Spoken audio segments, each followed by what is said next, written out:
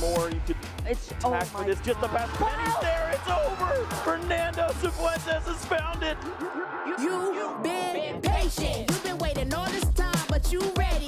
You've been putting in that grind, so let's go. Champions are hard to find, but you know the goal when you're ready to shine. Have they heard of you? Then they know. You got your sights set on that road. If it's time to battle them, then let's go. Cause you'll never stop. Show them what you got. Stays asleep. From that GM Close house. combat onto a Mungus. Is that enough? Yes! Jump across, gets the knockout. Defeats Ponchua. Show them what you got. Yeah, they already know. You got your sights set on victory road. Show them what you got. Yeah, they already know. You got your sights set on victory road. Gets the leg down. Can you look down the wish cash where he has a little bit of health left? Oh! What a HP left. I know it's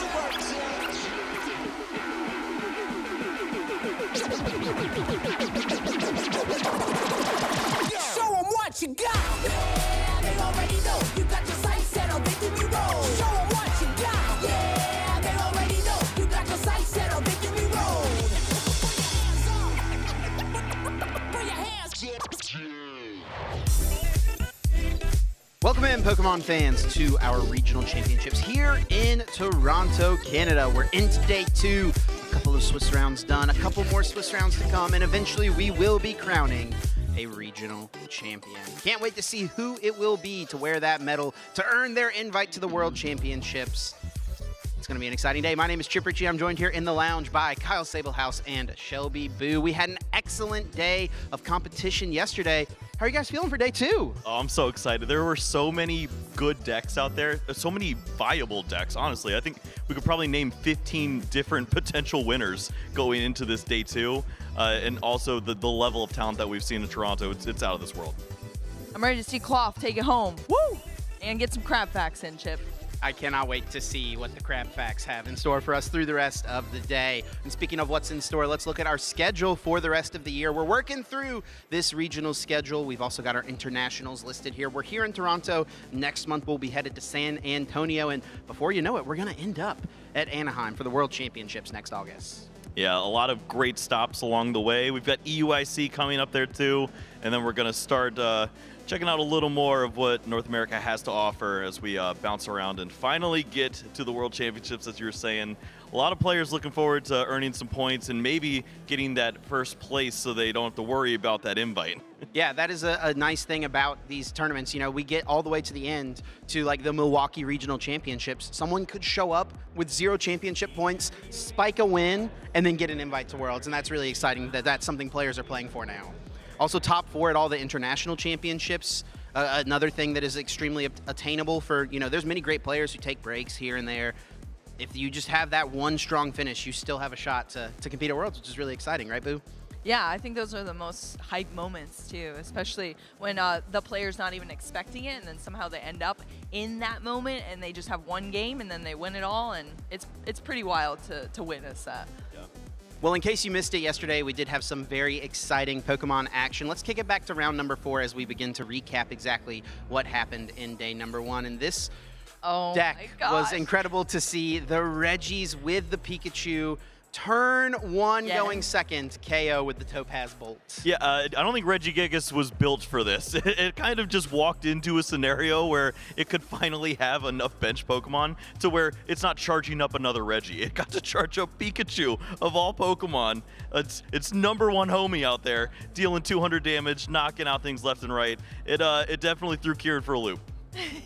Yeah, and it was cool to see too, because in our first game, it was pretty lackluster. We're like, oh, is it just gonna not be able to perform here? And then nope, it proved the exact opposite in the second game. It absolutely popped off. Turn 1, took a knockout, and that's what really changed the pace of the entire game going forward from there. In round 7, we had a really interesting matchup, a Hydreigon EX deck up against a Blood Moon Ursaluna deck. Oh my. Not Blood Moon Ursaluna EX, but the fighting type Holo Rare Blood Moon. And this was a crazy moment here with the crashing headbutt, discarding 3 energies from the top of the deck. Not only that, but hurt. also the knockout includes 3 energies going to the discard pile as well. And there's Toad Scroll in this deck. You cannot get those energies back if you don't knock out that Pokemon. It led to some massive switches in the game. And then finally there at the end, you see the Obsidian sweeping the board. I mean, we had everything in that match. I mean, it's one of the most powerful attacks in the game. It's extremely costly, but there are many games where if you just can pull off an Obsidian 2 times,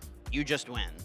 Yeah, exactly. And that's pretty much what we saw there. It was on full showcase yesterday, and I know there's several other players out there playing Hydreigon and EX, so I'm excited to see if we get to see it again today in our day 2. Well, let's take a look at our Swiss round 8. That match was also extremely interesting. 2 very, very good players playing 2 very, very good decks. The Gardevoir versus the Regidrago V-Star, and the 3 prizes taken from Nick Moffitt here, all thanks to Kyurem in the discard pile with Trifrost. Yeah, the ability to use this 5 energy cost attack to as early as the 2nd turn. It's something that's so beneficial. It completely wiped the board on Josh's side twice, actually. We saw it in game 2 as well. It's just a very opportune situation to take advantage of a deck that did not have rare candies, could not get the Gardevoir out early enough. And if you're just knocking out Curlies, there's no game to be had. I mean, and that's a big reason as to why Gardevoir has fallen off a little bit, right? It was so popular and so strong at the North American International Championships. It took like 5 of the top 8 spots, including Stefan Ivanov's 2nd place finish with the deck.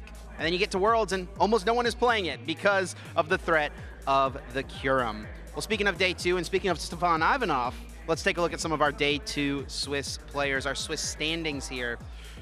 Heading into this round, Stefan was doing very well there at the 6th seed, but it is Vincent Owen leading the pack. Yeah, look at with those records. Raging Bolt EX. What do you think of that, Boo? Oh, I mean, I'm not that surprised by that. I think Kyle and I were talking about that a little bit yesterday. I was saying, like, wow, there's still one very successful Raging Bolt, and you see it's carried through here. 10-0-1 record already. 31 match points here for Vincent Owen. I mean, that's got to feel pretty good. Taking Raging Bolt back up there to the top after it's fallen off quite a bit as far as our player numbers goes. Right, I think they were around, what, 6% of the meta share? And I'd be very curious to see what the transition rate over into day 2 was for them. That conversion rate can be so terrifying to look at when you think about what possible decks could end up winning the event. I don't think I had Raging Bolt anywhere near the top anymore. There's so many decks that compete with it, but sure enough, it just takes one good run to make you believe again.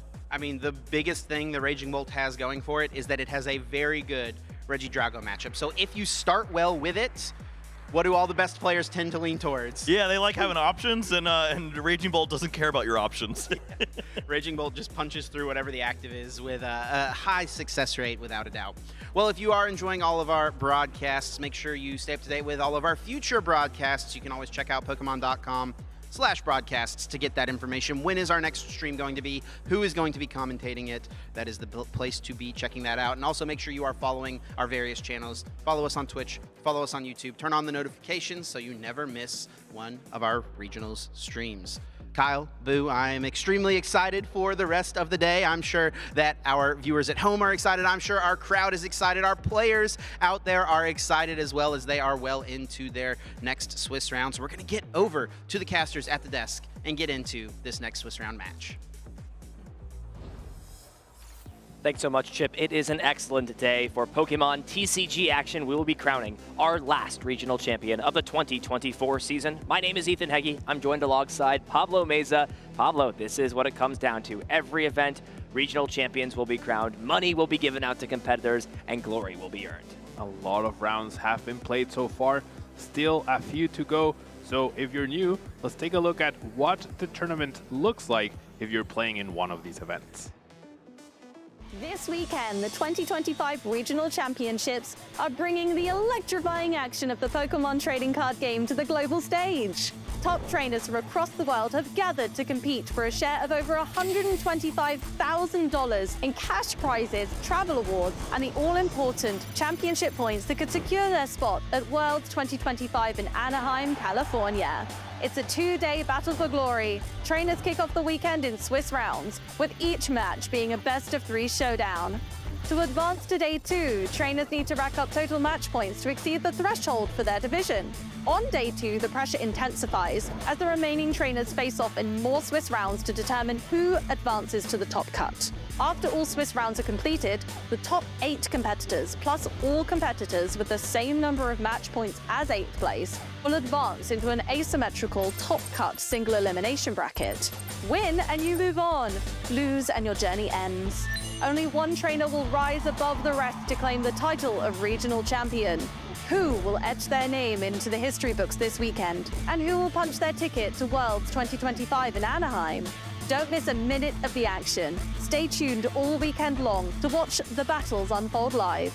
To stay up to date on future Play Pokemon events, visit pokemon.com/play.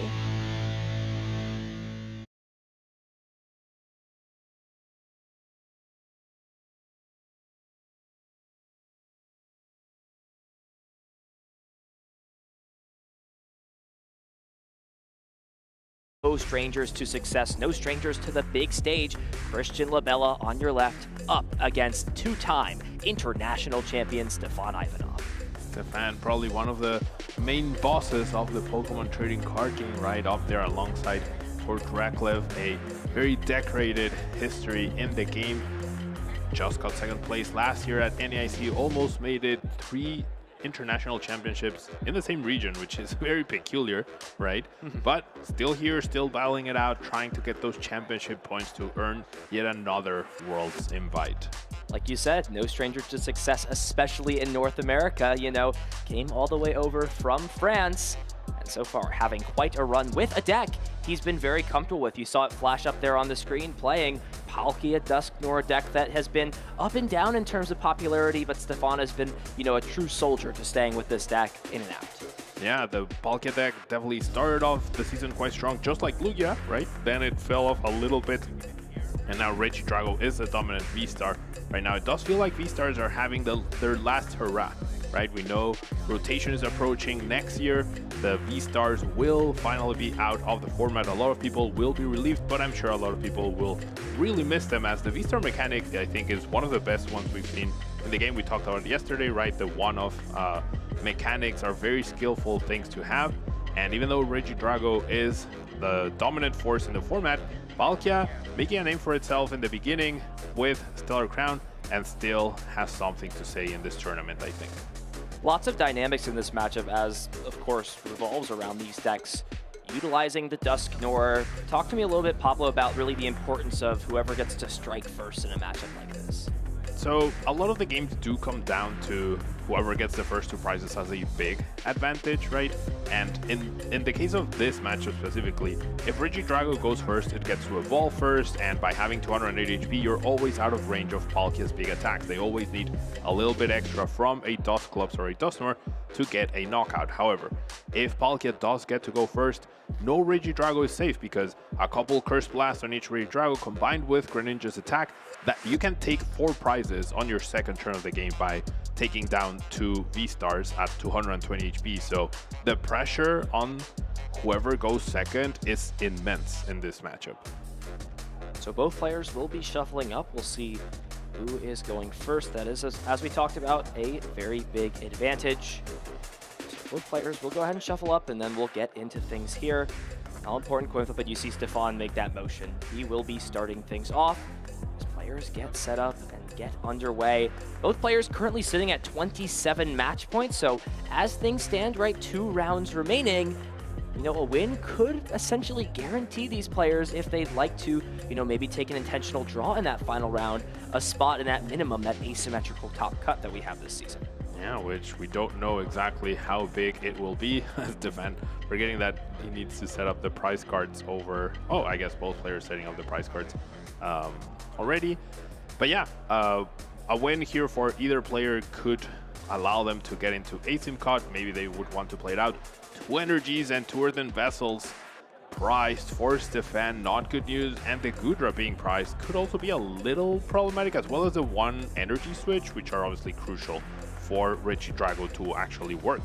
Yeah, definitely have to take a second look at this list. You know, a lot of these Dragapults or rather Regidrago lists are cutting down to just one Dragapult EX. Christian is playing the 2 copies, and that is going to be a big advantage because Phantom Dive does deal that perfect math, right, to take a knockout potentially on a Froakie or another Pokemon in the active spot, and then put exactly enough on a benched Duskull to take a knockout too. So having access to that attack to copy, very big in a matchup like this. Yeah, 6 damage counters on the bench is super powerful. If it was 7, it would be absolutely broken, right? 6 is just the perfect number to have it sort of balanced, but now we see Stefan starting off their turn with a pretty powerful hand, I think, but not being able to search for energy with no earthen vessels and having 2 of the 7 energy priced in your deck, I can definitely see that becoming a problem if Stefan is not able to find energies just naturally down the line. So if you see this, if you take I feel like you probably always check for the energies. You might not immediately check for earthen vessel access when you're price checking. So if Stefan doesn't notice this could be a problem down the line for him. We'll still take this first opportunity, of course, checking through the deck, seeing what major pieces are available, what cards are locked away in the prizes for the time being.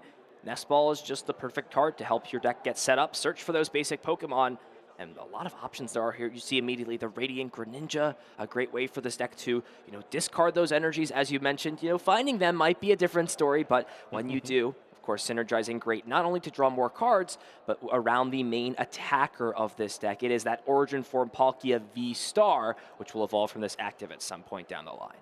That V-Star ability is, of course, amazing, allowing you to power up, as you mentioned, that Greninja out of the blue, even a Froakie, right, before it evolves into Greninja EX for that powerful attack. But first you need to find those energies, and, I think Stefan's checking for energies now. I wonder if he's also going to end up checking for the earthen vessels, which can be pretty crucial. They're searchable with Irida.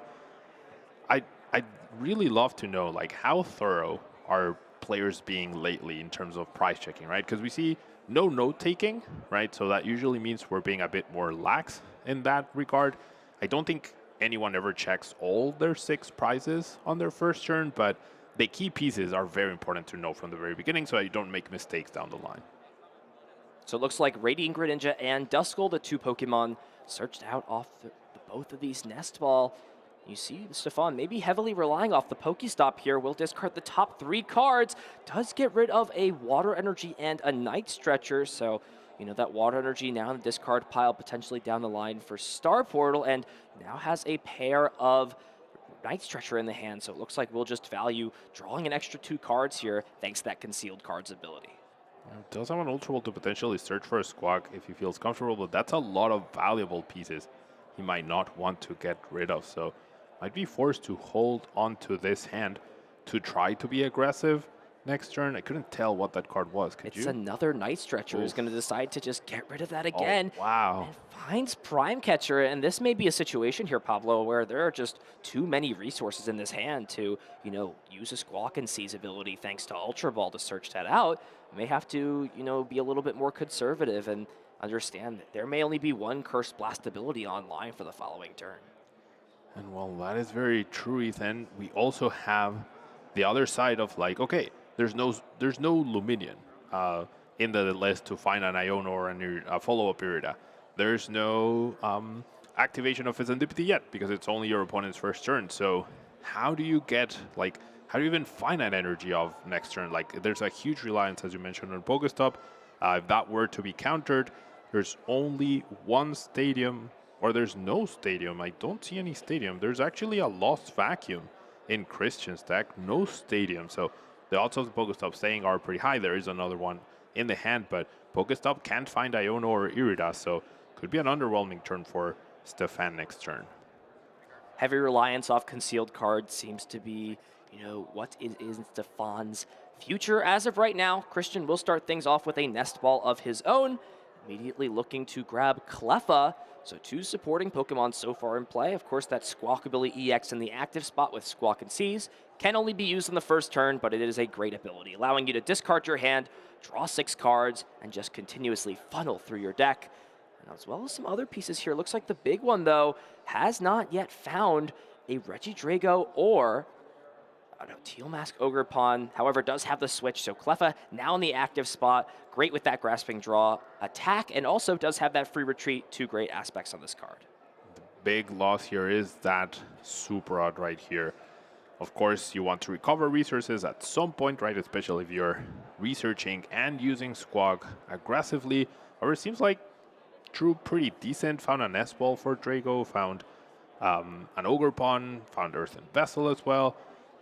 Would you ever consider not using Squawk in this turn? Or are we going to see the attack to power up 2 energies onto Drago immediately, giving up 2 prize cards in exchange of just having your Drago ready to go out of the blue? Yeah, a lot of great pieces in the hand, but I think Christian does also have the Prime Catcher as well. And that's another resource you have to kind of ask yourself, is it worth discarding to get a little bit more aggressive? And does find Regidrago V here, so there is the potential now with this Nest Ball to just get 2 Regidrago onto the bench. And since there's only 1 Duskull in play, you're pretty confident at this point that you're going to at least have 1 as a threat for next turn online and available. And you can keep your bench low enough to even have Dragos out of range of Palkia's attack, right? But I would say from Christian's perspective, Stefan's turn was a little underwhelming overall. No full bench, no second Duskull, no Mew established, no backup Palkia even. So you don't mind too much having this slightly bigger bench. Now, the big question, do you Squawk? No, you don't. One of the downsides to, starting a Pokemon like Squawkabilly EX is you never have to use the ability, but if you don't, it does definitely feel like a liability. Just 160 HP for a 2-prize Pokemon, definitely on the lower side indeed. Stefan will start things off with a Pokestop immediately.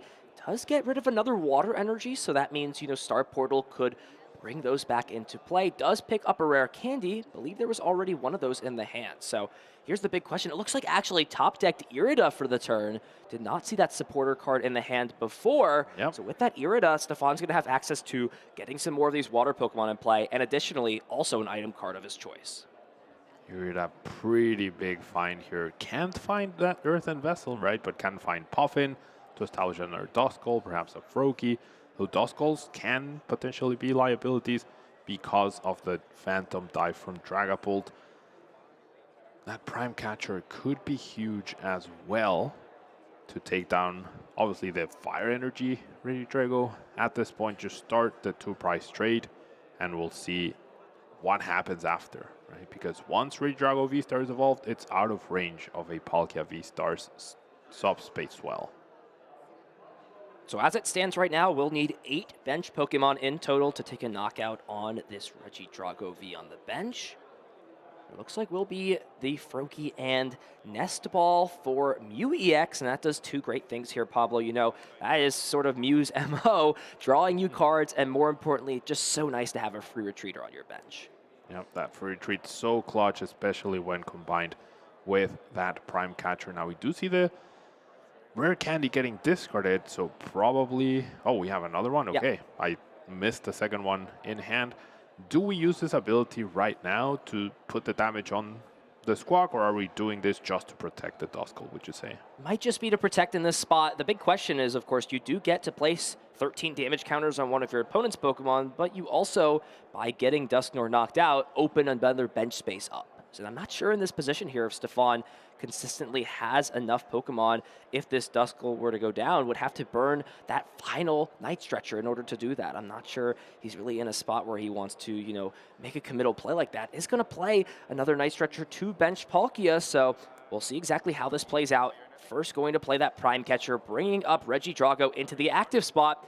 And with 0 cards in hand, we will see that restart ability fill the hand up to just 3 cards. Does find a couple more pieces, can continue to funnel through the deck with Trekking Shoes, and now has Night Stretcher for some recovery later down the line. The 4th Night Stretcher, though, found a Dusclops as well after discarding a Duskull, so using many Dusknoirs when you're down so many Night Stretchers is going to be pretty harsh. Also, you do have 2 energies available to you right now, so you can Subspace well. However, if the Palkia goes down, you don't really have a great backup attacker established. You have no energy on board. Even an extra energy on this Palkia would allow you to have a backup attacker. But right now, if the response is a Giratina Lost Impact, and it could be a problem for Stefan to have anything going next turn. Absolutely, and with these Night Stretchers being gotten rid of early on in the game, Stefan in a lot of positions could have used that just to draw 2 more cards in this position, but just can't afford to burn that resource. Will find both those Earthen Vessel off the prize cards, but now actions on Christian, and wow, look at this. A lot going on in this hand. Has an energy switch, of course. Prime Catcher's still in the hand. Ultra Ball to potentially get some of these attackers or the V-Star. Christian's going to have a lot to work with. Although, let's not forget that Pheasantipity EX is still in the prize card, so a little bit less card draw on his side. It's still completely possible for him to get this knockout without having to burn that Legacy Star. I think he even already has the Regidrago V-Star in hand, double Ultra Ball, so we can get the Lost Impact. I think the missing piece right now is a second energy switch, right? But if you end up using one, you can get that back. We are also missing a Fire Energy, and I don't see Earthen Vessel available.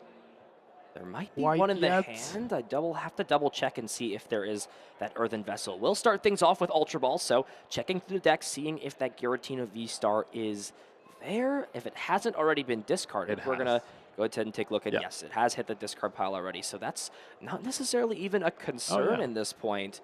So I do wonder here, getting rid of Mew EX without having a lot of onboard draw does make me wonder, maybe if it was just worth getting rid of a separate piece, though. Looking at these other cards at hand, they all sort of serve a purpose in this point. You can't really get rid of your A-Spec. You want your Drago V-Star. You need the energy switch, and from there, you're going to have to discard another card either way.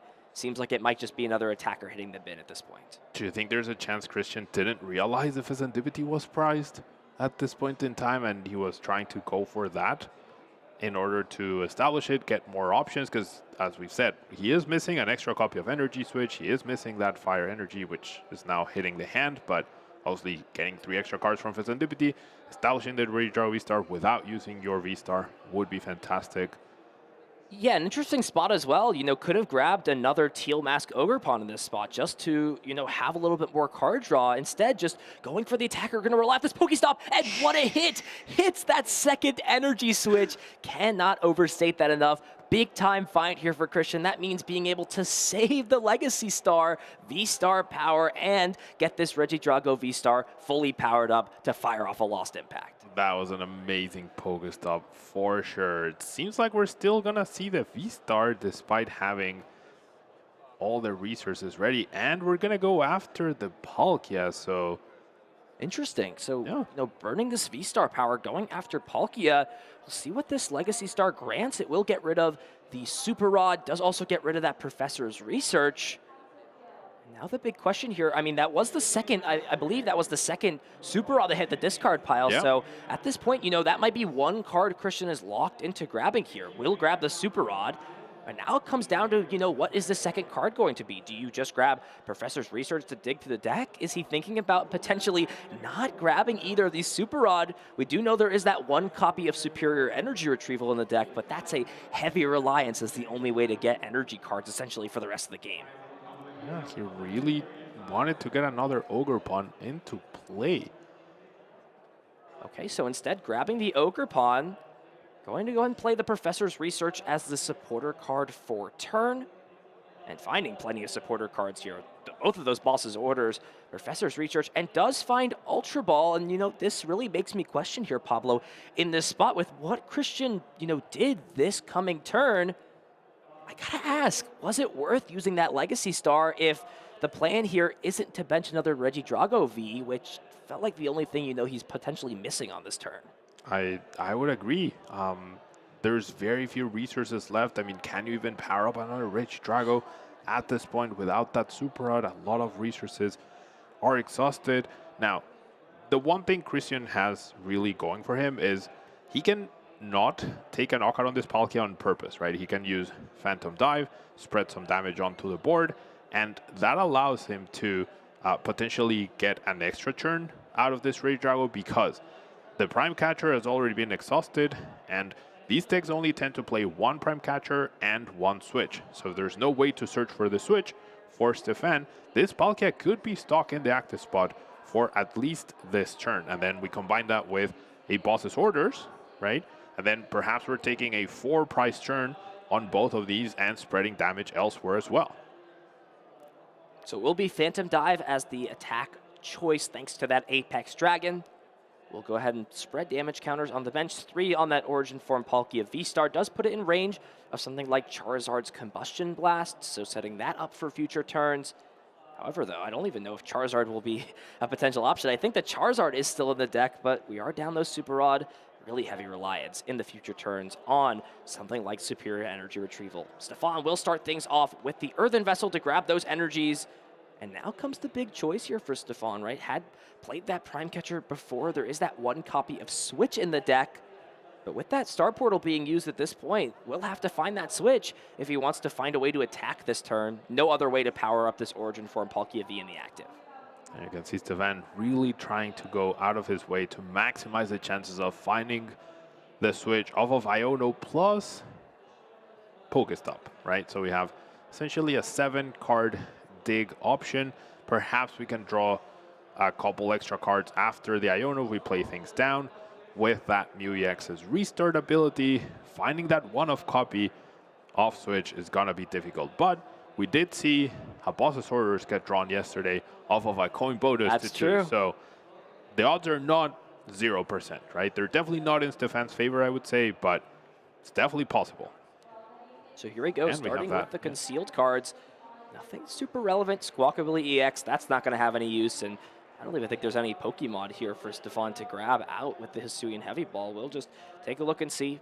Will not be any options, so just going to go ahead and shuffle that back, put the prize cards face down once again. The order will change up, so we'll see how that changes. Now the 2 energies are at the very top, unfortunately, for Stefan. They were going to be the next 2 prizes, but now they've been rearranged to the top, continuing this energy drought. And now every energy that gets discarded with Greninja is almost permanently gone, with there only being 1 more Night Stretcher, left available.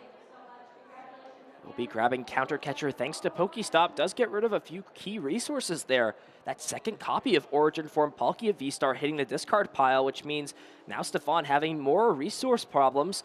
This last Night Stretcher is going to be under a lot of pressure to make something happen. So we'll see the attachment to the active. And hold on here, Pablo. Is there even anything else in the hand in this spot? I'm not sure if Stefan, has any other way to dig. I think There's just an the Iono. Yeah. And now considering, is it worth using this last Night Stretcher in this position, potentially now to get that Origin form Palkia V-Star back, since you do technically want to give a little bit more of an HP boost to this active Pokemon. Yeah, in case Christian was planning on using a boss right now, this puts Palkia out of range of a Phantom Dive spread on the bench, which can be very crucial. But does he not want to use Iono in this spot? Are we just gonna give up on the switching option? Seems like we are. I'm just debating, is it worth playing this resource? We have seen a couple Iono hit the discard pile thanks to Pokestop. Still going to see Iono get played, so, both players shuffling their hands to the bottom.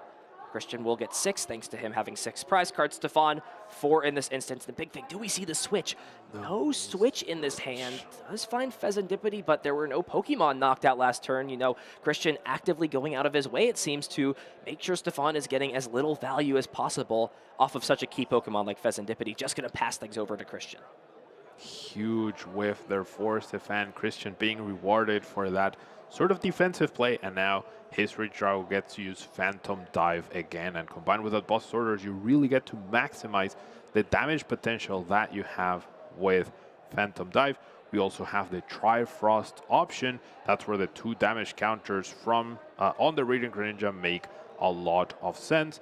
If we go Trifrost, we could be seeing a 4-price turn, right? Take this down, take this down, take this down, and then Radiant Charizard finishes off Palkia V-Star for game. Or potentially, if we manage it, powering up another Ridgedraw V-Star. There is 1 energy switch left. There are enough energies in the hand from what I can see. So, yeah, a path very clear for Christian and potentially winning and taking all 6 prizes.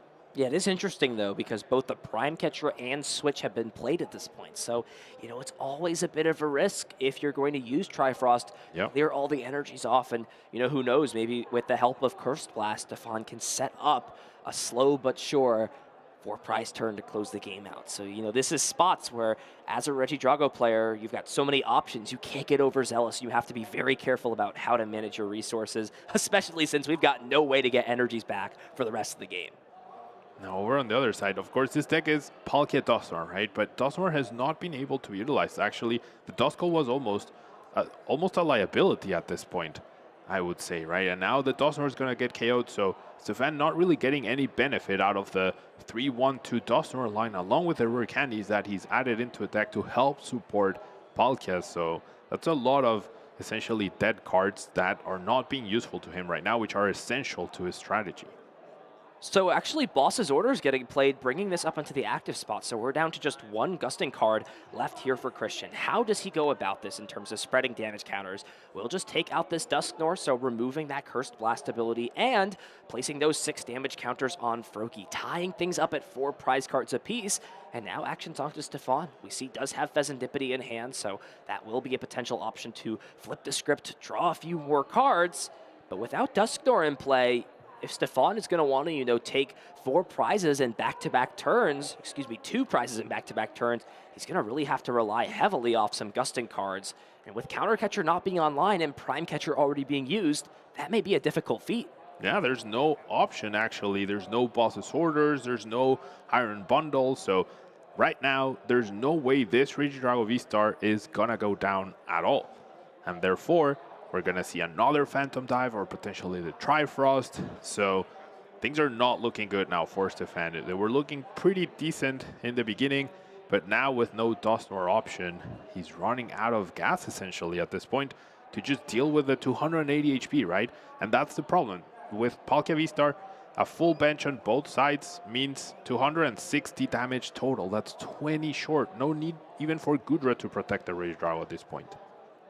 Flip the script finally will be used, drawing Stefan 3 extra cards. Now finally finds that switch, right? But, it felt just a little bit too little too late in a spot like this. Christian really getting a lot of capitalization off bringing up a Pokemon, knowing what Stefan's list currently has played. There hasn't been a lot of deviation to how this deck is built, and that fact, of Christian knowing there's a high chance my opponent doesn't play Boss has allowed him to take a line like this to really capitalize off common deck building. Not mistakes, but just tendencies in terms of how this deck is built. Yeah, it's all about the calculated risk, right? He played to a calculated risk that Stefan having the 1 copy of Switch available to him was very low. And it was correct, right? It paid off. And now with your previous deck knowledge that there's no Boss's Orders threat at all. And therefore, you're also protected in that sense. So, as you mentioned, Ethan, using all that prior information before the tournament, that's almost like round 0. I always tell people, like, keeping up with the meta trends, keeping up with deck list knowledge. You sit down to play against an opponent and you can make a calculated or educated guess on their 55, 56 cards in their deck. It's almost like you're playing open deck list at that point.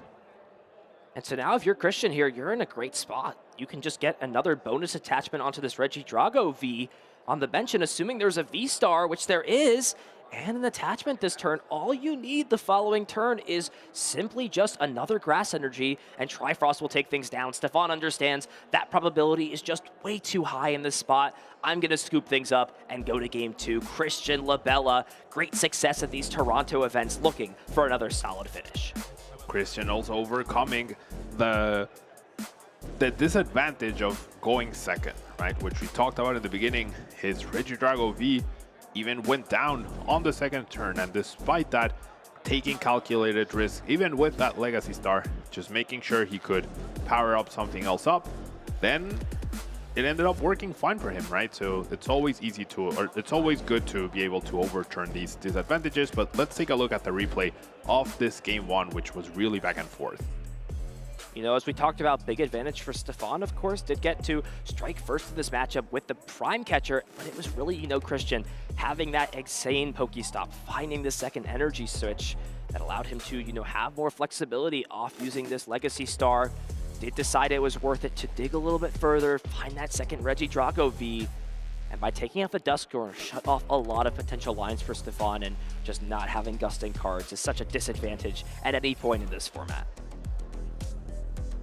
Yeah, and it's information that we mentioned, like, it's something that your opponent can take advantage of, right? So that prior list knowledge really working in Christian's favor. And of course, that also applies to most Regidrago decks, right? Like, it's pretty standard that everyone knows they only play one switch, they only play the prime, or they choose to play the prime catcher, they play 2 super odds, right? So if you see those resources exhausted on one side or the other, you can use that information to make even better plays. Whereas if you're never checking your opponent's discard pile, for example, which is something I see very few players do when they're playing and they're trying to get better, that's a very key and important thing to do during your opponent's turn and during your turn to make sure you're making the correct play based on what they still have available and what they don't have available anymore.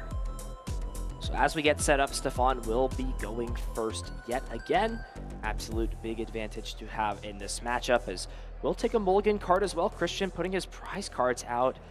While they aren't on the screen here, we have some information to share. Stefan has prized that Radiant Greninja, not a card you want hiding out in the prizes at all, especially in a spot like this. And I actually don't even know if there's much else going on in this hand. No, just gonna bench the Froakie and pass, not having a lot going on at all. And that means he's gonna be threatening very little on this following turn.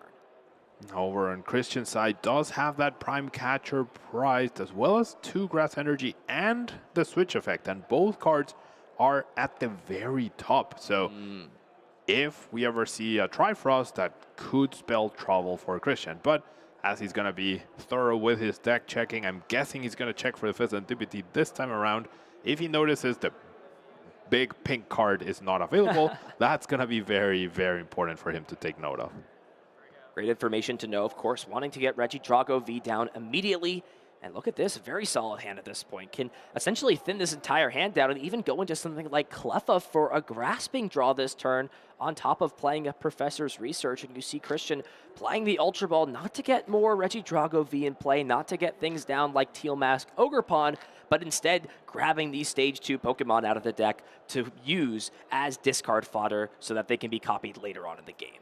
When your opponent's field is a Mew and a Froakie, you know your Regidrago is extremely safe next turn. So usually you'll want to get a second one if you fear that it could be taken down, which is exactly what happened in the first game. But with no Palkia available, no energy down, there's no threat to the Regidrago. So you can just focus on making sure you have that powered up.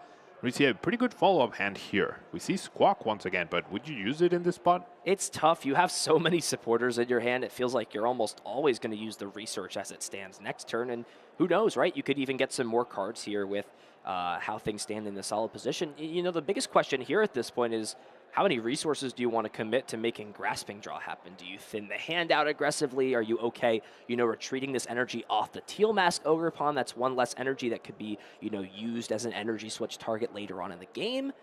I think Christian's just going to be thinking about that in this spot. You always want to use your Ultra Balls to get things like Regidrago out. So it is a bit of a conundrum here on how much Christian wants to commit to, getting these basics in play compared to, already starting his plan towards a turn 2 Legacy, or excuse me, Apex Dragon for something like Phantom Dive.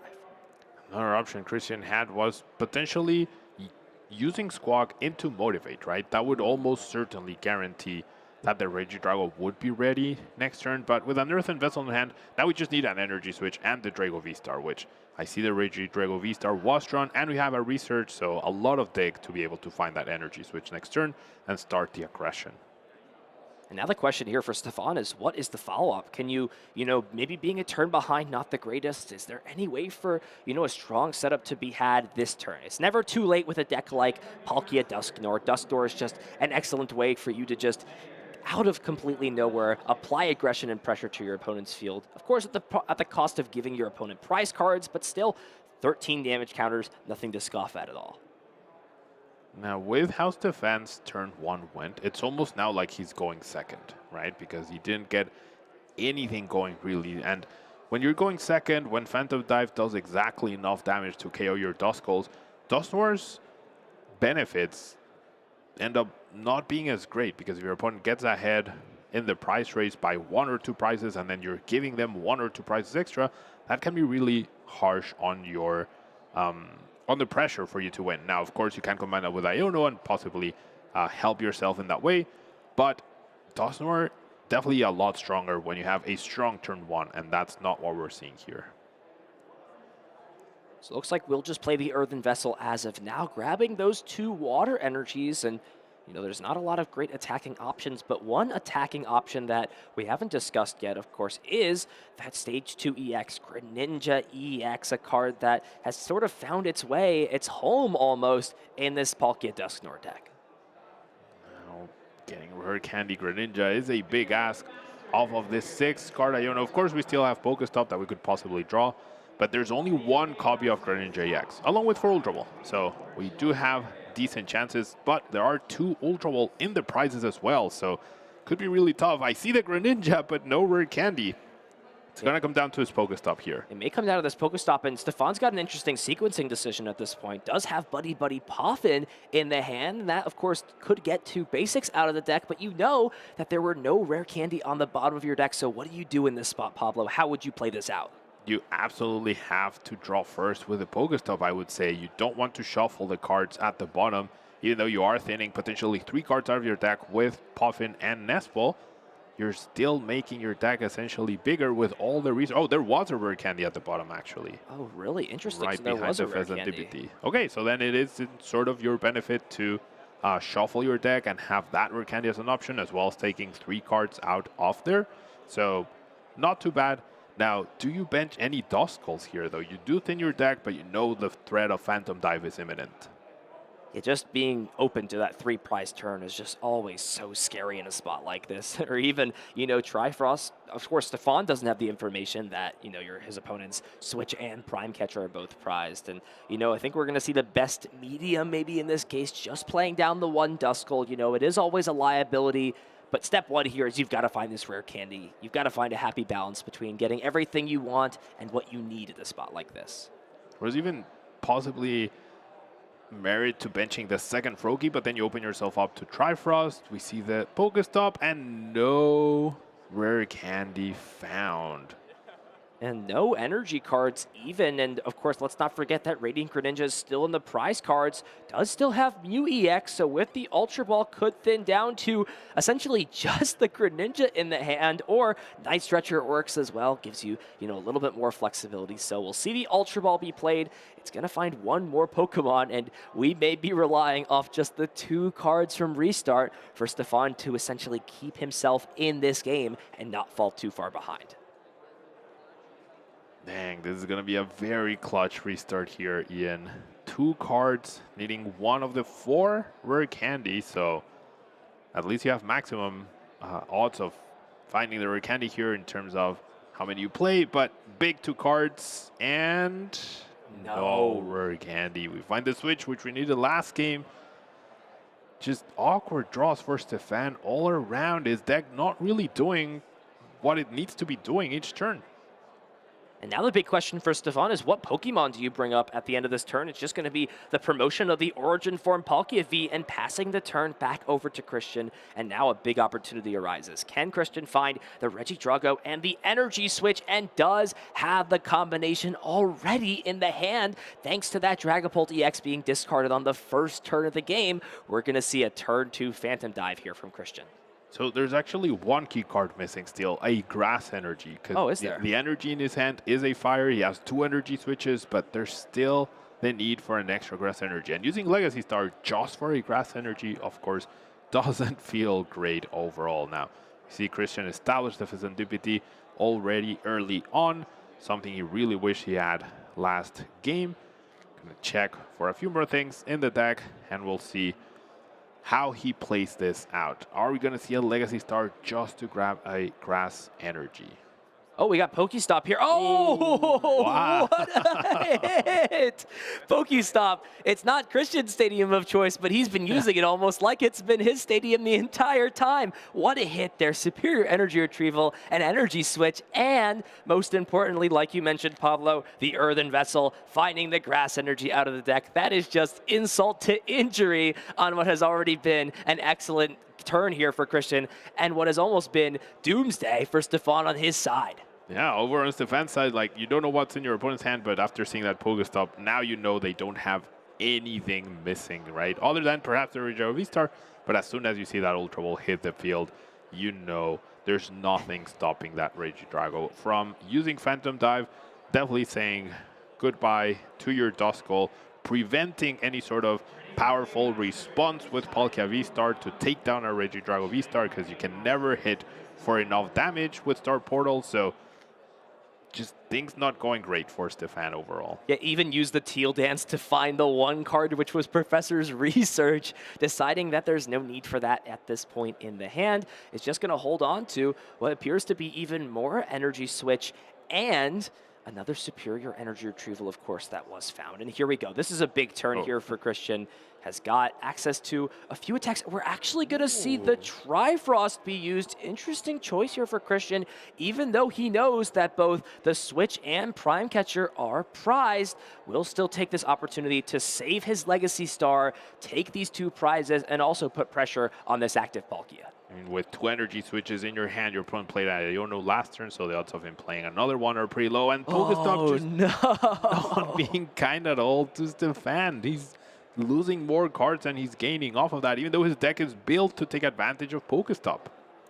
And now, essentially, is just reliant off of Restart and this Trekking Shoes here. There's really nothing else going on. You can play the Switch to thin out. What do you find? It's another Night Stretcher. Sure, you could get back some of those Pokemon that you discarded, but what big effect is it going to have in this spot? There's not even a Palkia V-Star in the discard pile for him to use at this point. He's going to have to discard it, take another chance, and it's not what you want. Blood Moon Ursaluna can't be used in this spot. Blood Moon not quite useful just yet. Needs a few too many energy, and you can't even use something like Dusknoir to help yourself to establish and be able to attack with Blood Moon. So gonna see as many cards being used as possible, and a restart for 2. Once again, 2 big cards. Iono is the one you're hoping for. No, it's just an Earthen Vessel and a Night Stretcher, and no matter how many times you check, Stefan, there is no Palkia in that discard pile. And what do you even do in this spot? How valuable is it to grab an energy at the cost of getting rid of another Dusknoir? Stefan finds it useful enough at this spot. We'll go ahead and grab 2 energy out of the deck thanks to Earthen Vessel. But from here, I mean, what is the plan at this spot? I mean, of course, you do have the advantage of your opponent having gotten rid of all of their energies from their active Pokemon. But at the same time, you know your opponent's probably sitting on something solid when they discard Research and don't get rid of anything else with that Legacy Star. You know you're in for some trouble on the following turn. Christian's hand is so good, he might even be able to attack with Regidrago V-Star again without using his. That's how good his hand is. Has superior energy retrieval, has it to energy switches. He has it, right? He just gets energies back, energy switches onto the active, and top decks Research again. Oh my God. Goodness, perfect cards here for Christian. It is a tale of 2 different sides in this second game. Using the Teal Dance, finding even more cards, even has the Lost Vacuum at this spot. So if he wants to, could get rid of the Stadium card that is only help here for Stefan. Instead, just going to grab all of these energy cards back, and Christian is just running away with this game. We'll have a fully powered up Regidrago again, and assuming that Christian could, you know, find something like Boss's Orders here, could even put on more aggression in a spot like this, but doesn't even need it. There's so much going for him right now. Christian really just having the home advantage at this point. It feels just having the most broken hands. We see Regidrago powered up again after a Trifrost without the V-Star being exhausted. That's like a dream come true for a Regidrago player, and your opponent hasn't even attacked once at this point.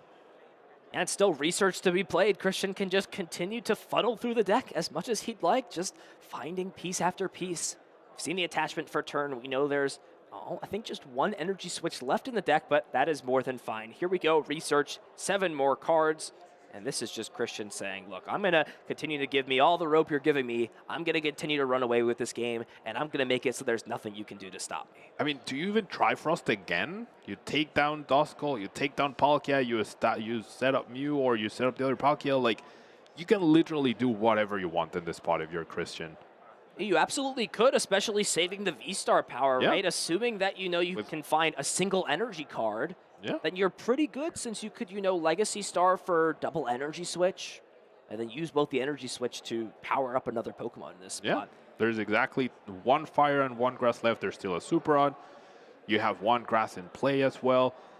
I think it's entirely possible we see the second Trifrost here, which is crazy that you Trifrost twice and you haven't won the game yet, but I mean, you could also play it a little bit slower if you will, but getting only one prize card here is a little on the underwhelming side, right? Because then you'll still need 2 more turns to win, even though it's looking very safe that you're going to win anyways. I think we're going to see it. Yep. Second Trifrost. Frost number 2 with V-Star not even being used. Pablo, I've played this deck a lot, and this is something that I have almost never seen playing this deck.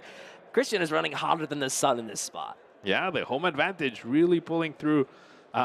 Canada being kind to Christian, and I have a feeling we're going to see him go far in this tournament. Not choosing to KO the Duskull, which I guess makes sense, right? Going down, like, if you need another big knockout, you don't need, like, one extra prize card doesn't make or break. You're still going to need to KO a 2 prize Pokemon, right? But with 2 Rage Dragos established, the V-Star still available. Yeah, this just makes you even less weak to Iono next turn. Yeah, all Christian needs at this point is just, you know, a grass and a fire energy, and then the 2 energy switch will mean no matter what Stefan brings up, whether it's copying Trifrost again or using Lost Impact, Christian is going to have a path to victory. We see the Blood Moon Ursaluna was powered up the previous turn. Now that Christian is at 2 prize cards left, Season Skill allows Blood Moon to be used for just a single energy. However, the threat still stands. Stefan's going to have to use something like Iono in this spot to put on at least some disruptive pressure if he wants a chance in the second game. Yeah, I mean, restart for 2. There's the Palkia finally deciding to show up along with another Night Stretcher. So those recovery cards just not really working out for Stefan. Nothing he can recover that's useful. It's just going to spin the stop again. Does find rare candy, but gets rid of the Iono. However, there is the Prime Catcher, and you know, you got to ask yourself in a spot like this, as Stefan, you may have to play a little bit unorthodox. Is there a world where, you know, instead of just hitting this active for 240, you go after a different Pokemon and try and take some prize cards? I mean, possibly. I just, like, sure, you could take down Pheasantipity, I guess. You could eliminate the grass energy. Maybe that's your best spot at trying to force as much out of Christian as possible. But overall, I really don't see a world where Stefan recovers from this.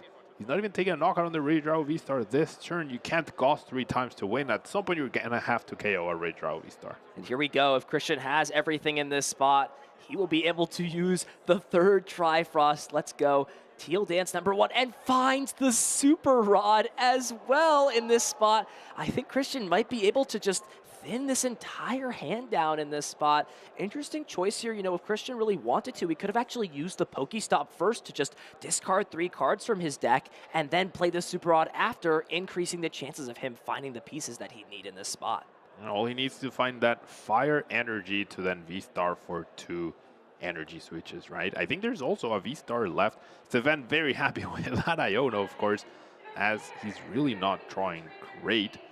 But yeah, 2 big cards. There's the fire energy. We're going to see the V-Star for 2 energy switch, and then any attack other than Trifrost. Wow. Trifrost would work. There was another oh, yeah, there's Brokey and Duskull. Yeah, triple the Mew Trifrost. had the damage too. Triple Trifrost. Christian LaBella, what an excellent showing. That is just Reggie Drago being unstoppable and showing why, you know, if it draws well, if it gets everything going, it really cannot be stopped in the current format. I will say, though, like, the matchup is not usually this one-sided, right? But Stefan just couldn't, like, we didn't even see a single Cursed Blast during the whole 2 games, and that's a main integral part of the Palkia Dusknoir deck. So, overall, underwhelming performance by Palkia. We see why Reggie Drago is just the absolute monarch of the format. Yeah, it was all Christian in this match, and not to Stefan's fault. I mean, he did everything he could, but, you know, as this match came back, it was just, you know, slow starts for Stefan, missing just 1 or 2 pieces needed, whether it was the rare candy or the switch. You know, 1 attack away, this format is fast, no matter how you look at it. If you are just 1 attack too slow, you can really fall behind, and that was the exact story in this matchup. You know, I was about to say, Pokestop is good, but it's not that good. But honestly, we saw it be amazing for Christian when he doesn't even play it. So that Pokestop almost felt like it was a treason against Stefan at this point in time. Yeah, I mean, this is maybe the argument for why, you know, players like Lucas Zing and, you know, some of the other players as well. I mean, you've got that whole group of Canadians going over, playing that one copy of Pokestop is so well in the deck for them. And, Grant Shen was playing that too. They were doing well with that deck originally playing it. And this is a great argument here. It was all Christian in the second game, just had everything he needed. Triple Trifrost to close the game out. If you are able to do that with Regidrago, no matter what you're playing against, you are going to just destroy the entire competition. Triple Trifrost. Try saying that 10 times quickly. Like, it's just... I've never... Like, seeing double Trifrost in a single game is not very common. Seeing triple Trifrost to win the game, and the third one was just icing on the cake, right? It wasn't even necessary. Yeah, just perfection, essentially, in terms of draws, in terms of play. We saw, a lot of value from the various different items that came back into play. Earthen Vessel is a card that, when it came out, immediately players knew this card is going to change how decks are built. And though Pokestop, received a little bit of a nerf coming into the Scarlet and Violet format, since it could no longer get tool cards via the rule change of classifications and whatnot, having Earthen Vessel as an item card you can get off Pokestop just made decks so much more consistent if they wanted to lean towards playing the Pokestop engine. Yeah, Pokestop does feel like it's definitely been a meta-defining card. I feel like when it came out, it wasn't as impressive overall, or players were not as keen to it, but eventually it caught on in terms of how powerful it is, and you just play more powerful trainers in there, and it becomes essentially an extra draw 3 cards a lot of the time in many situations. So Pokestop definitely a big meta-defining card that a lot of players will miss when it rotates next year. Speaking of cards people will miss, it's crazy that the Radiant Pokemon will be leaving us. Yeah, and I feel like they've been around for years and years now with how it's felt. Ever since we returned to Pokemon Play back in, 2022, essentially. It was one format afterwards where we got the Astral Radiance expansion to see how Radiant Greninja and Palkia affected everything. They've been, mainstay staples on and off. That's, soon to come. For now, of course, we'll still have both of these V-Star Pokemon basking in their glory until they leave us sooner or later. Yeah, I think they might still have one international championship in them, right? So it'll be interesting to see. But of course, Regidrago still dominating. Surging Sparks did not change the order of the hierarchy, right? It added a lot to a format. It definitely surprised me, right? We've seen Goldengo have success. We had Alolan Executor be included in some Regidrago decks. It hasn't become a staple yet, I would say. A lot of players are finding success without it. But overall, I can't see Regidrago being toppled until rotation. Yeah, the only card that could possibly change that is, the Budew coming out very, very soon. We've got the item lock coming out. That's a story for later at this point. But yeah, I mean, as things stand, it's got one more in it at minimum. We'll see Regidrago until the sun sets, and, the same thing for a lot of the other V-Star Pokemon. Arceus has sort of taken the backstage for, the first time in a while. That was a card that had been at the forefront, and as of recent, it's been the other V-Star Pokemon still finding appearances. Giratina. Dialga's backed off a little bit here, but Palkia, as well as a lot of the other legendaries, have been seeing a lot of success in the Pokemon TCG. And now, will a Canadian finally win Toronto Regionals? I mean, if Christian keeps running as hot as he did in this game, my money would be on Christian for sure. That was not only an amazing display of his decision-making, taking calculated risks, but also the deck responding perfectly for him. So I would not be surprised to see him deep into top 8 here. And that's going to be the big question for a lot of players is, if it's just a bunch of Regidrago in top cut again, what can stop them? Last event, it was a deck that had a very favored matchup into it, Miraidon. Will that be the case again? Right? I mean, our first seed going into this last round was a Raging Bolt player, and that is a matchup that historically has been very difficult for Regidrago, no matter how you decide to build your deck. Radiant Charizard, if you play Jamming Tower, you could throw in any combination of cards. Even the Alolan Executor people have been playing as a way to, sometimes have some more leverage in that matchup. It's definitely a lot more, not as resource intensive to take knockouts, since you flip heads or tails, you're still taking 2 prizes either way, but it's difficult no matter how you look at it. Well, let's hear from our winner of this round, see how he feels about Alolan Executor.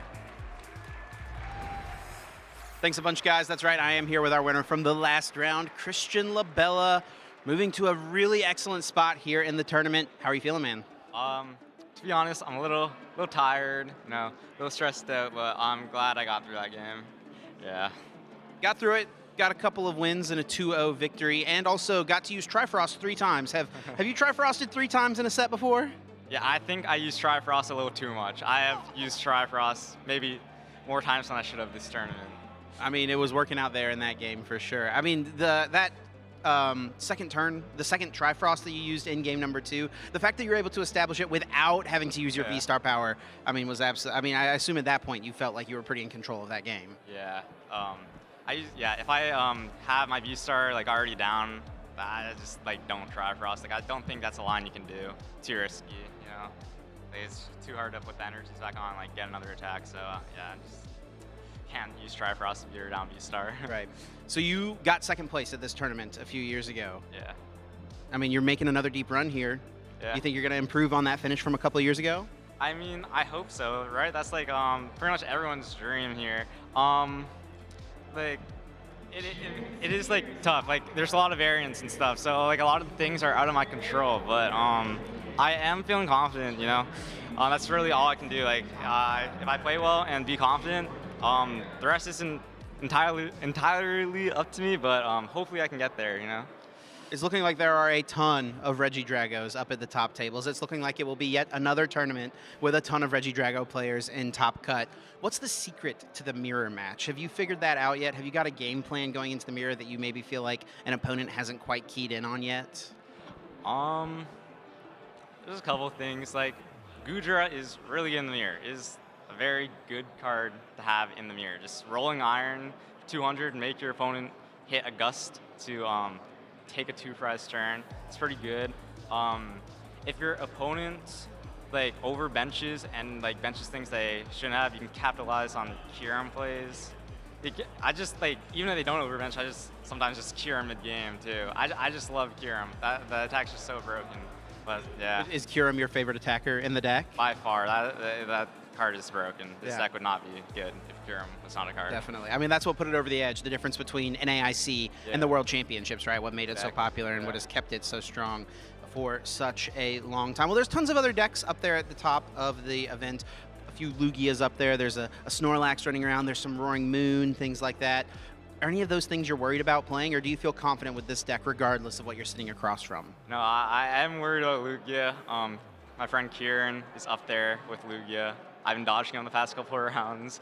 I don't play a Sinnoh in my Drago deck, so Lugia is just really bad. It's really bad for me. So I'm just like praying I just don't hit him in the next couple of rounds, at least. Yeah, that's about it. Block, I did beat Cyrus the round before this in the block matchup. So I don't like that matchup. I don't think that's that good for Drago, but it's definitely better than Lugia. So I'm just praying I don't hit Lugia. That's my game plan. Operation Avoid Lugia in full effect for this last Swiss round. Well, congratulations, Christian, on the run so far. We'll be looking forward to seeing how this last round of Swiss goes for you. Thank you so much. And maybe we'll be seeing you in Top Cut. Thank you. Any thank yous or shout outs you want to give before I let you get out of here? Yeah, first I want to shout out my sponsors, Team Dead Draw Gaming and Team Endgame. Thank you for supporting me and making this run happen. Thank you. I'd also want to thank my friend Andre. He's a big reason I'm here today. I would not be here like in this seat right now if it wasn't for him. So those are the two main shout outs. Thank you to Andre and my sponsors. You guys mean so much more to me than I'd probably express. Great to hear, Christian. Thank you for the words, and thank you for a great game on the stream. We'll let you get some rest before your next round. And in the meantime, let's get back to the casters. Thanks so much, Chip, and it's great to hear, another side of Pokemon. It's two players sitting across from each other at the table, but there is so much behind the scenes that goes into everyone's story for the Pokemon TCG. Yeah, I mean, we all have different support groups, right?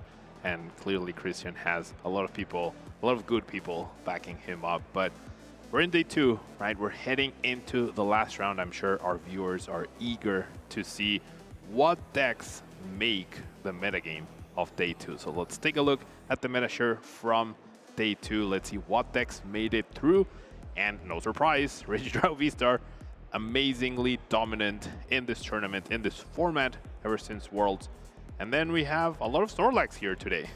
Yeah, big shifts. Snorlax coming in clutch, 15, the third most popular deck in this day 2. Gardevoir, you know, having a solid showing as well. And that specific archetype, Iron Thorns EX, Dragapult EX, I haven't seen it too much at the top tables, but, you know, there could be a lot of players sitting at the 6-2-1, 6-1-2 records coming into day 2, making up, you know, the back half of the metagame as well. Yeah, we have 225 players making it through to day 2. Do have Charizard in second place, but with so much Regidrago at the top, I'd be very surprised to see a Charizard have a deep run. But hey, looks like we had some pretty good predictions, you and I, right? Which I don't think were very hard at this point in time, just based on popularity and deck strength. But Regidrago and Charizard being the top 2 decks is to be expected. But the resurgence of Lugia, I think that's an important thing to talk about. Yeah, the resurgence of Lugia, a lot of decks coming back from, not necessarily the dead, but coming back from being out of popularity. And a big statistic to look at here as well. Other decks, 40%. That is a true showcase of how wide and diverse this meta is. We will not see that a lot in the Pokemon TCG metagame, depending on wherever you are in terms of time. Yeah, I mean, there's definitely a wide variety of decks. We know a lot of our casters pick different decks, right? We saw Cloth up there. We saw Gardevoir as well being picked by our co-workers. And yeah, I mean, quite a variety. I think other than Cloth, right? Lugia is up there, Charizard's up there, Regidrago's up there, Snorlax is up there. Iron Bundle, I'm sure, is up there. But Cloth is just like the crab facts are just not really pulling through today. We're going to need some crab facts to, you know, reutilize the spirit. I'm missing some crab facts right now. I don't feel like, you know, I have to be licensed to give out crab facts. I don't have a PhD in crab facts like Boo and Kyle do. Does know? anyone have a? I mean, they do. They've Okay. been giving out crab facts this entire time. I'm not licensed to do that. You know what the board will do? The board will come after me if I start giving out unlicensed crab facts. I don't want to even think about that. No, I mean, so what happened to Cloth, right? It did decent at Sacramento. It exploded in popularity at Stuttgart. And then it was present in both Perth and Bogota in very big numbers and got second place over in Australia. So is the weather too cold for Cloth up here? I mean, there are snow crabs, right? It's in hibernation. I mean, look, you know, they are very resilient creatures, for sure. We saw how they could, you know, walk sideways and regenerate limbs. They're very, you know, adaptable.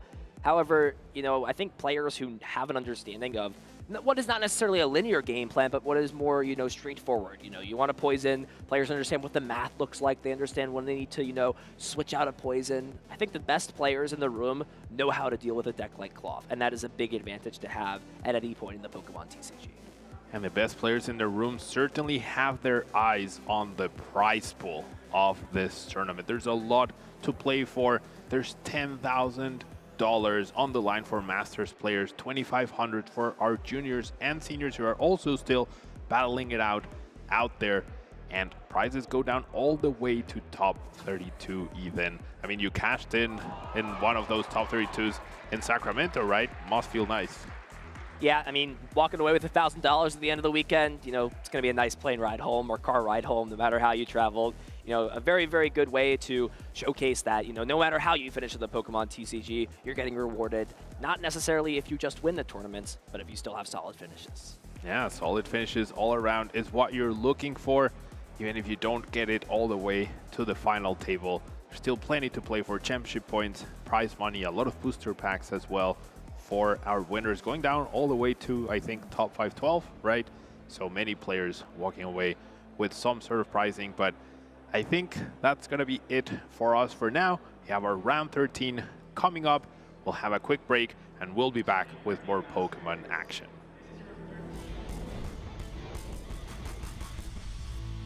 Hello, trainers. We're at the 2025 Toronto Regional Championships. I am 2 Butters, joined by... Hi, I'm Ash.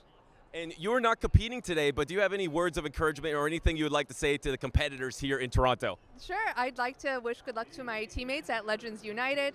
Got a lot of friends here.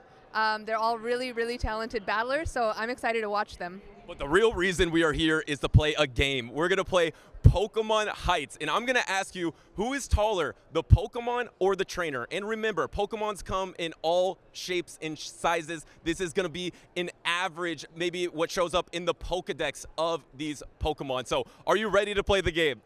I'm as ready as I'll ever be, Butters. Oh, and also, there's a shirt on the line. So I'm going to give 5 questions, and if you get 3 out of 5, you win a championship series shirt. So let's get it started. All right, first Pokemon and first trainer. We got who is taller, Wadaj or Toxicroak? Oh, I feel like they're actually like quite even, but I'm gonna give it to Toxicroak. No, actually, Wadaj is taller. The average Toxicroak is 4'3". So Toxicroak isn't that tall. All right, here we go. Rise to occasion in Charizard. Oh, I thought it was gonna be Rise, but then you said Charizard, and Charizard is huge. But Rise is really tall. He is very tall. I'm gonna say Rise. Yes, you got it. Charizard, a normal Charizard is 5'7", so Rise does come up atop. He is over 6 foot. All right, here we go. This one might be an easy one. All right, Marto Gaude or a Feraligatr? Ooh. Okay, Marto's like kind of tall as well. But Feraligatr, I think, has got some bulk and maybe some height to him. I'm going to go with Feraligatr. Yes, yes, ding, ding. That is correct. Feraligatr is one of the tallest Pokemon at 7 feet 7 inches. And now here's a tough one. So you've gone 2 correct. You need 1 more to win the T-shirt. We got Emmy Weedle with a Pokemon that he won the European International Championship with, Skeledirge. Who is taller? It's Emmy Weedle, right? Skeledirge. Yes! Yes. Yes! Yes, it is Emmy Weedle. Skeledirge is tinier at 5'3". You know, it's not that much shorter than Emmy Weedle, but that means you did get 3 out of 5. But we are going to ask you the last one because I like this one. Who is taller, Softoph or Clodsire? I think Softoph is tall. Clodsire is actually like bulky, but Clodsire is like a long animal, right? I gotta go with Softoph. No, Clodsire is 5'11" on average. It's huge. It's somehow taller than Charizard, but it doesn't matter because you still won 3 out of 5. That means you win a championship series T-shirt. Congratulations, and let's get back to the Pokemon action. Welcome back, trainers. I'm Caleb Payne. I'm playing with Joe Brown on that Name That Pokemon segment. How you feeling? I'm very nervous, but I think I got a good shot. All right. Well, our previous pairs of trainers did not name the Pokemon correctly, so we'll see if Joe Brown can do it here. I'm going to give him 90 seconds. He's by himself here. So only yes or no questions, and he has to guess the Pokemon based on that in 90 seconds. Ready to go? I'm ready. All right. We'll start the timer in 3, 2, 1. All right. Is it a fire type? No. Water type? Yes. Water type. Is it a basic Pokemon? No. Is it a middle evolution? Yes. Middle evolution. Does it have a dual typing? Does it have a secondary type? No. So, okay, mono water. Second evolution. Is it Vaporeon? No. Okay. Is it a Kanto Pokemon, like Gen 1 Pokemon? Yes. Ooh. Is it War Turtle? No. That's the one. Is it Seadra? Yeah, there we go. 35 seconds only, too. You got it. I swear I didn't know that. We have it on tape. We have it on tape. Well, fantastic. Congratulations, Joe Brown. Your prize is a firm handshake from me. So, but anyway, hope you all enjoyed it. Hopefully, you all guessed it at home as well. I mean, you had it in front of you, so I guess so. But anyway, back to Pokemon action.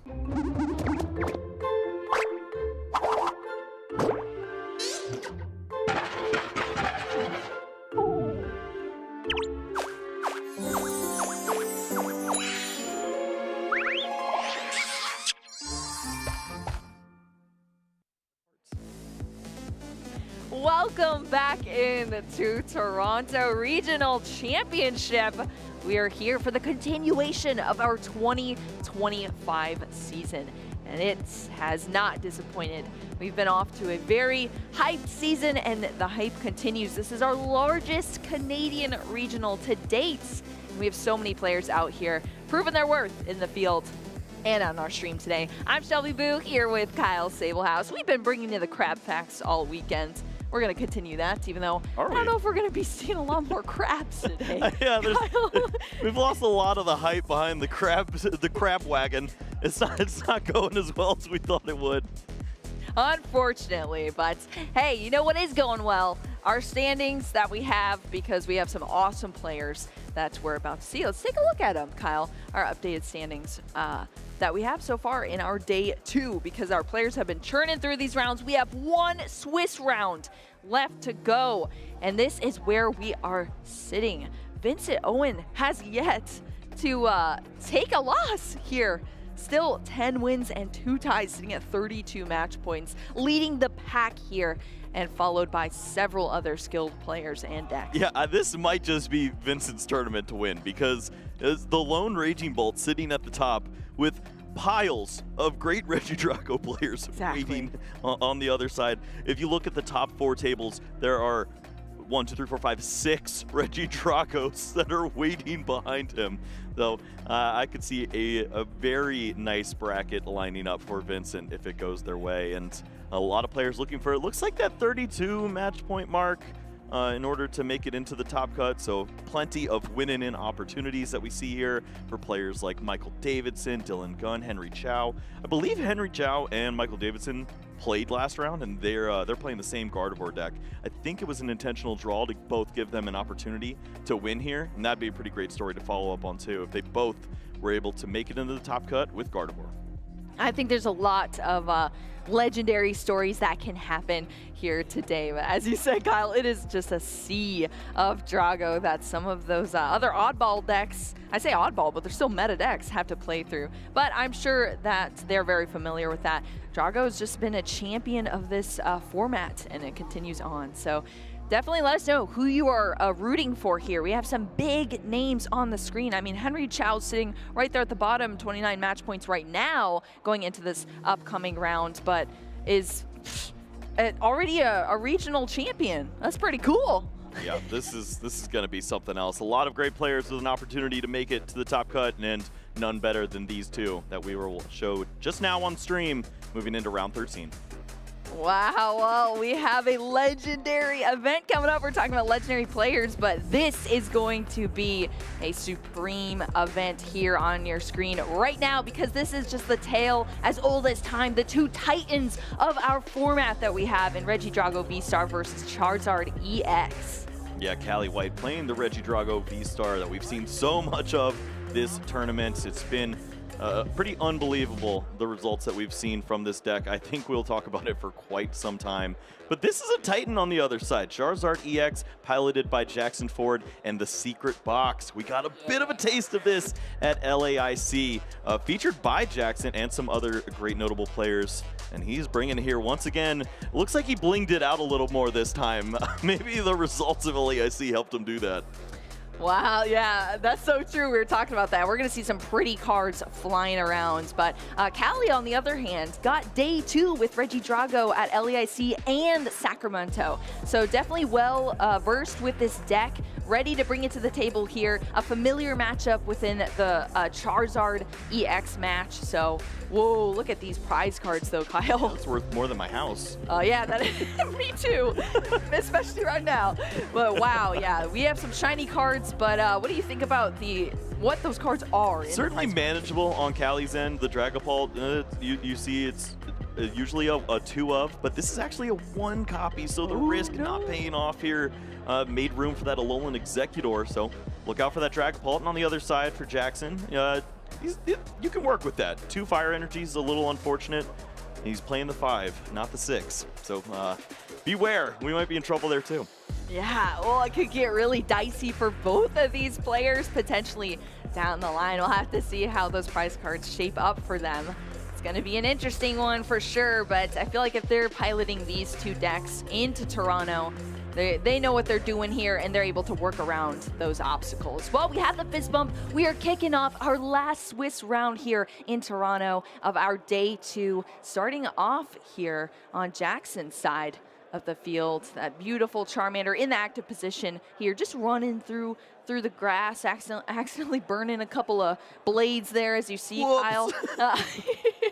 No care in the world, no thought in that head here. But Buddy Poffin is going to bring out even more Pokemon here for Jackson. We need to see a pretty prominent setup here for Jackson, because he's going to be going against Callie, who also has a pretty fast-paced setup. Unfortunately, starting with the Radiant Charizard in the active, though. Yeah, not only that, but also seeing Jackson go first with the Buddy Poffin. That's a nightmare on the other side for a Regidrago player as you're trying to establish that early knockout. If you can get that Kyurem in play, use Trifrost, clear out all these basics before they evolve, you have a non-game on your hands. It typically takes a Thornton and a bunch of other crazy combos to get the ball rolling again. Jackson's not going to have to worry about that with an easy path to evolving on turn 2.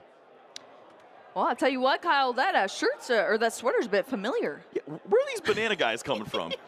They're Canadians, I can tell you that much. This is actually a double Canada matchup here. Both Jackson Ford and Callie White are from hailing from Canada and definitely representing here on our stage. So that's pretty cool to see. Well, we see that Charmander come out as well as that Duskull for Jackson. So we'll have to see how the rest of the hand plays out here, but Buddy Poffin is always what you want to be starting with. Because yeah, Boo, you think we're getting maybe there's a Pidgey in that hand?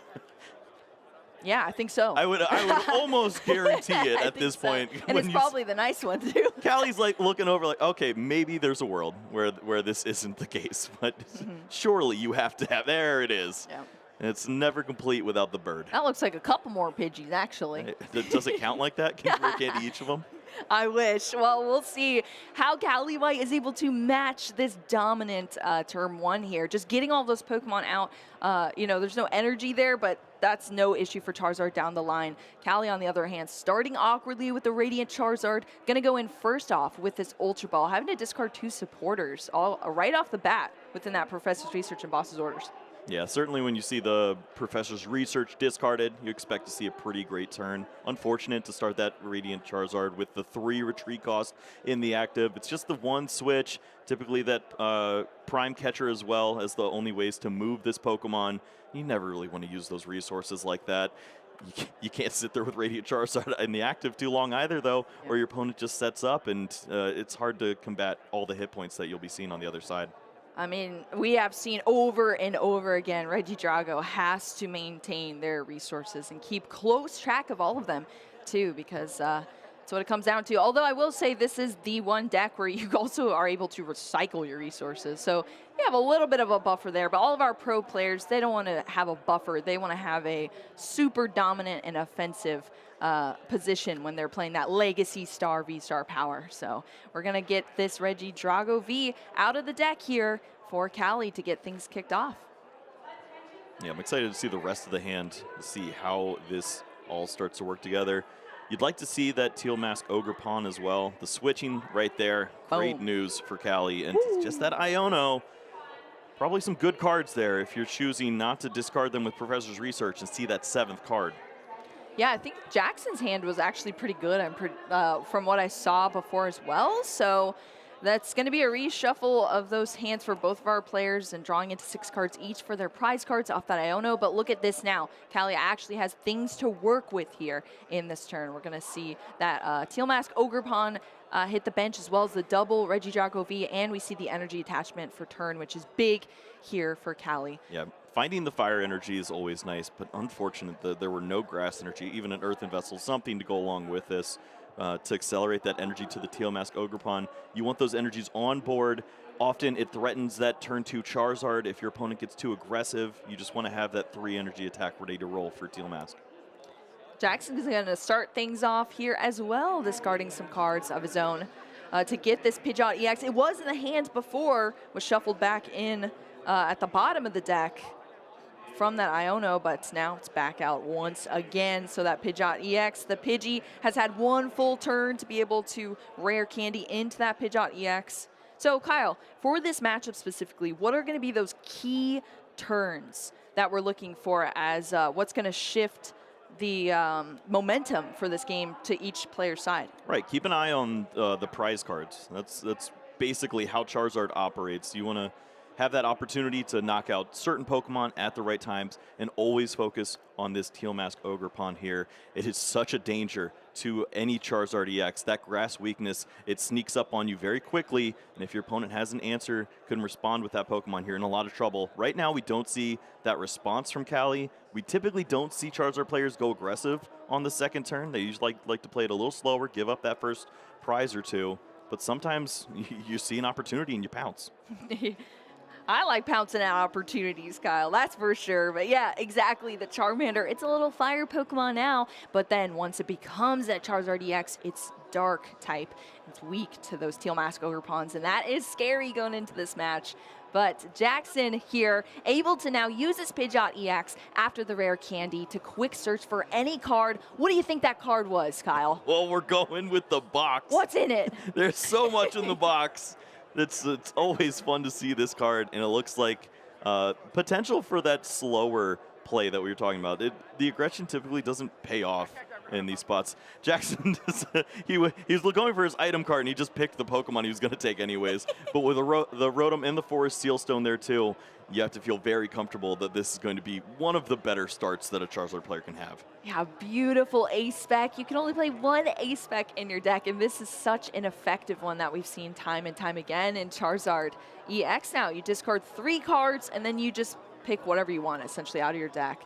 With an item and a stadium and a tool card. I mean, you get all of them out here. Because look, now we have the Rotom V here. It's a V Pokemon getting that Forest Seal Stone as well onto it to just give Jackson Ford even more potential to put these combo pieces together. And what's going on in the rest of the hand too, Kyle? Okay, things are lining up. There's enough for a Charizard play here. And with the Duskull found, there's some knockouts ready to go here. You can move that. You can take that damage from the Dusclops, knock out the Regidrago if you feel like it, and that's going to be 2 very easy prizes. Without your opponent having the grass energy down on that Teal Mask Ogerpon, you don't feel threatened that you're going to have that return knockout on turn 2. This is a massive opportunity.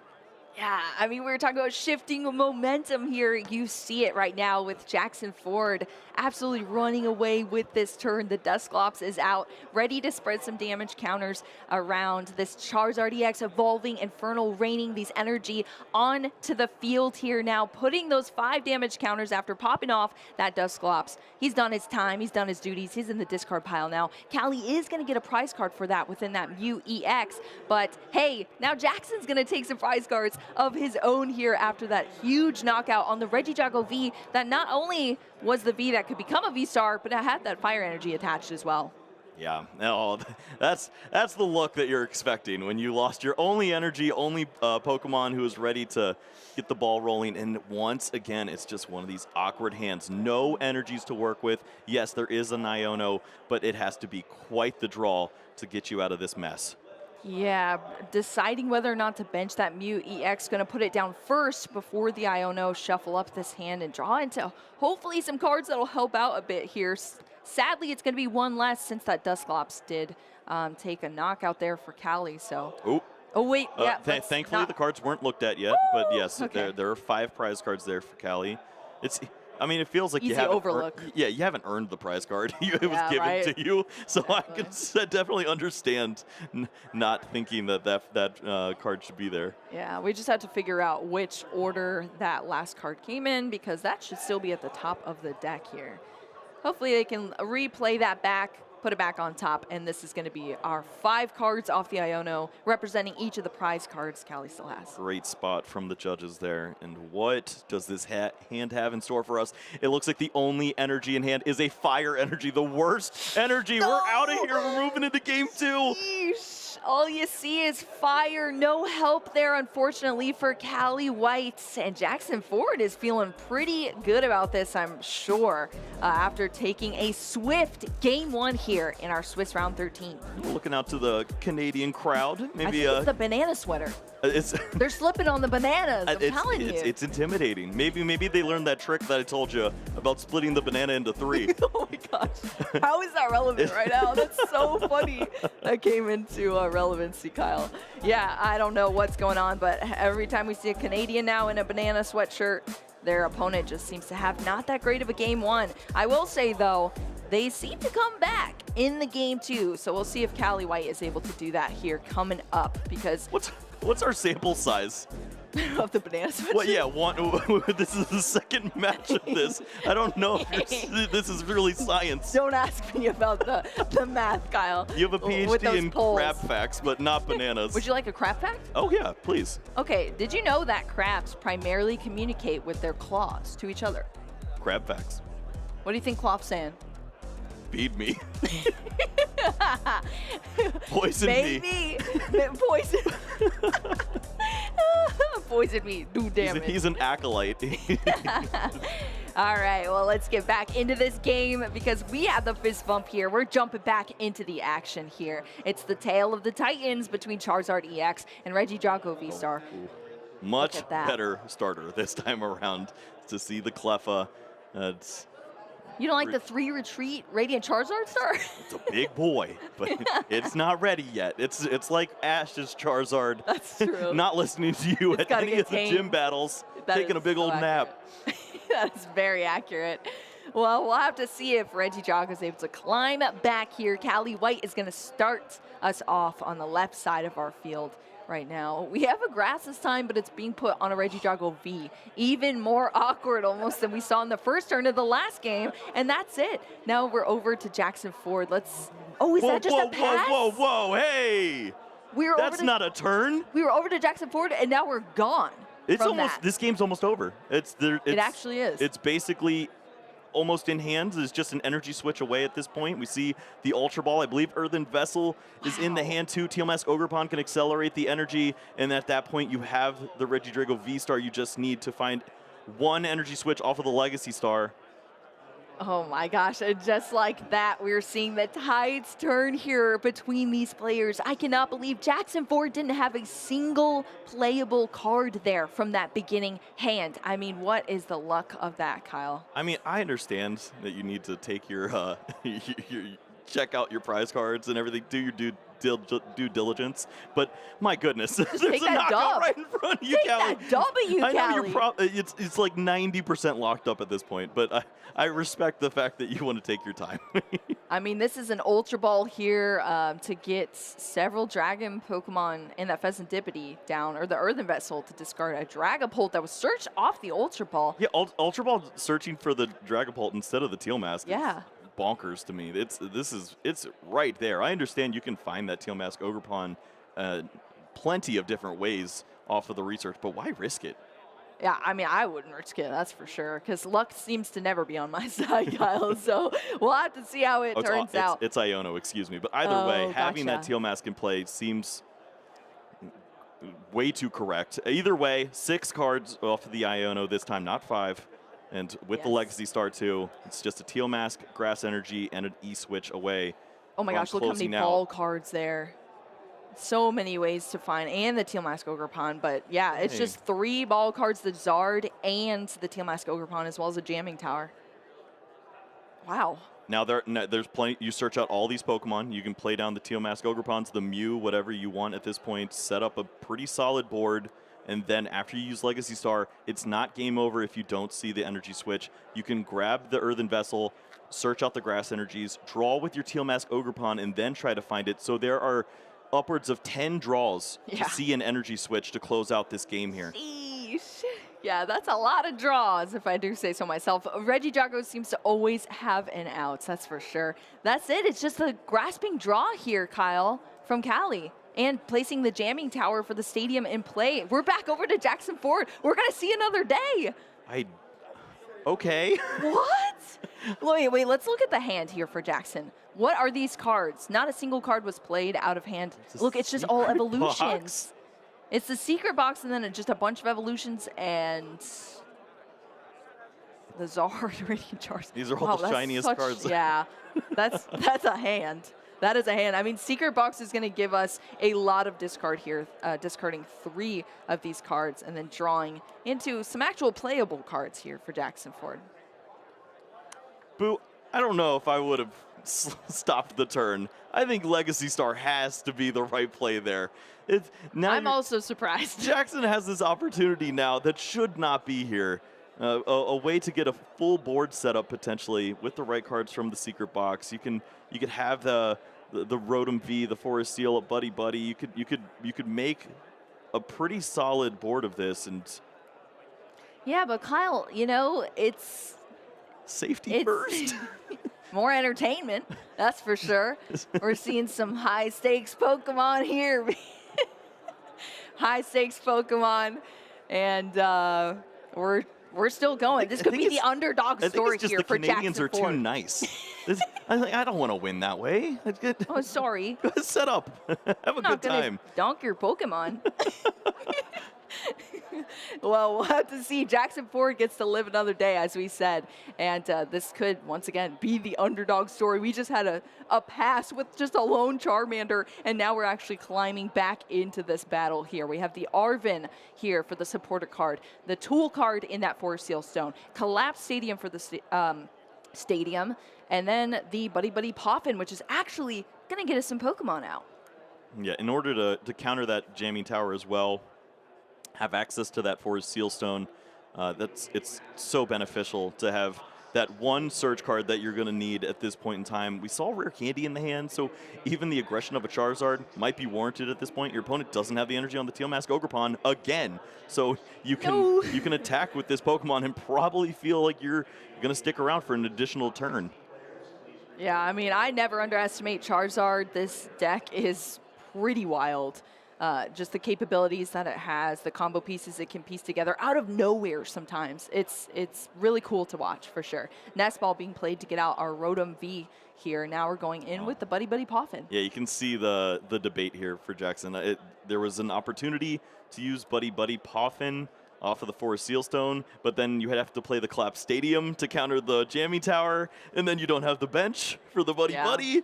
It's like, it's awkward. This doesn't work very well, and now it leads you into this spot where you're so susceptible to Trifrost. You could lose all three of those Pokemon, the Charmander, the Pidgey, and the other Charmander at this point, and if you're left with just the Rotom V, how do you get there?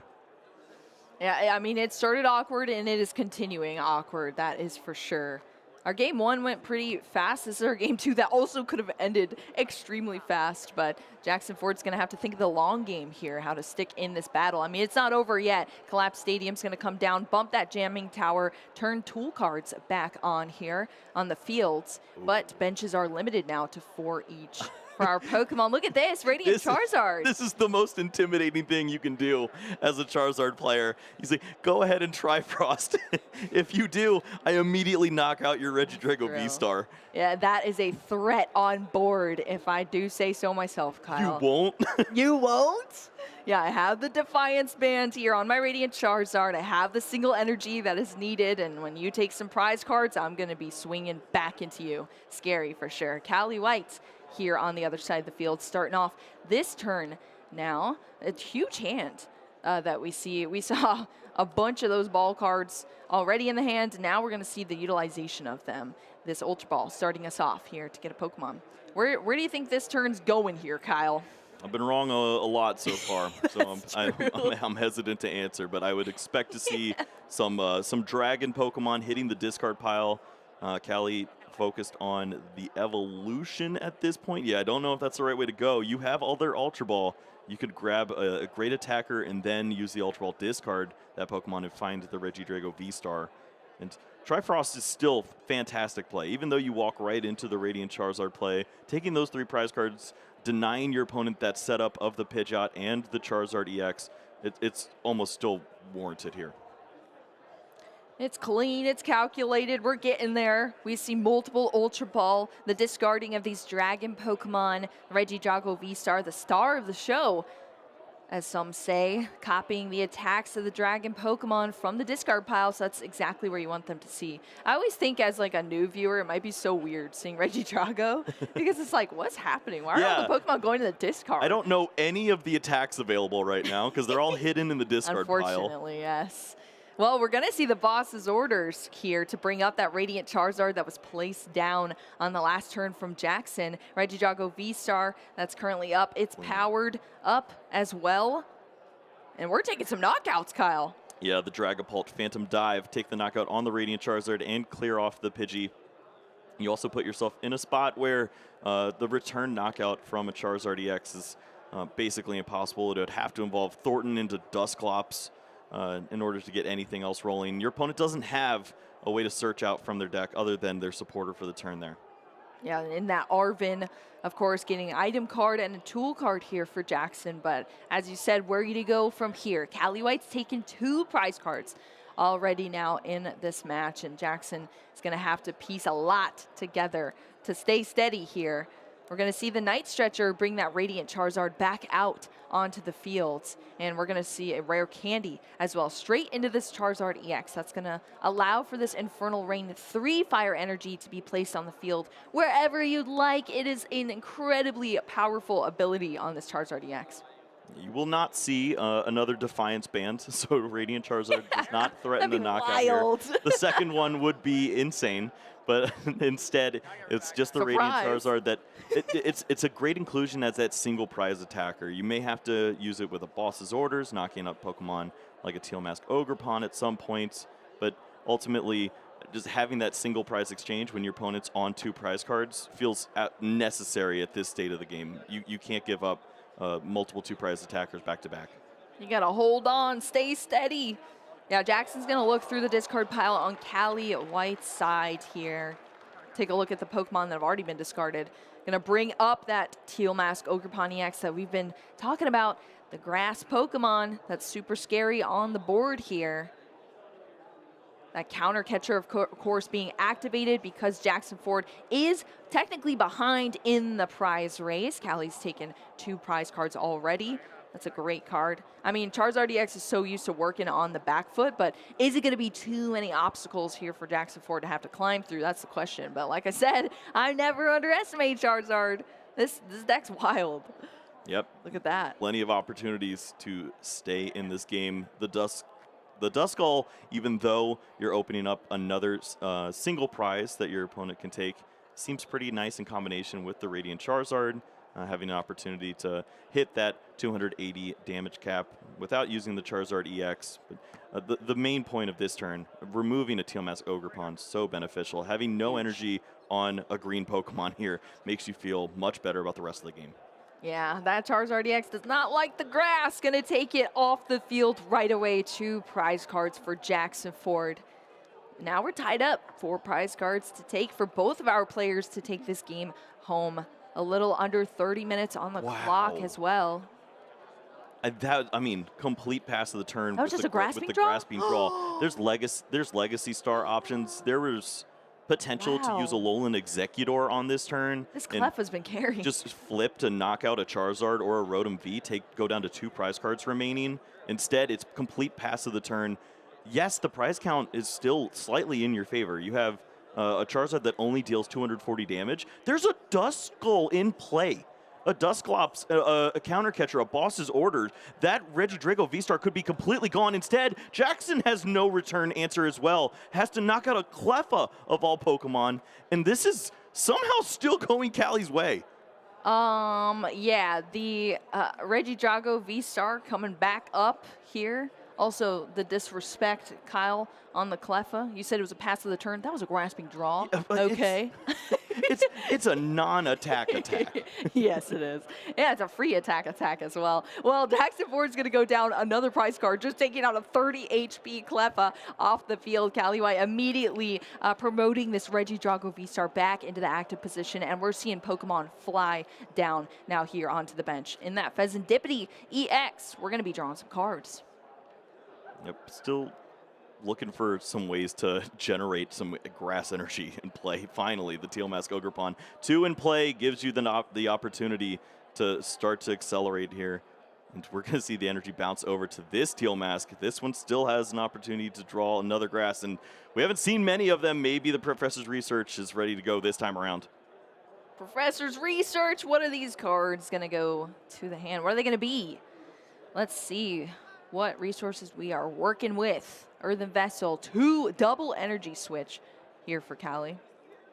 And we're jumping back into the deck as well, straight away with the Earthen Vessel. Gonna get these grass energy out, start placing them onto the field to draw even more cards, and even more energy too. That was double Earthen Vessel for this turn for Callie. Look how thin that deck is. Right. It's wild. There hasn't been much in this game. A Legacy Star still not used, but plenty of resources now being seen. The energy cards are starting to fly through. Pheasantipity to draw as well. So lots of cards in the hands now. You have to expect that the Charizard will fall to a Teal Mask Ogerpon at this point in the game. Well, we're seeing some Teal Mask here first from Callie. Going to draw into another card, into another Earthen Vessel off of that Teal Dance.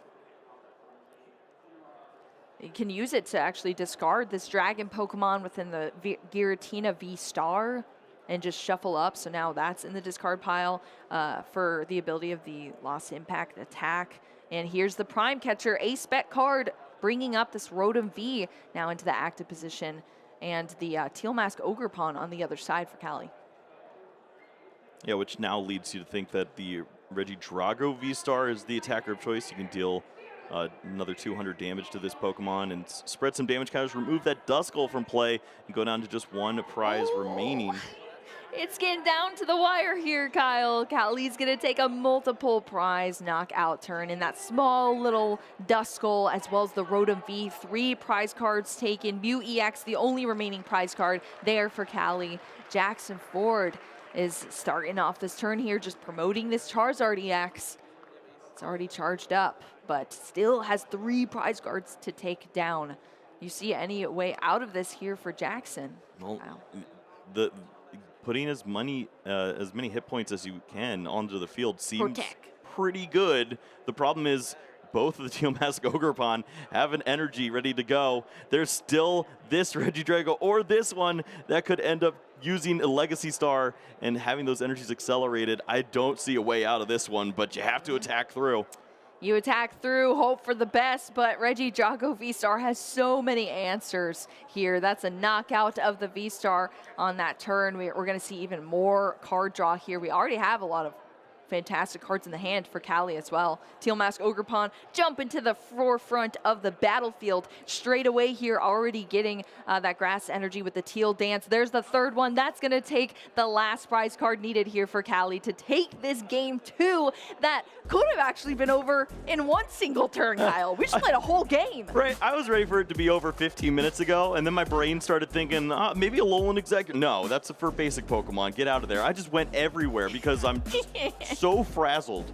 But honestly, it still works. It's fine. There's time for a game 3. Can you imagine let's collect ourselves. Wild that card would be if it wasn't basic Pokemon? Well, that's why it takes 3 ridiculous energies. But also, Regidrago just does anything at this point. You expect all sorts of Pokemon to be knocked out. That is very, very true, Kyle. Well, let's take a quick recap to how we even got here for this time around. We have this knockout from Callie early on with these 2 Pokemon, taking the first 2 prize cards. Now we're just seeing the Charizard EX respond. Jackson holding on here through the fight. I mean, we had this awkward turn where the Cleffa had to be knocked out here to just get some prize cards there for Jackson. Yep. Then the Regidrago V-Star goes down, and that Teal Mask Ogerpon was inevitable, unfortunately, for Jackson in the end. In retrospect, the Cleffa turn is where the game turns around for Callie. It's exactly what you need to do with that spot. Draw up, hold on to your resources, force your opponent to make that first move. Jackson ended up blinking there, and Callie was able to take it home very cleanly from that point forward.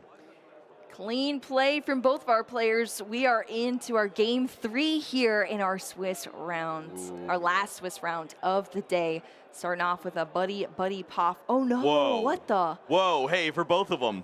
Oh, whoa, both my gosh. Okay.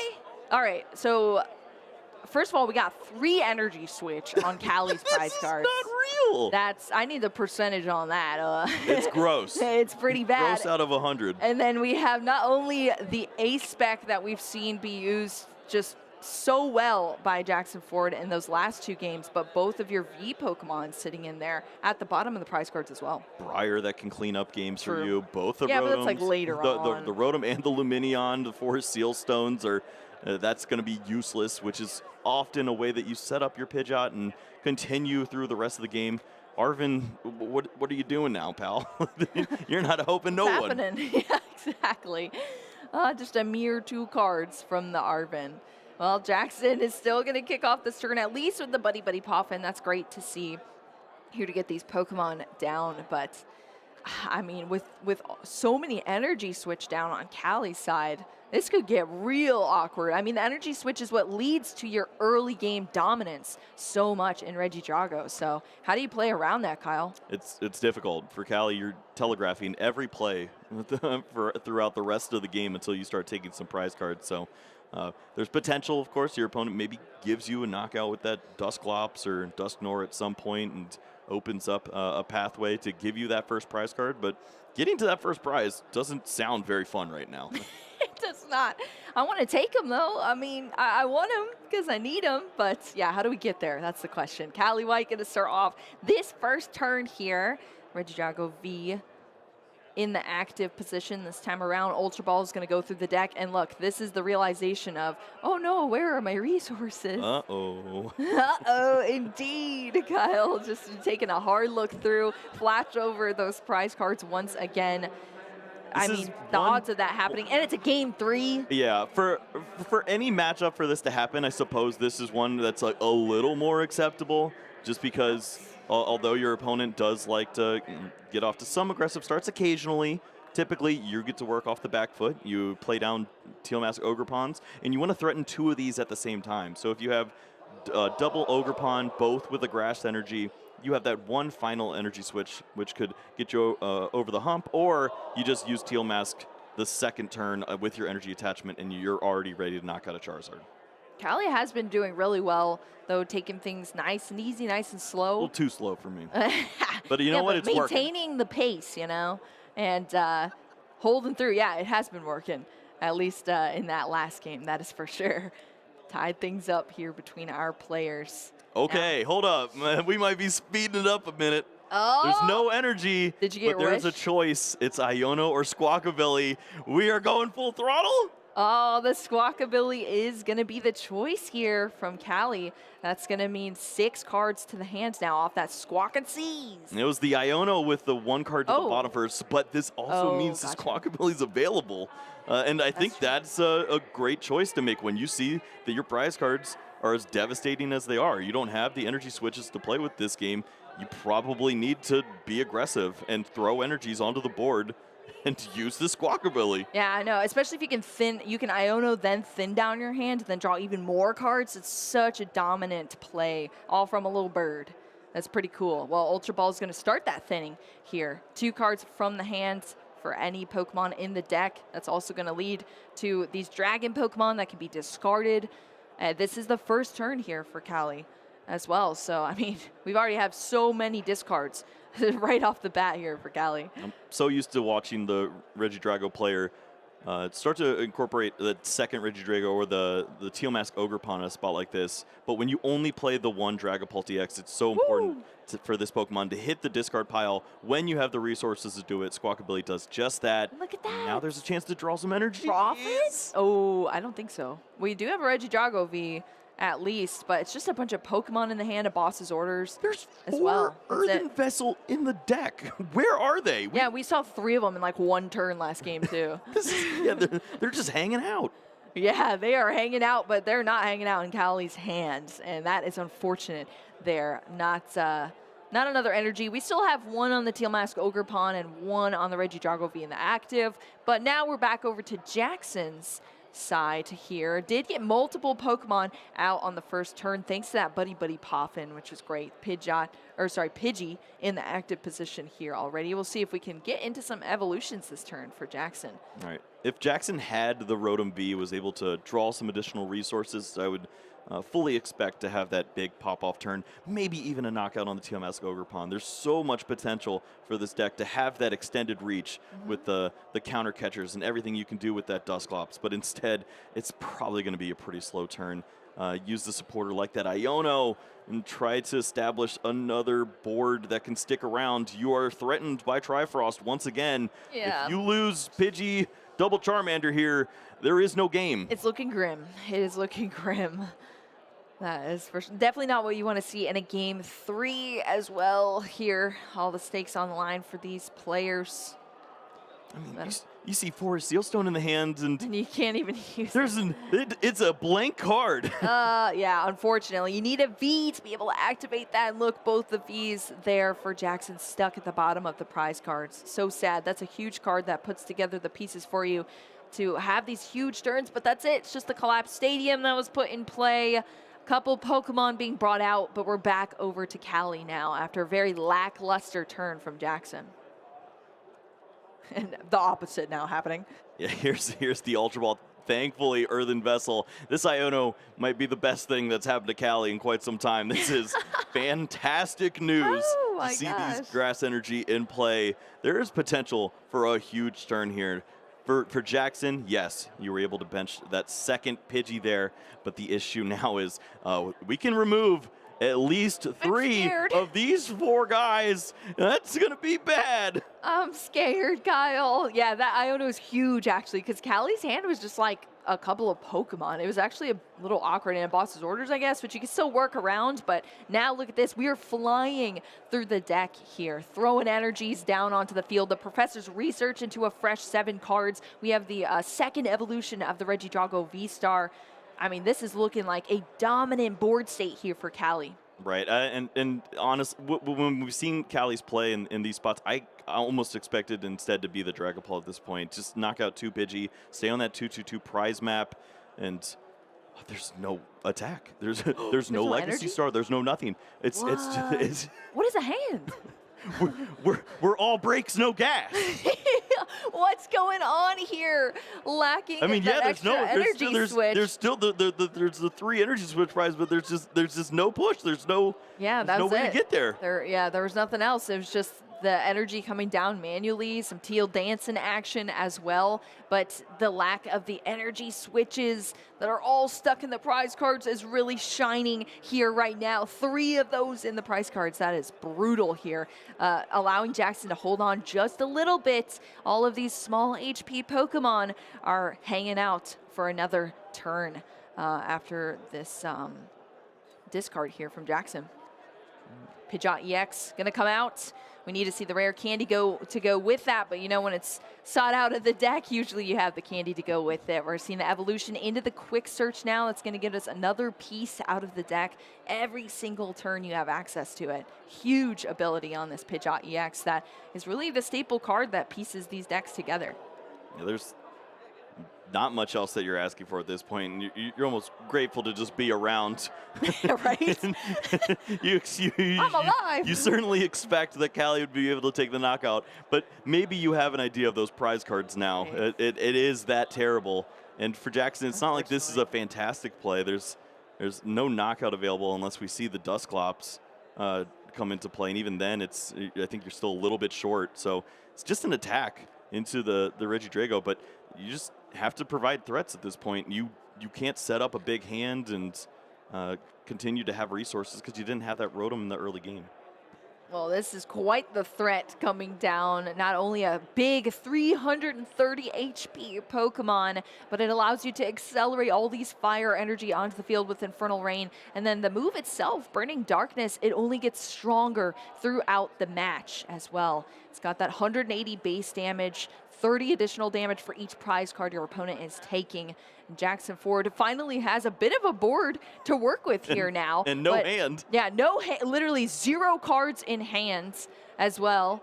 Collapse Stadium is out for both these players, limiting their benches to 4 at this moment in time, but that Regidrago V-Star has a little bit of a damage on it now from Cali's side.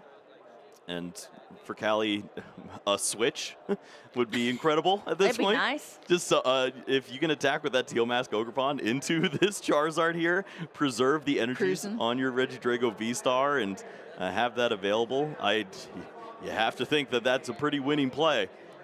Yeah, look at that. This is just the bread and butter to why this matchup is so heavily helped out here, because that Teal Mask Ogerpon with the Myriad Leaf Shower attack, 30 additional damage for each energy that's attached to not just yours, but your opponent's Pokemon too, but that grass weakness is huge as well. Yep. Regidrago V-Star, though, is going to remain in the active for now. Boss's Orders bringing up this Pidgeot EX, and now we're seeing some Lost Impact action from Giratina V-Star. These energies have to go into the Lost Zone now, but look at that hit points here, 280 damage to take out this pivotal piece for Jackson Ford in the Pidgeot EX. Yeah, to see those first 2 prize cards, the relief of seeing an energy switch. Imagine not getting one. Right? That's so refreshing. We also see the discard off of the Teal Mask and the Regidrago. Just a nod to the fact that your opponent is pretty incentivized to knock out the Teal Mask Ogerpon in this spot instead of the Regidrago V-Star. And it's just, what can Jackson truly do? He had no hand, and you removed the Pidgeot from play. We don't see Pheasantipity. We see a Pal Pad as the card for the turn. It is attack, attack, attack. I'm probably not here in a few turns unless he starts the top deck. Which is sad, but that's what we're working with right now. I mean, just taking a look at those prize cards, they're so unfortunate for both of our players. Jackson just doesn't have much to work with, but at least is going to get a knockout into these 2V Pokemon that were just hanging out at the bottom the entire time here for Jackson. But a little too late, sadly. We could have used some Forest Seal Stone action a long time ago, Kyle. It was not in the cards for Jackson this time around. Just the couple of prize cards to work with here. Callie just continuing to press this advantage slowly but surely. Another energy for this Teal Mask Ogerpon. It's ready to take a knockout at this state of the game. And with only 2 prize cards remaining after this, all the energy switches and a Legacy Star, you have to expect the game could end next turn. Yeah, you're feeling good here if you're Callie, throwing energies down, drawing cards. You're just flying through here with this very dominant board state versus Jackson. Especially when you're dealing with weakness as well. Everything is on your side right now in this game 3, the last Swiss round between these players as well. Looks like the Prime Catcher also found just even more ways to close out the game on the next turn. Drawing with the Pheasantipity. There's only 1 card left in deck at this point. There's still no Legacy Star used. Callie will have all the resources at the tail end of this game. I don't even want to flip the script at that point. My script's looking good, Kyle. You start to worry, like, could I get locked in the active? What could happen here? Yeah, but we see the knockouts here from Callie, taking down this Charizard EX. That's 2 additional prize cards in this dominant performance with Regidrago V-Star in this absolute star-studded matchup here between the 2 titans of the format. And Jackson still has 4 prize cards left to take and just has not been able to get anything to work here. Even when the Pidgeot EX was out, it was eliminated nice and swiftly from Callie's side. And now we're just playing recovery until the inevitable happens. Finding fire energies. I did not see the rest of the hand, but I'm hoping that there's a supporter to go with this. Maybe some chance to establish one final threat. Yeah, that's true. We did get our V Pokemon back to our hands. That's right. So Luminion could help out. Yeah, we have both. Back to our hands. Hey, buddies. What's up, guys? They were sleeping on the job a little bit, but now they're in action here. Luminous Sign is going to get us this Iono card after being benched down from the hand, searching out a supporter card here for Jackson to be able to utilize. I mean, look at this. The hands have been so slim for Jackson as well. We haven't seen any draw support or anything, so this Iono's at least going to get us somewhere in this turn. Well, you also have to remember Jackson's at 4 prize cards, so just 4 cards to make a hand of this. I don't like the odds. Me neither. But you're saying there's a chance. I mean, you got to play it out at this point. See what happens. Maybe Jackson is just truly the underdog here. There's a rare candy in this hand. There's a rare candy Pidgeot. Wow, that is pretty wild, actually. Rare candy into the Pidgeot EX. That's going to allow for the quick search now for Jackson. That's what I mean about the Charizard EX. It always has something to do, even when you think it doesn't. I mean, Callie is prepared for that as well. Just thinking, like we were talking about, thinking about all of the ways that things could go sour. I like this here. We see the Pheasantipity as the card Here's of some draw choice, support. But search out the nest ball first so you don't draw into the nest ball. It's just a way to give yourself a little better odds drawing these 3 cards. Rare Candy Charizard, probably the ideal cards to see here. You have your opponent on just 2 cards remaining. Yes, there is Legacy Star, but these are the lines you have to take. Just you try to get something going here. Yeah, we need to get going See multiple supporters, the boss's orders, and the Ultra Ball and the It's rare candy in Ultra Ball. Oh my gosh. I guess the one piece missing, you'd like to incorporate a Radzard, but you have a collapsed stadium. There's already 4 in play. You don't have space to have a single prize Pokemon in the game here. You have to walk into the 2 prizes remaining of Cali, but you somehow made an attack of this, and that's pretty. that is worth a golf clap.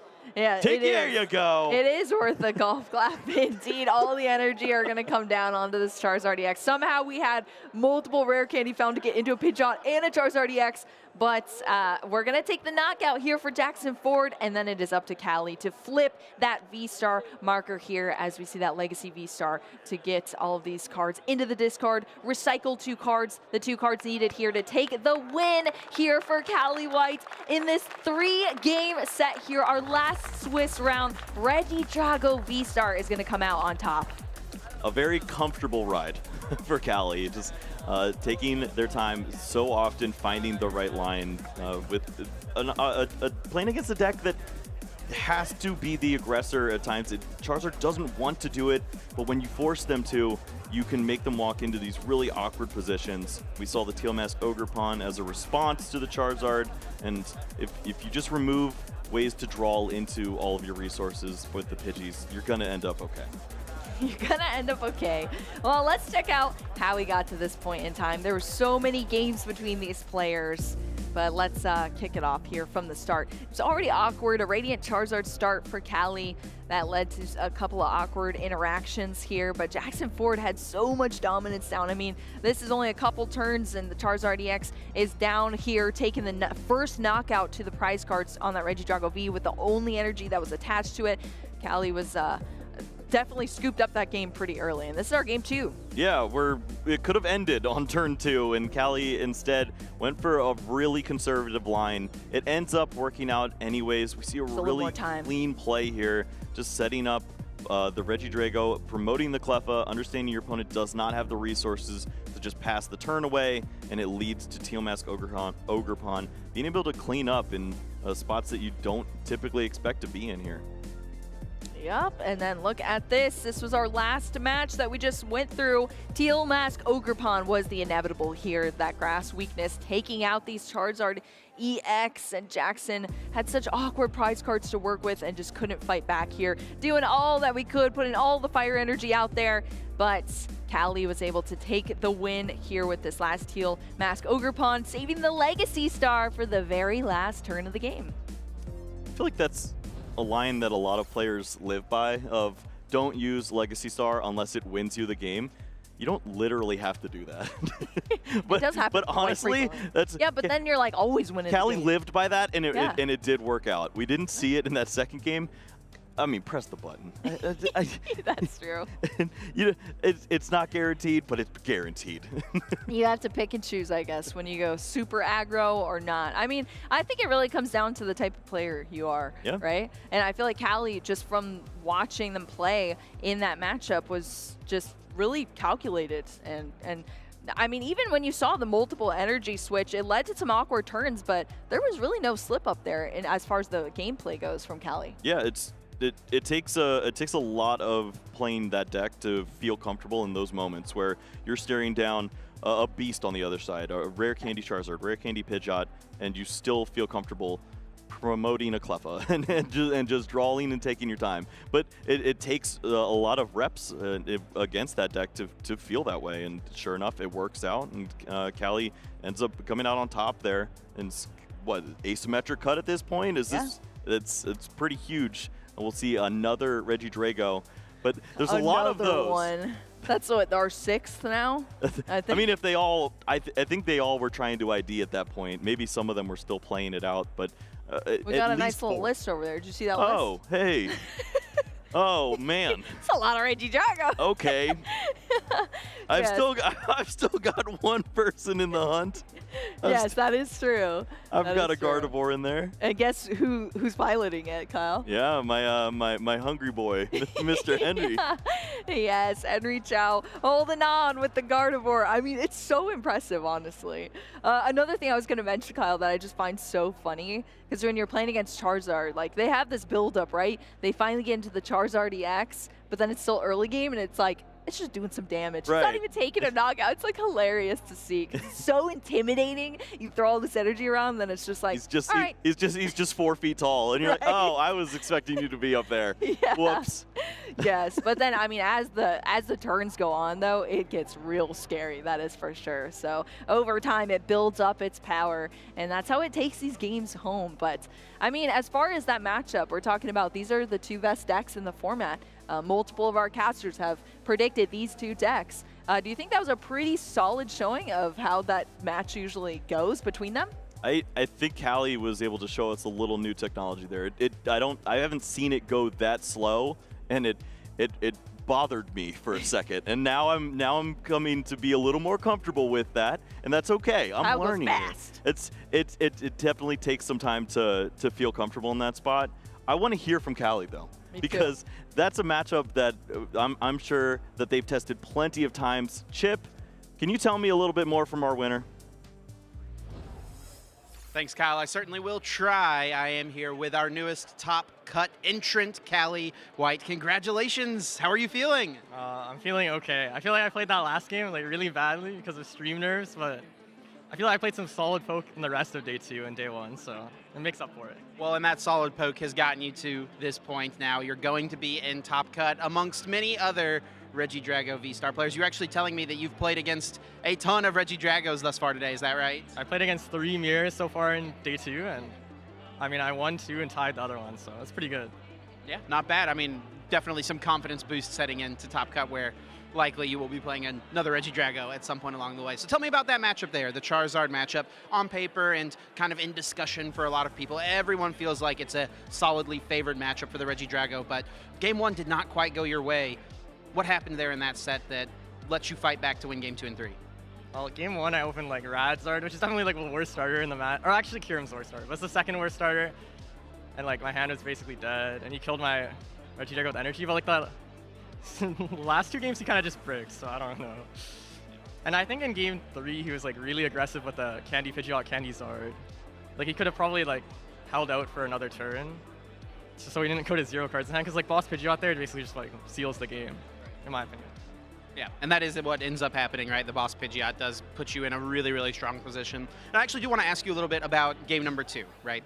Your opponent doesn't do anything on their first turn, draw, pass, right? You have an opportunity to go for the win immediately, but you chose to slow it down, pump the brakes, play it slower, and kind of not use that V-Star power just in case you were to whiff. Talk to us about that decision and how do you go through the process of weighing, is it worth it to go for this win right now, or do I just value my setup and play a longer game? I actually think what I did was incorrect. Like, I shouldn't have played the Iono. I should have just Grasping Draw for 6, because I know he doesn't have Arven in his hand either because he went second. But like after the Iono, I was like, I have to hit Energy Switch here, and if I use Legacy Star in that position, and he like gets a setup and I whiff the KO, I just basically lose. So it's like the main way Zard wins the matchup is by disrupting you out of the game. So that's basically why I didn't use it. And being down a game there as well. I mean, if you had whiffed, it might have lost you the full set, right? So I mean, I think ending up playing it slow, while on paper a lot of players, I think a lot of people would have been really tempted to just click Legacy Star right there and be like, I'm gonna probably find an Energy Switch. You pump the brakes, and you do end up winning that game. At the top 7 cards, and there wasn't an Energy Switch. So okay, so it did end up being the correct play. I think it was an Ultra Ball. I looked at the top 7, so to make sure. Make sure. Okay, great. Well, heading into Top Cut, like I said, there's lots of Regidragos, but there's a few other things sprinkled in there. Some Lugia, obviously Raging Bolt, I'm sure you want to avoid. There's also a Snorlax, I believe, or some sort of control decks that have made it in. What are your kind of thoughts on the general makeup of this Top Cut here in Toronto?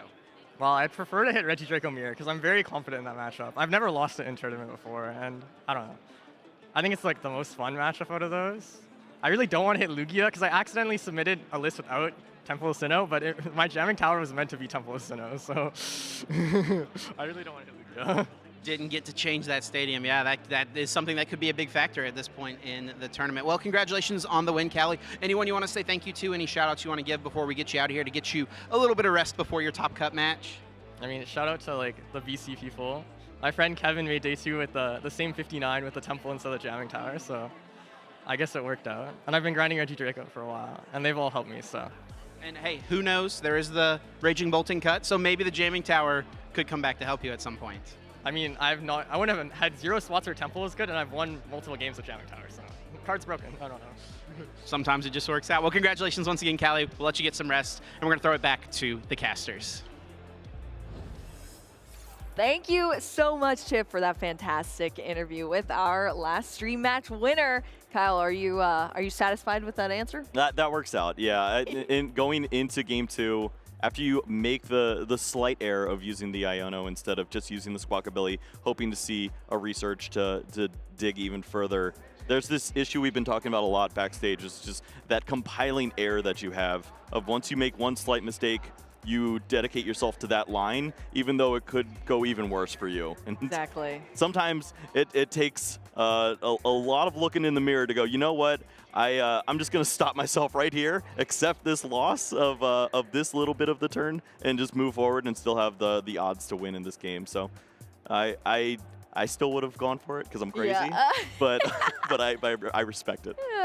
You know, I definitely get that, and I understand what you're saying too about just the mental effect that it has when you know you've just made a mistake, and it can just kind of spiral from there. Your thought process on things, because then you're like, oh well, how do I justify that I did? Can I do something else? Everyone's gonna think that I'm dumb. I did this, and it's like, no, Let me make it right. Yeah. The only way it gets worse is if you try to convince yourself that was the right line in the first place. You're gonna.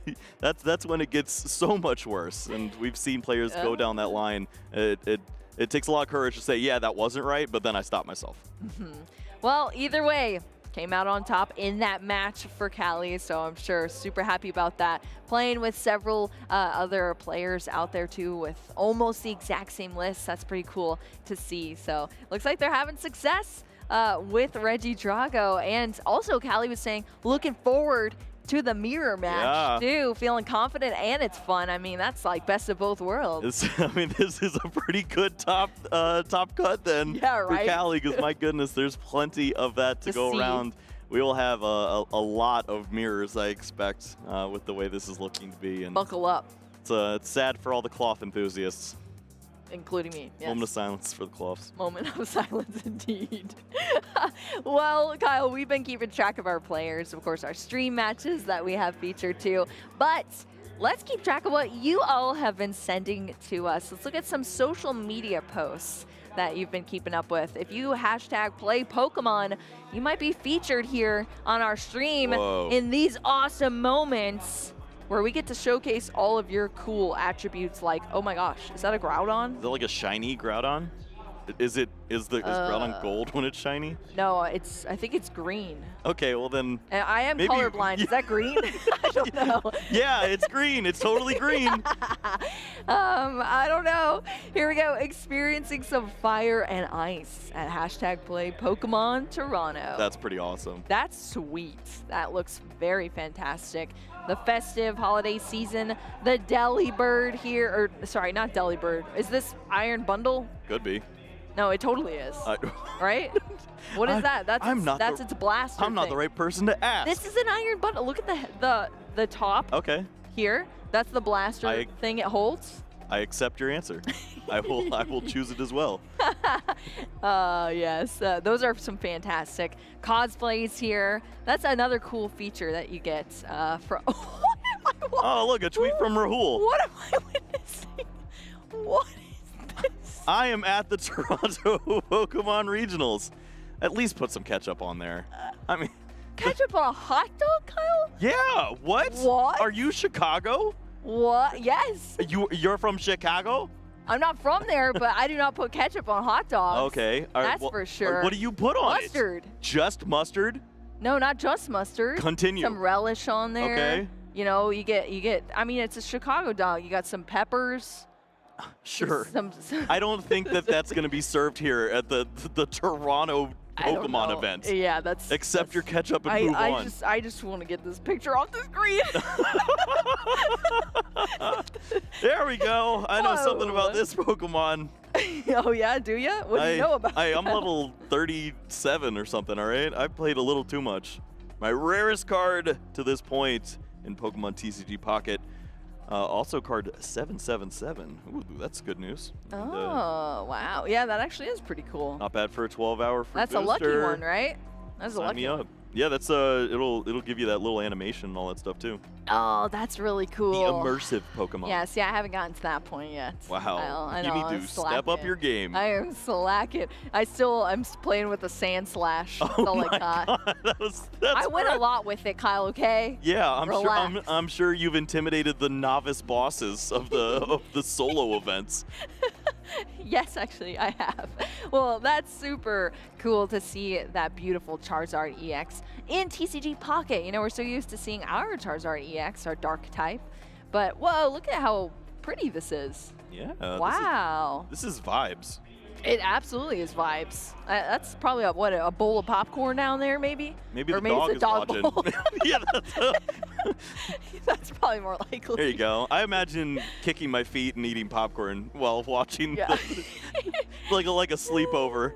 Oh, thanks for the company tonight. Big shout out to the casters doing an amazing job every time to keep us entertained and engaged. Battle after battle. Greetings from the Netherlands. Oh, right. It's making sense now. That makes a lot Yeah, of sense. they've got something with the feng shui. They figured They've got it a out. leg up Yeah. on us. Yes. Dom, thank you so much for that post. It is very cute. And that's what we were looking at a social media post last time. So it's like social media posts inside of social media posts.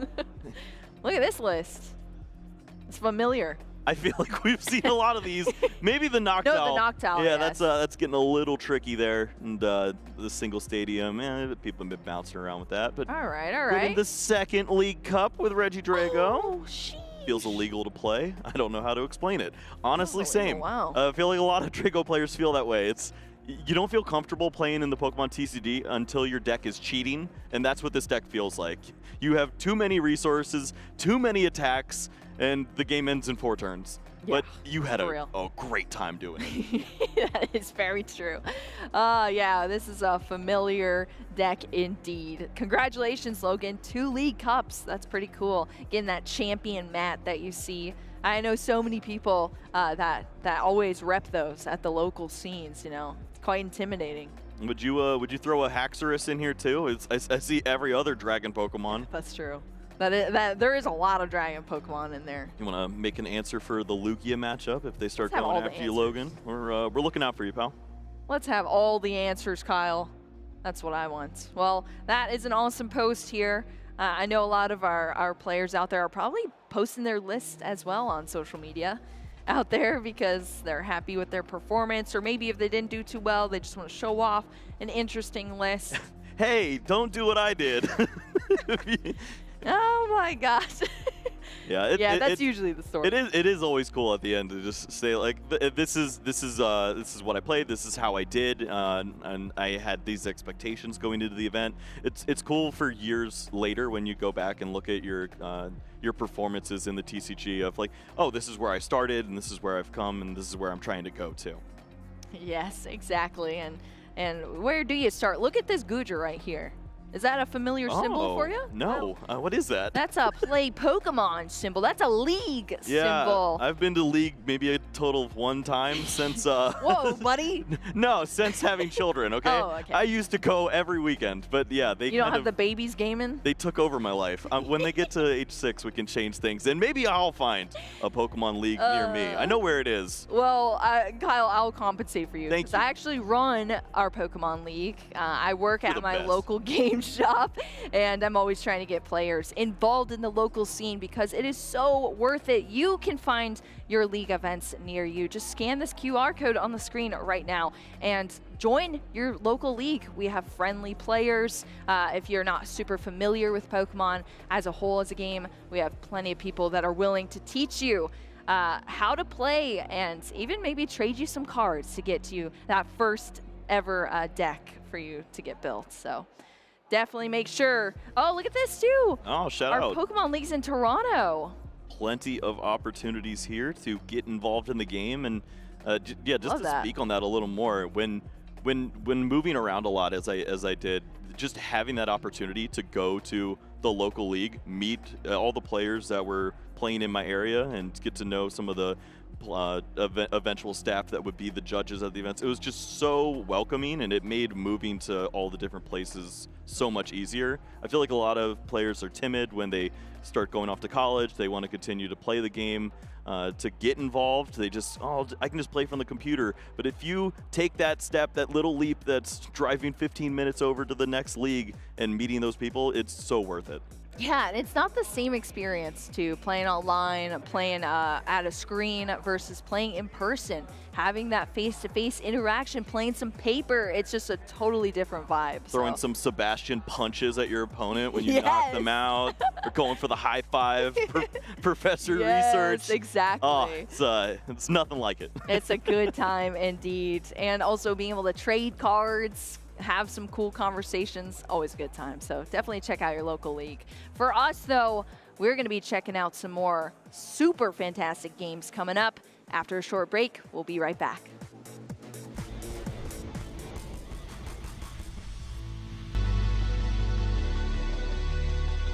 So I started playing Pokemon at the end of 2017, beginning of 2017 area. I really got into it because my locals in Florida were so welcoming and nice, and they really taught me, the ins and outs of the game. My first competitive event was St. Louis Regionals, where I actually ended up getting top 16. I lost my Witted in the top 8, but for my first event, I was super happy that I got a few boxes and just had a great time. My favorite Pokemon is probably Lugia, since I played it all last year. I did great with it last year, and I always enjoyed watching it in the TV shows. I look up to Isaiah Bradner. He's a super awesome friend and a great person. My gym would probably be the colorless type, since colorless Pokemon, Lugia, it's my favorite Pokemon, so I think I'd be a colorless type gym leader. The one trainer I would probably battle is Azul, since I've never beat him before, but would be super happy if I could. My favorite part about Pokemon events is just my friends. Obviously playing Pokemon is super fun, I enjoy it a lot, but hanging out with your friends, you can't really beat that. My go-to event snack is probably just chips and a drink. That's usually what I have throughout the whole event. I usually don't eat lunch because nerves, but then I make sure I have a big dinner afterwards. Yeah, if I won the World Championship, I'd probably make a call to my parents first to start. They've supported me ever since I started playing the game and just been a great supporting role. I do not think I am Team Rocket.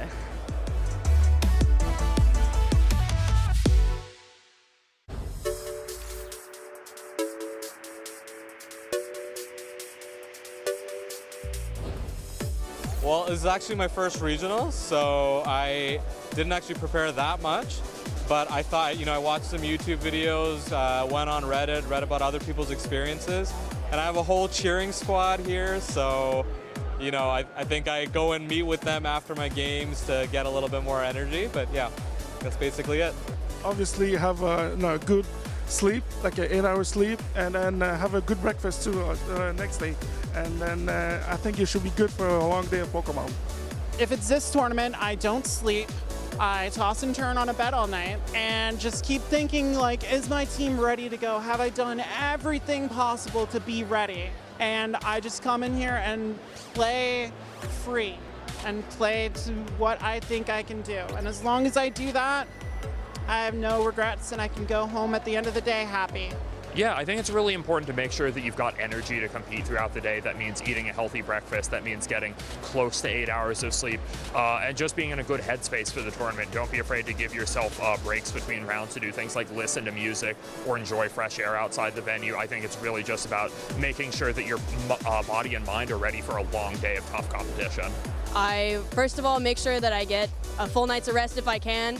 Although I know sometimes we end up staying up late to test and make sure our decks are fine. Trying to eat some breakfast ahead of time and really mentally reset, make sure you're ready for a long day and taking one game at a time. Truly finishing this tournament undefeated is quite an accomplishment. So my name is Henry. I'm from Massachusetts originally, and right now I'm living in New York. Ooh, my favorite starter. I'll go with Piplup. Yeah, Piplup's pretty sick. gotta give most of the credit to my brother here. He's the one who sort of got me into it. I was only like 7 years old. He was like collecting Pokemon cards, and he was like, let's actually try to learn like what this text does, and then started going to like a local league, which he found online. He was very good back in the day too. He unfortunately lives abroad now, so can't play really much. We hit our first nationals, I think like year and a half after we started, 2009, and then going to Worlds, and sort of, yeah, once you get down that road, you know, you just kind of keep going. I grew up in New England playing against a lot of really good players, people who are still competing now, Azul, Ian Robb. What sort of got me back into the game, because I had stopped playing for a little while, was seeing these people still at the top, and it's just like, yeah, like, dang, like, it's still going on. What am I missing out on? Back then, a regional was just the people in the region, right? But nowadays, you know, we got Tord coming over from Norway. Tord Reklev, I mean, he's the best player in the game. Playing against Tord, he's always got something fun cooked up. Would just absolutely love to do that. At some point this season, that's definitely going to be one of my goals. Henry Chow here, taking things down in Baltimore with Gardevoir EX. Having like the surprise factor in an event can just straight up win you games. And I definitely surprised some people this weekend.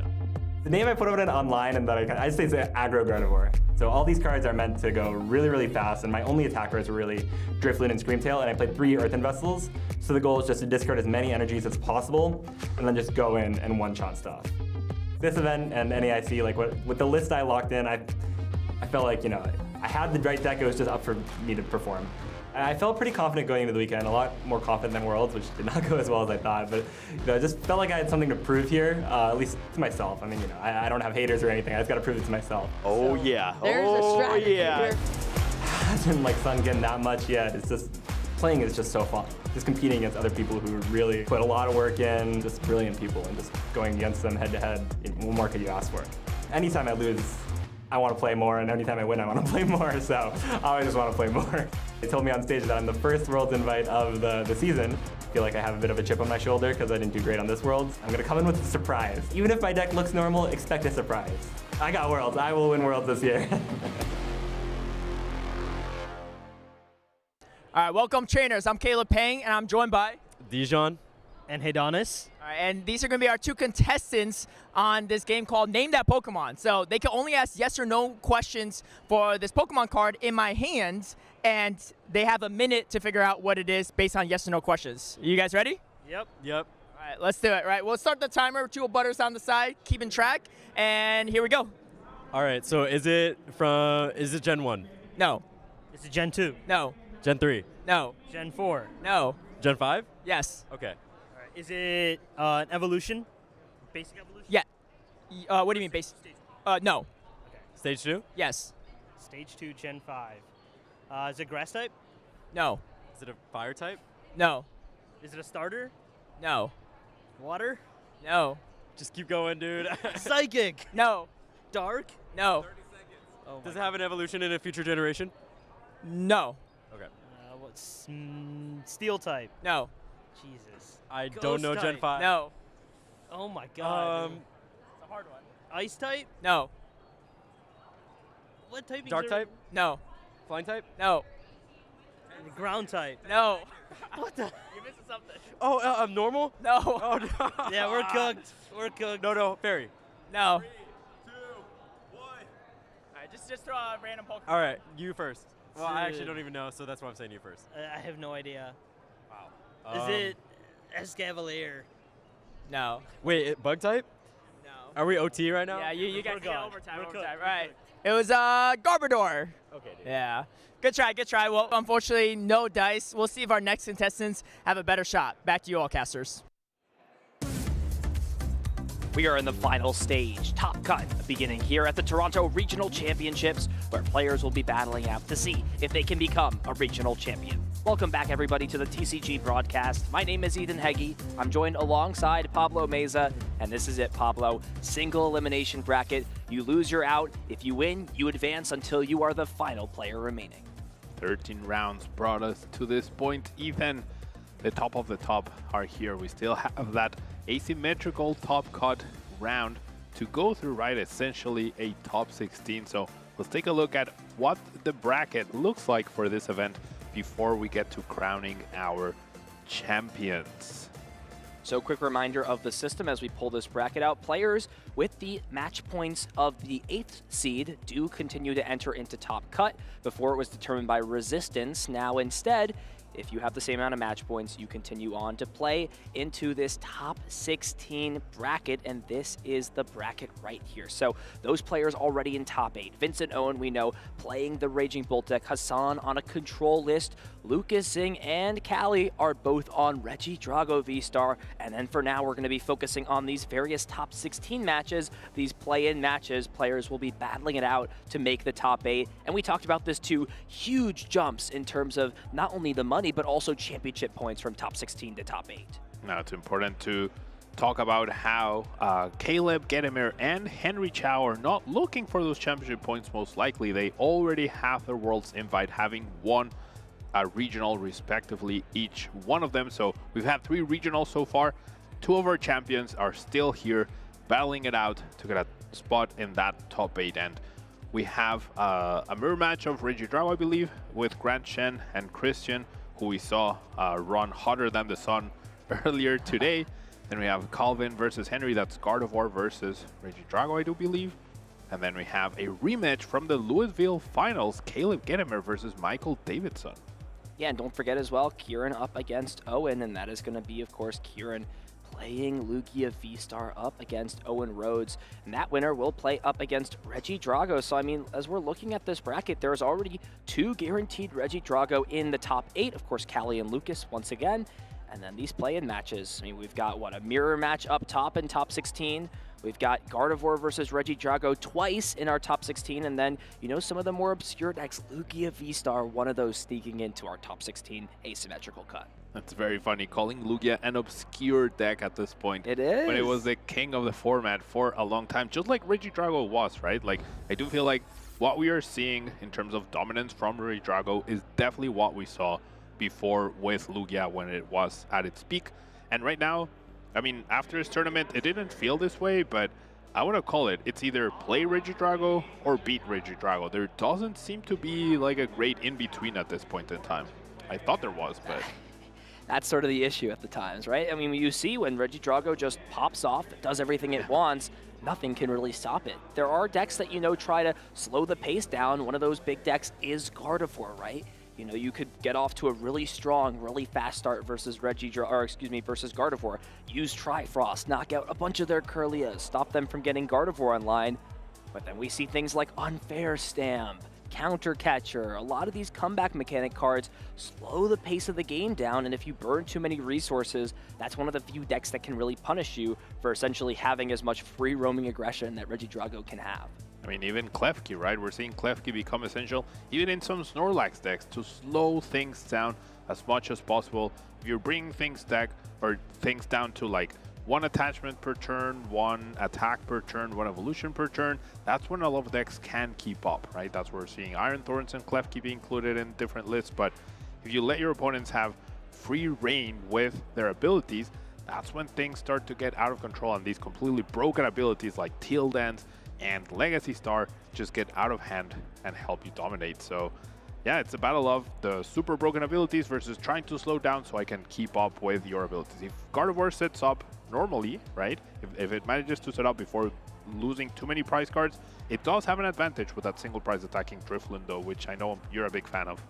It's a great card. It is very, very powerful. You know, just the ability to attach a tool card and have your damage cap exponentially go up is just so powerful, especially when, you know, there are answers to tool cards in the format, right? We do have the Lost Vacuum, that's from the F regulation, and then more recently, the Jamming Tower Stadium. But outside of Gardevoir, there's really not a great amount of usage in terms of, you know, committing slots in your deck to play cards that disrupt with the tools, and that's why we see, you know, Gardevoir not as a main rotation deck really start to struggle with, you know, having any pressure be put on it. It can kind of just do what it wants when you're not disrupting the tools whatsoever. Yeah, I mean, of course we have powerful tools like Force Seal Stone, right? But most of the time that's getting played and used at that same moment. I mean, there are many instances where if you get to conserve that, then you have a lot of breathing room and you get like, but that's, I'm pretty sure, like a high roll in most situations, right? When you can spare your V-Star the whole game and with no tool attacks. As you mentioned, there's just like, it's a rare situation to happen, right? And Gardevoir is just one deck. It's not the most popular deck either. So having Tool Denial in most decks, even Drago, who used to play Jamming Towers, dropping it for just Temple or even just Pokestop for more consistency. So we'll see if it's Gardevoir's time to shine. You know, whenever you count a deck like that out, it can come back, and it is truly the, you know, epitome of a comeback deck in the format. It has so much potential. The deck's been sort of, you know, shifting around in terms of how it's been built as well. For a while, you know, it was just standard version of the Technical Machine Evolution, sometimes with the Heroes Cape, a lot of times with the Unfair Stamp in terms of, you know, NAIC 2024. And then things shifted, right? Henry Chow at the beginning of the season, you know, revolutionized a new way to play Gardevoir with the Secret Box, Rare Candy coming back into the deck, Research coming back as well. And that became, you know, the standard for a while. Nobody was really playing Technical Machine Evolution. And Pablo, we've now come full circle again, right? With Kato Arai winning the regional championships in Perth, Australia last weekend with a very similar list in Gardevoir, playing the Manaphy again, playing the Evolution Technical Machines, playing the Stamp. It seems that we are just back to square one again. This could be the correct way to play the deck as of right now. And I mean, speaking of full circle, right, we have a rematch for the Louisville finals with Caleb Gedemer and Michael Davidson. So let's take a look at what happened back then and see how it'll be different this time around. As the inaugural tournament of the Stellar Crown format in North America, as well as the first regional in Louisville, Kentucky, this tournament was shaping up to be one for the history books. In the finals, Caleb Gedemer on the highly played Raging Bolt deck would face Michael Davidson on Lost Box, a deck that has been missing in the format until now. In Game 1, Michael starting off being able to find all 4 Comphase in his deck and filling up the Lost Zone. On the other side, Caleb's Raging Bolt missed the typical turn 1 attack. Taking advantage, Michael took 3 prizes with Iron Hands EX, gaining tremendous momentum, leading to a commanding Game 1 win. In Game 2, Michael Davidson was unable to put up enough Pokemon, while Caleb was able to put on the pressure and take back-to-back KOs to take us to a Game 3. Game 3, both players had a slower start. Michael, despite being able to take the first KO, allowed Caleb's Pheasantipity to draw cards and get set up, leading to a swift victory, crowning Caleb Gedemer the Louisville Regional Champion. There's still so much Pokemon to play, so head to Pokemon.com/compete to join in on the action. And while the players are the same, a lot has changed in between this moment. They are on completely different decks, but with the same goal in mind, to win a regional championship. That's been Michael Davidson's goal, and Caleb would want nothing more than to continue to add to his multi-time regional championship winning legacy. We can see the huge accolades both players have. Caleb, 4 times regional champion, 2 times IC top 8, 4 times regional finalist as well, and the Bogota 2018 special event champion. And then Michael Davidson, Louisville regional finalist, top 8 at Worlds just a few months ago, top 16 in Pittsburgh, and the 2023 Hartford regional champion. And Michael is one of these newer players, aged up for the first time last year during the 2024 season, and has had a stellar rookie season so far. Has been doing excellent so far through 2024 and 2025. He is within those top 16 players and will jump up even higher on the rankings after this weekend, even if his story were to stop here. Do you think he knows Patty Cake? I think he might know Patty He might Cake, know, Pablo. I'm not sure that's something he's thinking about in this moment right now, but maybe it was Patty Cake that built him to be who he is in this moment. I mean, I guess all stars start with Patty Cake and then they move on to the Pokemon trading card game. Huh? Is that the pipeline now? Is that I'm what it guessing. is? Well, maybe for us Americans, but you know, it differs here and there. These players are getting ready to make things happen. Look at that deck box over there. You know, that's a really cool design showcasing off, what is that, Shaman level X right there? Shaman level X. I can't say I remember what it does exactly. It heals some damage off your Pokemon. Oh. It makes some things happen for sure. Yeah, not the most competitively viable card, but you know, revisiting the format, some players have, you know, tinkered around with some decks. Maybe we've got some, you know, retro fans in the chat, some people who enjoy playing different eras of the Pokemon TCG. It looks like we will go ahead and fill the hand up first. Michael may have gotten a mulligan or is just continuing to shuffle at this point. A reminder for both these players of this matchup, this is one we've seen time and time again. We've got Regidrago V-Star, piloted by Caleb Gedemer, up against Michael Davidson, playing Gardevoir EX. Both players very familiar with their archetypes, and I'm sure have solid game plans going into this match. You mentioned earlier how both players are playing very different decks than the last time they faced off against each other. Caleb almost playing Raging Bolt's enemy, right? Like Raging Bolt is designed to deal with Regidrago. Now Caleb is playing that Regidrago. And then Michael, different deck, but same sort of theme, single price Pokemon, trying to draw a lot of cards with Kirlia as opposed to Comfey, build up to a powerful board, just like you build up your Lost Zone, right? So both of these players, obviously both decks are top tier. Who would you give an advantage to? It's really tough. A lot of it's going to depend on what resources are available. The fact that Manaphy is in the deck is definitely helpful to, you know, protect against Trifrost being an easy access, especially when Caleb has prized that Canceling Cologne, an easy way to not only shut off Manaphy's wave availability, but also it can slow down the impact of Klefki on Caleb's side by, you know, turning off the Mischievous Lock ability, even just for a turn, allowing you to get some energies into play thanks to Teal Dance is all you really need in those early turns. Now, most players are not playing Manaphy in their decks as of late to protect from the Triforce attack, but Michael Davidson does include that Manaphy along with that Klefki and even Mowile. So what do you think about these options? Like, do you think Manaphy will be a big factor here, especially with the Canceling Cologne price over on Caleb's side? It definitely could be, for sure. It really is just going to depend on, you know, how realistic Trifrost is as an attacking threat without Caleb having to burn V-Star. That is the big factor in this matchup. As long as Caleb can save V-Star and take a sizable prize lead, the disruption aspects, which Gardevoir relies heavily on, will not have as impactful of an effect, excuse me. And here's a big turn here for Michael. We'll start going first, and, you know, we talked about the Klefki. That is really the Pokemon you want to put into the active spot. It just comes down to this balance, Pablo, between getting that Pokemon to your active spot while also balancing how important it is to get those Pokemon like Ralts onto your bench to allow you to be consistent and set up. Very interesting way to check for prizes here, just putting all the Pokemon and energy in front. Makes it very efficient for sure. You have your deck essentially ordered, right, by Pokemon energy and trainers, so you can easily check what is in here. Michael also being very thorough with the note-taking, which we've seen from a lot of players, but we also have seen that a lot of top players don't do this. Why do you think that is? It really just depends on preference. I mean, I've gone back and forth between doing this method before. Sometimes, you know, with certain decks that play a lot of different Pokemon, like Regidrago, for example. It's just a lot easier, right, to pull every Pokemon out, see exactly what's happening.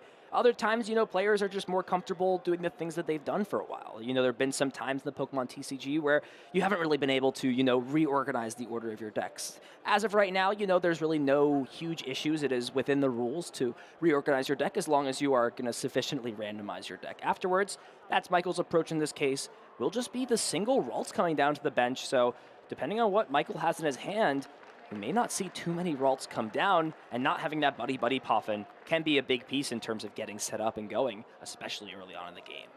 Yeah, that very thorough price checking, shuffle after, does indicate that there's not going to be any more searches.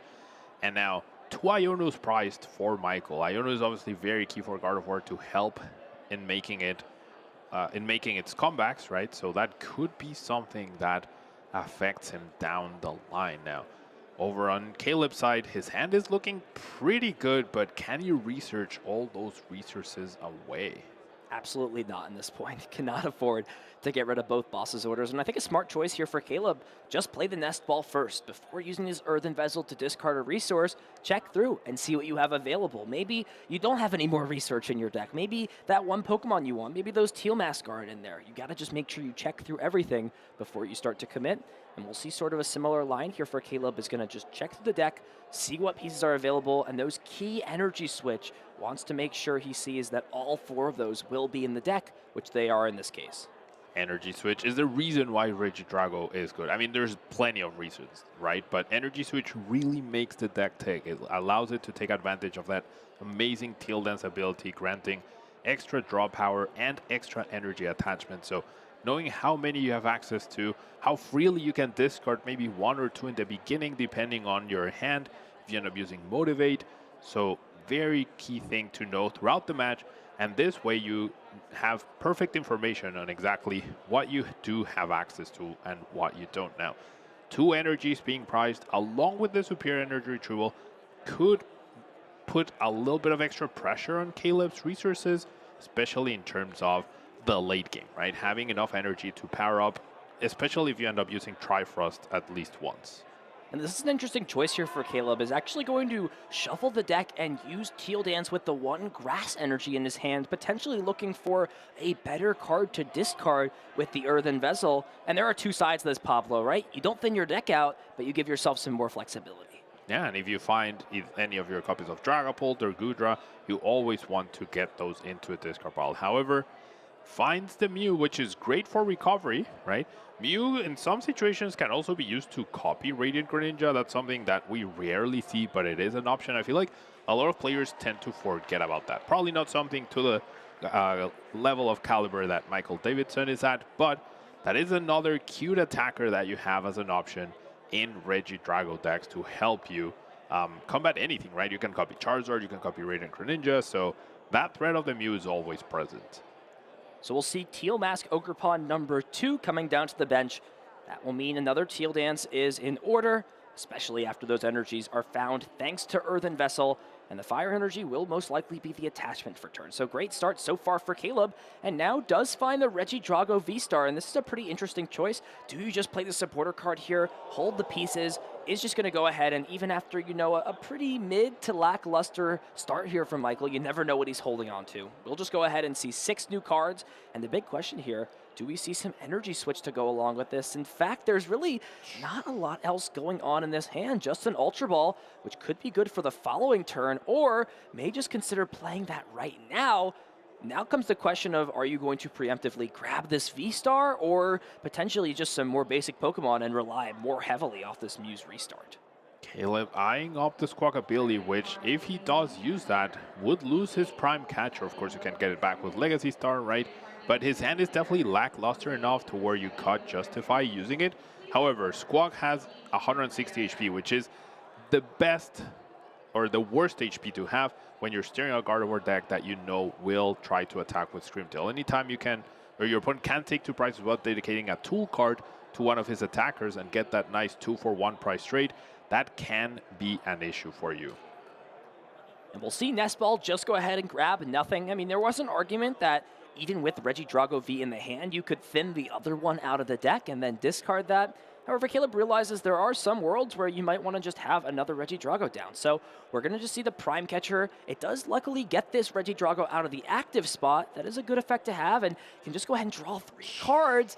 Those are really not the best 3 cards to draw into. Now with this Squawkabilly, you're going to get rid of one of those Regidrago V-Star and one of your powerful recovery cards, Super Odd. It will hopefully be in return for finding some better pieces, and it looks like there's some good things to work with for this and the following turn for Caleb. We have an energy switch already. We have our research as well, but we did draw the other Super Odd as well. So this combined with the superior energy retrieval and the prizes, as we said, right now, probably not a big deal. As the game progresses and resources start getting used up, that could be a little problematic for Caleb. But, I mean, so far, so good. Would you play the energy switch right now? We'll have to see. I mean, in this spot, you know, there is a high probability that your opponent isn't going to go for Iono in an early position like this, so you could always hold on to it, depending on, you know, your opponent could get a little frisky, go ahead and chase after the other Regidrago, and therefore you save it. For now, though, on Michael's side is just going to start with evolving this Kirlia, using Refinement, getting rid of Mawile, and now playing that Arven supporter card, and immediately you see that powerful Technical Machine Evolution be brought to the front of the deck. Such a cool attack. Technical Machine Evolution, I think it's a card we're going to be talking about for many, many years at this point. Having that immediate evolution with a single energy and being able to do it with any Pokemon is just so, so powerful. And now the choice here for Michael, does he want to commit this last bench space, fill his bench up with another Ralts? I think that is the case here. You can go ahead and get 2 more Kirlia into play, or even if you'd like, evolve this Kirlia into Gardevoir. You know, there's pros to both sides. Pablo, talk to me about a situation where you'd maybe want to put Gardevoir into play instead of both these Kirlias. I mean, there's always the threat of the Trifrost, right? So a combination of canceling Cologne, which you know your opponent plays, plus a ghosting effect would be pretty great. However, we do know that the canceling Cologne is in the prize cards. Michael doesn't know this, right? So it's a calculated risk, right? It's still a lot to have the ghosting effect and the unsearchable canceling Cologne. That's the key. Yeah, you have 3 ghosting effects, but you only have 1 canceling Cologne. They would have to chance into it. So we've talked about players taking calculated risks, right? This is a calculated risk by Michael. It's like, yes, I am sort of vulnerable to the Triforce play in a way, but also the Triforce play is very unlikely to happen at this point because you don't have the canceling Cologne in the discard pile yet. So I can take that risk, no problem. And there's a key card coming down for Caleb, the Jamming Tower, while in play shutting down all tool cards. And while it's not a big deal right now, it could definitely be in the future. Big find there, though, for Caleb. Does find one of those energy switch. And the other question will be, what Pokemon are in the discard pile for Caleb to copy in this position? Number 1 has got to be that Dragapult EX. I think we do have that Dragapult, the Goodra, the Kyurem already. A good amount of versatility. I guess I must have seen wrong an energy switch in the previous hand. So yeah, all ready to go in terms of attacking. Being able to attack without using your Legacy Star is, of course, the ideal path. No chance to take multiple prizes here, though. It's either Goodra or Dragapult to start spreading some damage. Perhaps 2 on each Kirlia would be ideal. That way, no matter which one evolves, you'll always have targets for multiple prize turns next turn. So here we go. Regidrago V-Star online, second turn, exactly what you want to see. No matter who you are playing this Regidrago deck, we'll see the attack choice of Caleb here. Looks like it will just be the Phantom Dive, so Ralts will go down in the active spot, and now the question is, where do you want to put damage counters? And it looks like we're going to see the 1 damage counter on Manaphy, and interestingly enough, choosing to put 5 on Kirlia. What might be the thought process here for Caleb? So 5 damage counters means if that Kirlia evolves, the Gardevoir EX will still have 280 HP left, which is exactly perfect for a Lost Impact knockout, right? And if that Gardevoir is the one that evolves, and you power yourself up to retreat with Psychic Embrace, even if you transfer damage with Monkey Dory's Adrenaline ability to your opponent, then you're still, or they're still in range. And another thing is, Michael only has 1 bench spot. If that becomes Monkey Dory, then there's no space for Drifloon. If that becomes Drifloon, then there's no extra damage from Monkey Dory. So it's a win-win of sorts for Caleb. But of course, he definitely wouldn't like his Regidrago to go down here. And first things first, Michael needs to get rid of this Jamming Tower for that to happen. So we'll see all 3 refinements be used. Did finally find a Psychic Energy, so concealed cards could also grant Michael an additional 2 cards if he would like. There it is, concealed cards, discarding the Psychic Energy, 2 more cards. Can Michael find something like a powerful Disruption card? We see the Artisan is actually already in the hand there for Michael. And with this discarding of the Buddy Puffin, I have to wonder if Michael's maybe considering a slower approach in this situation, maybe trying to use a combination of Unfair Stamp paired with a different attacker in this case, something maybe like Monkey Dory to, confuse this Regidrago and force something like Caleb to use V-Star earlier than he'd like to not have to take the risk of the 50-50 from confusion. Exhausting your opponent's switching cards is an integral part of this Gardevoir list strategy, right? Not only because you have the possibility to make them lose a turn if they try to attack through confusion, but also there's a possibility to trap something with Mobile, especially that Squawkabilly. But looks like Michael's gonna choose to go in with the Drifloon at this point. There's the Mobile at the very top. We could see a Super Rod maybe being considered. Yeah, the big question for me right now, at least at this point, is are there enough Psychic Energy in the discard pile? And I don't think there are. You're going to need 5 Psychic Energy to make that happen. And with there being so many still on the deck and with all these refinements already being used, the only way we could possibly get here is if there was something like an Ultra Ball in the hand plus everything else. So here we go. Michael's going to have to expand a good amount of resources, but it will most likely mean this Drifloon gets to that 300 damage to knock out this Pokemon. And I think with him, going aggressive, playing the Earthen Vessel, and now the Ultra Ball to get Gardevoir, he's going to have just enough to get this knockout.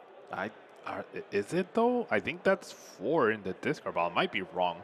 Surely it has to. I mean, Michael is too experienced of a player in this spot to make this play if it wasn't there. So we're going to see as he fans the discard pile. 1, 2, 3. Unless there aren't. I mean, we're going to find out in a second here, Pablo. If not, Michael is committing to a play that, you know, may not have a lot of merit here. Is actually going to play the unfair stamp as Needs well. to draw a Psychic. I might be wrong, but I mean, if there's 5, obviously he has it.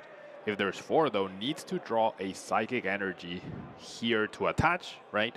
And then get that energy in the discard pile by retreating. We'll see. Yeah, of course, yeah. Michael knows, like, whether he's doing this and already has the 5 Psychics or he doesn't, and this is a calculated risk once again, right?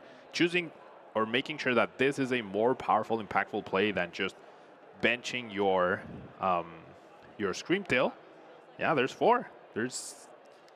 Oh, finds wow. the earthen vessel, so that will be number 5 right here. Yep. Big time find for Michael. That will push him over the line and allow him to pick this knockout up.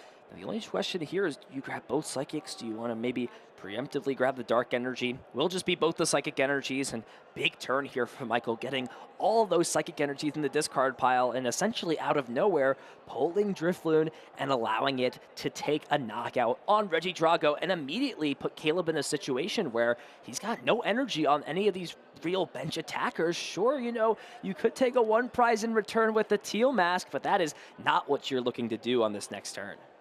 With Legacy Star still available, this is still a very fine play. However, this definitely puts pressure on Caleb's side to recover, right? There's no Fezandipity. Mew can draw you up to 3 cards, but the likelihood of these 2 cards being both playable immediately is not super, super high. So a lot of pressure being put from Michael onto Caleb's side of the board, as we see a research top deck from Caleb. Wow. Big time find. Research is going to make it a little bit easier here on Caleb to find these pieces.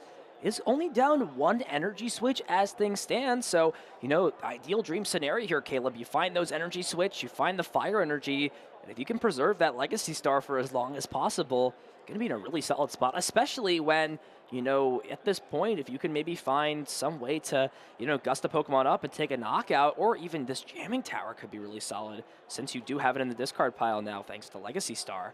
We'll see how things play out, and Caleb's actually going to take the opportunity to not only search through the deck, but also shuffle and reorganize things here. All 3 energy switches were literally next to each other. If Caleb hadn't done this, the research I don't think would have reached any of the energy switches, which were all close together. So pretty funny to see that. We're gonna see a research. Let's see what he finds. 7 cards is a lot of cards. How many energy switch? No energy switch in that position, but the turn is not over yet. Caleb does still have access to Nest Ball, Ultra Ball, plenty of ways to, you know, get these cards out of the deck, and mainly it may come down to another, I feel like we say this over and over again, big flip the script abilities to close things out. Now with Legacy Star, you can get back the jamming tower, right? That means an immediate knockout on this Drifloon before you have even attacked. So what gets promoted then? Probably the Manaphy, but then you risk the possible Trifrost if there's a Canceling Cologne, or you bring up the Gardevoir and that could get Lost Impacted, or you just get Phantom Dive, the Manaphy goes down, and then there's already been 1 Super Rod exhausted, so if the Manaphy goes down, recovering it again to protect from Trifrost could be difficult. Yeah, and Caleb is down a lot of resources, and let's not forget, down both of those Super Rod at this point. So you've got to wonder if you're using Legacy Star, one of those cards might have to be the Super Rod. What are the 3? Does find 1 energy switch, but that's not going to be enough in this spot. May have to rely off this Teal Dance for 1, Pablo. This is a big 1 card. Can Caleb find the energy switch? Does find the energy switch off the Teal Dance for 1. Are you kidding me? They might have been stuck all together again. Wow, back-to-back energy switches off of those last cards. Caleb will be able to attack once again. Now, the thing here is, he doesn't need to use V-Star to attack, but do you use it anyways? Because if your Regidrago goes down, there's no backup Regidrago anyways, right? Because you had to fill up your bench with that Fezandipity. But how many cards are even left in the deck? Are there less than 7 at this point? It has to be close to that, potentially. But, I mean, allowing Caleb to find that energy switch, while, of course, he could have grabbed it with Legacy Star, is still big because you see immediately he needs to grab Super Rod and he wants to grab the Jamming Tower. So this allows him to not only attack, but also make it so that he's going to take the free knockout on Drifloon and have a route to victory no matter what Pokemon gets promoted here. Yeah, I just don't necessarily see a world where, you know, if you decide to not use Legacy Star this turn, then your opponent's only, you know, a Night Stretcher or Super Rod plus a Bravery Charm away from you ever getting value from that ability for the rest of the game. Caleb trying to conserve as many cards as he can in his hand. But yeah, if I counted correctly, there's exactly 6 or 7 cards here right now, right? So then you have to grab a Super Rod. And if you grab the Stadium, right, then that means you only have 3 cards to play with for the rest of the match. And we do see the V-Star. No cards left here for Caleb. Has to grab a Super Rod no matter what. And then I guess you grab the Jamming Tower, but how do you close this game out? Now, a really good thing for Caleb is Michael Davidson only plays 1 copy of Artisan in his deck, all right? So there's not going to be any more tools being utilized. Regidrago V-Star cannot be KO'd anymore after this turn. Yeah, and another big thing is, importantly enough, Caleb did draw into the 1 remaining copy of Boss's Orders, discarded the other copy with the Legacy Star, so we'll still have 1 more Gusting card available in the deck, and that is a big thing to have. I don't like this from Michael. I wish he was promoting the Manaphy to prevent a 2-price knockout this turn, or even if your opponent uses the Canceling Cologne, takes a triple knockout, they're going to have no energy left, no energy switches left, no way to really switch out at all. So you shouldn't really respect the Trifrost at this point.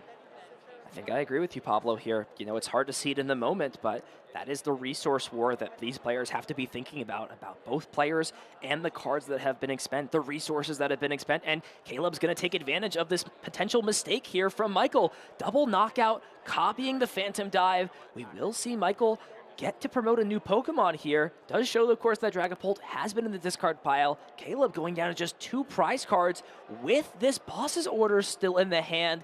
Michael is essentially put on a very tough clock here to keep himself in this game. And now the threat of Trifrost is very real, right? Because now Caleb did find the Canceling Cologne, a resource that Michael hasn't seen Caleb utilize yet.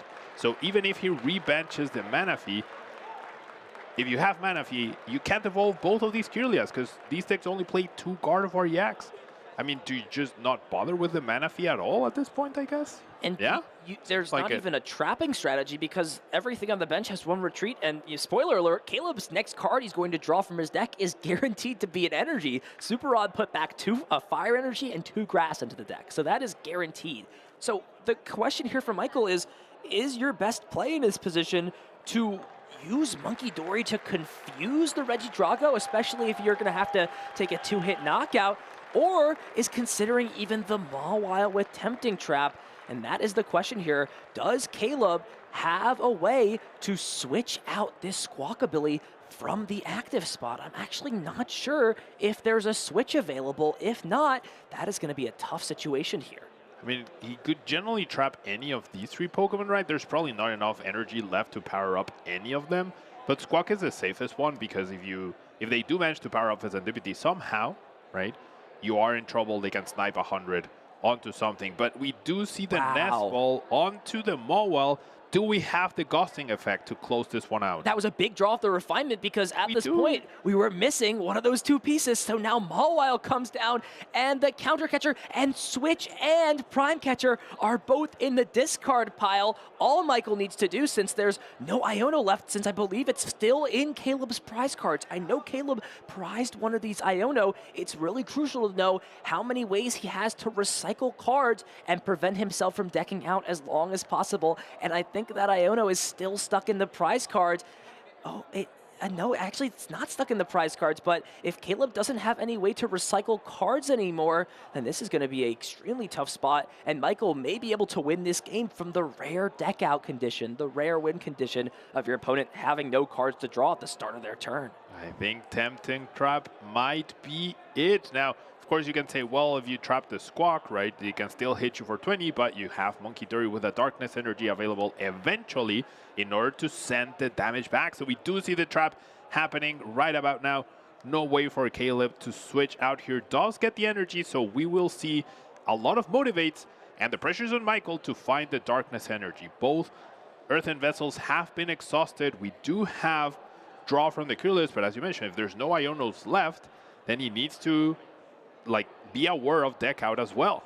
Absolutely. It is actually one Iono in Caleb's hand, but it will all be for naught if the Monkey Dory comes into play, because it will essentially heal 10 damage every turn from that Adrenabrain ability. There's the Darkness Energy. And is there a Monkey Dory in the prizes? There is a big find here for Michael, and I think with this Monkey Dory plus Darkness Energy, this will about wrap things up. Caleb will have no way to deal with this Mawile. It will be clean, fresh healed by the time a few more turns pass, and this is checkmate here from Michael Davidson. No matter how motivated this Squawkabilly is, it's just not going to be enough to really get through. And Caleb recognizes the game is over. What a turnaround from a very dominating game from Caleb.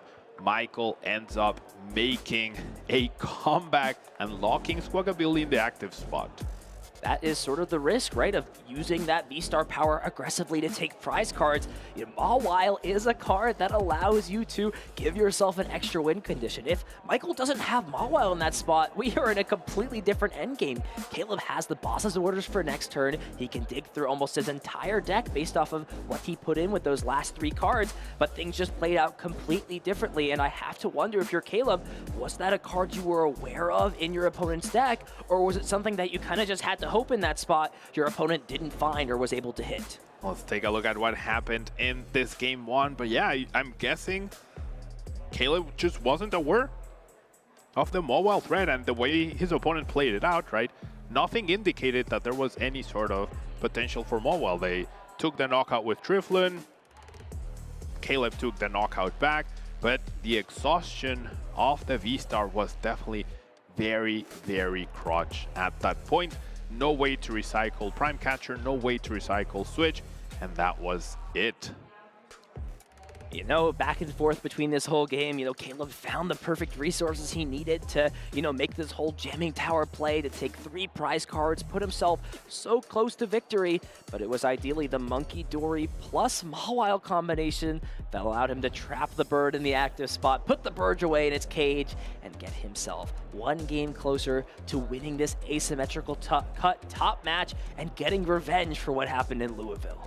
Now, Caleb even had an opportunity to not need to bench the Squawkabilly, right? So it'll be interesting to see how he adapts to the knowledge now that he has about the Mawile threat, right? Will he be more conservative with his Legacy Star? Will he be more conservative with his bench management as well?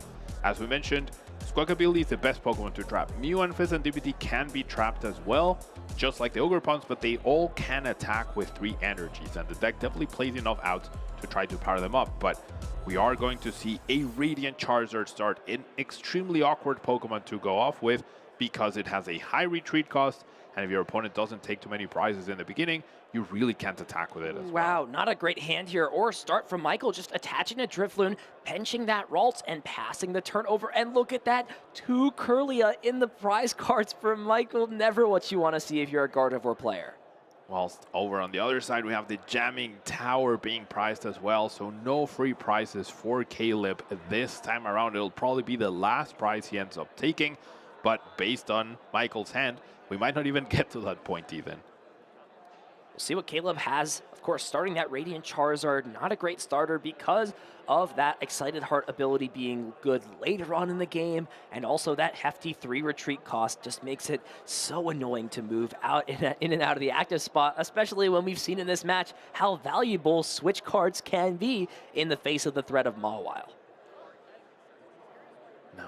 Being once again very thorough with the price checking. We do have 3 Ultra Balls, I think I saw, in the hand, which Ultra Ball is a great card. When you have 3 of them in your hand, you probably can't make use out of all of them, and you will not have access to them later down the line. What would you like to see here from Caleb? Do you go for Squawk, even though that's what lost you the game last time around? It completely depends on the rest of the hand. I mean, if you have no supporter and no way to draw more cards, you've got to take a risk here. You can't just hold on to the Legacy Star and use that next turn. I feel like that's a more, detrimental risk to take than it is to put Squawkabilly in play, right? You maybe don't have to use a switch as early as you do. You hold on to it, and then that situation, becomes completely different, assuming you can, preserve one more card. There were a lot of factors that went into Caleb losing that game, and the big one, honestly, was burning those Super Rod early in the game. I think he grabs a card like Prime Catcher, ideally in a different spot, or, the Jamming Tower isn't found as early, or 100% things go differently. The Legacy Star grabbing 2 different cards changes the factor of that game. 100%.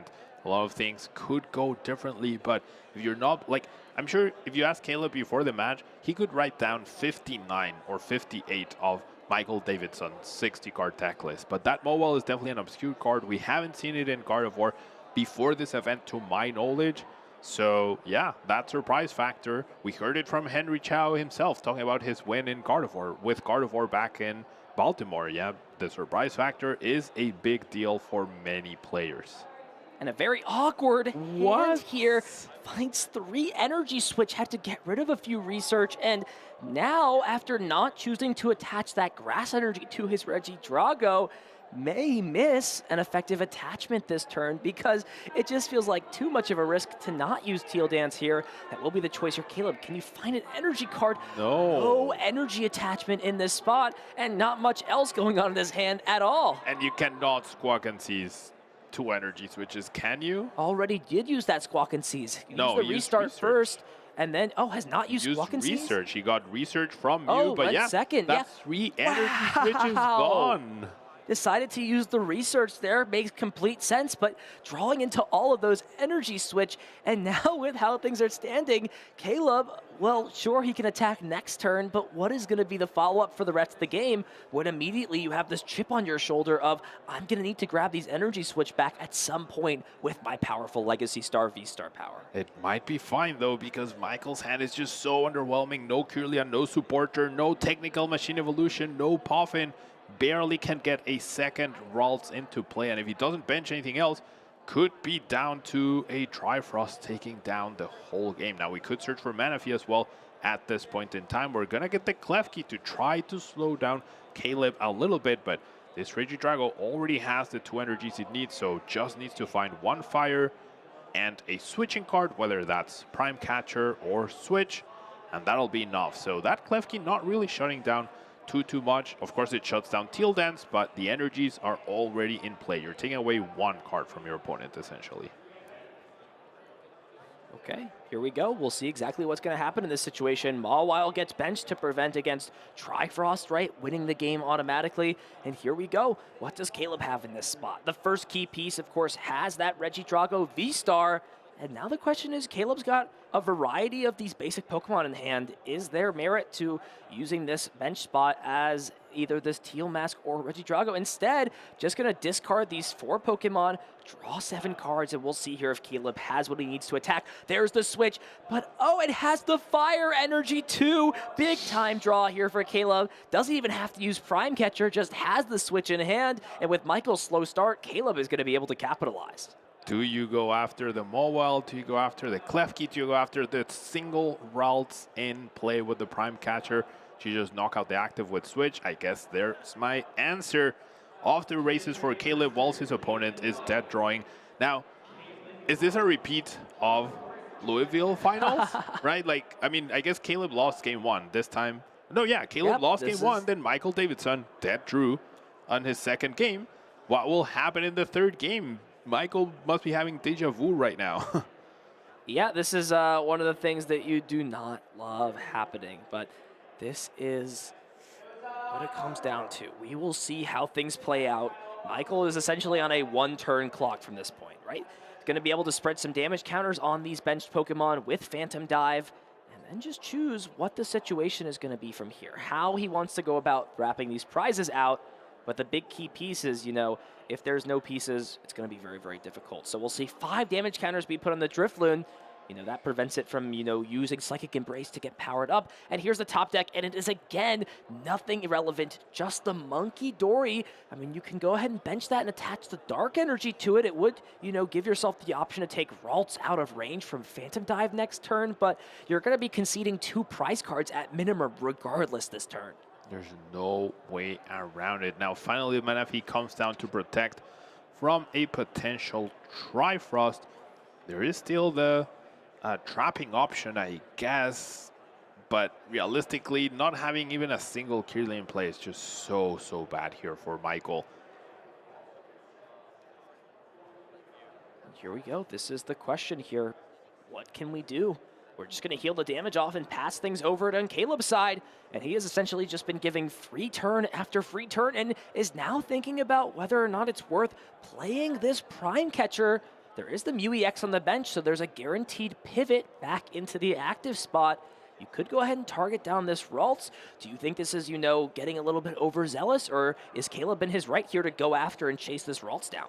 I mean, definitely possible. You still have your Legacy Star to recycle those switching cards, but does feel a little unnecessary when if your opponent threatens a Kirlia next turn, that's still fine. And now you can push all the damage to the Kirlia, to the Ralts to make sure it's in range of getting knocked out next turn. So does seem a little overzealous in a way, but Caleb might be so far ahead that it might not matter at all. And see, that's the thing, right? Could have used the Teal Dance first and actually drew into the boss's orders, and that would have just been a much better card to play in this situation. So a little bit of interesting sequencing there from Caleb, not drawing all the cards necessary. I'm sure if he knew that card was boss's orders, would have just played that instead of the Prime Catcher. That's, one more resource. But as things stand right now, Michael is in a world of hurt. He is down to his last draw here and now finds the Kirlia. So it ends up being the right play here for Caleb. And I mean, if you're Michael, we think we're just scooping and going to the next game. We are Pablo. Game 3 coming up here. The winner going into that top 8 cut. Loser will go home knowing they were one step away, just on the doorstep from getting into another top 8 cut. This was basically Caleb playing Solitaire at this point in time. Game 2 was just completely one-sided for Michael. Hopefully, we get a very good back and forth Game 3. And I mean, this is part of the reason why a lot of players stay away from Gardevoir, right? The deck is powerful. The deck is amazing and has incredible attackers and single prize Pokemon that just deal with everything. But the issue with Gardevoir is always setting up, right? Can you set up for 16 rounds to win a tournament, or is Gardevoir running out of gas at this point? Big consistency issues. I was getting flashbacks during that game, thinking towards the numerous times when I played this deck at the start of the rotation, when it shifted away from the Reversal Energy and the Shining Arcana to this Evolution style build of hands I would look at where I'd be like, okay, I guess I'm just going to attach pass and I'll lose the game in 2 turns. Cool. Have fun with that. That's just what happens with a lot of decks.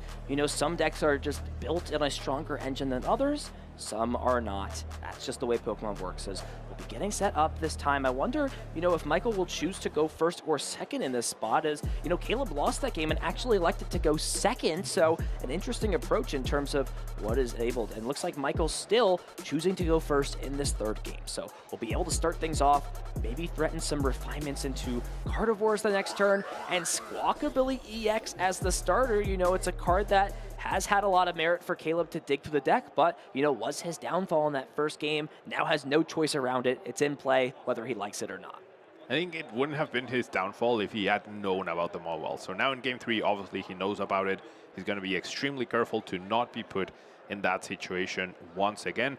As we see Michael have a much better start. I think he has 2 Ralts in his hand, has a Puffin as well to get everything out, has a Kirlia already as well, along with energy for concealed cards. So I'm hoping, Ethan, we get a very good back and forth Game 3 where we see amazing plays throughout the match. Well, this is the question here for Michael, is if you have this Puffin and the energy, is there merit to just grabbing Klefki and throwing it in the active spot, right? Your opponent already has Squawk in play. You'd shut off that ability, and you'd shut off the Teal Dance as well. And, you could essentially have what happened to you in game number 2 essentially thrown back to Caleb. And, if you give this Gardevoir deck time, it is just going to run away with the game.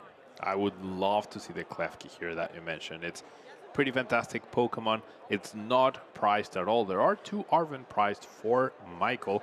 I wonder if he was as thorough as he could have been to check. However, we see Puffin for... Oh, no, it was the Ralts and the Manaphy. So perhaps we might not see the Klefki. I don't know if there was another one available.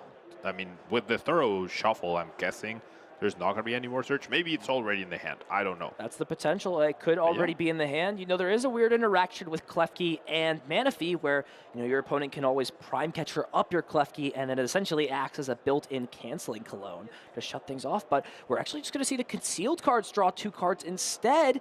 Didn't want to play the Puffin, or wanted to play the Puffin afterwards, is instead just going to fill the bench up with Ralts and pass. So Michael is committing to not playing this game out with Klefki in the active spot early on, is instead going to try and just set his board up as normal and hope that the Manaphy is enough to provide protection. And I mean, he must be confident, right? He must know that, sure, Klefki can slow my opponent down, but I can just beat them with a solid enough setup. Just like it happened in Game 1, perhaps we are going to see that in Game 2. We have the follow-up Iono, we have the Kirlia.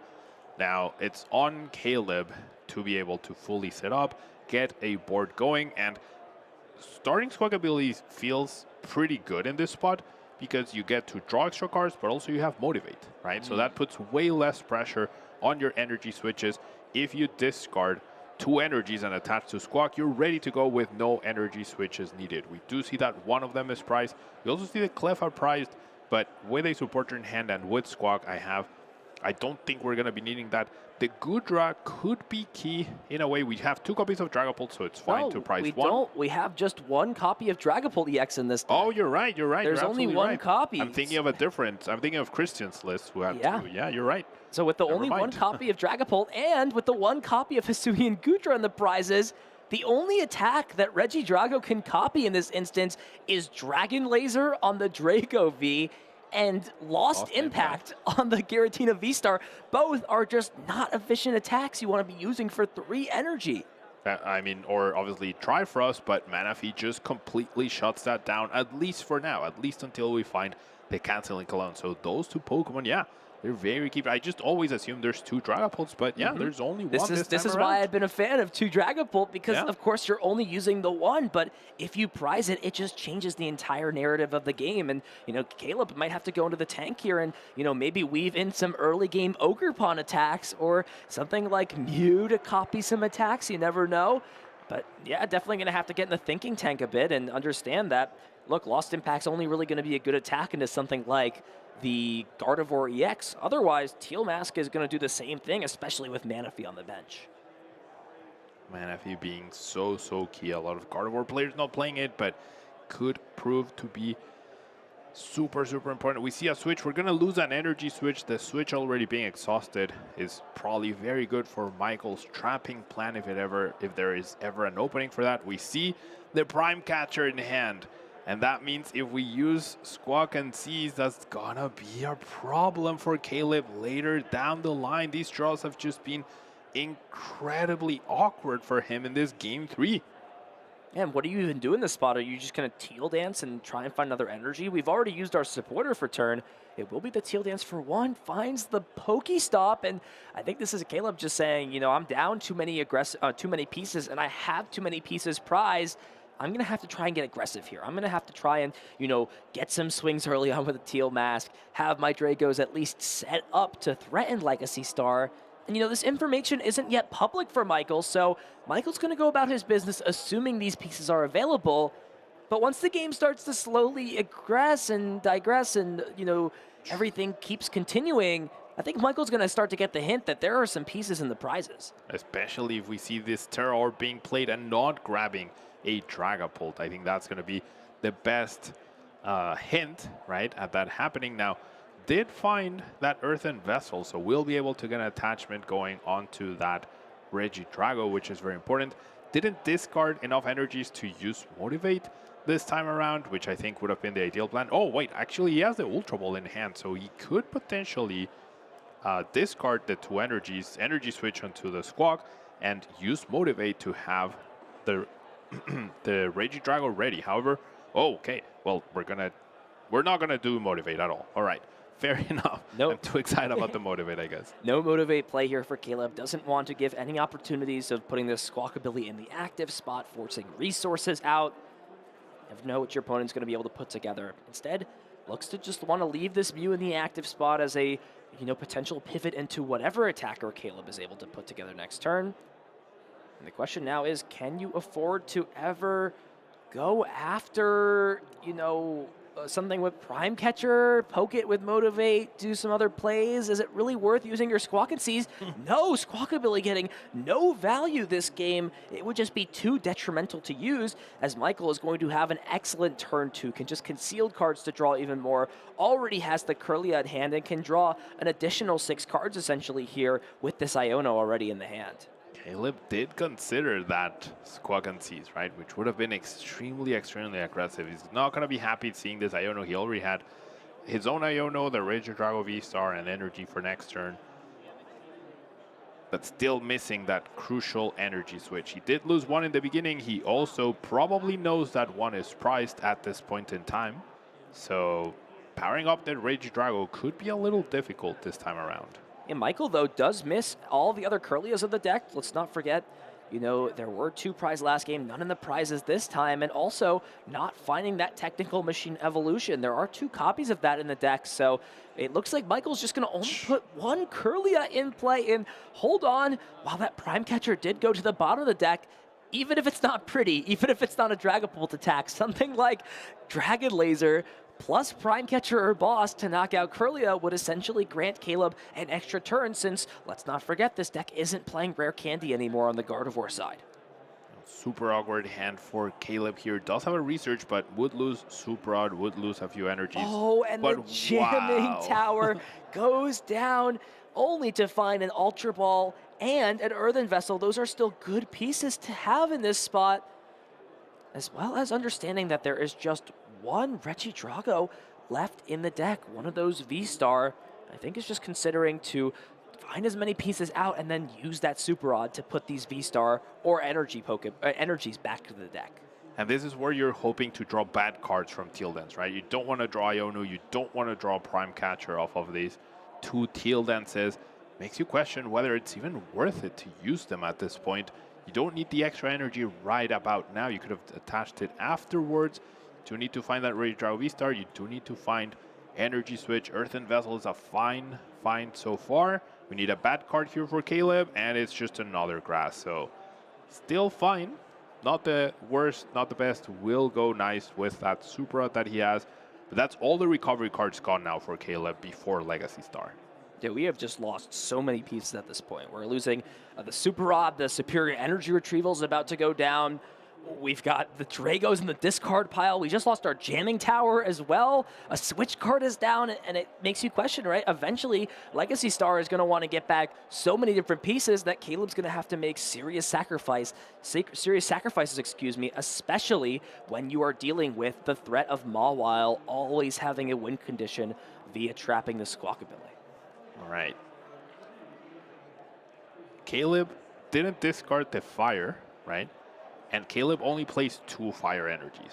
So, okay, we do have the Ultra Ball to discard it and then put it back. Because if that Fire is not discarded and then put back with Super Rod, there would have been no Fire energy access outside of Legacy Star. And that could have made it very difficult to have 2 attacks with Regidrago V-Star alongside whatever resource extra you needed. Now, you recover 1 Regidrago V-Star and the 2 energies. That's pretty fair, right? So running very bare bones here right now, but we need to hit an energy switch in. If we don't hit one and we have to dedicate our Legacy Star just for an energy switch, Caleb might not have enough resources to close out a 6-prize game at this point. Here we go, big 7 cards off research. Just needs to find one of those energy switch in the deck.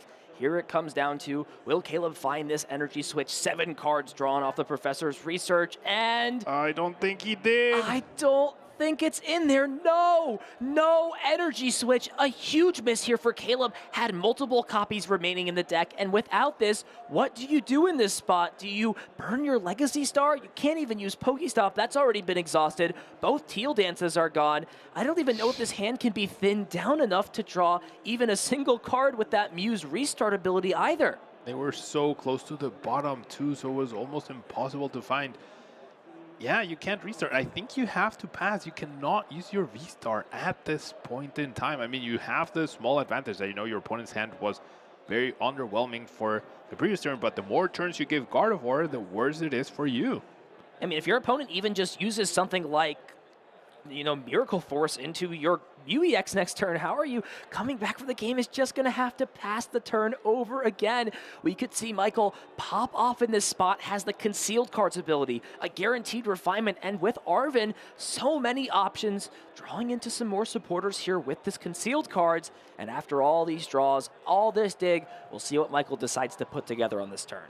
Cannot emphasize how much that Motivate is so important. If we had used Motivate that previous turn, then you don't need Energy Switch to just go in and swing against your opponent. So that missed turn could determine who wins here. Now, Michael's still just trying to set up, right? Just trying to stabilize, can access the Technical Machine Evolution, can get 2 more Kirlids into play. Thinking about using the Pokestop, was almost gesturing his hand over to say he's going to use it, yeah. spinning the Pokestop, and gets rid of 3 important pieces, including one of those technical machines. I have to wonder what Michael valued looking for in that spot, especially with Arven able to grab one of those items. Yeah, what are you trying to discard at that point? You have 4 energies already. Maybe you're looking for an Earthen Vessel to get more energies. But yeah, I have to wonder what the intention was with that. We're now going to see the Technical Machine Evolution. I mean, thankfully there's 2 in the deck, right? But having the Drifloon and the Gardevoir, speaking of applying resources or applying pressure to your resources, this deck only plays 2 Supras, right? And if Manaphy goes down at some point, or once you attack with Drifloon, like you'll have to recover it to get another attack possibly. So yeah, and we see the Supra getting picked up immediately. Yeah, just an extra resource now that has to be committed on Michael's side based off of, you know, a play that maybe did not have a lot of estimated return even in its best circumstances. So both players, you know, getting a little bit unlucky in terms of the variance, making some risks that haven't paid off so far. And Michael is just going to, in response to this free turn, essentially take it slow. Continue to not get over aggressive, not throw a Gardevoir up to take this knockout since, you know, it could be knocked out in return from Lost Impact. And instead, take a turn to evolve both Pokemon, and interestingly enough, is going to favor not to get 2 Kirlia into play, but instead pre-evolve into this Gardevoir EX. I'm so thankful we have 75 minutes here, because otherwise we would be calling time and we would be seeing a tie. But to add insult to injury, Caleb top decks the Energy Switch to start off the turn, when now he doesn't even need it. He just needs to attach a grass and he's ready to go. I mean, you're happy you have that for later, but we're finally going to see some aggression happen here. There's no way for Caleb to take 2 prizes, not only because the Dragapult is prized, but there aren't even any targets for him. So now, do you Dragon Laser, just take the knock it on the active? Do you dig for Trifrost? Do you dig for the Prime Catcher plus Canceling Cologne? Caleb doesn't have both of those cards in his hand, and both of those cards are in the deck. So there's a solid chance you could find them at this point in time, especially if you roll the Pokestop. Yeah, that's always the risk here. Do you go for Pokestop and risk always getting rid of more resources that you need? With the boss already in hand, though, you know, all you need to do is find the Canceling Cologne off this Pokestop, and you could save your V-Star power in a position like this. Is thinking about just retreating into the Regidrago. It will come up into the active spot. Caleb, what attack are you going to copy in this position? You don't even have the great options. We've got Dragon Laser, and we've got Lost Impact on this poor Giratina, and what can we do? It's only Dragon Laser. It's literally the only option available. Yep. Wow, 130 damage. Using Dragon Laser to knock out this Greninja Manaphy will prevent all damage done to the bench, that 30 damage being reduced. And now, while Caleb does finally strike first and does take that Goodra off the prizes, the question now comes, is it too little? Is it too late? And as Michael, with a board completely set up, if you threaten a knockout onto this active, you know your opponent's already down their Jamming Tower. They're down at least 2 of those Energy Switch. How realistic is it for them to knock out your Pokemon back and put Jamming Tower in play? Well, the Jamming Tower's in the discard pile, so yeah, they can only do it once, right? If you keep your Artist on, then you know you can counter that immediately. Things are looking pretty good for Michael, I would say. Full setup, I mean, I guess missing a Kirlia here, which is completely fine. You already have your Gardevoir, you have your Kirlia, you have, I think that's going to be the 5th Psychic Energy in the discard pile.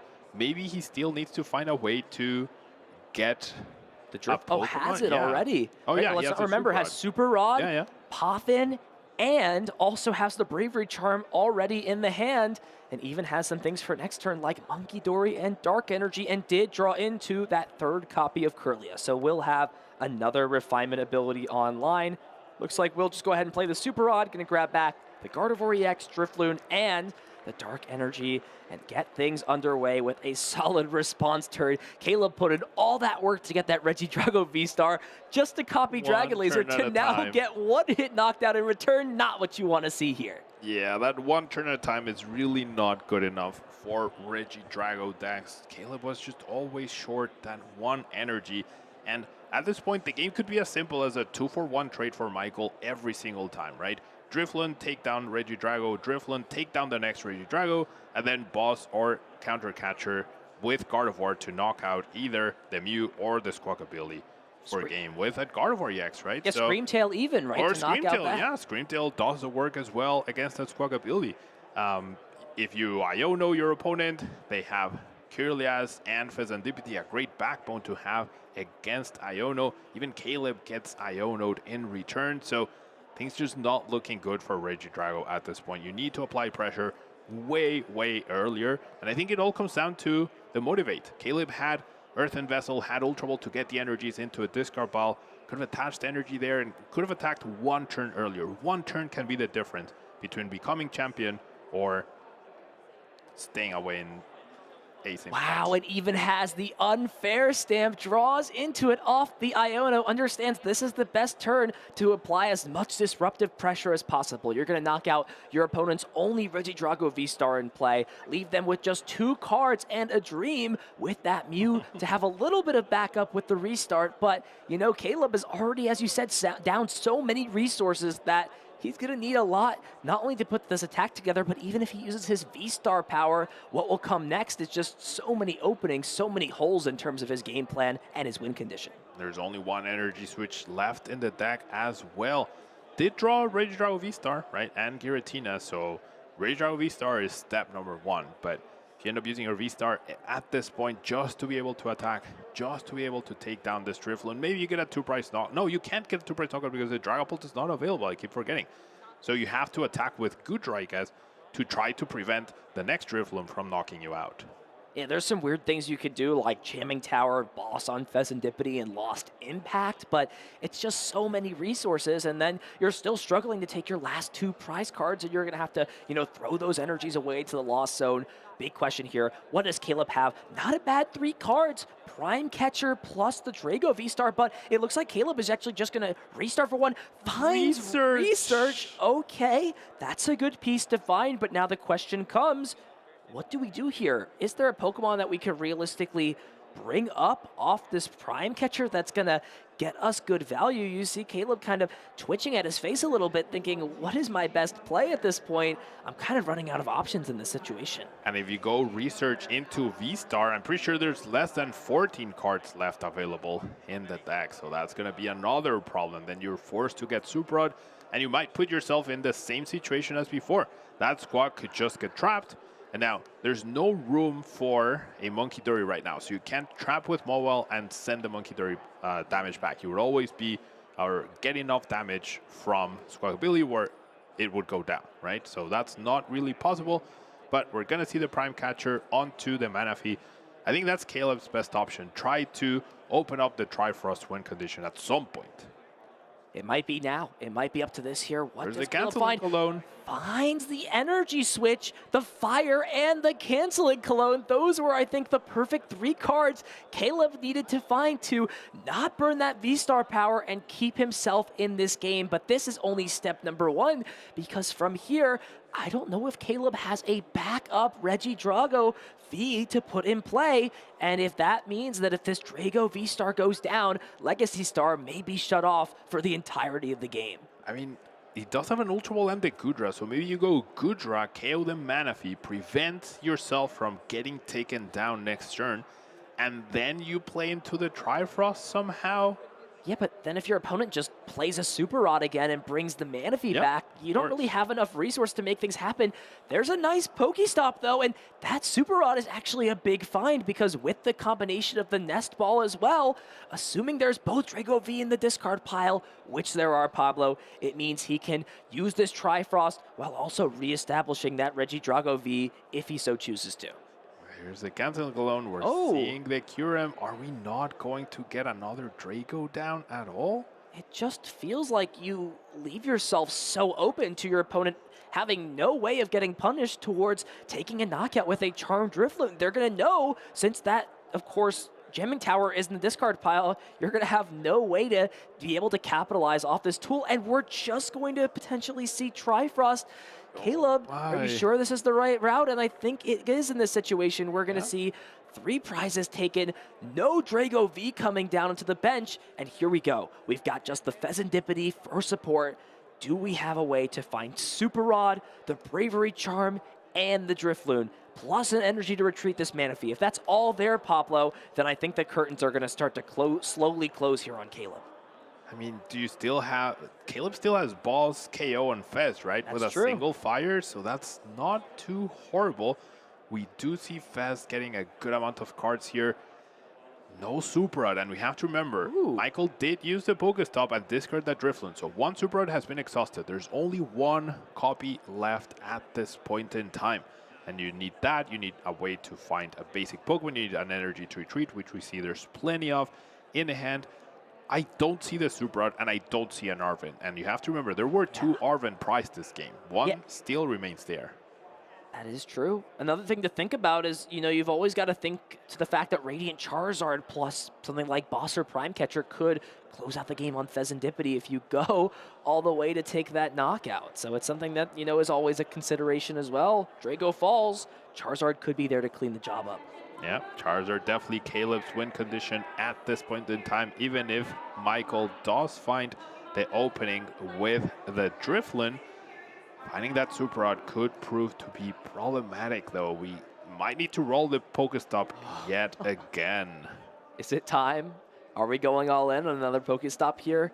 I mean, there is... We have the Puffin, so it's just a Super Rod. Here we go. Do we see Super Rod? No! Gets rid of the Bravery Charm as well. Another valuable resource hitting the discard pile. And if you're Michael here, I mean, what is your play in this spot? I don't even know if there's something like a Nest Ball to get Monkey out, but then you can't even attach the Monkey Dory here because you need to attach the Manaphy to retreat it for turn.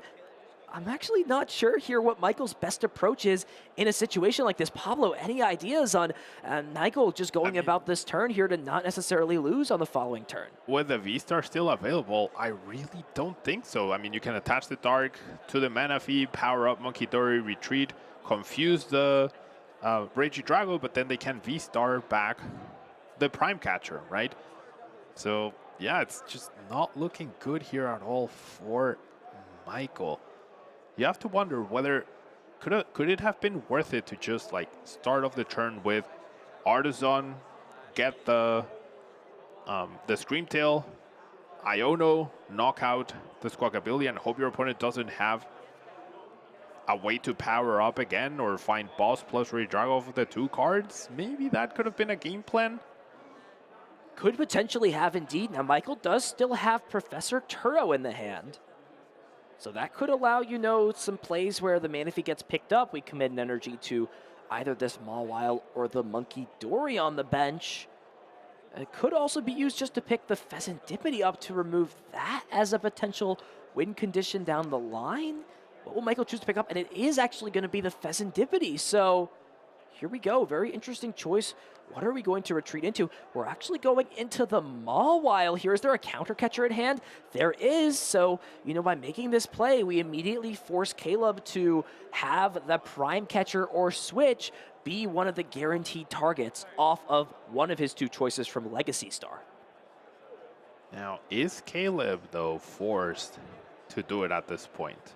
He can take a turn, use Motivate to repower up the Regidrago V-Star. That way you put less strain on your resources, right? Like, you're not in any rush. Michael is not threatening game with an attack next turn. They cannot take 4 prizes in a single turn. So you could take a chill turn, just motivate, repower up the Regidrago, and then you're good to go afterwards. Yeah, that's really interesting. Makes me think maybe there's a world where you are supposed to bring the Mew EX up instead into the active spot, just because I agree. Motivate is completely fine in this spot. It's essentially like your opponent is giving you a bonus turn back, and by saving that, you leave yourself open with a lot of options. Even now, using Super Rod to grab another Regidrago to put on the bench just gives you so many options to possibly close this game out, because it means even if your opponent goes aggressive back into your Regidrago, you'll still be okay to win the game. Now we do need to dedicate the Super Rod in order to get back energies, and we do need to find that energy if we want to motivate, right? So we're not out of the woods yet. Might even require 2 motivates at this point in time in order to pull that off. Is there an earthen vessel left in the hand? I don't see it. We're going to see what's in the deck. It looks like Research and Pheasantipity are the final 2 cards here for Caleb. Yeah, now, I don't think we can put the energies back. We can Iono try to find one. Yeah, it's not guaranteed necessarily, but it's not a bad option. Now, Caleb did also take the Dragapult off the prizes, so finally we'll see Dragapult come into the discard pile, albeit, you know, a little too late at this point. And I think this may be the risk here for Caleb. Just put back in these resources that are needed off the Super Rod and hope you get that over 50% chance potentially, or right around 50% chance to draw into one of those energies. I have to wonder about the Charizard getting put back. The Pheasantipity is no longer in play. Do you really need that as opposed to another energy? I guess you also want enough energy in the discard pile to just put that back as well. I think we see the Iono here. I can't imagine. I mean...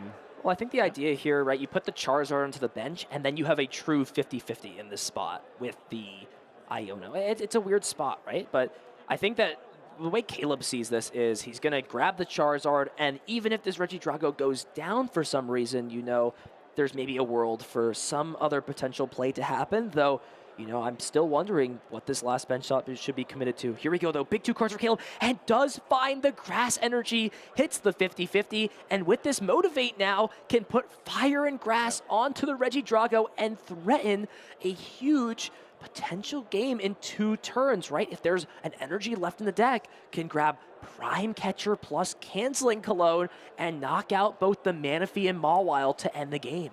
Yep, you could see, well, viewers couldn't see, but I could see Michael shaking his head, knowing that perhaps bringing up the Squawk ability was not the best idea because of that Motivate attack.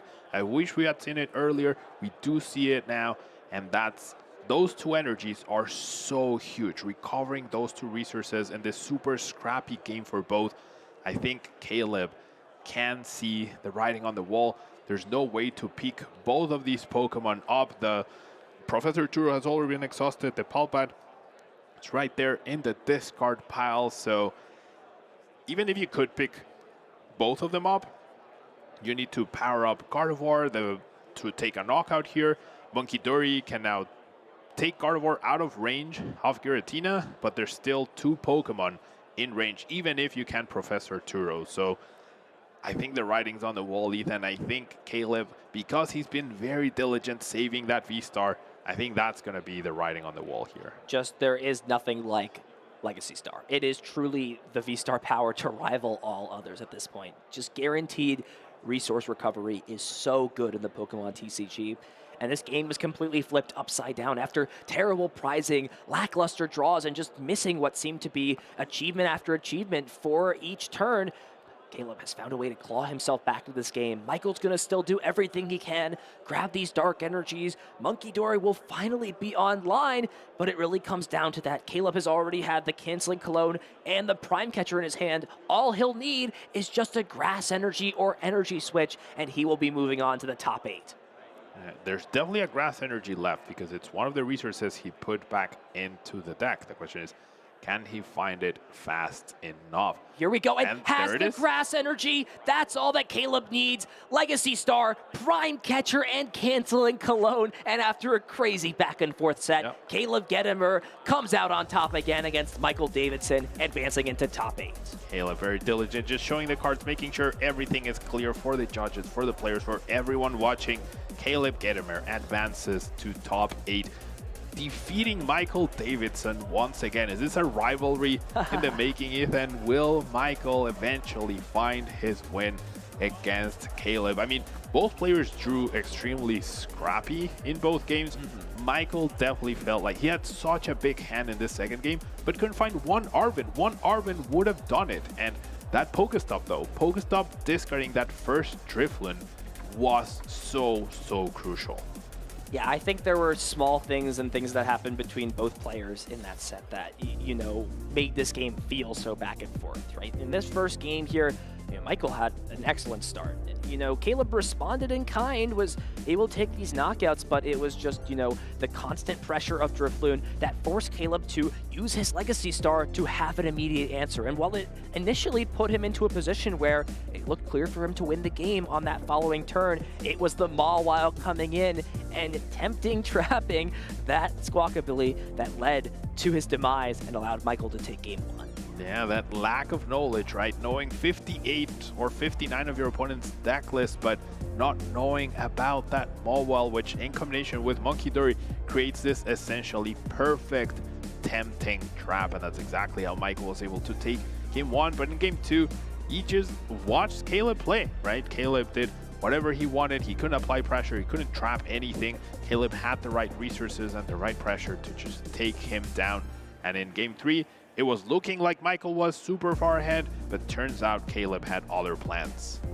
Yeah, really just, you know, taking out the entire support engine besides the Pheasantipity there with Trifrost left Caleb in a vulnerable spot, right? One Regidrago in play, no energies on it, but I think it was really this decision here to tempting trap the Squawkabilly and give Caleb a more than reasonable excuse to use that turn to motivate, understand he had lines no matter what Michael did in that position, and close things out, winning this series and moving on to top 8. Squawkabilly didn't get used for its ability in this match, right? I think there were 2 games where Squawkabilly just sat there on the bench.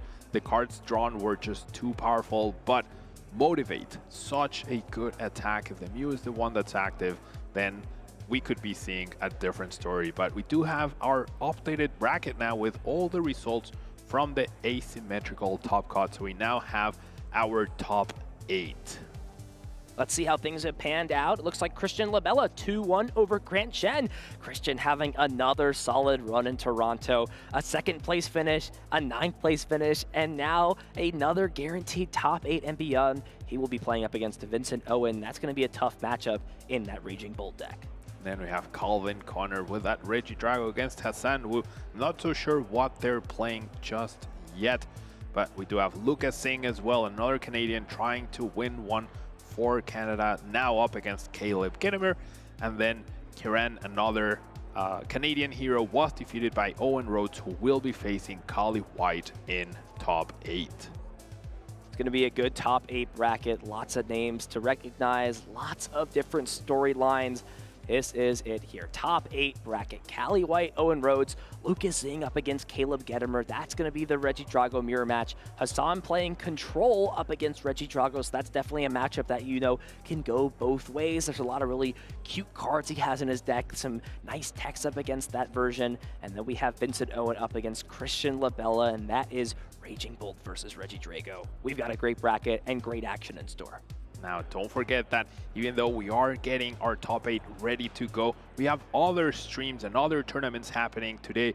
We have VG and Go still going at it, still trying to crown the Toronto champion, as we see a Clodsire up against a Cursula. And over on the VG side, we have our Chaludon. We have Bloodmurder Saloon as well, getting a lot of featured over there with a Volcarona and a Grimmsnarl as well.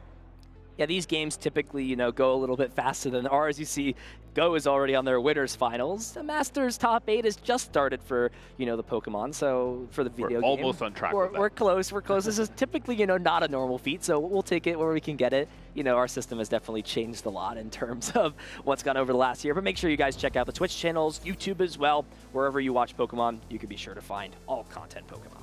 Yeah, 3 exciting tournaments happening here in Toronto. We have so much Pokemon action going on, and we still have so much to play for here in the top 8. And as you mentioned earlier today, Ethan, these top 8 players have now secured a humongous amount of championship points, a humongous amount of prize money as well. So gotta be feeling good if you're within those top 8 players. I know all our players are continuing to lock in, focus up for these top 8 matches. They made the big jump, right? Big jump in money, big jump in points, but I know there's one thing on their mind, the glory of becoming a regional champion winner. It all comes down to this. Top 8 bracket is underway. We'll have action coming to you soon, but you don't go anywhere because we'll be right back.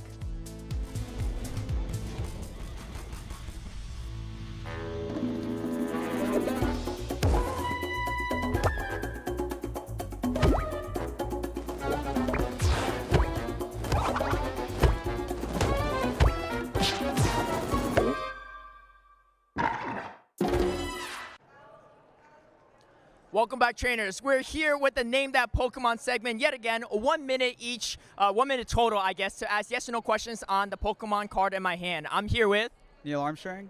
Adib Khan. All right, you guys ready? Yeah, let's go. All right, we'll set the timer in 3, 2, and 1. The Pokemon's in my hand. Gen 1? No. Gen 2? No. 3? No. 4? No. 5? Yes. Oh, Gen 5. Okay, is it a monotype? Yes. Are there 3 evolutions? No. Oh, is it 2 evolutions? Yes. Oh, 2 evolution monotype. Is it dark type? No. Is it bug? No. Is it fire type? No. Water? No. Is it weak to ground? No. Is it weak to ice? No. Is it steel? No. Flying? No. Bro, you They're all weak. Is it weak? Is it electric? No. Is it Is it short? Yes. Oh, it's a short one. Is it the base stage? Yes. Oh. It's spawning in the wild right now. Is a hint. Oh, okay. Monotype spawns in wild. Purloin? No. Is it weak to fairy? No. Oh my gosh, it's not weak to anything. Is it weak to ghost? No. Oh my gosh. I have no idea. I'll give you one hint. Oh, it's time's up. I'll give you one guess each. It's ice type. Mono ice. Mono ice. Oh, oh wait, no, Bergmite. No. Is Citadel even in that gen? No. I don't even know. It is Vanillite. Wait, no, that's a, oh wait, is it 3 evolution? Wait, what is evolve? It's Vanillite, Vanillux, and then... Oh, that's my fault. Well, either way, they didn't quite get it. We'll see if our next contestants have a better chance. But a little air on the trivia guys question. But anyway, thank you for participating. No prize today, but that's going to do it for us. Heading back to casters. I started playing the Pokemon TCG in 2011. If I had a starter Pokemon, it would be Umbreon. My catchphrase is usually, I'm just vibing. I look up to Justin Bakari as a competitive TCG player and a very good friend. My overall goal playing Pokemon is to win a championship at any level, and if I win one, I want to keep winning. My favorite event food is the concession hot dogs. I don't know why, but they hit different. My favorite type of music is typically EDM that has like a hard drop that just gets the blood pumping. Probably.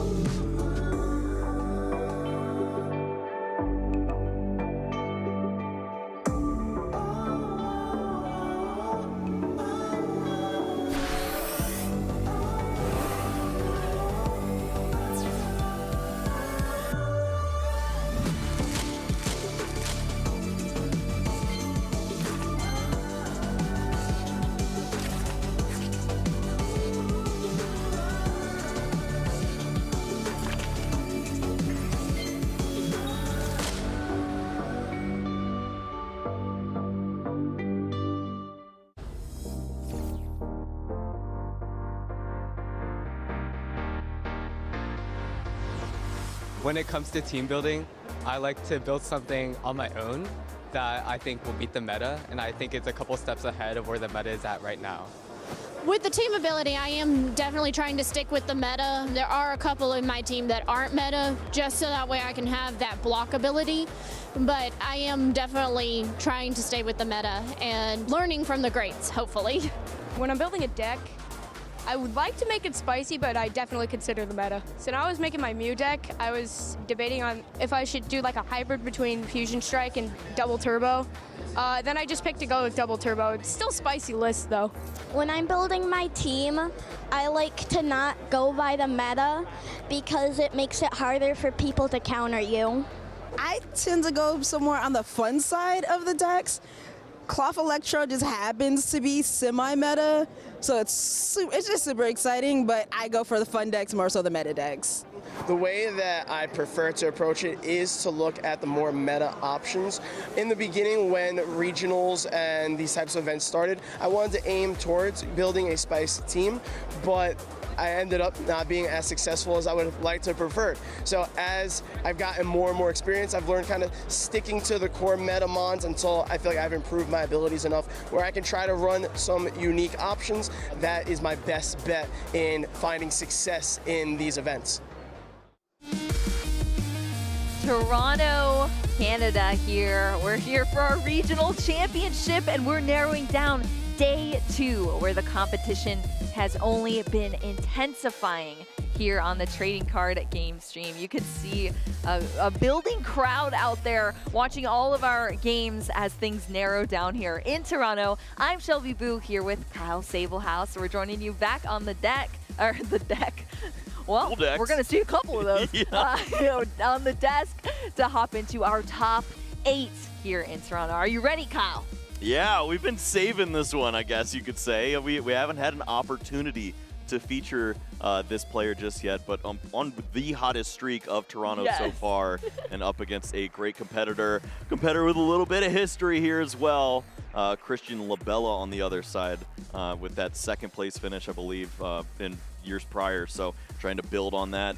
It's going to be pretty great to watch both players. I know. I feel almost a little bit bad having a little bit of a bias. Christian LaBella has got to be one of my favorite players in Pokemon TCG, and also representing Canada here in this matchup too. Sitting on the other side though, it's going to be Vincent Owens, who has just been on a tear with Raging Bolts, something that we haven't even really seen this weekend. But let's take a quick look at the sea of Regidrago V-Star here in our top 8. Yeah, do you like Teal Mask Ogerpon? Because this is the tournament for you. My goodness, this is a broken draw engine, a great attacker, an answer to Charizard, and overall just a cool guy. Yeah, this might be the most broken supporter Pokemon that we have ever seen in the history of Pokemon TCG. And you see, this is why, supporting several different decks with the outlier, of course, the Pidgeot control there on the end. But this is our top 8, and we're about to get into the action. Let's introduce our players in our featured stream match for top 8. They have this game to go before they can advance into top 4 here in Toronto. Over on your right side, Christian LaBella, a very well-established player. Like I said, one of my fan favorites. Is kind of a young gun here of the Pokemon TCG, but look at that. The accolades here don't really represent that because he has been through so much here already. Back almost once again as a finalist, so close to it, and was in Toronto in 2023, which is really cool. But NAIC top 8 in 2023. I mean, Christian LaBella has so much history in this game. Yeah, and so with the history also for Vincent, the 2 regionals on the junior side, at least the finalists there, has been to the table before, but maybe not with this type of pressure. The lights on you at the Masters division. It hits different over here, but this might be the matchup you're looking forward to. Raging Bolt trying to take down the Regidrago V-Star. Double Raging Bolt in the prize cards. This list does play 4, thankfully, but maybe the start might not be the greatest. Yeah, we'll have to see what the opening hand is looking like. Over for Christian, a lot of energy. 3 energy there stuck in the prize cards. A switching card at the bottom and 2 supporters. So we'll have to see how things pan out here for both our players. I will say both these players currently, Kyle, are technically undefeated against their opponent. Vincent has ID'd twice with Grant Shen and Christian LaBella, letting 2 Regidrago into top cut. Smart man. Yes. So, and now, knowing that I'm going to face you once again, but Christian, on the other hand, is also undefeated so far against Raging Bolt, 2-0-1, that ID being against Vincent. That might change. Yeah, something's going to have to break here. That's a Kiram start. Not the Kiram! Christian, no! Oh, we almost hinted at this in the previous round 13. We're talking about what's the worst starter. We saw Radiant Charizard. It's like, no, actually, it's Kiram. Yeah. It is Kiram. It's not great to see. It's very bad to see. You're not going first either. I mean, I guess the only plus is if it gets knocked out, it's in the discard pile. Yeah, thanks. That's about it. Yes, this is definitely not what you want to see, but hopefully we can work around that a bit. Of course, we're starting over on Vincent's side of the field here to kick things off. The Teal Mask Ogre Pawn in the active position, starting off nice and easy with the Earthen Vessel here, discarding a Night Stretcher to get out some energy from the deck, and is going to take a nice look here to see what's in the prize cards for Vincent. Going to see a couple of Raging Bolt are down. Yeah, which is something that you can manage to work with. You're trying to set up a nice, consistent setup. If you can have some targets for that Professor Sada, that's really the trickiest part here. You still have Pokemon like that Slitherwing that you could end up attaching that energy to if you want to get extra energies accelerated. You can't do it by way of the double Raging Bolt here. Yup. You know it's also awkward, Kyle? Christian started the Kiram, but the switch is in the prize cards. So you're saying that's probably not going to move. I'm saying it's going to the discard pile eventually, right? That is the one way it'll probably move. We've got Prime Catcher too, but I think Christian's got a lot more to worry about. Yeah, I agree with that. Well, we got through that initial deck search here for Vincent, and we're going to start churning through this turn here. Starting with this Nest Ball. It's fantastic. Get out a basic Pokemon here for Vincent. At this point, you've got a couple decisions that could be made. You can go for that Squawkabilly EX if you want to go aggressive, which we know this deck tends to do. Lose your hand to grab 6 fresh cards and then try to find that Raging Bolt. Or if you have the supporter to go along with it, we could see that slower approach where you just find the Raging Bolt. You know where that is now, and you'll set up for a turn 2 knockout pretty easily. So I'm curious what you're thinking, Kyle, because Christian is undefeated so far against Raging Bolt, and Vincent is undefeated against Regidrago. On paper, what does this matchup look like as far as who's got the edge here? Not specifically this game, because Christian's already got a bit of an awkward start, but what do you think about that? Yeah, it's when you see these two decks clash, typically you want to favor the Raging Bolt. The percentages will always lean that way, but Christian's such a talented player, you expect to see him be able to find an answer to this. And I've also heard he's got the stadium to help out here too. Maybe he could stop some of those bravery charms. Ooh, yeah. Like the Jamming Tower. Jamming Tower, shut off some tools. Bravery Charm is pretty pivotal in that deck, in the Raging Bolt deck. I'm not seeing it in the list though. Also, you know what I'm seeing? We had a Radiant Charizard with a Grass Energy be put down. We had a Professor's Research to discard a lot. Now we're kind of drawing some cards here with the Teal Mask Ogre Pawn Teal dancing around. But that's kind of it for the hand. We have Earthen Vessel, but it's just kind of weird seeing a Radiant Charizard with a grass. It's not. I mean, clearly this is not the setup you're looking for. You have a Kiram in the active, an energy on your Radzard, and you're just trying to get to the next turn.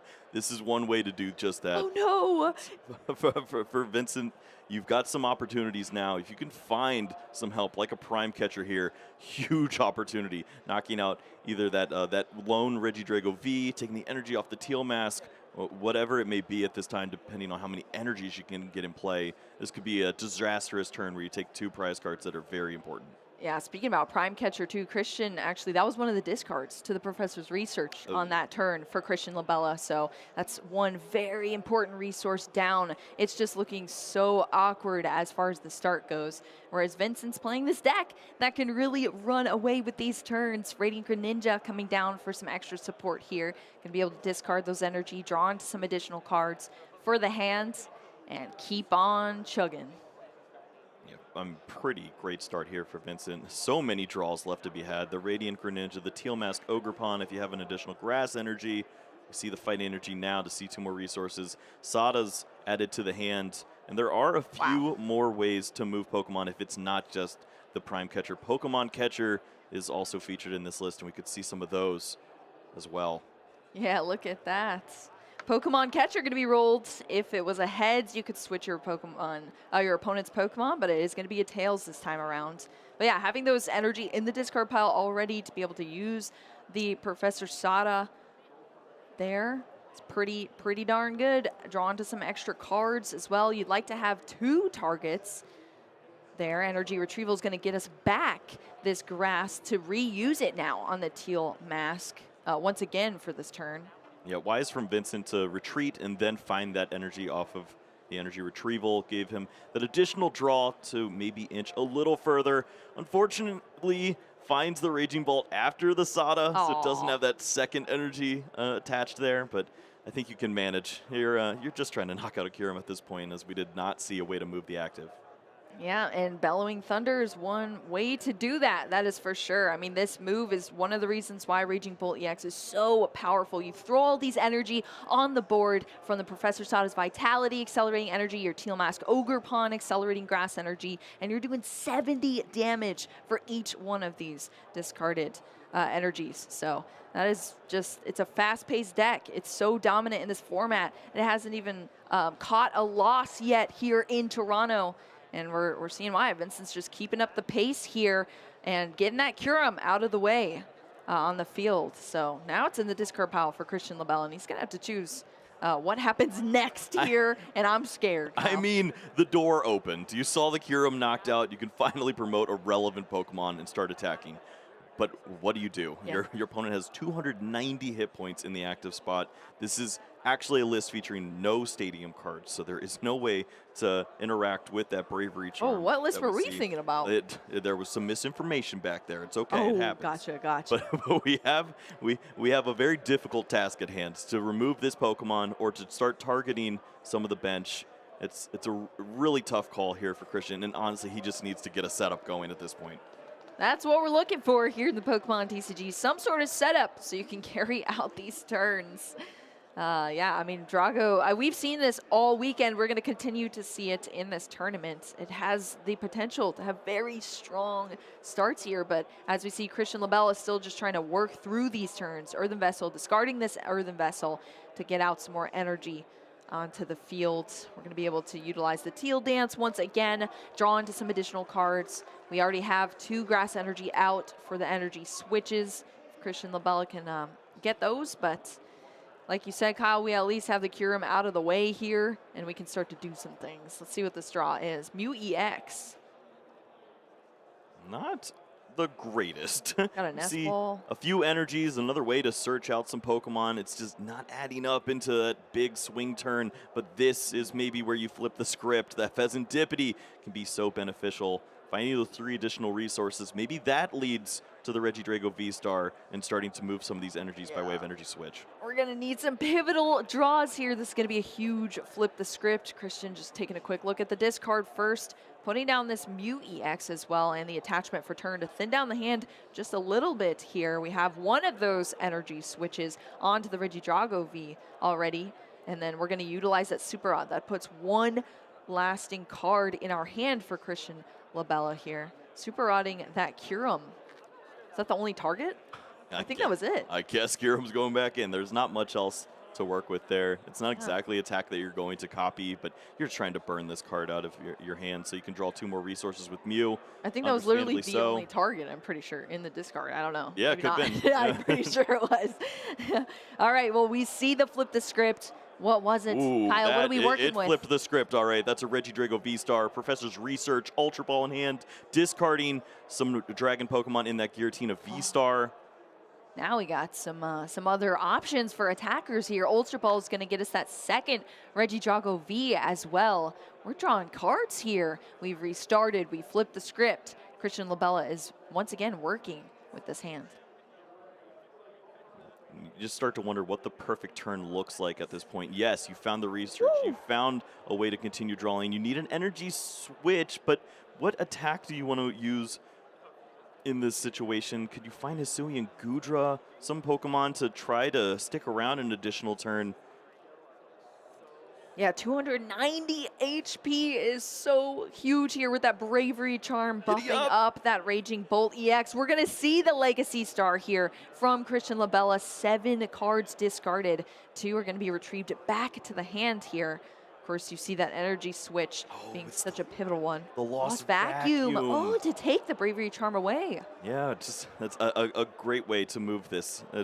We so often don't see that interaction unless it's the Jamie Tower. It's a one-of tech inclusion there with the Lost Vacuum to move that Bravery Charm out of here and take out this Pokemon.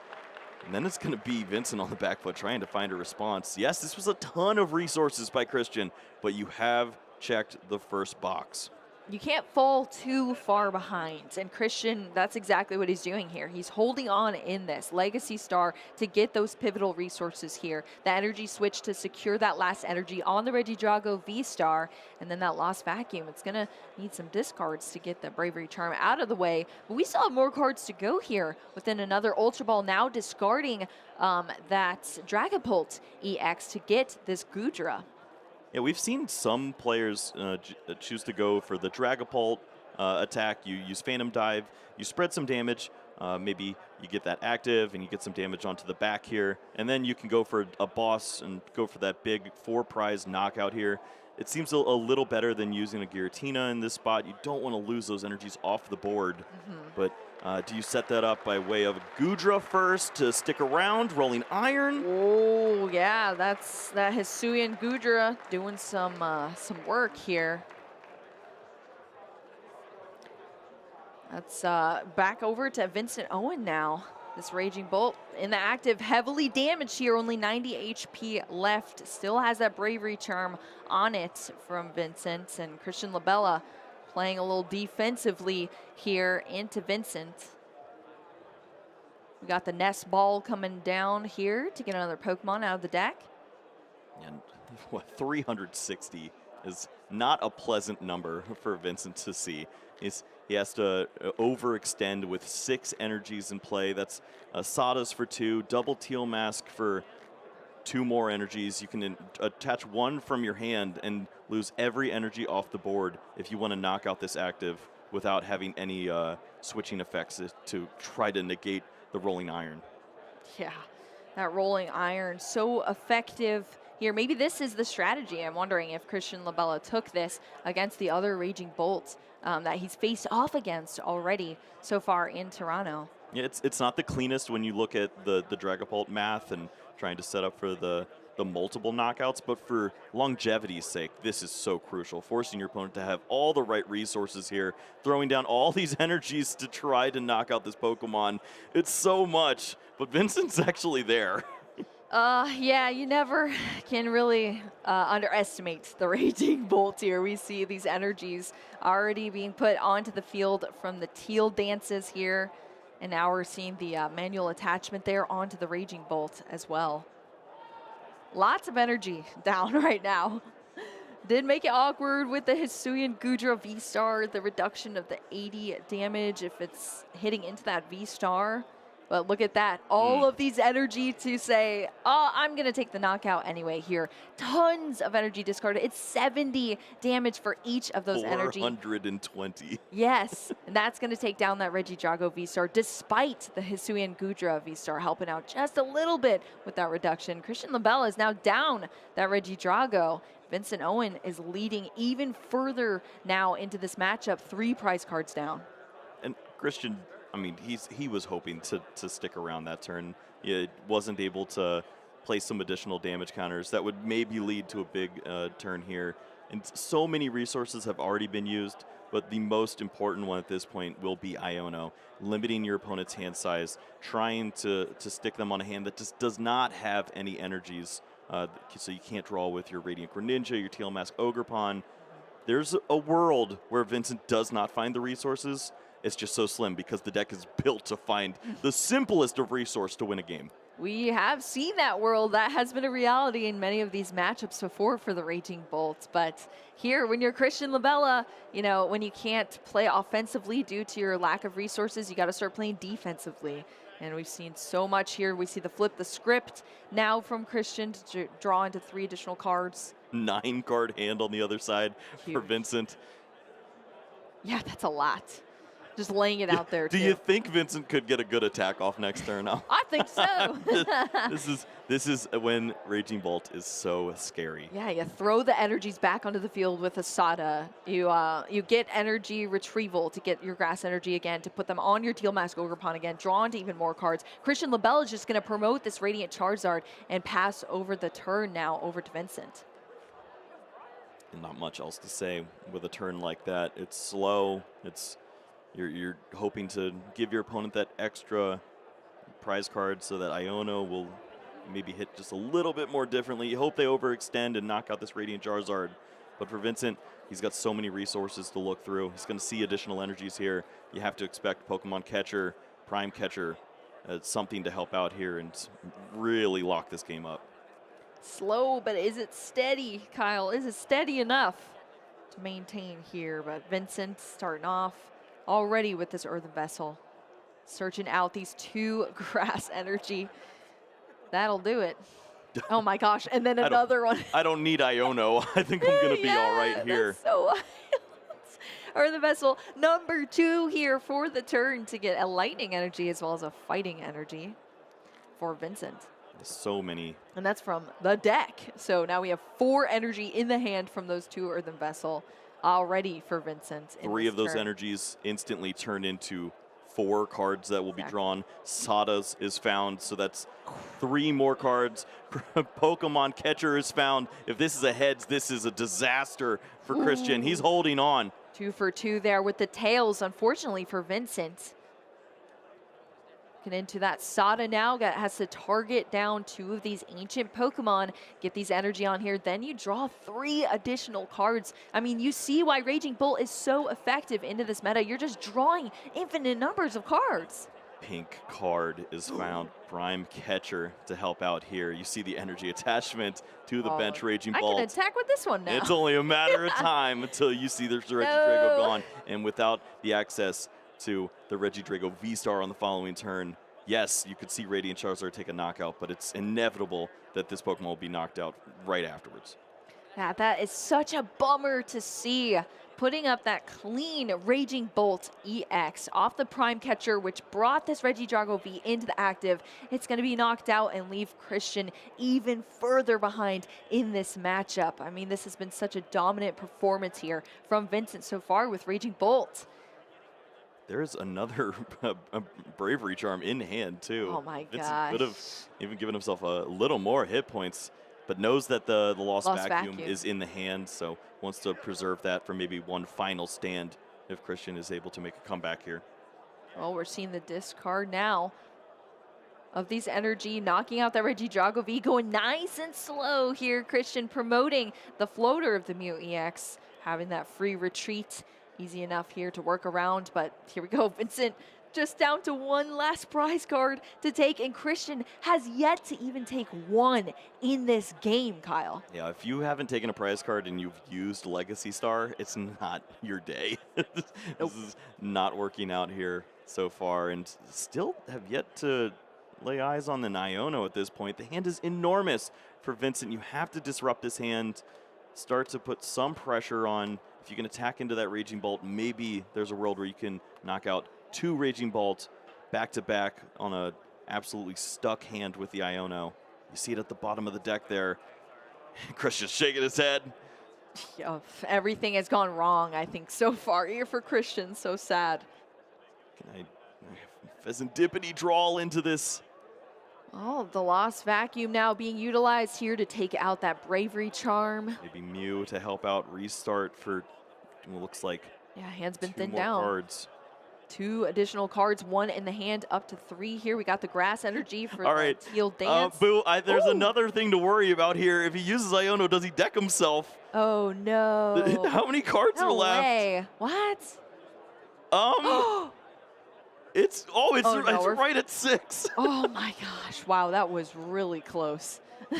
There. I don't think we're gonna see any dancing with the with the Ogerpons. Yeah, I don't know. I think we've danced a little too much here. That one dance already has been enough here for Christian. Well, this is pretty great math with Dragon Laser. You can attack twice into the Raging Bolt and the benched Raging Bolt here and try to go for the double knockout at some point. It looks like it wants to take this prize card, but this lines up for a Raging Bolt with 1 energy already moved into the active spot. Exactly. It's heavily damaged, but Vincent just needs 1 more prize card to take. Just a couple more energy here. This hand is not it. I think we just saw 2 Pokemon here. Is this Burst Roar? What? Wait, Squawkabilly? It's Burst Roar. That's it. That's Burst Roar. That's a turn. You discard your hand and then you draw 6 cards. That's all that Vincent could do there after that Iono play from Christian. And look at this. It's going to be another Iono being played. Now that we're on Christian LaBella's turn here to shuffle up once again. Now it's going to be 4 cards for Christian, 1 for Vincent. Iono leaving 2 cards in the deck. Radiant Charizard moving to the active, taking the knockout again. But how do you move this Radiant Charizard once more at this point? We've seen so many valuable resources used here. Yeah. The switch is gone. I think the prime catcher's already gone. This yeah, Pokemon, the prime catcher's been gone. You've got 2 turns to move it. So I guess you just pass, but that's another opportunity for Vincent to draw back in. What can he find? Yeah, this entire game is on the line here. What is it, a Pokestop here? And a Palpad. And a Palpad. Those aren't synergistic. Yeah, those are, oh my gosh. Well, Pokestop's going to come down into play. That was a 1 card hand and then the 1 off the top here. Pokestop. Oh, finds, okay, those are synergistic. What was it, Has Kyle? the Palpad and the Pokegear. Oh, Pokegear, yes. We could get a supporter card out of here now and shuffling the Sadas, the 2 Sada back into the deck here with the Palpad. Those are synergistic. You are so right about that, Kyle. I think that worked out pretty well. Yeah, if he misses here, then it's your fault. Oh, no. Vincent, don't blame me, all right? It's all right. We're going to hit the Sada. It's totally fine. Let's do it. Pokegear. 7 cards here. You get a supporter out. Oh. Yeah, there we go. I feel like it was like almost impossible to miss. Don't say that. Oh yeah, I'm not going to say that anymore. Well, we have the Sada in the hand here now. All of those energy that are in the discard pile can actually... There's so many ways to get out of this one. You find an energy retrieval, earthen vessel if the energies are still around. The energies themselves, yes, you can only accelerate 1 energy to this Raging Bolt, but 3 to find a way to take a knockout. Oh my gosh, Iron Bundle, Switch Cart, Lost Vacuum. That's it here for Vincent. The disruption, it's worked, Kyle. And then Vincent finds all these ways to move the active Pokemon, and that's the worst thing to do right now. Exactly. You can't move the Radiant Charizard, leave it in the active. Do you ever Burst Roar again, hoping your opponent doesn't have the resources to energy switch and move out of this? You've got the counts on it, we don't. Wow, this has just been such a difficult time here for Vincent in the late game. I mean, we've been sitting at 1 prize card here, just not able to close things out. It's just going to be a switch card into the Iron Bundle, leaving it in the active position here for Christian to have another turn in this game. Regidrago V-Star coming down for Christian as well. We've worked with several Ionos here, and the hand is looking thick. Christian's been on the back foot this whole time. Iono once again to disrupt Vincent into another 1 card draw here. 3 Iono in a row to hang around just 1 additional turn. If this one sticks, surely we should see Christian be able to find that boss's orders and close out the game next turn. Exactly. It's Pokegear. Oh, it's Pokegear again. And as you said, it's not. No way. I It's not did not do that. I'm so sorry, Vincent. Oh, no. I just thought the deck was so thin. It is so thin. That's the thing. And did not thin out before using the Pokestop. There was a chance you could find item cards and burn those before you use those. Well, now it's all on finding a nest ball. ball. Oh my gosh, 2 more energy into the discard pile, into this nest ball here off of the Pokestop. It's going to get us 1 more thing thinned out of the deck here. But I almost had a heart attack thinking about Slitherwing Stomp Off combos, but that's not there. Boss's orders is in hand, and Christian takes a big sweep to close out game 1. It seemed almost unbelievable here, Kyle, that Christian LaBella has taken this game. He was at a 6 prize card turn just a couple turns ago, and he was able to snake out this game here against Vincent. I cannot believe my eyes in this matchup right now. The power of disruption against Raging Bolt is proving so strong here. And I guess this is Christian, even on the back foot this entire tournament, showing, nope, I'm not taking a loss yet to Raging Bolt here. That replay is going to be something else. Wild. Let's take a look at how we got here in this opening game. Yes, the player that won started with a Kyurem, lost all their resources, and got it knocked out immediately. And this was the setup. After using Legacy Star, trying to set up some semblance of a board, loses even more resources, didn't take a single prize card until this point of the game where we see this huge knockout to deal 420 damage, follow it up with another big knockout here, and go down even more prizes, just one remaining, and this is where things turned around. So wild. Christian LaBella moving that Radiant Charizard up. It was just stuck there for a while for Christian, but look at this.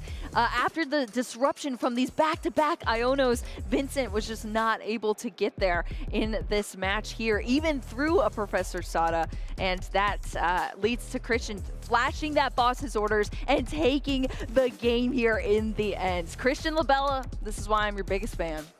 Nothing left to do but give a little smirk to the crowd of, did I just get away with something? I know. 'Cause that was Can insane. you imagine? I mean, think about it. The Kyurem start, we had back-to-back Regidrago V star, Regidrago V being eliminated from the field. Vincent was doing everything right there as far as removing the threats off the field, but somehow, even with so many resources used, think about it. The Prime Catcher was discarded on the first turn. Yep, and I mean, we Switch had was in the prize nothing. cards. The Legacy Star was used. We had nothing there, and Christian was able to win that. I mean, it's unbelievable. Radiant Charizard. Definitely worth its weight in gold at this point. A huge win here in game number 1. Excited to see what the rest of this set has in store for us, as Vincent has been undefeated throughout this entire event, loves this matchup, and he is down 1-0. Now, wait a second. Find a way to close. That's not how that's supposed to go. Yep. I almost feel bad about the Professor Sada's comment. I'm not making any more comments this time, Kyle. This time around, Trekking Shoes is going to start us off here on Vincent's side. And luckily, no Kyurem start. Now, are the prize cards okay? The Kyurem was in his hand, by the way, so he almost started with it again. I thought it was funny that Kyurem was literally shuffled back in as the Come only on back, target pal. to thin down. I'm not mad at you. Well, let's check out the prize cards here for Vincent. We had 2 Raging Bolt in them last game here. This time around, it's just a singular Raging Bolt, as well as a Professor Sada's and 2 of those energy. So all cards you're able to work around and good to draw into later on for Vincent. So. Exactly. And when you have those resources at the bottom 3, the energy, Sada, you're just trying to find just a little bit more gas to take knockouts. And at 1 energy, 1 supporter can be all the difference at those turns. Gas is the name of the game here for this turn, as we see. Oh my gosh, Vincent's just popping off here. That is a reckless endangerment. Doesn't require any of those resources, but understandably so. This is what Raging Bolt does. You have Squawkabilly, you have Teal Mask Ogerpon. We've seen no energies just yet, and you can only imagine what's on the other end of the Squawk and Seas. Probably going to see 3 energies by the end of this turn. Yeah, that's what you want to see as a Raging Bolt player. At this point, Vincent's taken a loss in this set so far. Needs to really focus up and get everything on pace for this game 2. This is the Squawk and Seas. Getting these 6 cards to the hand here. See this grass energy able to accelerate onto this Teal Mask Ogerpon. 2 Earthen Vessel in the hand, discarding an Ultra Ball for the first. Yeah, so often you see players use that Earthen Vessel trying to thin out those energies, but this is a deck that wants to see energy, so draws with the Teal Mask and discard Ogerpon the first. energies. Now gets to throw some away with the Earthen Vessel. We'll have all of those energies accelerated. Energy for the turn to the Raging Bolt, 2 energy down, 1 for each Teal Mask Ogerpon. You are threatening a knockout on that Drago V before Christian has even looked at the top card of his deck. Yeah, this is not what you want to see on Christian's side, that is for sure. But, I mean, Christian was in that same circumstance in game 1 and still was able to take things down. But Vincent is playing this perfectly here. We have 3 energy out. The Bravery Charm protecting that Raging Bolt EX. Such a terrifying turn lined up next time for Vincent. Christian LaBella, on the other hand, is going to get a discard of one of these Dragon Pokemon within the Kyurem with that Earthen Vessel to get out some energy of his own. This might be one of the better hands we've seen for Christian. I mean, clearly better than the other one that we saw, but he's been on stream before already. This Earthen Vessel, we also saw a few ways to search out Pokemon. This could certainly end up being a Cleffa in the active with a switch used, drawing an abundance of resources. You saw your opponent discard Prime Catcher on the opening turn too. So you have a chance to just promote a single prize Pokemon and start to establish a board here. Well, seeing the prize cards there, that means Christian's only going to have access to 5 Grass Energy and 1 Fire Energy. The one that was just searched out here from that Earthen Vessel for Christian. Make some good use of it. We've seen players switching over to 7-3, 8-2. This is a 7-2 count, so very thin, but it allows you some additional resources that we see. Maybe that consistency that's been added with players adding cards like that Terra Orb. I love this card. It's so fun. It's so fun. So simple. It's like Featherball, kind of, you know? You're a Featherball enthusiast? I mean, I just like ball cards, I guess. Okay. I don't know. Terra Orb, I mean, is the orb even, is that a ball card? It's like, what is it? We'll give it to you. Is it a Pokeball? Terra Orb to get out your Terra Pokemon. We see Teal Mask Ogrepons on both sides of the field because this is just such a wild card in the Pokemon TCG right now. One of the best support cards to be able to accelerate your energy. And when you get all these energy out and then play off of them either to energy switch to your Pokemon, power them up, or on Vincent's side, discard a bunch of energy to hit super hard, it's a great partner Pokemon in these decks. Looking for the little guy, and there it is. Cleffa. It's so important that you are able to promote this Pokemon into the active spot. Not only is it great that you get to add those extra cards into your hand, but having a single prize Pokemon in play is so valuable here. Just giving up that little prize and then going into the 2 prize exchange where your opponent doesn't really have a choice. Vincent's going 2 prizer every turn. Yes, exactly. You know what's on the other side of that, and Cleffa is here to help out just a little bit. Oh. Such low HP, 30. Okay. Well, Did this we is restart? Now this is weird. Wait, what did we Radiant restart? Charizard received the only fire energy, and there's one in the prize cards. Whoa, that's a bit awkward here, Kyle. I mean, Christian would definitely have known that off the deck search, I would assume, right? I think so. So, well, Radiant Charizard now has that energy. I mean, we have energy switches. Just switch it around. I guess, yeah. That's one place to put it, and your opponent's Maybe you're not just gonna, like protecting it. yeah, Yeah. they're not going to target the Radiant Charizard. They don't want that single prize. Maybe it is the best place to put the energy at this Might point. actually be. Yeah, just to kind of Just throw off scares your. you for a second. Yeah. Throw Throw off your opponent here. Switch it around later. Pull out some attacks later on for Christian.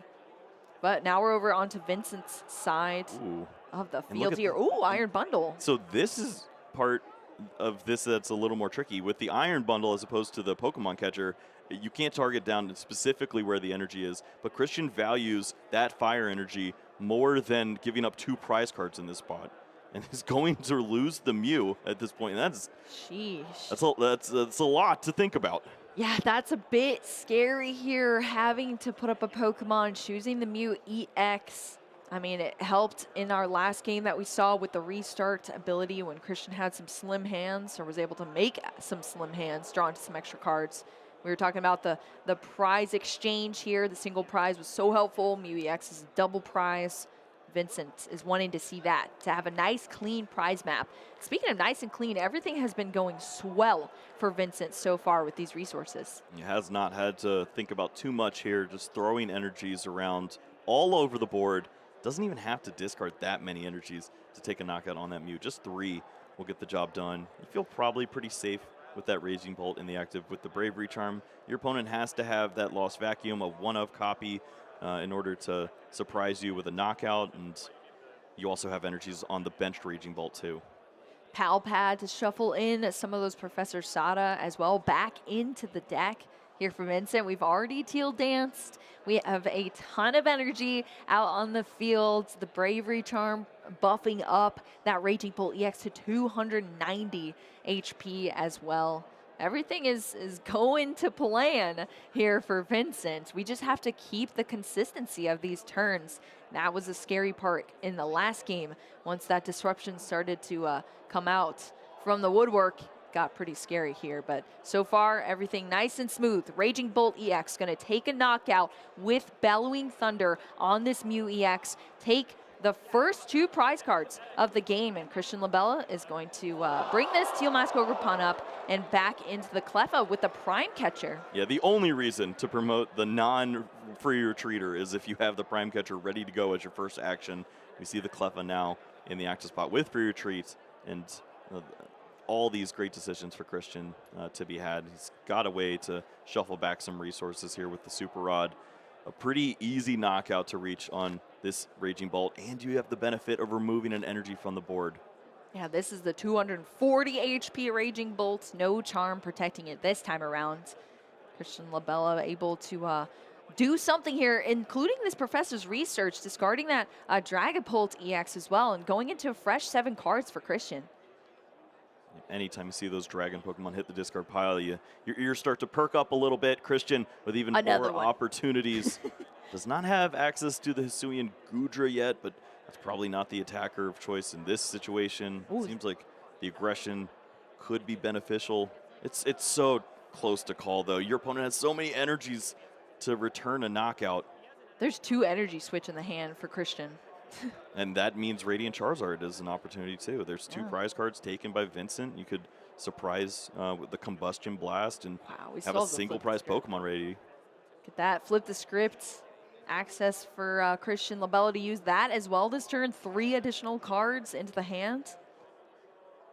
And that's after a research that got us a fresh 7.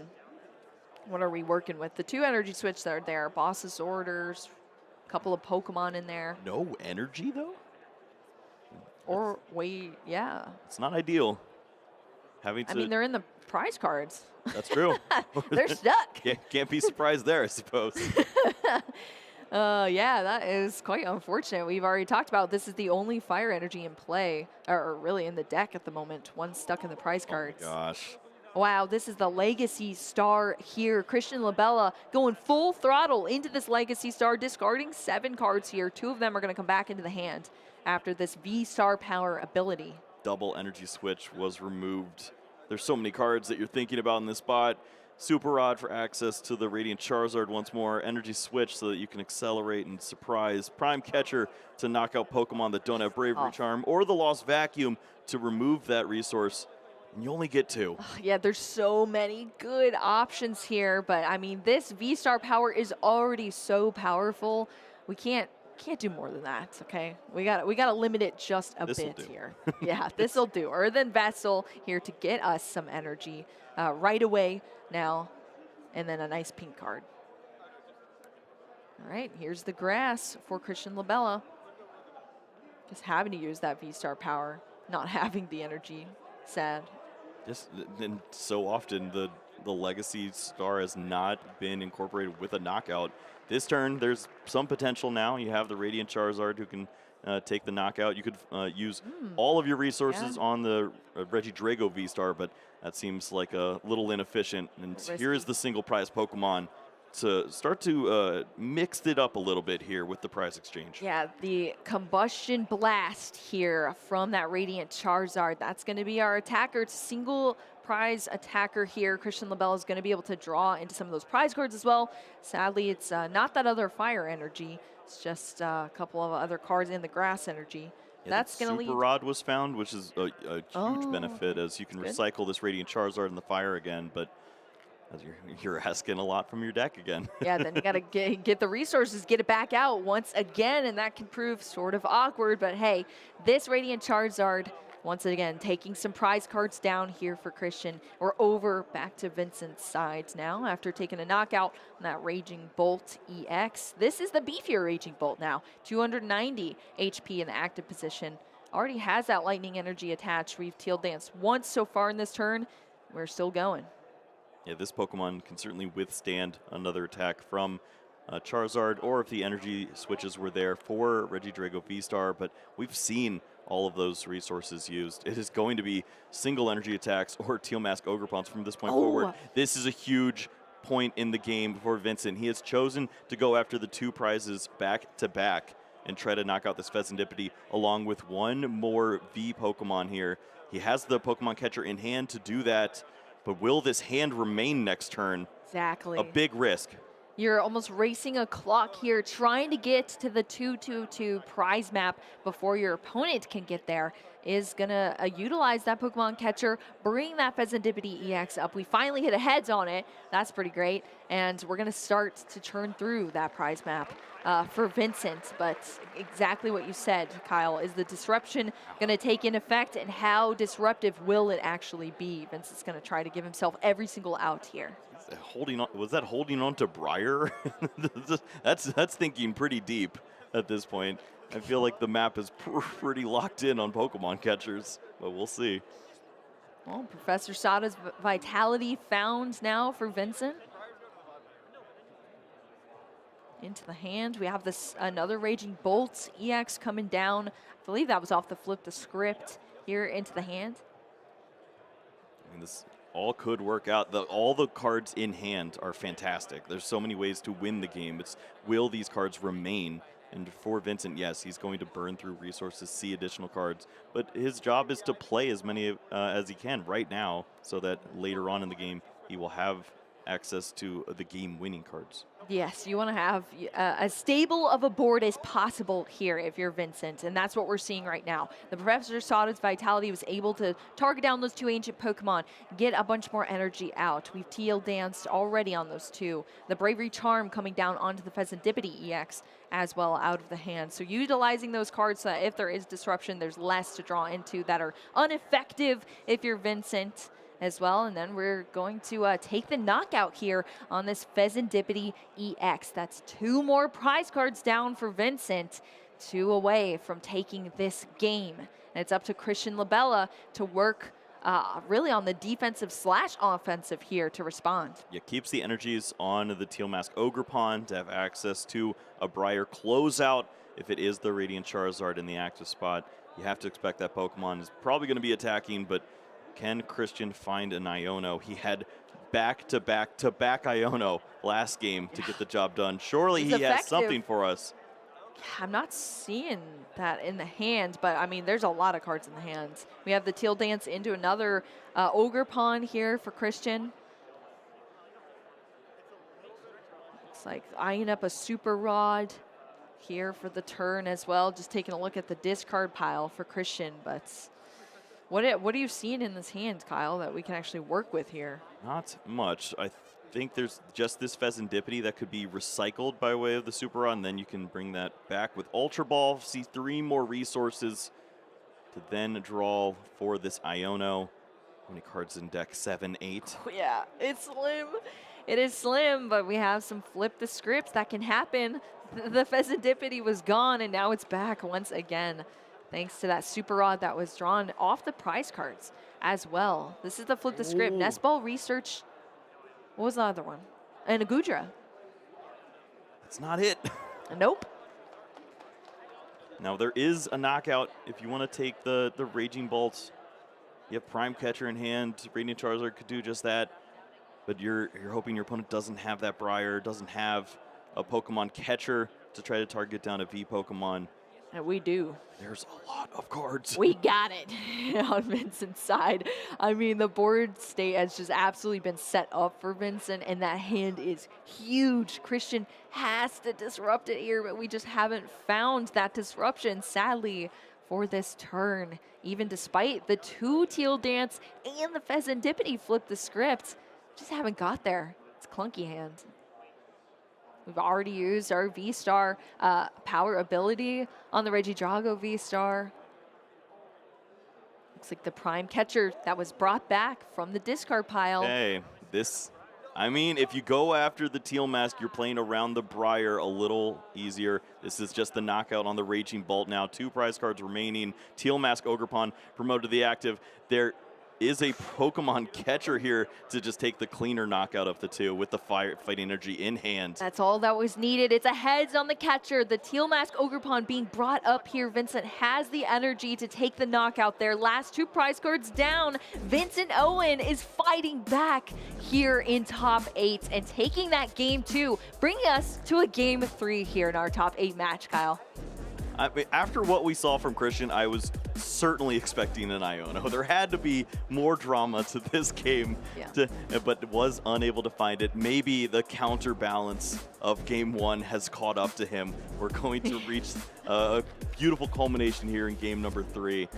Both players have not taken a match loss to their opponent's deck just yet. Yeah. But someone's going to have to lose. Someone is going to have to give here. Who's it going to be, though? Let's take a quick recap here. Take a look at this recap between our players in our game 2. Yeah, this was all gas, no brakes the entire way for Vincent, taking huge knockouts, instantly starting with that Mew, and then a huge decision here to speed up the game. We saw the Radiant Charizard take a knockout. Once the Pheasantipity was knocked out on this turn, it was all on Christian to try to find an Iono, limit the resources. Vincent was holding on to every key piece to close out the game and could honestly just choose one of 6 ways to win from here. Yeah, that is so true. Yep, we have this. We see the Teal Mask Ogerpon coming up there right at the end here. Vincent had everything needed, as we really predicted here. Vincent lined everything up. The only thing standing in his way was that disruption, and unfortunately didn't happen this time around from Christian. Christian, of course, knows the value of that disruption against Raging Bolts. That's how we got to the win in game 1. Are we going to see a similar story in game 1 or game 2? Because we are kicking off our Masters Top 8 game 3. Let us know in the chat, who do you think it's going to be, the Raging Bolts or the Regidrago V-Star here that's going to take a win in our Masters Top 8, advance to top 4. Everything's on the line here for our players, and this time around Christian is going to be going first. Is he? I mean, he's certainly taking his time to start things off, but this is the benefit of having a hand that's this strong. He's got so many resources here to look forward to. The second Teal Mask Ogerpon, the Regidrago, a Nest Ball, an Ultra Ball, the Earthen Vessel. This could be crazy Squawkabilly setup. This could be Cleffa in the active. Could be a lot. Relax. It just depends on what Christian thinks is the most viable option. Yeah, we have a couple more energy and dragon attackers there for Christian. This is a deck that does play 2 Dragapult EX, the Giratina V-Star sitting at the bottom of the prize cards there, but that Mew EX in the middle of the prize cards for Christian. Yeah, it's been a big debate that we've seen between players of 1 or 2. We've seen players have that benefit of finding that second copy when 1 is in the prize cards, and clearly this is a spot where we could see that again. It's just such a great attacker to have, and you know that the damage can certainly pile up. If you get those 4 prize cards at any point, the game completely shifts.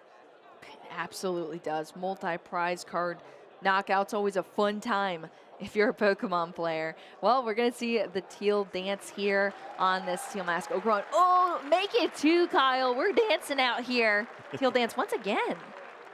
Double dance, Nest Ball as well, and I think this is where we get a little more information. A decision has to be made. Do you go very aggressive? And the answer is, oh yeah. Aggro all the way. The pretty Squawkabilly coming down onto the field. Ultra Ball being used to bring out this Radiant Charizard that we've seen make it onto the field very early in each of these games, really, for Christian. Yeah, this is just a pretty strong read of what your opponent's capable of. Taking an opening knockout here. If you could find a Pokemon like Cleffa here even to promote and retreat to, it'd be great. You're okay with losing the 2 prize cards, given that it makes that extend to knockout with Radiant Charizard a little bit easier. Look at that. We will see the pass of the turn. Yes, pass of the turn. After that Squawk and Seize drawing into more cards, there's already 2 grass energy in the hand for Christian LaBella to start off the next turn as well. Iono's in the hand too. Vincent Owen, on the other hand, Raging Bolts is our starting Pokemon here, and Earthen Vessel is going to get us into the deck right away. As far as the prize cards go, a lot of cards that have duplicates, I guess, besides, what, that Slitherwing? I think we're okay with that. Yeah. Yeah, we're fine with that. And it's Not- at the top, so it can stay there. Yep. The Pokemon catcher we've seen is a pretty important resource. If it ever hits heads, it's pretty solid. And the Sadas at the bottom is nice to see for when you start to draw prize cards. But that will be the question. Does Vincent have a way to start drawing these prize cards? And it starts with this opening deck search, finding those energies and starting to load up for the Raging Bolt. But if you don't have the hand to go along with this, the Sadas, the Teal Mask Ogrepons, and this is going to be a pretty slow start. Well, I saw a Teal Mask Ogrepon with a Grass Energy already in the hand, so we're going to have a little bit of extra support here for Vincent, but didn't get a look at the other cards yet. Probably access to a Fighting Energy when a Lightning is discarded True. and a Lightning is found. It's a little peculiar to see. Yeah, you are correct. Mundo on that one, Kyle. We had the Fighting in the hands. Ultra Ball found off of this Teal Dance. That was a big piece. I don't think this hand had anything until we see the Ultra Ball, and now that gives you access to the Squawkabilly. And it's not as pretty, but it does just as good a job. You got to take a couple of discards here, but then you get a fresh hand to work with to really get a board going. You have to take the reins here on this match. You have to match Christian's turn. I mean, look how set up that board is on Christian's side. You have to be equally as set up if you're Vincent. Squawkabilly is one way to get one step closer to that. 6 cards here after the Squawk and Seize. Another fantastic support Pokemon. Couple of Raging Bolt in the hand and a Pokestop. All right, there's a debate to this. So you could use the Pokestop, thin out some items first, and then use your Pokegear. You do throw away a supporter, but it's not the one you wanted. Can you get rewarded at this point? Use Earthen Vessel, thin down a little more, and then find the Professor Sada's Vitality. You already have Raging Bolt in hand, so that's 2 energies accelerated to 2 great Pokemon. That's what you want. That is exactly what you want. What do you think? What do I think? Yeah, I need to know. Is it gonna hit? I'm not saying anything else this time, Kyle. I'm not doing it again. This is What do you think, such Kyle? a crucial turn. If you have the turn 1 knockout, it's the odds completely Right. shift in your favor. 7 cards. I mean, the deck is. I believe. There was 2. There was 2 in there, Kyle. We hit it this time around. Professor Sada's Vitality. That was the one missing piece. The Raging Bolt already in the hand. We can target down both of those ancient Pokemon and accelerate these energy out onto the field for Vince Owen. Woo! I'm sure there's a huge sigh of relief there, and I'm glad I didn't curse that one. Massive here. To also walk right into 210 hit points means that you have an additional energy that remains on the field too. All of these factors are starting to lean toward Vincent's favor. Christian has to come up with something pretty quick here. Yeah, Earthen Vessel, Energy Retrieval, and a Switch card found off of the Sada as well. 3 additional cards to the hand. We're going to have a 3rd Raging Bolt join the field now for Vincent. Yeah, you only do that if you think you're going to lose a Raging Bolt right now. And given that we've seen Christian's ability to use this Radiant Charizard, I expect that also. Well, here we go. It's the start of this prize race. Vincent taking the first 2, drawing into the Professor Sada's Vitality and a Grass Energy, which are such good prize cards to draw into for your upcoming turn. Christian, on the other hand, just getting going here with the single prize card attacker in the Radiant Charizard and the combo to go with it, that Iono, all of those prize cards that were just drawn into. Now at the bottom of the deck here for Vincent as we kick off the Disruption train real early for Christian. Yeah, when you use the Radiant Charizard without having to expand too many of those resources, we already see now the Regidrago V-Star added to the board. Legacy Star will be accessible throughout the remainder of this game, and that leads to at least 1 more Radiant Charizard, but you have to expect this is going to be the attacker of the game here. First knockout taken. Christian is going to eye up a few more here. It's up to Vincent to have an answer, and he's on a new lower hand size. Yeah, Ultra Ball, Giratina V-Star that Christian LaBella gets to draw into off those prize cards. Vincent on that new hand size, starting with the Nest Ball to get this Iron Bundle out onto the field. It's so gross to think about for Vincent. Yes, you have a way to move this Radiant Charizard and continue to take 2 prize knockouts, but you are not dealing with the major issue in front of you. But it's also just correct. You cannot compete with the power of Radiant Charizard. You have to race them at this point and hope to not see an Iono. Yeah, you're moving it out of the way. It almost wants that to reset its combustion blast, but you got to work around it. You have to just consistently take 2 prize cards each turn and hope that you're not disrupted enough. And this time around, the Iono, it didn't stick enough, because look at this. Vincent now has the flip the script on the board as well to help out down the line for this match too. Professor Sada's Vitality in the hand now. That's going to help out even more. Get these energies back onto the field, charging up these Raging Bolts, draw 3 additional cards. I mean, that was an effective turn here for Vincent, and it still has plenty of cards to play. Yeah, you see the wise play from Christian promoting the Regidrago V. It requires that 1 additional energy discarded on Vincent's side of the board. So losing 4 energies, a little trickier. Does not mean that Vincent gets to hold on to the resources that he wants, but it's his job now to throw energies on the board. Teal Mask Ogerpon doing just that. He's seen so many resources, and now try to make yourself Iono-proof. Has the POW pad to help out a little more. Protect, protect. 1 step away here from advancing into our top 4 for either of these players. So it's getting scary here. It could really go either way. Pokestop's going to be rolled. Tool cards are not item cards, so that's going into the discard pile there. POW pad's going to be played to get these Sadas back into the deck now for Vincent. Yep, hopes that a couple of those start to fly to the top on this next turn. So the clock is ticking. Vincent will be looking for a way to move the active Pokemon after a Radiant Charizard knockout. Also, find a way to accelerate some additional energies, because there's only 1, maybe 2 remaining on board after this. I think we have an energy attachment for the turn here now. You gotta stack up those energies to get enough here to close out the game, and Vincent's doing everything here to stabilize the board, taking a quick look through the discard pile to make sure everything's set up for the later turns here.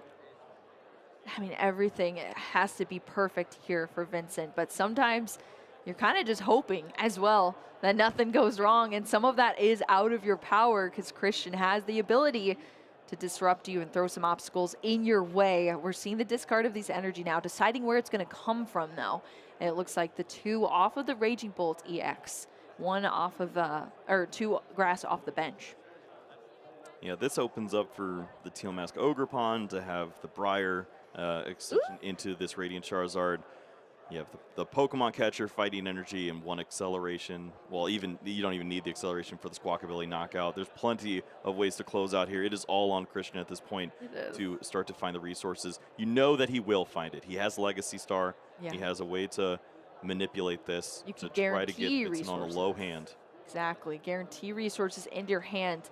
Just have to do everything possible, putting up that single prize card attacker and get all of the cards needed to disrupt here from Vincent, and hope that you can hang on long enough to take the aggressive stance here for Christian. We see the Cleffa. That's a Pokemon you could play down if you want to have a swap with a Prime Catcher, target down a Pokemon with an energy on it on this turn. You could throw away so many resources and then use that Legacy Star as well. So in a perfect world, does it involve Prime Catcher, a Lost Vacuum on that Pokestop, and an Iono down to 2 cards and try to hang on? We'll see what he finds. Yeah, the Pokestop was rolled to discard 2 Pokemon there and an additional card, but Legacy Star is now being played into here, discarding these 7 cards. What do we got here, Kyle? Finds the Lost Vacuum, but there might be other resources to focus on here. Yes, you can That's Iono important. and thin down, but it truly depends on if you're playing to deny your opponent or try to advance your own win percentage here. And denying your opponent might just be the best answer. Yeah, Lost Vacuum's going to be the second pull off this Legacy V-Star, as well as that Iono that we've seen hold so much weight in these games for Christian LaBella. Can it stick once more for Christian? That's going to be the question here, Kyle. I'm on the edge of my seat. Rightfully so. This is narrowing down the game here. Vincent just has 2 prize cards left to take. We see the Lost Vacuum being utilized now. Taking away the Pokestop here off of the board. Nest Ball in the Lost Zone as well.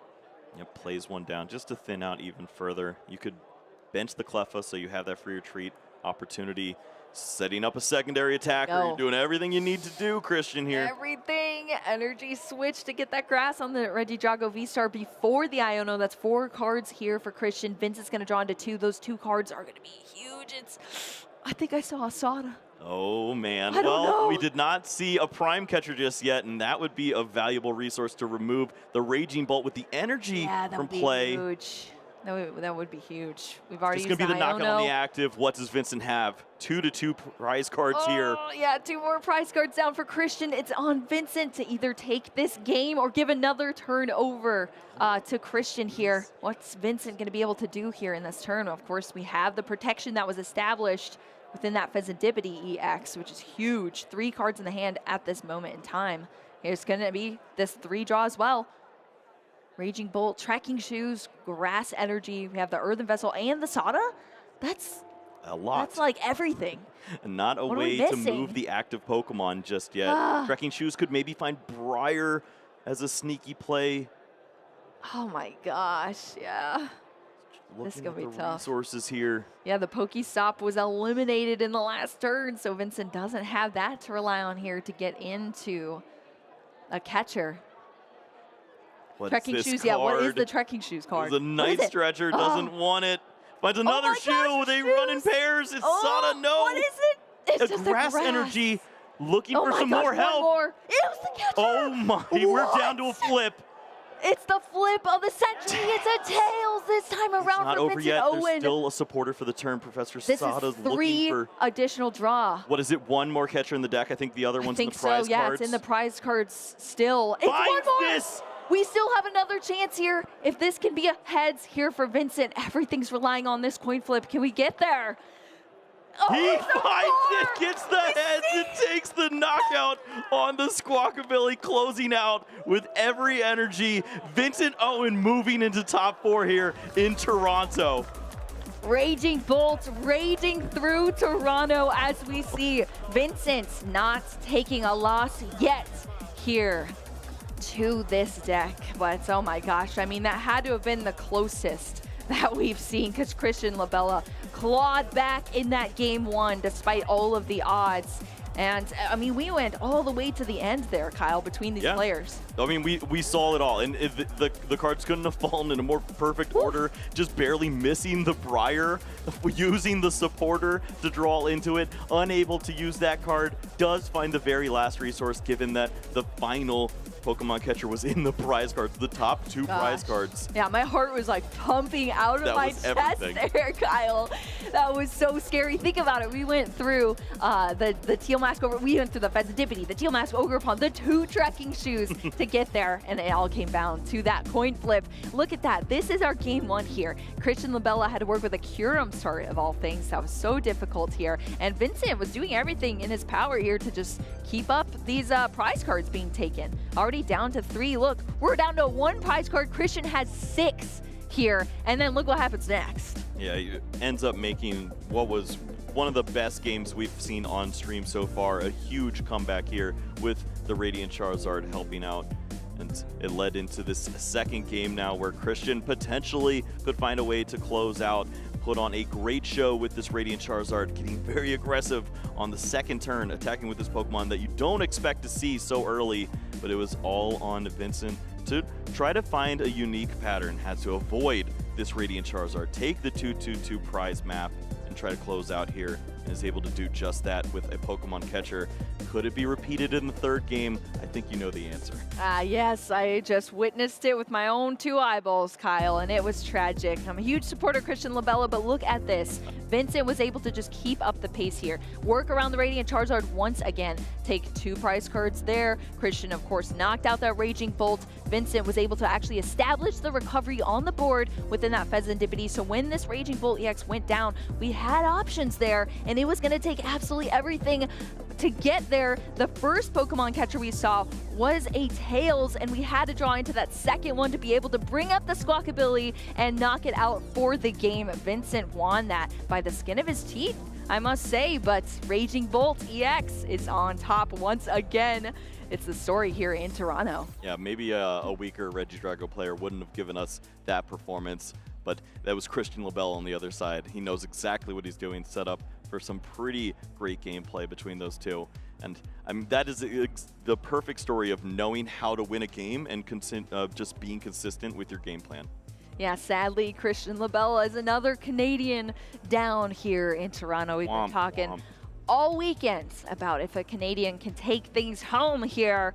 Christian LaBella was in strong contention for that. But now it's going to be Vincent Owen advancing into our top 4. We, of course, are going to be going into our top 4 match very soon. We have so much more action here because after top 4, it's just the finals game. That's what everybody's waiting for. If it, proves to be just as entertaining as that, it's going to be absolutely epic, Kyle.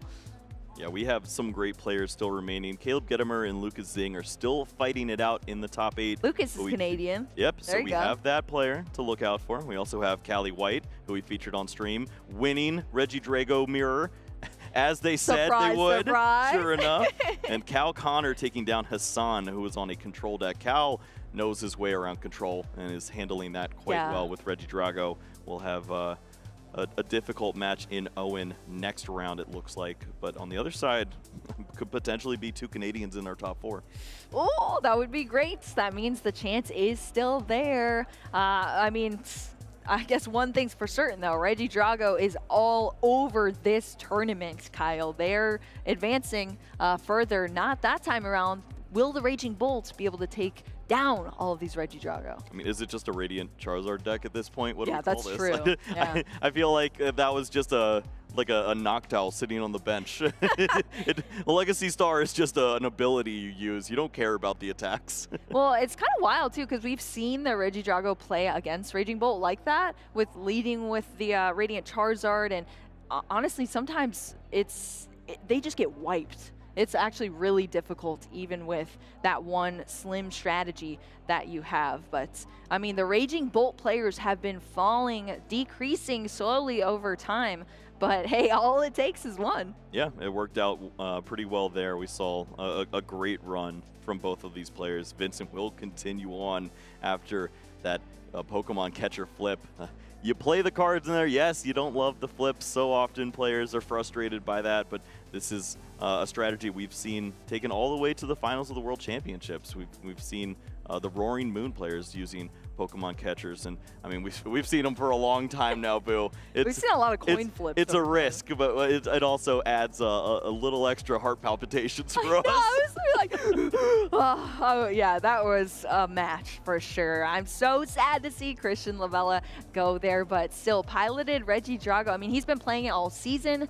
Now has taken it here in Toronto to an incredible top 8 finish here. So huge congratulations to Christian on that performance. That has got to be one of the best games that I've ever casted in that game 1. It's going to go down in the history books for me for sure. Yeah, so often it's near impossible to close out on that 6-1 finish unless your deck is specifically built to do that. And we've seen some control builds that try to do that. If you're just a classic deck going down 6-1 and you find a way through, good on you. It puts you in the history books. I remember a specific match with Ryan Antonucci doing that, and that plays over and over in my head. Yeah, now we've got Christian LaBella that we can add to that category. I'm sure there were a few others that have happened on the stream too, but it's just so cool to watch having everything going against you, and then it slowly start to tilt, and then you have Uncle Momentum hanging out with you. It all works out. Oh, yeah, that was a masterful play there from Christian, beating all the odds there. Just going to miss slightly short there, but Raging Bolt is going to go on into our top 4. We're going to get there very soon for y'all. And yeah, we're just waiting on our couple extra matches to conclude. I'd like to get a hand cam down to check out what's going on with Caleb Gedemer and Lucas Zing. That's gotta be a historic matchup for us. Caleb, coming off the win in Louisville, had a great performance with the Raging Bolt. Now switching over to the Reggie Drago, wins that asymmetrical game. And what's his reward? Lucas Zing, who's on probably one of the hottest streaks in the last 6 months. Exactly, yeah, Lucas, an incredible player here, and they're gonna have to face off against each other. But I just can't even believe, like, if Caleb was able to take down this tournament. What is that, like 6 regional championships now? Yeah, he'd 6? He'd dethrone my brother and just be looking at Michael Primawat at that point. I think Azul has gotten to that 6 mark as well. So or maybe he's at 7 now too. He did a double the previous year. Azul doing Azul thing. Yeah, he's in his own category. It's fine. But there's some big names up there, and every single one of those accomplishments, it just further adds to your lore. Yes, it absolutely does. And I mean, even Vincent Owen, that was the first time we got to see Vincent on the stream with this Raging Bolt deck. As we saw from the accomplishments, has been playing since juniors. Yep. So there's a lot of lore there as well. And was a top 32, I believe, in Louisville with Raging Bolt. So has just some Raging Bolt experience for this season. But I mean, imagine going from the top 32, and now you're in a top 4 here in Toronto and looking to take it further. It hits different. It hits your wallet different. It does. It definitely feels better Sure than does. when you win a big tournament in juniors or reach the finals there. It doesn't pay as strong, but understandably so. It's a huge field you're playing against in the Masters division, and it's well earned at this point. Continuing an undefeated run here now, and it's just 2 match wins away from doing just that. It's pretty wild to think about. I did not have that on the bingo card. Raging Bolt. Me neither. Yeah, Raging Bolt was not on our bingo cards. Our bingo card was fun. It had crabs. I'm sure Vincent is probably feeling very good after taking that win, especially after IDing with Christian, letting him into the top here. But I want to hear from Vincent, and we have an interview lined up for you now. Let's throw it over to Chip. Thank you so much, Boo. I'm not Chip, I'm Pablo here with our winner, Vincent. Congratulations, Vincent. How does it feel to make it all the way to top 4?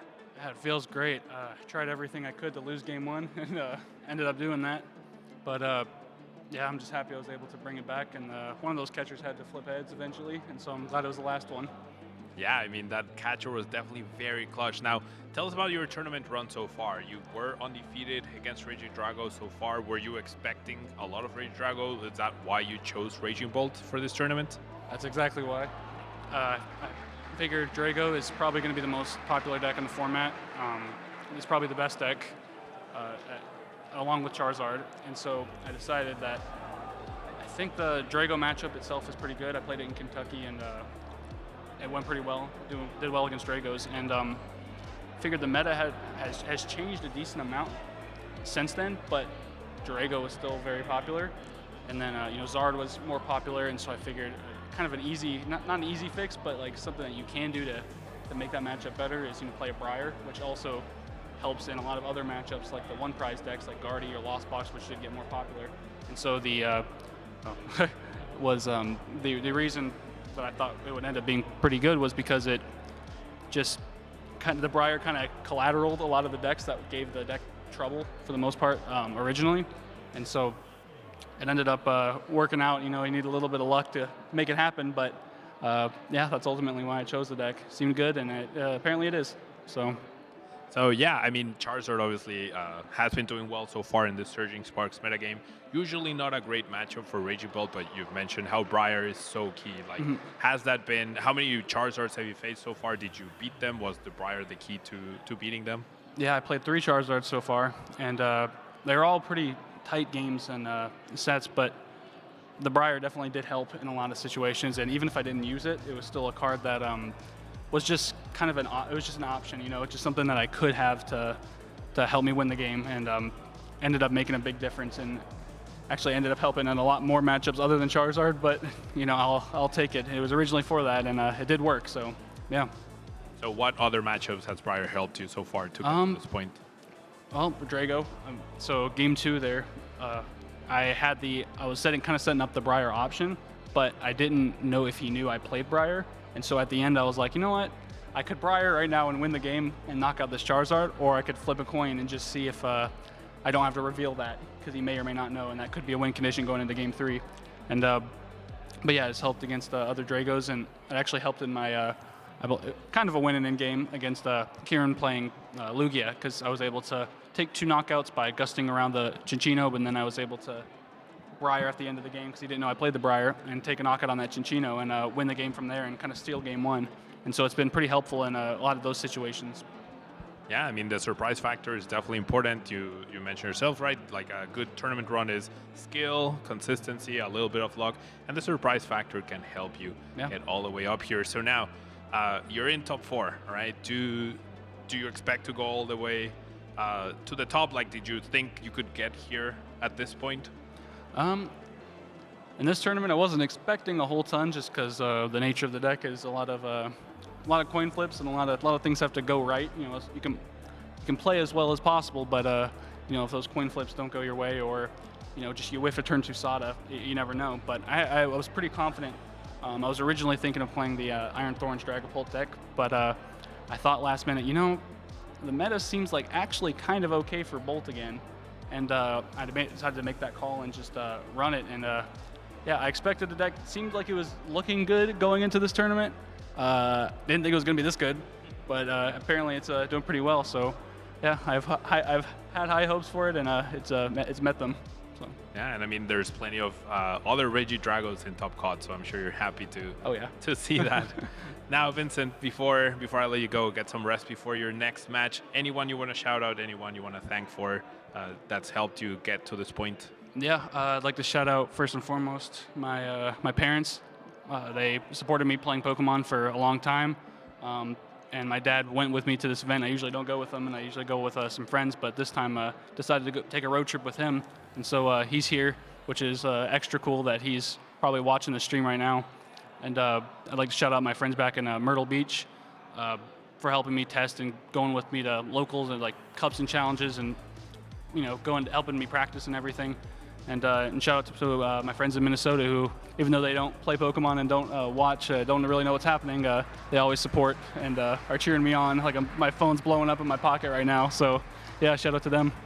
That's awesome. Sounds like you have such a good support group going for you. So 100%. Yeah, Vincent, I'm looking forward to seeing more of your games.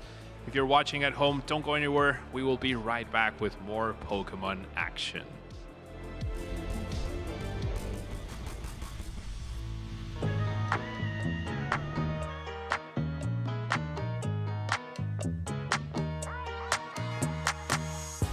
Eu acho que para mim as principais ferramentas para você melhorar como um treinador seria ter vários amigos para jogar, pesquisar bastante, entrar em grupos e treinar. Treinar principalmente. Quais ferramentas que eu acho que um jogador competitivo tem que ter? Primeiro é paciência, porque você tem que repetir várias vezes, várias coisas. Então, primeiro é paciência. E a segunda de tudo é, cara, é anotar as coisas. Anota bastante porque você vai anotando e vai gravando mais fácil. Então, é persistir e paciência. Eu acho que a gente tem ferramenta até de sobra, porque é uma comunidade muito grande, a gente consegue compartilhar a experiência um com o outro e ver onde cada um consegue melhorar se ajudando. Bueno, mira, lo más importante en este juego es caminar, caminar y atrapar. Todo el tiempo estar atrapando y siempre revisando en las mismas páginas de Play Pokémon cuáles son los Pokémon que están destacados y buscar de esos Pokémon los mejores IVs para poder dar el mayor rendimiento en las batallas. Primero que nada es ver el meta, qué Pokémon son los mejores, un poco más avanzado, aprender a contar los básicos. I think the players need to always look at meta, check the meta. I think this is really important because on Pokemon the game is always changed. The first thing I always gravitate towards too is recording my matches and then looking at it afterwards. Not only just looking at it myself, but also like with friends from feedback. Just like really dissecting, like, you know, what am I thinking through this turn? Like, did I make the right correct play? Am I thinking about the high-level game plan correctly? Am I accounting for potential risks depending on what my opponent is doing? I think it's really hard to get stuck in the moment when you're actually playing, so looking at afterwards has been like really, really helpful for me. In the game, you don't have a lot of time to think. You just do the best you can in the moment, but afterwards, when you can actually pause and slow down, you can analyze what is actually going on in the game. La mejor oportunidad que tienen es ver las transmisiones de los campeonatos regionales, internacionales y del Mundial de Pokémon. A pesar de que el meta puede llegar a cambiar mucho, no significa que no puedas ver cómo juegan otros entrenadores, qué es lo que están pensando, qué es lo que dicen en las entrevistas, ver cuál mindset tiene. Entonces, ve lo que piensan, ve cómo juegan, imítalos y supéralos.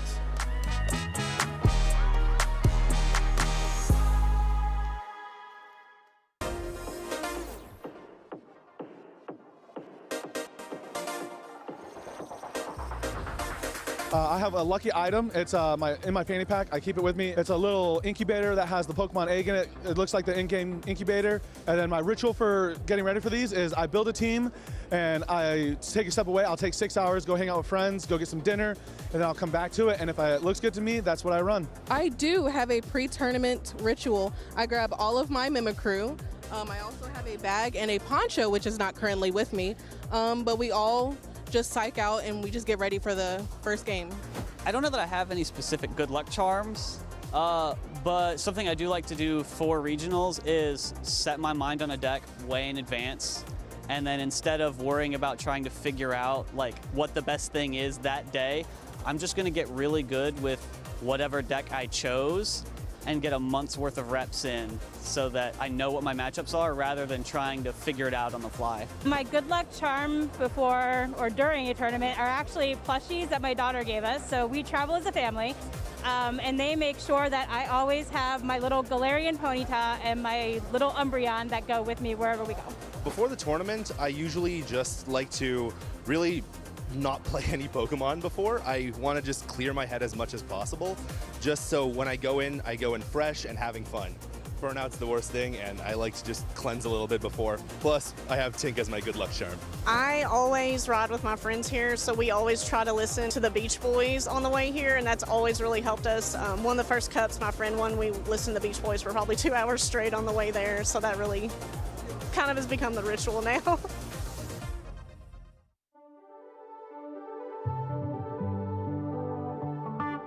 How did we get here? So far from home, on the untread path. But we're not alone, we got each other. So we got a lot, and now the moment's come to finally take our shot. Oh, look how far we've come, look how far we've come. We're so much closer now to the battles we've won. Oh, look how far we've come, look how far we've come. There's still a ways to go, but look how far we've come.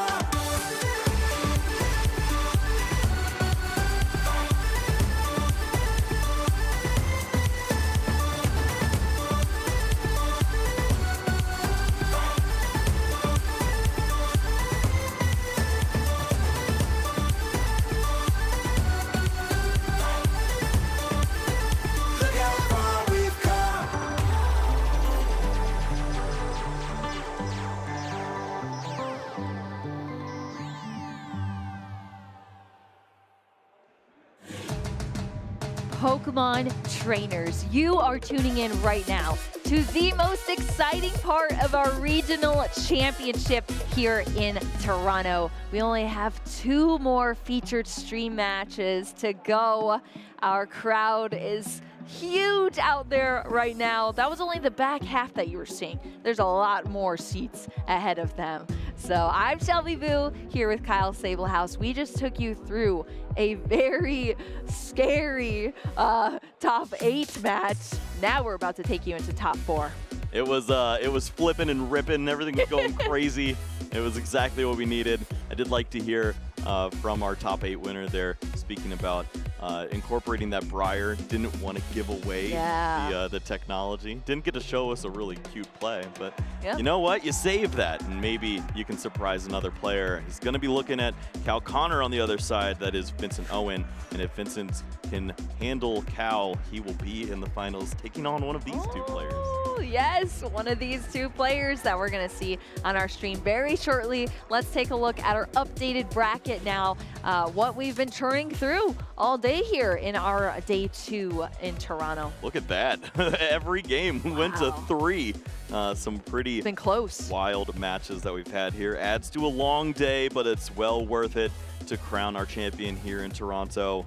Lucas Zing taken down against Caleb, and also we see Callie White beating Owen Rhodes. That leads to our feature match here, which will be a pretty fantastic Reggie Drago mirror match.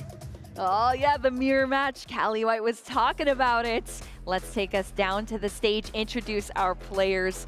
Callie just eliminated Owen Rhodes from our top 8, Reggie Drago V-Star Mirror. So far, undefeated. Is that going to reign true? We're gonna have to see. Also, Callie White is hanging on here for the Canadians. This is our hope here in the potential finals for Callie White to stick through. But look at that. Top 128, top 64 in Sao Paulo, top 64 in LA, and a top 128 NAIC. So has been on a tear through these last season and this season already. Yeah, so many regional championships for Caleb, trying to stack up one more here, including all those IC events too. And for Callie, the results are strong, but of course, if you can add a finalist or championship to your name, it's even better. But it's impressive that we saw in the interview from Callie the confidence about this matchup. Undefeated through gameplay in all tournaments when they are playing the Regidrago deck. Is that going to remain true? Caleb's going to try to say something about that. It almost feels like a final boss scenario that you're facing down. I mean, look at Caleb's accomplishments here. It's not even the titles, it's just numbers and X's. You don't get to know where he's been. 4 times, 2 times. I mean, that's wild to see here for Caleb. So, but as we heard from Callie from that interview, not only feeling super favored in the mirror match, but also is the most fun. So we're hoping to have some fun here in this top 4 match. We're gonna get it kicked off very soon once both our players get set up here. Looks like they're gonna work in stages here. They gotta get that basic Pokemon out. They gotta lay out their prize cards and continue on. The stakes are really high, so we're all gonna keep very watchful eyes on the boards here. Oh, did you see the deck box over there? I did not. Look at that. There was like a little Pokemon in the window. I didn't get to see what it was. Maybe a lucky Pokemon. Let's take a look at these prize cards here for our players. I mean, right, so yeah, we see the Hisuian Gudra V-Star here for Callie, and a couple pivotal cards there for Caleb if the aggression of that opening turn for the Squawk ability was available. It is not anymore. Wow, well, there you go.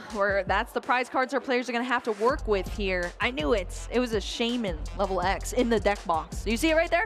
It's right there. Shaman is a cool Pokemon. That might not be the best card we've ever seen for Shaman, though.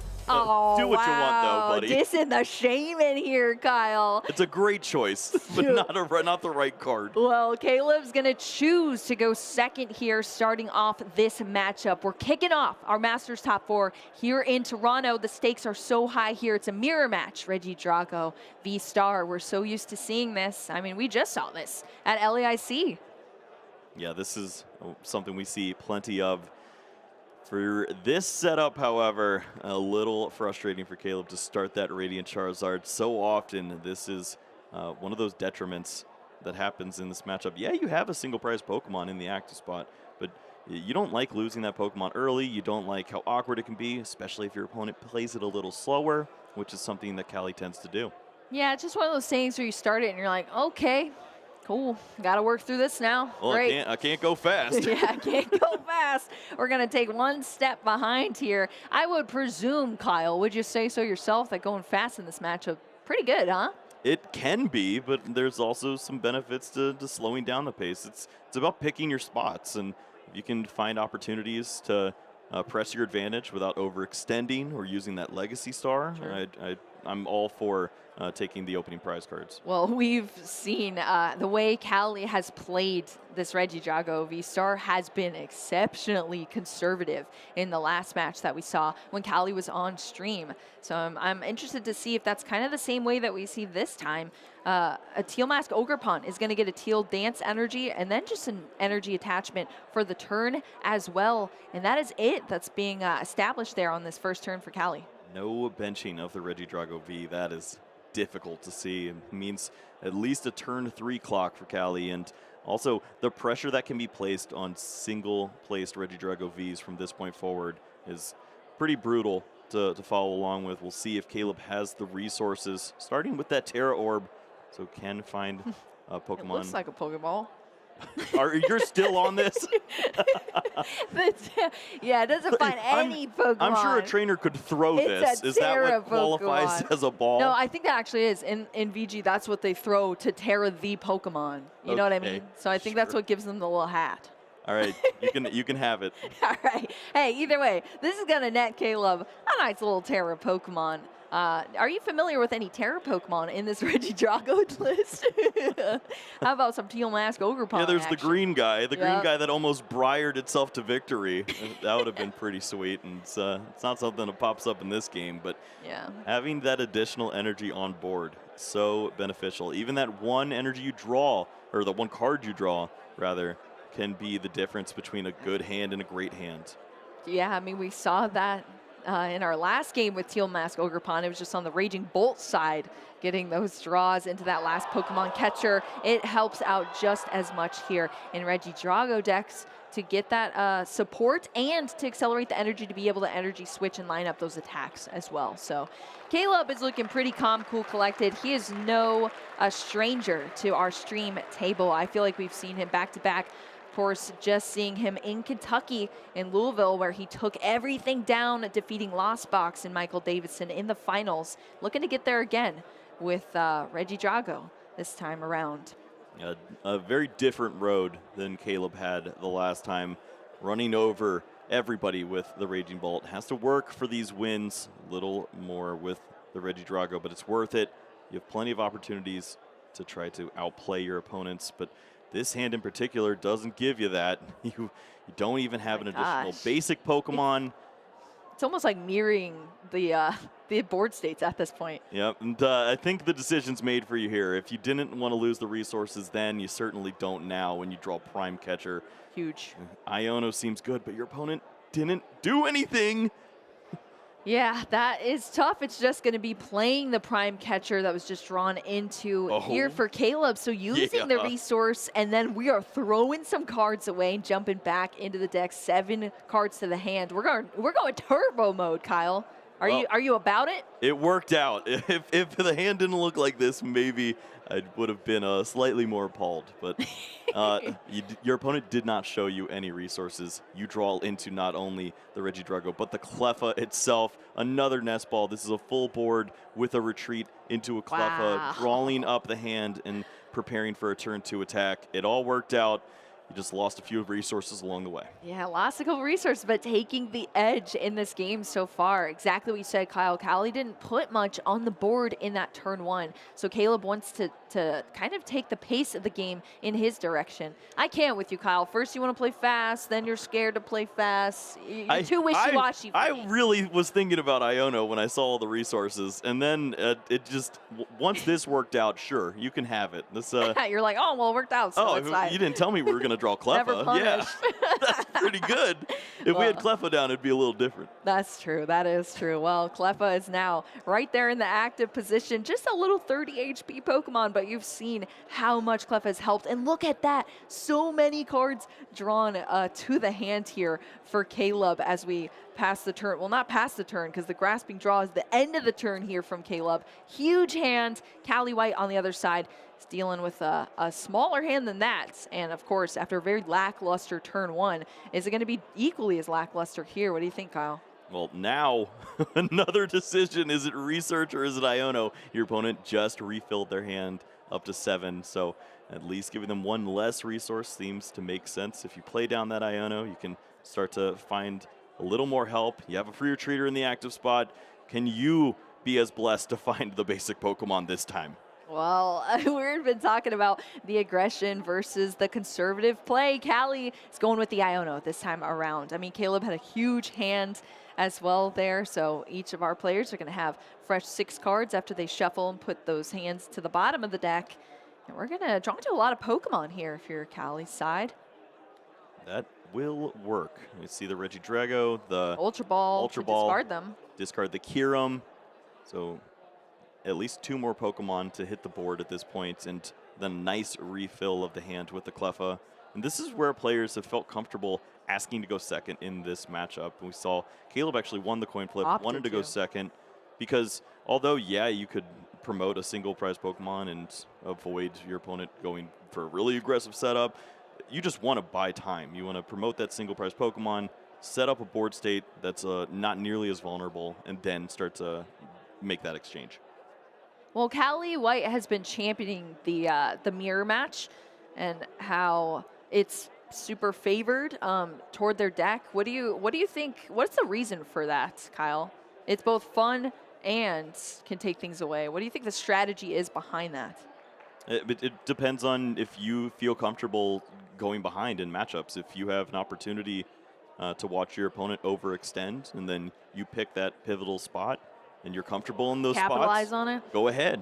And we see the great players are capable of doing that. They allow their opponent to think they have the advantage and press on, and then you're waiting in the wings for them. We see Callie, thinking about that with the second Regidrago V, this is an opportunity for an aggressive player like Caleb in this spot to target down the Regidrago V, remove it from play, and be very aggressive. So have that secondary plan ready to go.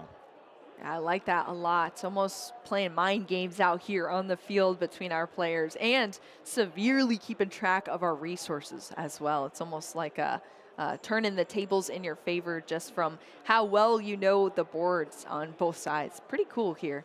Caleb Gedemer, of course, churning through this turn here, accelerating some energy with the Teal Dance on the Ogre Pond to draw into some additional resources. Regidrago V-Stars now on board.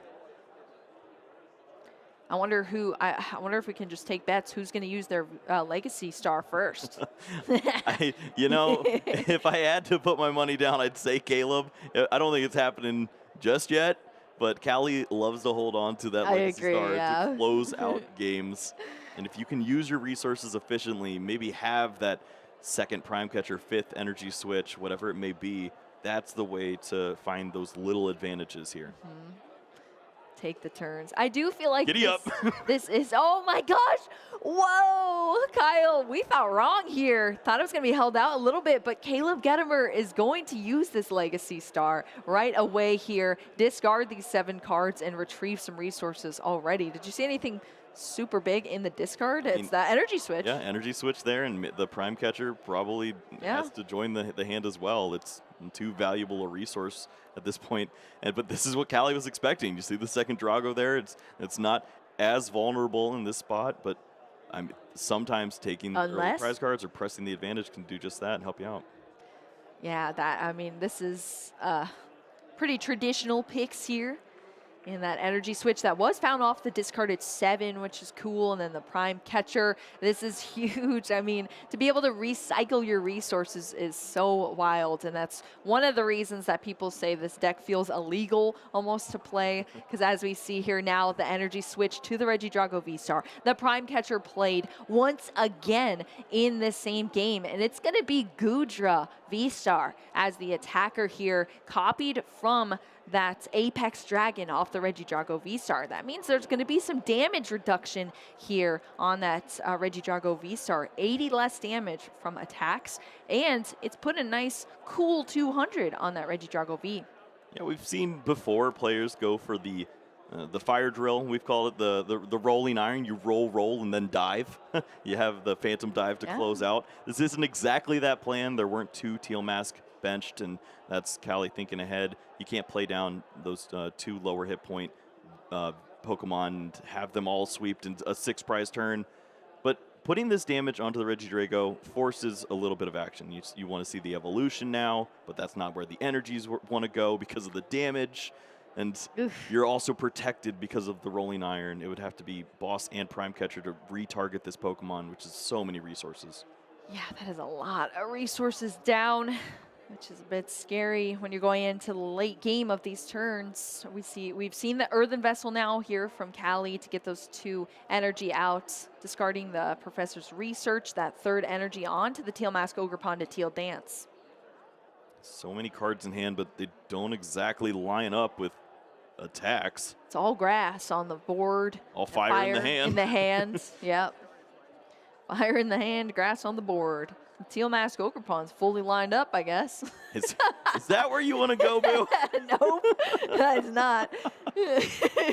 I don't think that's where Callie wants to go either. That's just a happenstance. The energies have all fallen there because we've needed an energy. We've only had one. A card each turn. Yep.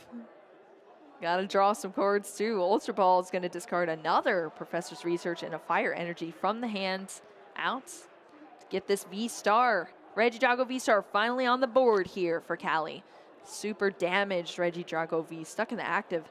Still there after that rolling iron from the Gudra. We see energy, we see the boss's orders in hand. Is there a way to maybe draw a little more here? Teal Mask Ogre Pond. Talk about the dangers of benching that Pokemon. Same with a Pokemon like Mew, but at this point, your opponent's already dedicated 1 major attack into a Pokemon that's not easily cleaned up. Pheasantipity coming down as the option here off of the Nest Ball for Callie.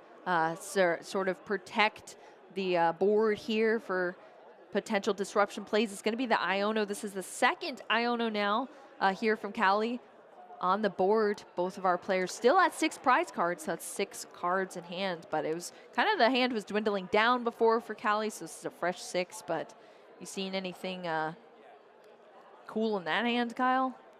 Not particularly. And there's a Dragapult, I mean, I guess. I can't help but think about play style at a time like this. When you see Iono after Iono from Cali and crazy aggression here from Caleb, but this is where you have to flip the switch. You have to try to go for something here.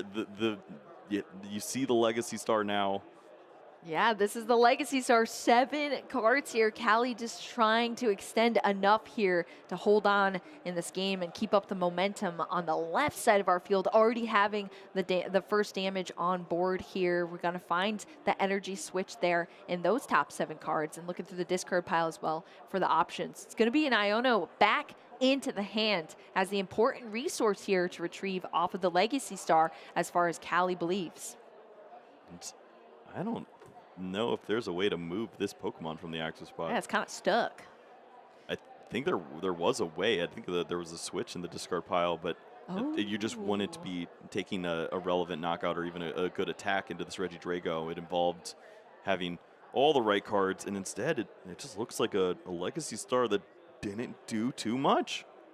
Yeah, that's a little bit awkward there. Just going to retrieve a couple resources, put it back in the hand, but that Regidrago V still remaining in the active. It has a very bulky 3 retreat cost on it, so it was damaged. It's only holding on by 20 HP there, and feels a little bit like Caleb is kind of getting handed a turn here. But is this a part of the grand master plan that's I don't know about here, Kyle, on Cali's side, or is this just a formula of just awkward card draws for Cali? I don't think this is the plan. The cards haven't fallen in the right order. Maybe if the Prime Catcher was discarded by way of the Legacy Star, then you have an opportunity to do a pretty good attack on this previous turn, but we didn't see any of that. And now from Caleb, you don't want to waste an attack into this Regidrago V. It doesn't feel 20 HP. Like you're accomplishing very much. So if Boss's orders were to be found here, that'd be phenomenal, but the draws aren't lining up for that. It might just be rolling iron again. Oh my gosh. Holding on. Yeah, get that reduction out there, get a couple of prize cards. Both of our opponents here are just sort of sticking their board states around and kind of seeing who makes the first misstep. Yeah, exactly. They're waiting for a turn to just capitalize. Professor's research. Look how thin the deck already is here for Caleb. Yeah, like what, 4 cards? Yeah, like, that's it. There's 6 prize cards left. You start considering how accelerating energies for the rest of the game is going to be difficult because you can't afford to draw the card from your deck. Yeah, that's a bit awkward. Got to think of the late game here. You can't draw too much. You got to hang on enough to at least take all your prize cards and win the game here. So, but I mean, there's already so many energy on the board as well. We've had this fully loaded Regidrago V-Star for a couple of turns now here for Caleb. One on the bench that already has 2 grass energy on it. That's going to be our first knockout here of the game. It only had 20 HP left, so Caleb's going to have to just hit into it once again with that rolling iron, of course, reducing the 80 damage on that Regidrago V-Star for Caleb. That's 2 prize cards down within the Ultra Ball and the Squawkabilly. Cali behind now as far as the prize cards go, but we're going to see if the cards can sort of start aligning here for Cali to swing the momentum over in their favor. Well, Cali has a chance here if you can target down the benched Regidrago V-Star. That's a pretty big target that you could knock out with maybe a Giratina V-Star here. We don't see the Hisuian Gudra. It's in the prize cards this time around from Cali, so copying the rolling iron strategy, not going to happen. Not an option. But you know that you're just going to lose so many resources trying to do that. It's tough when Caleb threatens knockout at any point in time, and you just have to come up with a solution that seems inefficient. Yeah, this is kind of awkward here. I guess this is how the mirror match can go, Kyle, between these Regidrago decks, huh? It doesn't like line up as well as with like against the Raging Bolt, when you can just sneak in your Radiant Charizard and have this single quick attack. If you don't have the prize cards to do just that, you have to attack with these 3 energy attacks. It's so many resources. It doesn't line up when your opponent's using the Rolling Iron, and it is tough. It seems so much more high level as well, because each of your resources is so important here. And we see the strategy Callie has had of continuing on with the Iono disruption here. This time around, Caleb's only going to be drawing into 4 cards thanks to that 2 prize card knockout on the last turn. Callie's also going to have access to that flip the script because of that knockout. I need a few more resources for next turn with the boss's orders, but what else can you do from this point? You don't have a great attack lined up. There is no prime catcher that we see. Yeah, that's just so tough to see. Things just not aligning fully. The Regidrago V is going to come down onto the bench, at least for toward the end of this turn here for Callie. So the Regidrago V out on the field. We do still have the manual attachment for the turn.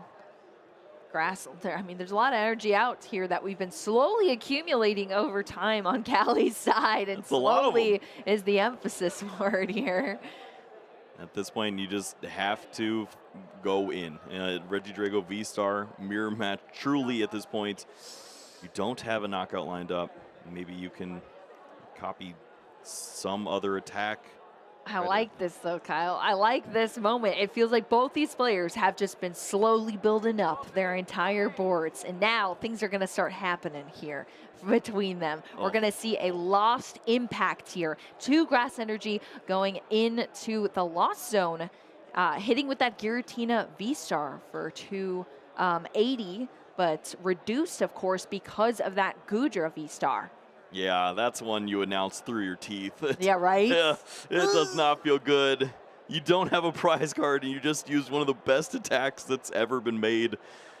And it didn't do enough. No! It doesn't work here. Caleb has to be considering every resource at this point in time.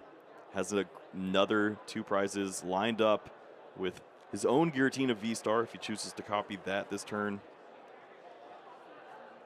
Yeah, it feels like we're gonna, this has all been sort of leading up to these last few turns here. Caleb, of course, leading in the prize race here. Gonna keep track of all of these resources that Callie's already utilized. The deck is looking pretty slim. Iono helped out a little bit with that, a slimmer hand for Caleb, but what's actually in the hand? What are we looking at? Ooh, I think it's double boss in the hand. Now single boss, because one's going to be used here to bring up this Pheasantipity EX. It's the draw outs that Callie White has here as far as the recovery goes. Dragapult is going to be the attacker this time around. Phantom Dive being copied off that Apex Dragon from that Regidrago V-Star that held on there by just 80 HP because of the protection from that Hisuian Gudra V-Star.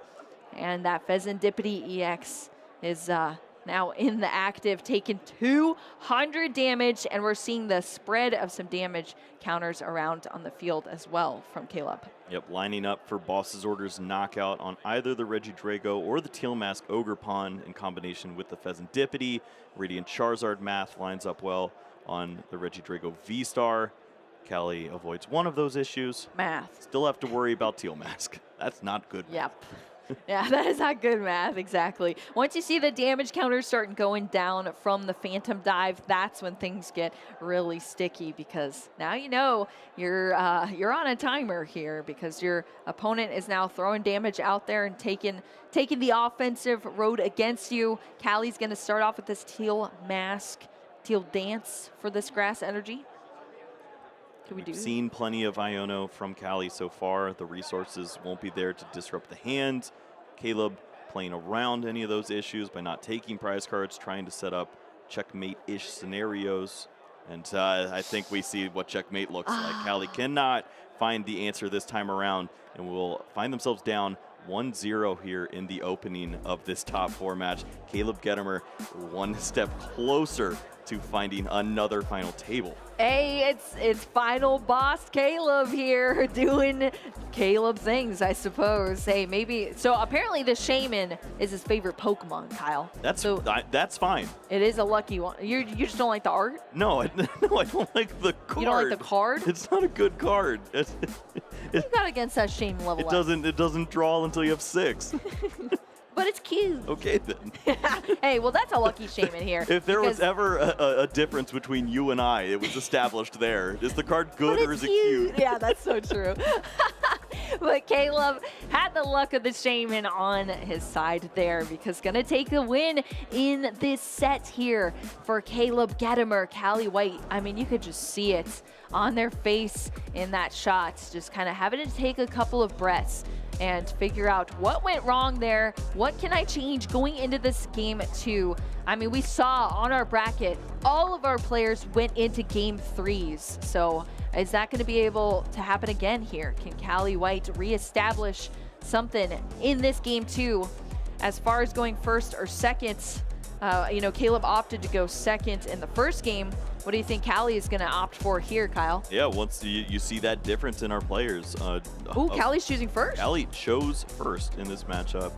Wants to play their own game now, and Caleb is saying, I wanted to go second. Okay, well, we will see like how that. this works. Caleb currently up 1-0. He's not the only person up 1-0 in the room right now. Cal Connor in the top 4 up 1-0, trying to reach another final table too. Oh my gosh, yeah, there's so much on the line here for our players on our stream match and out in our field playing right now. But we are focused here on this match on our table right now because this is our game 2 between our players. Caleb's just one more game away from a 2-0 victory. Callie White's gonna have to fight back in this mirror match. Both players starting off with their Teal Mask Ogre Pontiacs in the active position. Prize cards here for Callie. Not looking too wild. Yep, double Professor Research, which Callie has hinted as I'd rather use Iono anyways in a lot of my situations. Professor Research, what? I don't want to discard my resources. We do see the switch, however, which can be a pretty important resource at times, preserving some energies on the board. Although we didn't see it brought out to switch out of the Regidrago V either. Yep. I mean, sitting back. All right, maybe these prize cards are great. Yeah, that's what I'm saying. These are the ones Callie has not been using. So I don't like any of these cards. We'll see if the cards Callie wants to use are in the hand this time around, kicking off our first turn. Of course, Earthen Vessel is a great way to start that out, to get these grass energy out. To be able to start drawing into some more cards off these Teal Mask Ogre Pawns, the Fire to establish for the turn onto a Regidrago V, if we can get there too for Callie. So hopefully everything's lining up here. What do you think the shift in strategy might be for Callie going into this game too? Well, you have an opportunity now to be the first player that uses Rolling Iron. And we've noticed that is a pretty good strategy. You can also get your opponent slacking at the beginning if they play down the double Teal Mask Ogre Pawn, if they have to extend and play some other V Pokemon like an early Pheasantipity as well. You can set up for that big 6-turn sweep. We don't see the Pheasantipity this time around, but maybe on Caleb's end, if he has the second Teal Mask and just goes too aggressive, you can take advantage of that.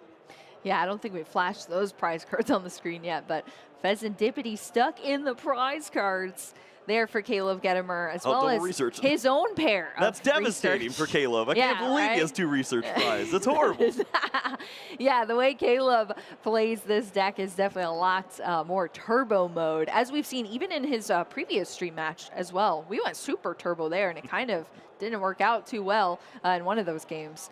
But yeah, Caleb Gedemer stuck with the Pheasantipity EX on the top. Several discard cards in there. One of the Energy Switch, Super Rod, and a Grass there for the prize cards. Teal Mask Ogre Pawn of his own being utilized to Teal Dance into an additional card, and Nest Ball as well to get another Pokemon out. We saw Callie White before the end of last turn be able to play a Regidrago V, attach that Fire Energy. Yeah, which is exactly what you want to do. Something that was missed on the previous game, and honestly speaks volumes to what you're capable of in the opening turns. Callie was on the back foot the entirety of the game, struggling against the aggression of Caleb, did not have the resources to come back. This time around, threatening a turn 2 attack, which is something that is certainly welcomed. And now for Caleb, has to find an answer. You have an opportunity to find a single prize Pokemon like that Cleffa and bring it into the active spot, and maybe consider seen a few more resources with Ultra Ball and Iono.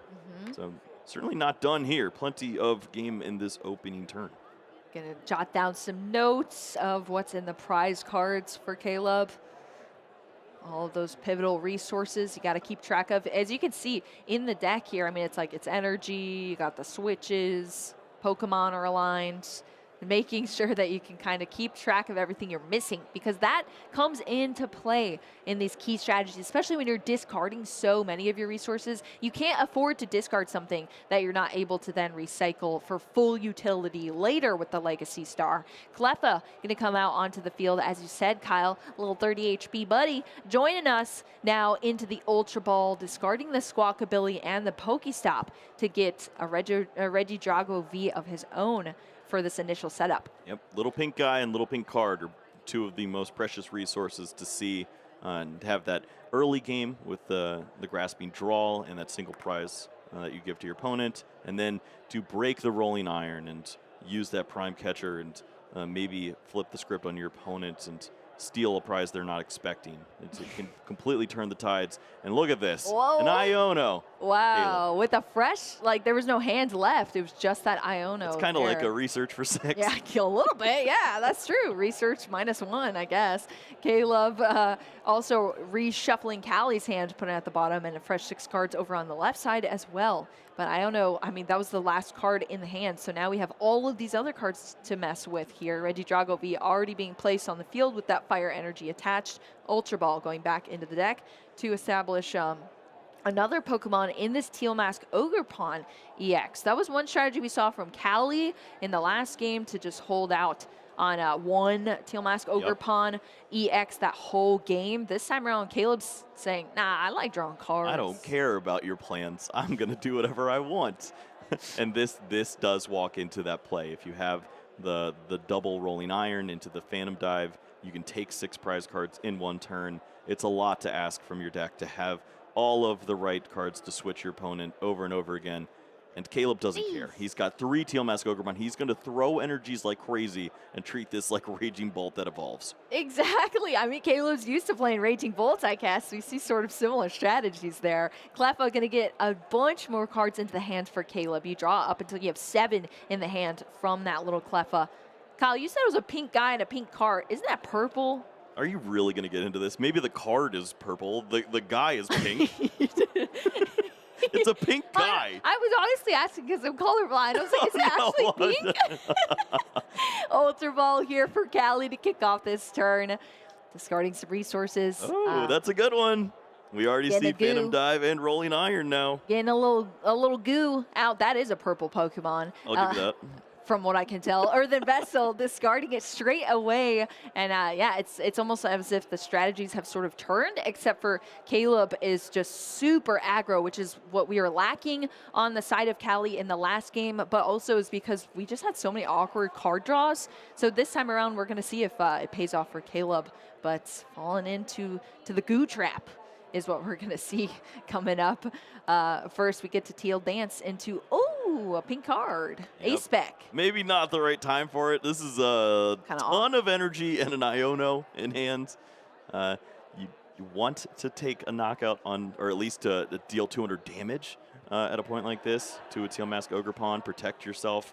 But do you think you're going to find the right cards off of this Iono? You don't have them yet. Here we go. Oh my gosh. I love the risks, though. Regidrago V coming up into the active position, as well as the mirror Regidrago V from that prime catcher being used. Iono is the next card up. We're going to see what Callie's able to draw into off these 6 cards. This is pretty big. Ultra Ball, Regidrago V-Star, Energy Switch, any of these cards would be a huge benefit. Last one.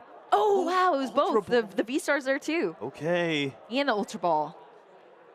Big finds. I don't believe we've seen the Teal Mask Teal Dancing just yet, so an additional... no, we did. Okay, so we won't see that energy there.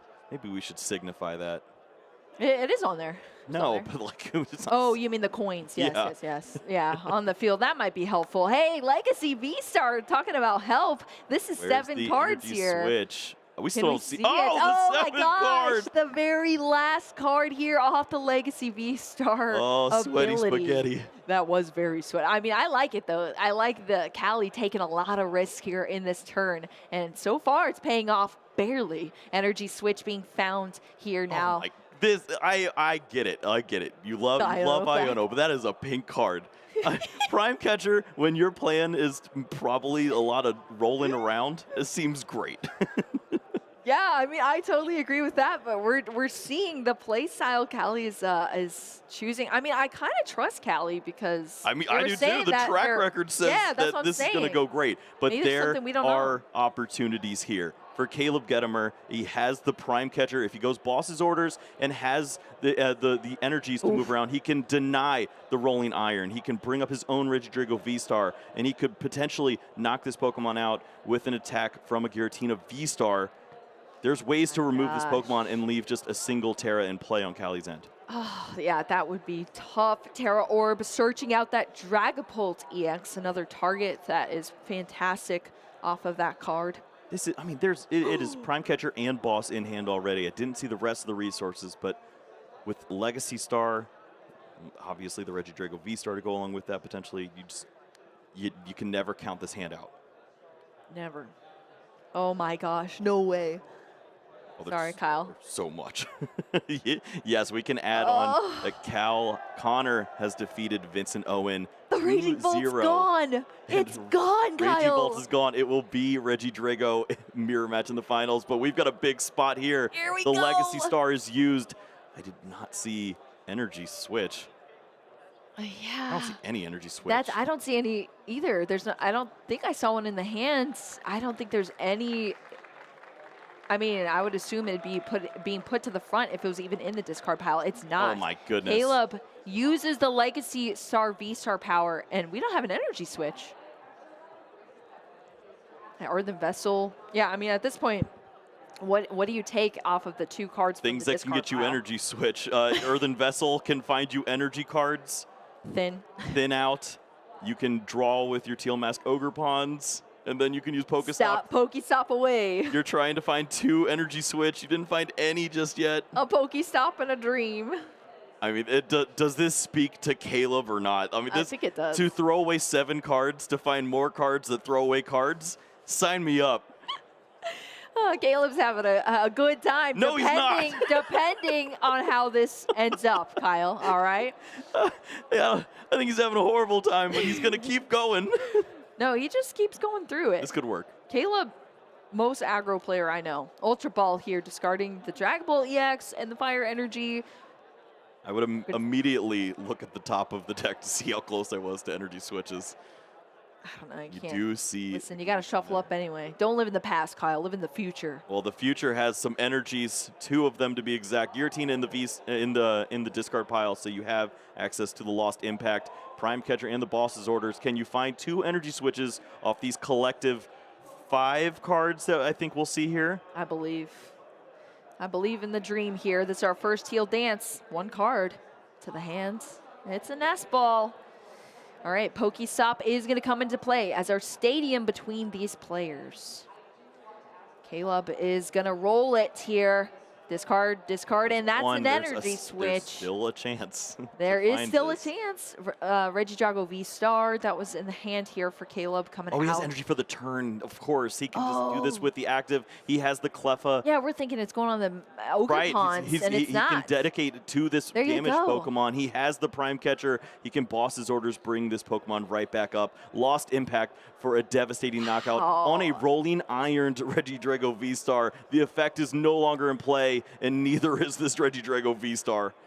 Oh, that is incredible here. Caleb is able to make it happen on our stage here. That Prime Catcher, the Cleffa free retreats. Now we're seeing the lost impact of the discard of these grass energy, taking the knockout. It's not being debuffed by anything here as far as this Regidrago V-Star. That's the first 2 prize cards Caleb Gedemer gets, and Callie is just left with this Teal Mask Ogre Pawn.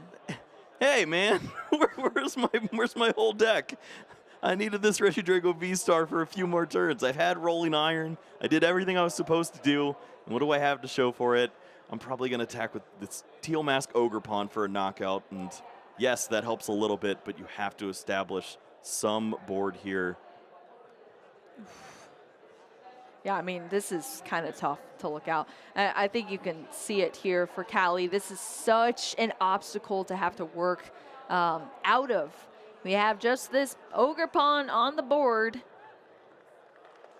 Your opponent has used one energy switch for the...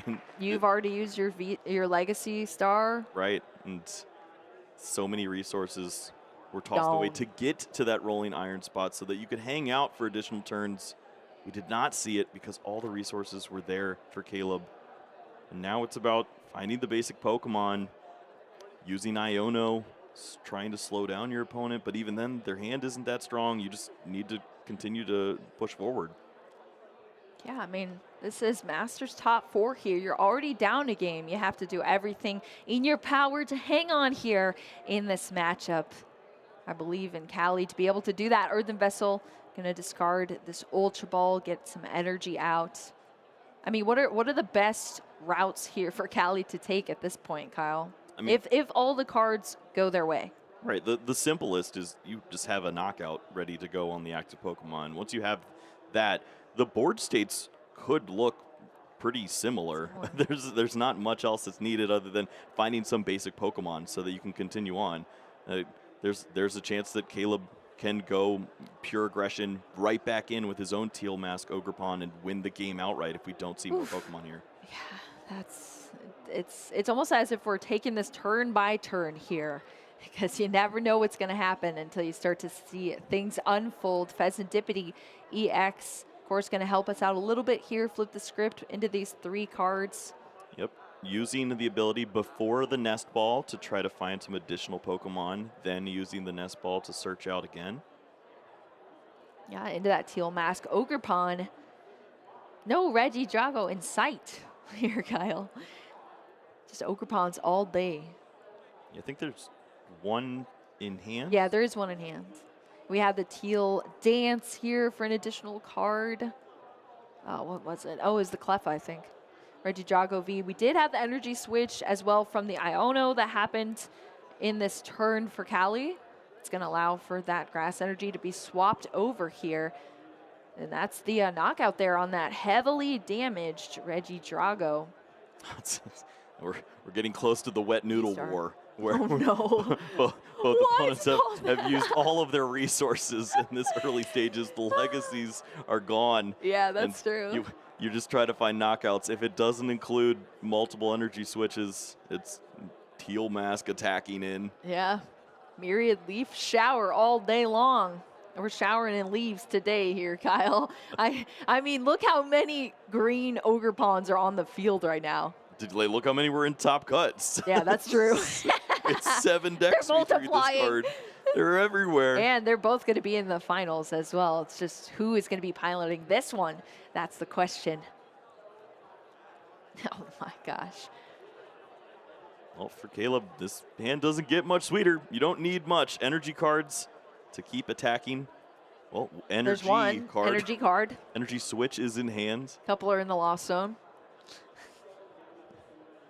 And the other energy switches in the prize cards still. Has the Mew to draw the hand back up. Yeah, our support. Focus stop if you want to get a little crazy. A little bit crazy. Mew EX coming down here.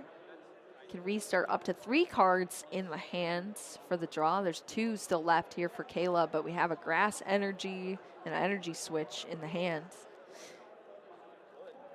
Just deciding where to take this.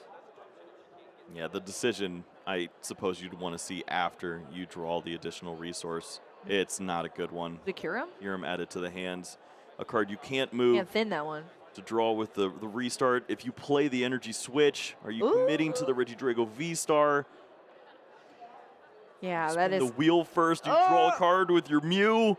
All of these small decisions, these small percentages are piling up. I know, I want to hear what's going through Caleb's head right now. Is going to utilize that energy switch, switching a grass over to the Regidrago V-Star to draw into 2 cards. It's an Ultra Ball. Ooh, And it was Super Rod? Super Rod is pretty great. There were no energies in the Yeah, deck that's at true. that point.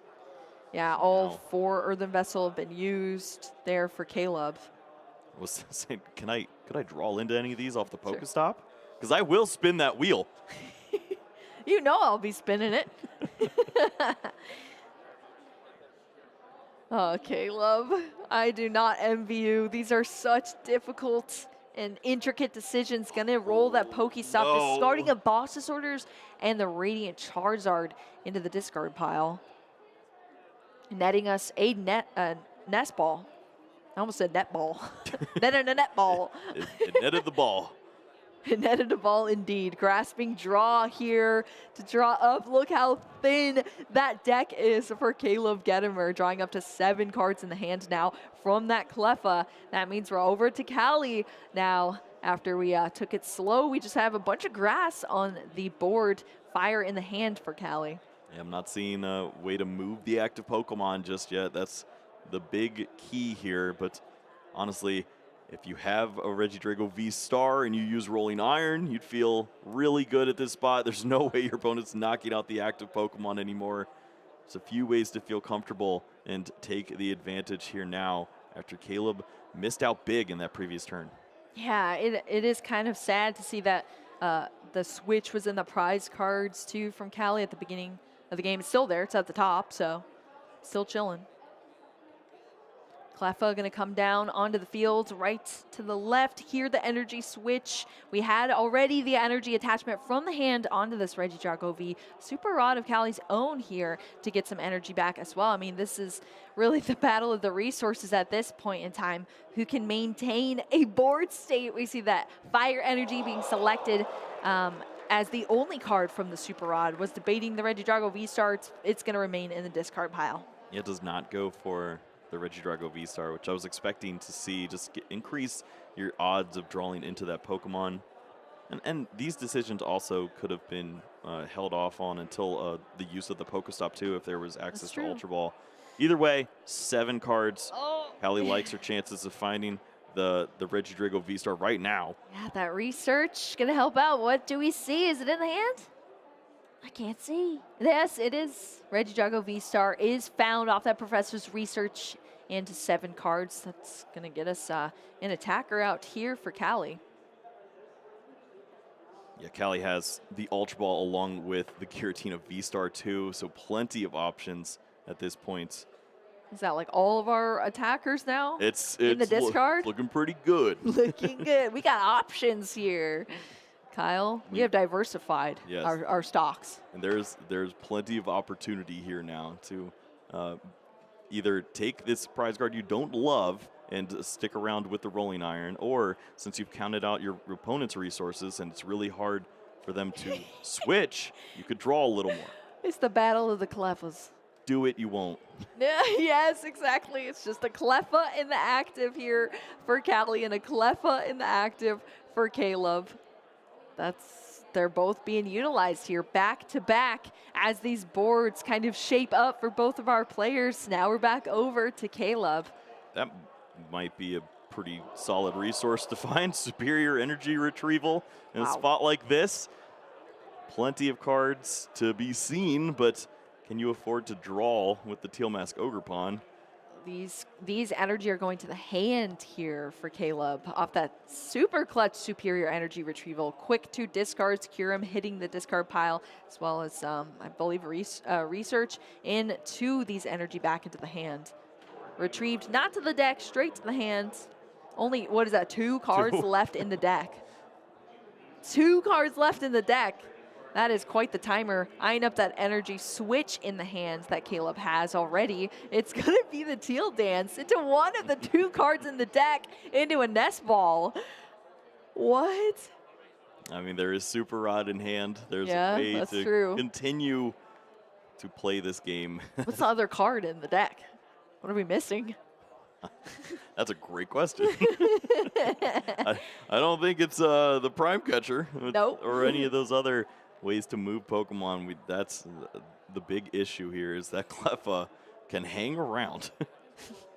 Well, we see the energy switch now, switching that energy onto the Regidrago V-Star, manually attaching the fire energy. It's fully charged up now to Apex Dragon. Cleffa jumping out of the active with the free retreat. Caleb Gedemer now has this Regidrago V-Star to be able to utilize its attack, but just phasing off the little 30 HP Cleffa. Yep. There's not much else that you need to do.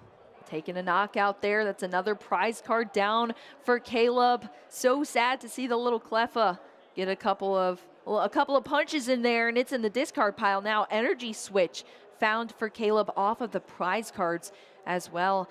Callie over here on this side starting off the turn, nest balling into some fails here for Callie to thin these nest balls out of the way. We see Radiant Charizard in the hand. Regidrago V, double boss's orders into this flip the script. Wow, one card left on Callie's side as well. After I don't know, flipping the script, Charizard is found. This is truly like a chess match almost. It's just it's a give or take for both of these players. But it's going to end in a very rapid conclusion here soon between one of them. It's just which way is it going to go? Radiant Charizard's now on the field with a fire energy attached. Think that changes things around, Kyle? I mean, it's another viable option. We see the boss's orders targeting the Mew, which is so impactful, using Rolling Iron, taking a knockout on a Pokemon, taking 2 prize cards, but also preserving the hit points on the active. Seems so great. Charizard would be able to close out with the second boss's orders. Callie is looking like things are moving up here. Exactly. Everything was able to be used for its full potential there. Taking the 2 prize cards on that knockout of the Rolling Iron. You have the damage reduction in place. The Mew EX has been wiped off the field now. Caleb just re-promoting this Cleffa into play. Now we're back over onto this side. Everything's coming down to this too. I mean, it feels almost like we're in a game 3 here, but this is just our game 2 between these players. Right. And speaking of that, we've had 2 games. Both have lasted at 25 minutes. Time. We're at that point where the 75 minutes is so impactful. It gives these players a great opportunity to show us the full extent of what their deck is capable of. Caleb fighting for his life at this point. Yes. 3 prize cards remaining, but there is not a clean avenue there. Yeah, Super Rod being utilized here to go through this discard pile, recycling Pokemon or energy. It's going to be that Radiant Charizard, the Mew EX that was just took a knockout in the last turn, as well as the Fire Energy. Shuffle those back in. That's the deck. Shuffling them into the non-existent deck. Yep, they became the deck. It became the deck, yes. Please prize the boss. It is there. Callie holding on to the magic resource to get the job done here in game number 2. We will get exactly what we're looking for here. A big game 3 in this classic mirror match. Who's going to go first? Yeah, that is the question here, because Caleb opted to go second in the first game, then just happened to go second in the first game. Callie wanting to go first. Now, yeah, it's going to be up to this. Caleb is going to get that choice this time around. I'm curious to see if that'll change up or still go for second. Let's take a look at that game 2, because it was a long one here between our players. I mean, I feel like it was really a game of chicken, as I said, this whole time. Yeah, there was a little more to it as far as using the Legacy Stars super early in this game, trying to find opportunities to take advantage of spots from your opponent. Big play from Caleb to find the Prime Catcher boss's orders, remove the Rolling Iron, and take a knockout. But for Callie, it was pretty simple from that point. You have the knockout because the second energy switch wasn't there from Caleb. Clean knockout on the Regidrago by way of the Terra Pokemon. And from there on, we saw this strategy. Boss's orders on the Mew, Rolling Iron was used. You cannot knock this Pokemon out. Caleb just has to attack into it. Boss is held for game 3 potential. It was just showed off there, and Caleb knew exactly what that meant. Well, we're going to a game 3 between these players. It's a mirror match. It is just a slugfest here between Regidrago V-Star, but Callie felt super comfortable going into this matchup here and has held on strong. We're going into this game 3. We've seen the strategies on both sides. I will say Callie did give us a little bit of give in that game 2. Were you happy about it, Kyle? It was a great game. We saw Callie go a little quicker that time around. And we see, Whoa. my goodness, going Oh, first, no. Caleb choosing to go second. It is the prime Whoa. catcher, the And the Hisui Kyurem. Gudra, and the Squawkabilly, and starting the Kyurem. Starting the Kyurem, Gudra that has been so pivotal to both of these players, stuck at the top of the prize cards. Squawkabilly not able to be utilized, which I don't, did we even see that in either of our games from our players? But still, another thing, the pink card, the prime catcher, and an energy switch up there in the prize cards as well. I mean, that's pretty tough to see from Caleb's side. Over on Callie's side, look at this. All the weird stuff, What you know? That's a lot of Pokemon. If you ever needed to copy one of the goofy attacks, they're gone. That might be pretty good, honestly, to not see those. True. But unfortunate, the pink guy. Yes, the pink little Cleffa that we have seen so much for both of our players. It adds that level of protection, just a little one prizer. It gets you those cards. It allows you to establish your board state over time as well, but it's in the prize cards. It is at the bottom here for Callie, but not to be utilized earlier on in these games. Pheasantipity was also the start here for Callie. Of course, definitely not as bad as that Kyurem in the active for Caleb. You know, certainly not going to complain when you see the active Pokemon there for Caleb. And we've seen the mid-game grasping draw. It's not that bad. So seeing that Pokemon at the bottom, I'm not Or too the sad late about it. game. Yeah, or the last The turn, late whatever you game. want to do. Exactly. Yeah, I'm really curious to see how this goes, because I feel as if you're weighing the prize cards, Caleb definitely has the way more difficult prize cards to have to work through as an obstacle, and a pretty difficult start. So I'm hoping that the rest of the starting hand for Caleb is super good to try to compensate a little bit for that there. But Callie was able to get this Teal Mask Ogerpon down onto the board with a Grass Energy attached already for the turn. Has a Prime Catcher in the hand, in the starting hand. Ultra Ball is going to be utilized here, getting rid of a Boss's Orders and an Earthen Vessel. Going down first turn to just get this Regidrago V established.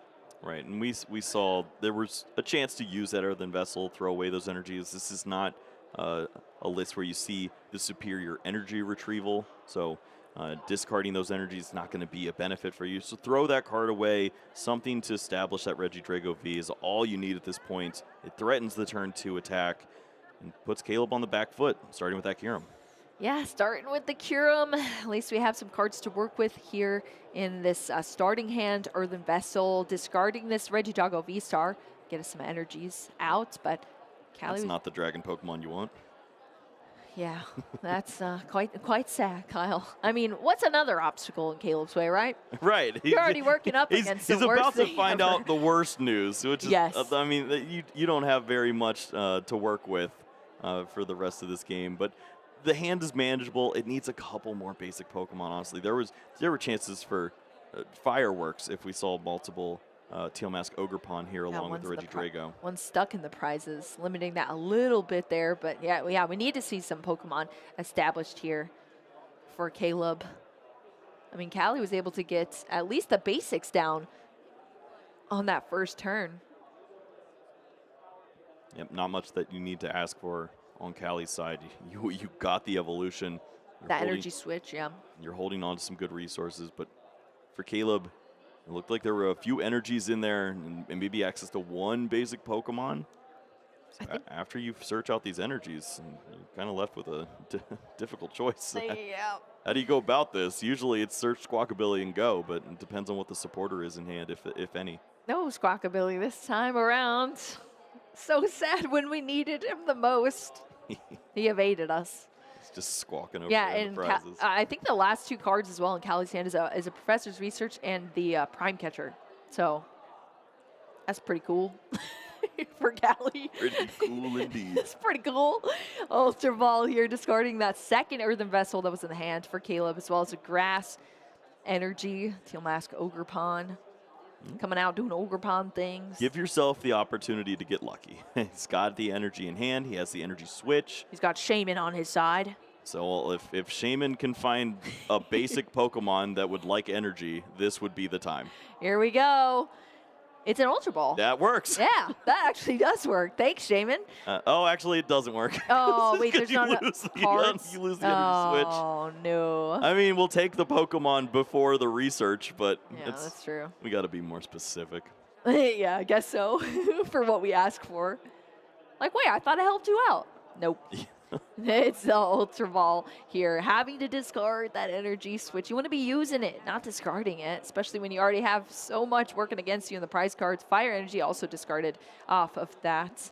And Regidrago V is going to be the Pokemon off this Ultra Ball. It is literally the Pokemon that we need. It'll work out just fine. And knowing where that energy switch is can be nice, too. When you go for the Legacy Star and you're not worried about finding the right card. Hey, pink guy. Hey, buddy. You're not in the prize cards, I guess. This time, only on Callie's side. Well, the professor's research after the Regidrago V coming down. Second Regidrago V. As we said, a bunch of Pokemon in the prize cards. Didn't get to see some Squawkabilly action. Just the grass coming down for the manual attachment onto that Regidrago V on the bench. And that's going to be the turn here for Caleb. Yep, no other resources to help out on that opening turn. Callie, download as much as you can from that opening turn. Yeah. Plenty of resources tried to be used effectively. It just turned into not much. But you have the Regidrago, and now there's a chance for Callie. If you can target that Pokemon, remove energy from play, that's pretty good. You can also focus on the one without, as you've seen an energy switch used. Giddy up. Giddy up. Prime Catcher going to start us off, bringing that Regidrago V into the active. Professor's research going to help out quite a bit here. Fresh 7 cards for Callie to be able to use. We need to see a V-Star here. Can get some Teal Dance action happening. We do see the V-Star off of this Professor's research and a Grass Energy. Nest Ball as well. I mean, these are all pretty solid, and an energy. Wow, look at his hands. Okay, sign me up. That's a lot.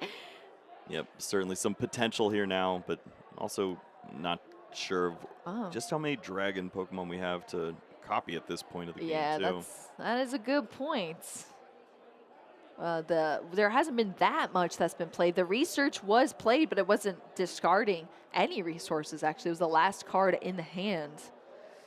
So Nest Ball is going to be able to be brought out here to get a Pokemon on the bench for Callie. Just missing a couple pieces in the hand. Both these players going to have to really focus out. I mean, think about this. This is our game 3. Under 15 minutes left on the clock. This has been so much Pokemon that's been played through between these players. Yeah. And where do you go from here? Like for Callie? What is this? You're just missing like a little bit. Yeah, you're trying to give yourself opportunities to build up some attackers, put some aggression on Caleb, but not overextend because we've seen his propensity to punish. Yeah. Caleb's good at that, that's for sure. Regidrago V-Star coming up. Oh, yeah. Oh, my gosh. We're gaming, Kyle. We see the Legacy Star. Gudra going to hit the discard pile here for Callie as a dragon Pokemon. That's 1. And then Callie's also going to recycle 2 resources here. The Prime Catcher being the first one. It was already utilized. This turn, it's coming back out for Callie to be able to recycle once again. Yep, arguably the best card to see off of those 7 was the Hisuian Gudra V-Star. Beautiful. To have that Pokemon in the discard pile, to copy Rolling Iron, put your opponent in that ridiculous spot once more where they would need to find Prime Catcher Boss's Orders, all the energies for a Giratina V-Star knockout. Ruh-roh. Ruh-roh, that's the situation that we're in here, Kyle. Gudra is going to help us out quite a bit there, thanks to that Legacy V-Star power. There's a reason you can only use 1 V-Star power. That's why you have that little token to flip over every game because they are powerful, as well as these energy switches in this specific deck to get these Regidrago V-Star attacking as soon as possible here. We're going to see that canceling Cologne come out here. Regidrago V-Star attacking with that Rolling Iron into this Regidrago V. 20 HP left on it. The 80 reduction on the Regidrago V-Star on Callie's side. And Caleb, Kurim's just chilling on the bench. Right, and there's no answer this time around. It's just Boss's Orders in the hand. Prime Catcher's in the prize cards. So attacking into this Pokemon is inevitable unless you want to just avoid it, which seems like not the greatest plan. It's pretty good. It's a good attacker over there. Yep. How do you do this at this point? If you have your own rolling iron to copy, that'd be great, but that's not a play either with Also the prizes. prize cards. So many things against Caleb at this point. Yeah, I mean, just look at the prize cards. They are so bad here. The Prime Catcher, the Goodra at the top, the Energy Switch. We didn't get to use the Squawk ability to draw to have a more pivotal turn 1. The Ogre Pawn stuck in there as well. It's not good here for Caleb. Every strategy that you'd want to employ as Caleb Gedemer is working against him. And now, I mean, you have a Kyurem on the bench just clogging things up as well. Right, and if you attach too many energy to the Regidrago V-Star, attack in with this, that resource is likely to be wiped off the board by way of lost impact. You don't have Rolling Iron to protect yourself. Seems like a turn where you have to attack with a Teal Mask Ogre Pawn, something to just soften this Pokemon up. It's just not pretty. It is not. But you can't afford to lose a resource like Regidrago V-Star. But then you get knocked out, you lose a bunch of energy, and then maybe, I mean, no matter which way you go, it's just, you're climbing an uphill battle here for Caleb Gedemer, sadly. Maybe we just see things go much slower here for Caleb, or see the attachment here, the fire energy onto the Regidrago V for Caleb. But I mean, it's a tale of two stories here. Callie White is doing all of the Regidrago things. I mean, we found what we needed off the V-Star power, which was great. Even though we kind of looked like we were in a pickle there, and Caleb is just not having anything align here. We already have damage on board here, and we were not able to establish any real strategy. Jamming towers being put into play to cancel the 0 tool cards out on the field, and Callie is passed over to now to continue with the momentum here in this match. Right, and there's an opportunity to really start to hammer in at this point. You have the Prime Catcher. If you target down the other Regidrago V and use Rolling Iron, you're putting so much pressure on Caleb. Evolving that Pokemon doesn't feel great. You're still not taking a knockout at that stage. You could switch the strategy up and just go back for the Teal Mask Ogre Pawn and then have a huge Pokemon knockout with the dive. So it's tricky to see where you want to go here. It's just, there's so many options when your opponent just doesn't do anything. Mm-hmm. Yeah, and that can be just as important as the player who's kind of playing from ahead in a match, is like where you go, because one slip up could all start to slip away here. But if Callie chooses to make these decisions down the line, things could start to look even more grim, if that was even possible here for Caleb Gedemer. But Callie is going to be using that Prime Catcher that was recycled already with the Legacy Star. Now this is just knocking each other in a phone booth, punching back and forth, rolling iron into these Pokemon. It just doesn't feel great to be on the receiving end of that. You could also try to go for a knockout at this stage. It's not a V-Star, so it's not too much of an extension of your resources, but I don't know if we have a Pokemon that hits the right numbers here. Knowing Callie, it's been a lot of rolling iron here and just saying, I'm going to make you have to overextend if you want to do anything relevant. Exactly. Which, I mean, pretty darn good, as we've seen as a strategy in this specific matchup. The mirror match, UEX, free retreat, hopping back out of the active after that Prime Catcher into this ready to attack Regidrago V-Star into this Regidrago V. A similar story as to what we've already seen from that poor Regidrago V on the bench. Now we have two heavily damaged, unevolved Regidrago for Caleb Gedemer. 80 reduction that he's facing off against, and a very well-established board state Callie White has been able to get away with in this match. It feels this is so bad for Caleb, almost wanting to be knocked out at that point, because at least there'd be a chance to knock out the Regidrago V-Star. But there's another one being charged up on the bench here for Callie. No damage on this side of the board. Exactly. Oh, it just gets scarier every single turn that passes by, as Callie's able to just play from an extremely dominant position.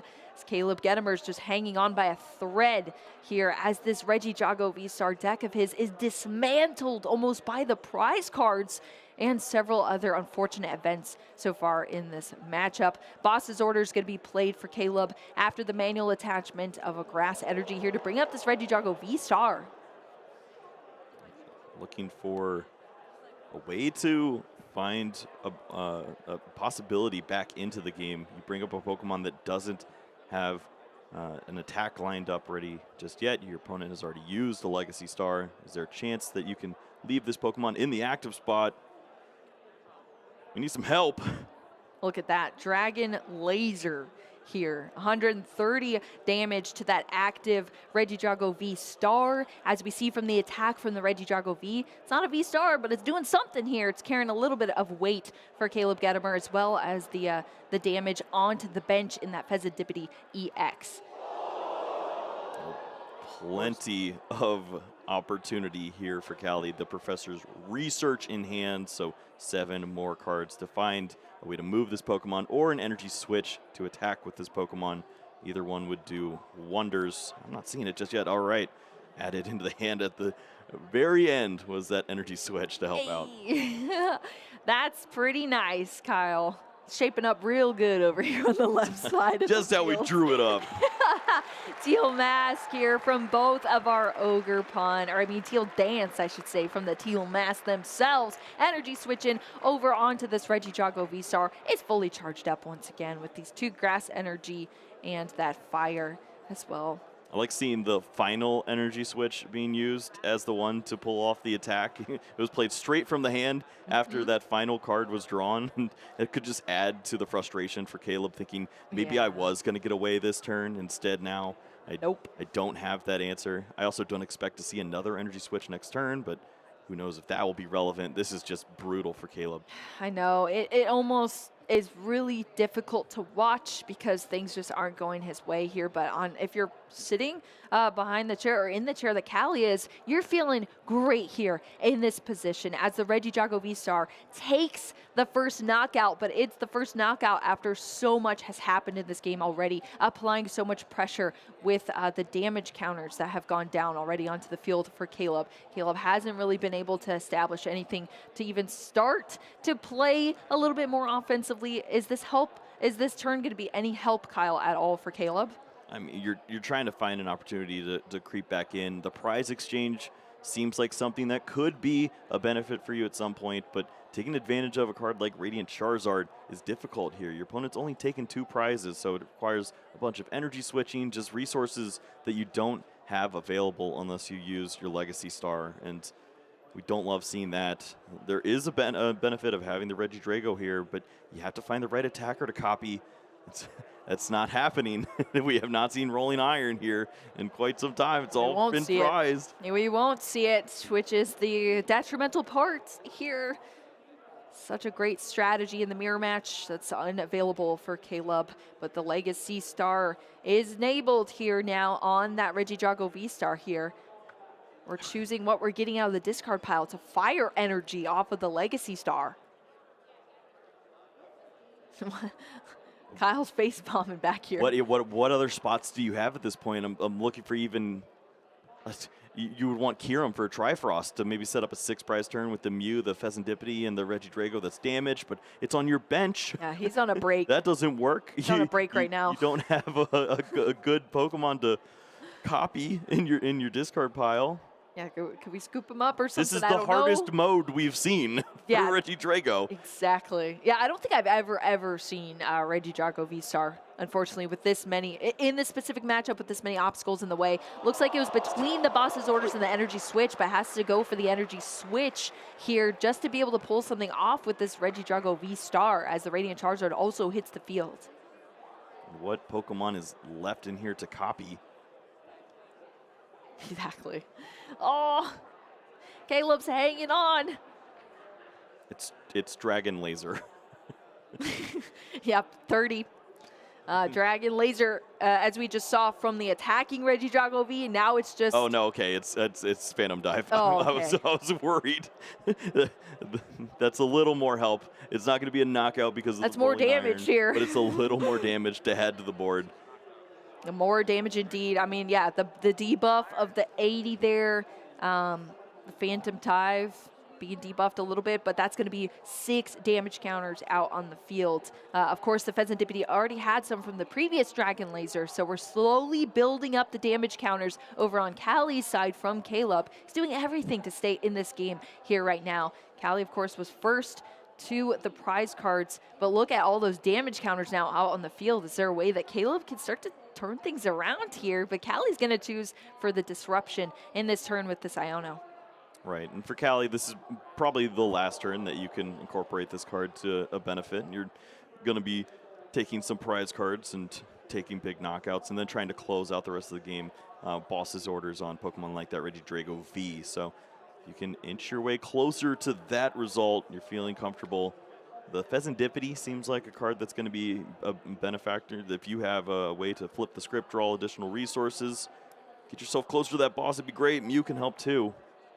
Mew, come in clutch here with the restarts. Find a bunch of random Pokemon I don't need. Yeah, that's not gonna help us out too much. Oh, we're seeing the energy here now being discarded to the Lost Impact, copying the Giratina V-Star that's moved to the top of the discard pile here. It's a knockout there, clean knockout. Unfortunately, that's not what you want to see if you're Caleb Gedemer, but that's perfect math on that Regidrago V-Star. 2 more prize cards for Callie. 1 step closer to closing things out in this Game 3 and advancing into the finals potentially for Callie.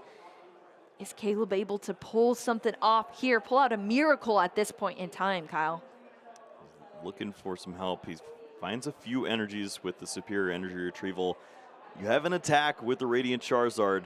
Does not line up well into this Pokemon, but thankfully you are only giving up 1 single prize. The issue is you have a heavily damaged Regidrago V, so some disruption here in Iono would be very welcomed. Yeah, when your prize cards are at such a deficit here, that's always great. Radiant Charizard ready to attack with just that fire energy having to be placed down on it to apply for its energy cost. Boss's Orders is going to be the supporter play here for Caleb to bring up this Regidrago V-Star. That's going to get a lot more utility out of this because it had that 30 damage thanks to the Phantom Dive earlier. Combustion Blast doing 250. That's perfect math on the other side here for Caleb, knocking out this Regidrago V-Star, taking 2 prize cards of his own in the Nest Ball and Teal Mask Ogerpon. Yeah, pretty reluctant head shake there from Caleb. Did not find the resources he was looking for, but did take the knockout. And now an opportunity here for Callie. Finds the Boss's Orders of all cards. The Boss's Orders, and that's going to be it. That's all Callie needed here to bring up that Regidrago V. Take the last 2 prize cards in this game. You hate to see it turn out like that, Kyle, when the prize cards were working against Caleb, when the initial start was working against Caleb. But Callie absolutely proved themselves in this mirror match, especially in that second game. They're fighting back from even such a detriment. There was able to take this 3rd game win, eliminate the final boss here in Caleb Gedemer, advance into our finals here in Toronto. It's going to be Caitlin White representing the Canadians. There's another final boss, I suppose, that we should mention as Cal Connor will be waiting, but let's see how Callie made their way to the finals here. It was a riveting back and forth game, 3-game series here, with Caleb getting off to a very aggressive start, making use of that rolling iron and setting up these really difficult situations for Callie where the cards just didn't line up. Game 2, a little bit of a different story. We saw Callie go for an aggressive Legacy Star here to get a little more going, but Caleb made a huge play. Boss's Orders, Prime Catcher, bring this Pokemon up, attack through the rolling iron. Callie only needed to respond with the Teal Mask Ogerpon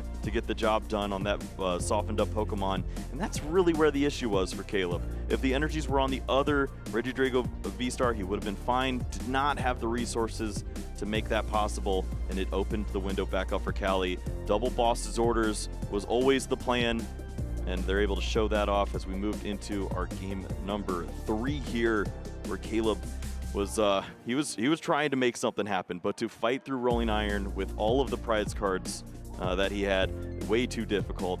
Finds the Radiant Charizard, tries to close out and find a few more prizes, but it's just that easy when you have Boss's Orders once more. Callie getting things done and moving on to the finals.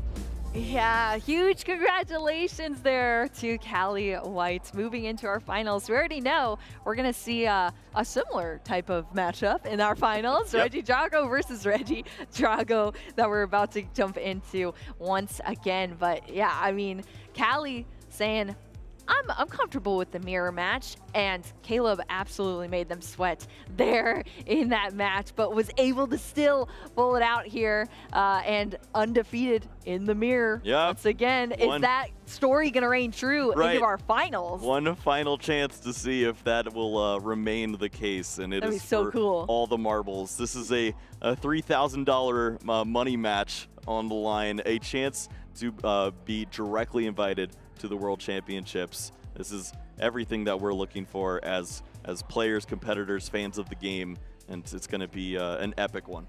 It's going to be epic indeed. I'm so excited to watch. You know, we have another $3,000 money match, Kyle. Do we? I'm betting you right now, $3,000, that this time around, you're not going to win our caster competition here. We've got some cookies to take a look at. We've been cookie decorating all weekends here for this one final competition against the casters. Let's take a look at how these sugar cookies have ended up for us, Kyle. Wow. We've got the riveting Slowpoke with his tail eaten. Minus tail. Slowpoke minus tail. Coming up next, we have Blood Moon, Ursaluna. Yep. That's I feel like that Slowpoke was kind of glided over first. I wonder why. What's up next? We have a cute little Ditto in the background hanging out. Ooh. What is that? That's It's a Drifloon. That's lovely. I guess it means I didn't make that one, I guess. The Drifloon here. I was quite confused there, but now I see it very clearly. I don't think that one's edible, by the way. Oh, really? I think that's the one that used Sharpie. Okay, and last but not least, a Poliwag on the end there. So those Oh, are. there's one more. Oh, there's one more. Surprise! Is this? A Oh yeah, Sharpie wait, we have No, five. it's That was not. only four. All right. Oh, maybe it's Snorlax plus ears. Plus ears, yes. Was it from the same cookie? I Or don't is know. that I don't two know if that's cookies? cheating. Well, That's two cookies? I don't feel like putting $3,000 on this, to be quite honest. Well, who knows who's going to win? You get to choose, actually. You get to vote on those cookies. Which did you like the most? Which looked the tastiest? Which looked the cutest? Which would you want to eat, I guess? Yeah, come on down. Which Pokemon? Try our cookies. Don't eat the Sharpie one. Wait, what was the Sharpie on it? The Drifloon did not Yeah, get what to was that it? color naturally. Oh, I was wondering that. I was Yeah, like, what color that was is it? not one of our options. Why didn't you? There was pink though. You could have just done like what, pink and blue? All right, if made you a purple. knew who made that cookie, you'd know that they're not capable of that thought. The eyeballs they don't looked know like, their basic The color. eyeballs looked like kidney beans or something. Obviously, no, I didn't make that one. I spoiled that. All right, maybe My bad. Drifloon will go to the doctor after this. We will see who wins our cookie contest. Yeah. Maybe we'll crown a champion coming up here soon. What do you think about that, Boo? I think that sounds pretty great. So we're Okay. going to have a cookie champion. Oh, and a Toronto Regional champion as well. The stakes are so high here in Toronto for both of those $3,000 money matches there. But Kyle, before we get to all of that action, we're going to take a quick break here because we have to speak to some other champions. We had our juniors and seniors conclude in their tournaments. Let's talk to the winners of both of those.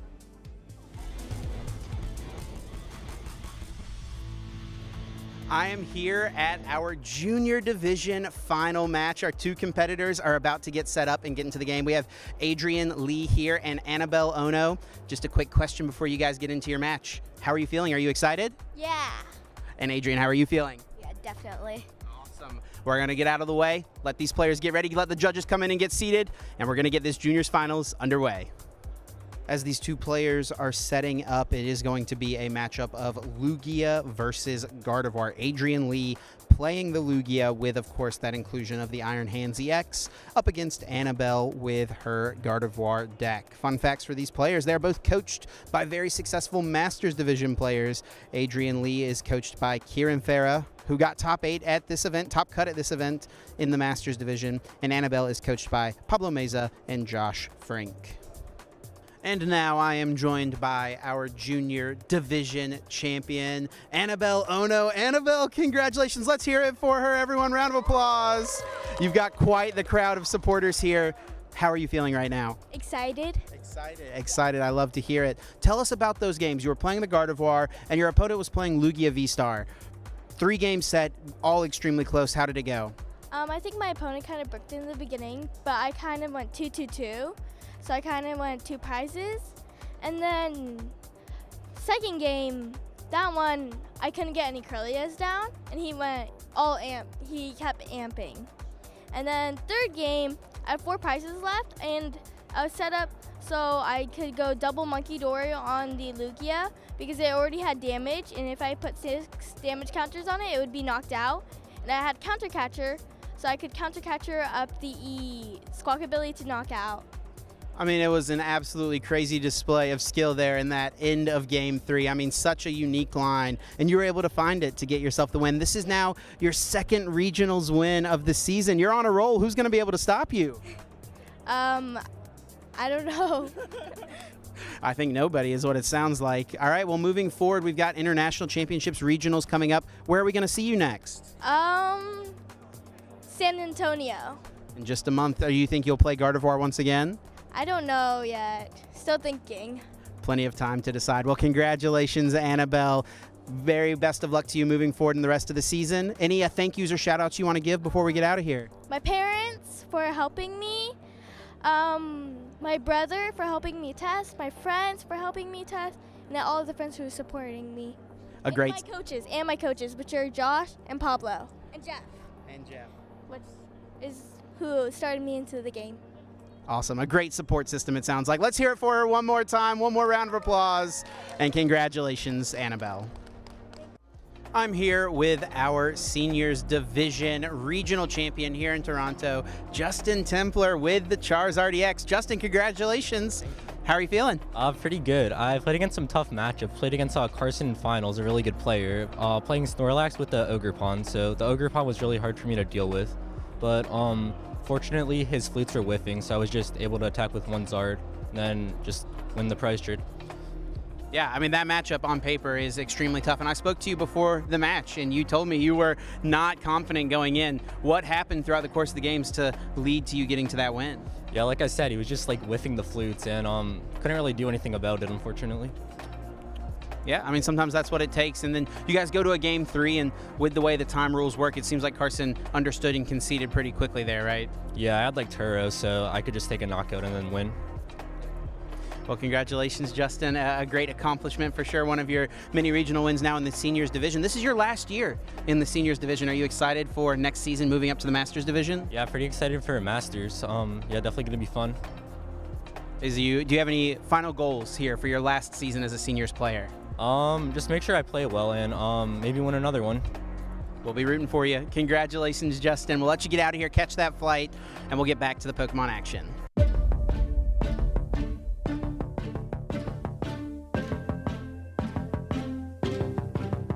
Oh, the legends are told of the heroes who won the hearts of the world. They were born champions. The deeds were well known, and the word of them spread, and they vanquished their foes. Wherever they tread, they came for the glory, they went for the fame. They go down in the books, we'll remember their names. Content as they fight, but look in their eyes. They came to win, they came to be immortalized. Immortalized. Immortalized.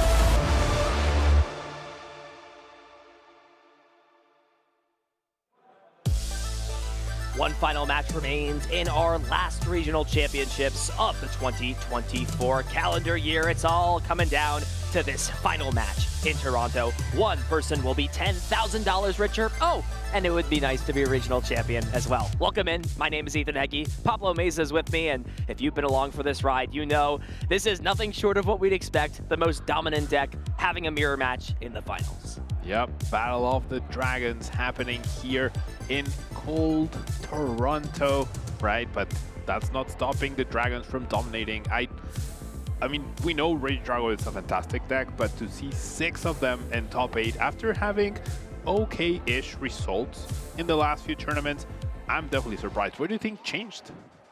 I think the counters got scared. You know, there was talk about Charizard coming back. Cloth, I feel, definitely may have pushed a deck like Miraidon out of the format. You know, having a single prize deck that's super strong typically does well into a lot of these aggro 2-prize decks, excluding some examples like Iron Hands. Speaking of decks, of course, we have been going through our top 8 brackets so far, working our way to this point. You know, we've got the standings to showcase as well. We've been working through everything as well. And this is the bracket that we've gotten ourselves to at this point. Very close matches from both sides. You see every single match in top 8 went to 3 games. Quite a different story, though, in Calvin's match. He was able to best Raging Bolt, a deck that typically has had a very nice track record versus Regi Drago. And, of course, you did see that long and grueling 3-game series between Callie and Caleb, where Callie was able to become victorious and move on, where she will be playing up against Calvin in the finals. This is going to be a great match. I was able to catch some of the top 4 matches, well, the other top 4 match, rather, between Calvin and Vincent. And, yeah, Calvin just set up a sort of like checkmate perfectly in terms of like having Radiant Charizard in the active, taking a knockout, and having Regi Drago V-Star on the bench, and a failed Pokemon catcher meant that Vincent couldn't take a 2-prize turn at that point, had to use Stomp Off with Slitherwing, hoping to buy some time, but then Regi Drago V-Star hit the board, used Legacy Star, got the Prime Catcher, and Calvin was able to finish off the game. So pretty impressive to see here. And as we talked about, 6 Regi Drago decks in top 8 with the counter, quotation marks, Raging Bolt also making it far, and the Pidgeot control, which of course probably geared towards controlling every aspect possible against Regi Drago, right? But how do you control a deck that plays Prime Catcher, Switch, and Cancel Cologne, and can recycle all of those cards to have 2 copies every single game? I don't think there's any way to stop that. Like, you can't Lost Zone items from the discard pile. That would be the only way. Well, Hassan did sort of have a cool counter, did play the 1/1 Toadscruel line in his deck. So, you know, you do have the ability to, you know, block that Legacy Star. However, it proved too much. The fast aggression of Regi Drago allowed, you know, that match, Calvin Connor, to take down Hassan. Calvin's looking to take down one more opponent in this final match. Let's get down to the table, meet our 2 competitors. We've got Calvin Connor up against Callie White. This is going to be a great match. Pretty awesome match we're in store for. I know we've seen a lot of Regi Drago mirror matches so far, but I feel like every time we've seen one, it's different, right? Some of them have good draws, some of them don't. The prizes affect the game, the draws affect the game. There's so many little intricacies and so many little factors that can change the outcome of a game completely. And we've seen players go from a dominant position, right? Just like last game. Callie was left with a single Ogerpon with 1 energy after Caleb went Prime Catcher Boss to knock out their only Regi Drago. They were still able to overcome that situation, so you can never count out this deck.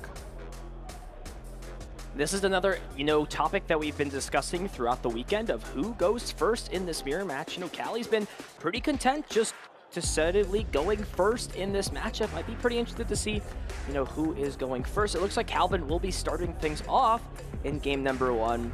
And, you know, Pablo, there are really a lot of arguments. Talk me through some of the advantages, both for going first and second in a mirror match like this.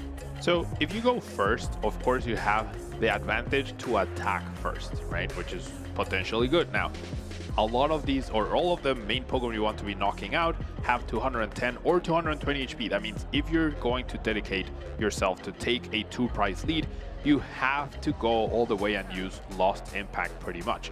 Now, that's a lot of resources gone, and you leave yourself open to a Regi Drago Lost Impact, taking down your Regi Drago. So there's benefits to being the aggressor, but there's also benefits to letting your opponent be the aggressor, choosing those second, have the opportunity to play a supporter, have a more stable setup, and once that Regidrago V-Star from your opponent is attacking, you respond with a lost impact, so you get to conserve all those resources, the energies, the energy switches that you utilized, and you force your opponent to have a second Regidrago V-Star just to respond. So there's definitely advantages to both. I feel like we're in a situation where we're very divided between players as to whether going first or second is correct, but this could be very impactful here. Wow, look at those prizes for Cali. Prime Catcher, Charizard Cleffa, and 2 of those Energy Switch. Cal does have that Pheasantipity prize, you know, some supporters, but there's just so many crucial pieces in Cali's prizes again. We'll have the added benefit of taking 2 Mulligan cards since Calvin did not have a basic Pokemon in either of his first 2 opening hands. That is an advantage for Cali. Going second confidently will be able to hang on to those cards. But it is something you've always got to be thinking about on that first deck search. Not having Prime Catcher, not having those high amount of Energy Switch may force Cali into, you know, forcing Rolling Iron a bit more in this matchup when you're not going to have as easy of a time stringing together these Regidrago V-Stars lost impact attacks.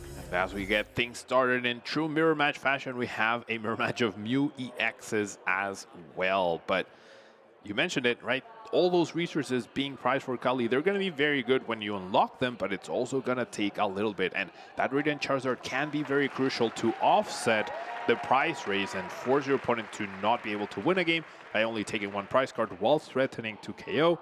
Not having access to your 1 copy of Prime Catcher is going to be so crucial as well. So we'll have to see how Cali navigates this, or if Calvin can take this advantage that has been provided to him just in the setup of the game, right? We don't know how the game's going to work out, but just based on the prizes, I would give a slight advantage to Calvin right now. So as many players do, of course, on this first deck search, checking through, seeing what cards are available, what Pokemon and energy cards are in the prizes. We'll, of course, note that Pheasantipity, for the time being, is unavailable, locked away in its cage in the prize cards. And as per this deck, you know, wanting to get down those basic Pokemon, Teal Mask, Ogerpon, and Regidrago, a match made in heaven. And, you know, there are a lot of crucial pieces immediately in this hand. Of course, going first, Cal cannot play a supporter card, but does potentially have the ability to maybe grab a different Pokemon here. And I think I like this more, right? You do have Ultra Ball in your hand, you do have the Teal Mask Ogerpon, but there's only 1 energy card, and it can't really be using this Ultra Ball for Squawkabilly since you're going to lose out on a lot of those resources. We have seen players just go for it as well, right? I mean, you have your Legacy Star, you can recycle that Prime Catcher, but as you mentioned, that would be a big loss. It would be, I guess, a little better if you could not only Squawk and Seize, but also motivate some of the energies back to get powered up. I feel like that's something that we've seen be very effective so far. But yeah, I mean, I think we're going to take it slow, just get our attachment. You know you're under no threat in terms of getting KO'd. And then you have the Prime Catcher to chase down whatever Cali has down, maybe even try to go for a Gudra KO on the Mew in case that retreats into the Cleffa. I mean, that's what you're thinking as Calvin, but we know that that Cleffa is not available. Yeah, so that will really come down to what Pokemon is in the active spot on the following turn. Could completely shift, you know, how players expect to play this matchup. A lot of the times it's just 2 Cleffas looking up at the sky and drawing cards over and over again until one player is able to find that combination. So it will be the Regidrago V onto the bench. Cal will shuffle that deck up, and makes me think we're just going to see, you know, a simpler turn on this first turn, but this is a matchup about patience and resources. Just because you can play cards down, just because you can use Squawkabilly, just because you can dig through your deck and draw, does not mean it's necessarily the best play. Nobody else besides Connor here, you know, really a seasoned player, would I expect less from him to know what route to take in this matchup. I mean, we've given so much praise to Legacy Star, right? But it does come at a hefty cost of 7 cards in your deck, and that can prove costly as the game is running down if you don't have all the pieces yet. So yeah, the timing, knowing when to really go for it versus trying to be a bit more conservative, that is a very fine line to walk through, and this is what these players do perfectly. Now, on to Cali, gonna go for the Nest Ball and gonna find out the bad news. And this is really where, you know, what separates good players from great players is how well you learn to divert your strategy when you can't follow that textbook opening. And on that note, Pablo, if you were in Cali's shoes here, you saw that your Cleffa was prized, you saw Radiant Charizard is prized. what would be a, substantial or subsequent route you could go for to feel like you're still in a good spot in this matchup? You may give up 2 prizes, but you could still have a good route to win.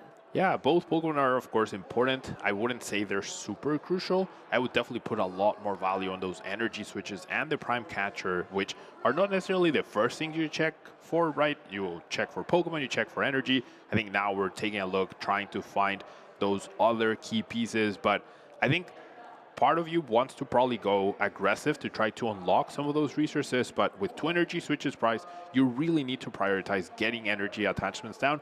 And this is where, once again, that motivate could prove to be crucial if necessary. It definitely compensates for the 2 energy switches being priced. You are susceptible to a boss KO on your Regidrago, of course, but it might be a risk you have to take depending on the rest of your hand.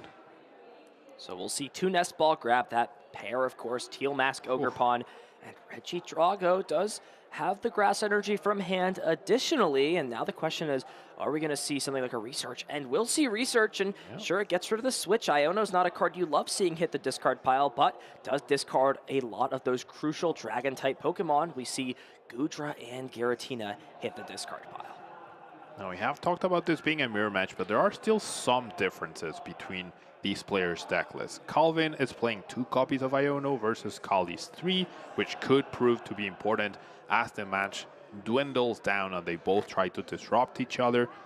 Calvin is playing a Alolan Executor EX, which could prove to be an option for Calvin if he doesn't have a Gusting effect and is facing down a Regidrago that copied Rolling Iron that still opens up a pathway to take 2 prizes if you flip tails with the attack, which Kali doesn't have access to.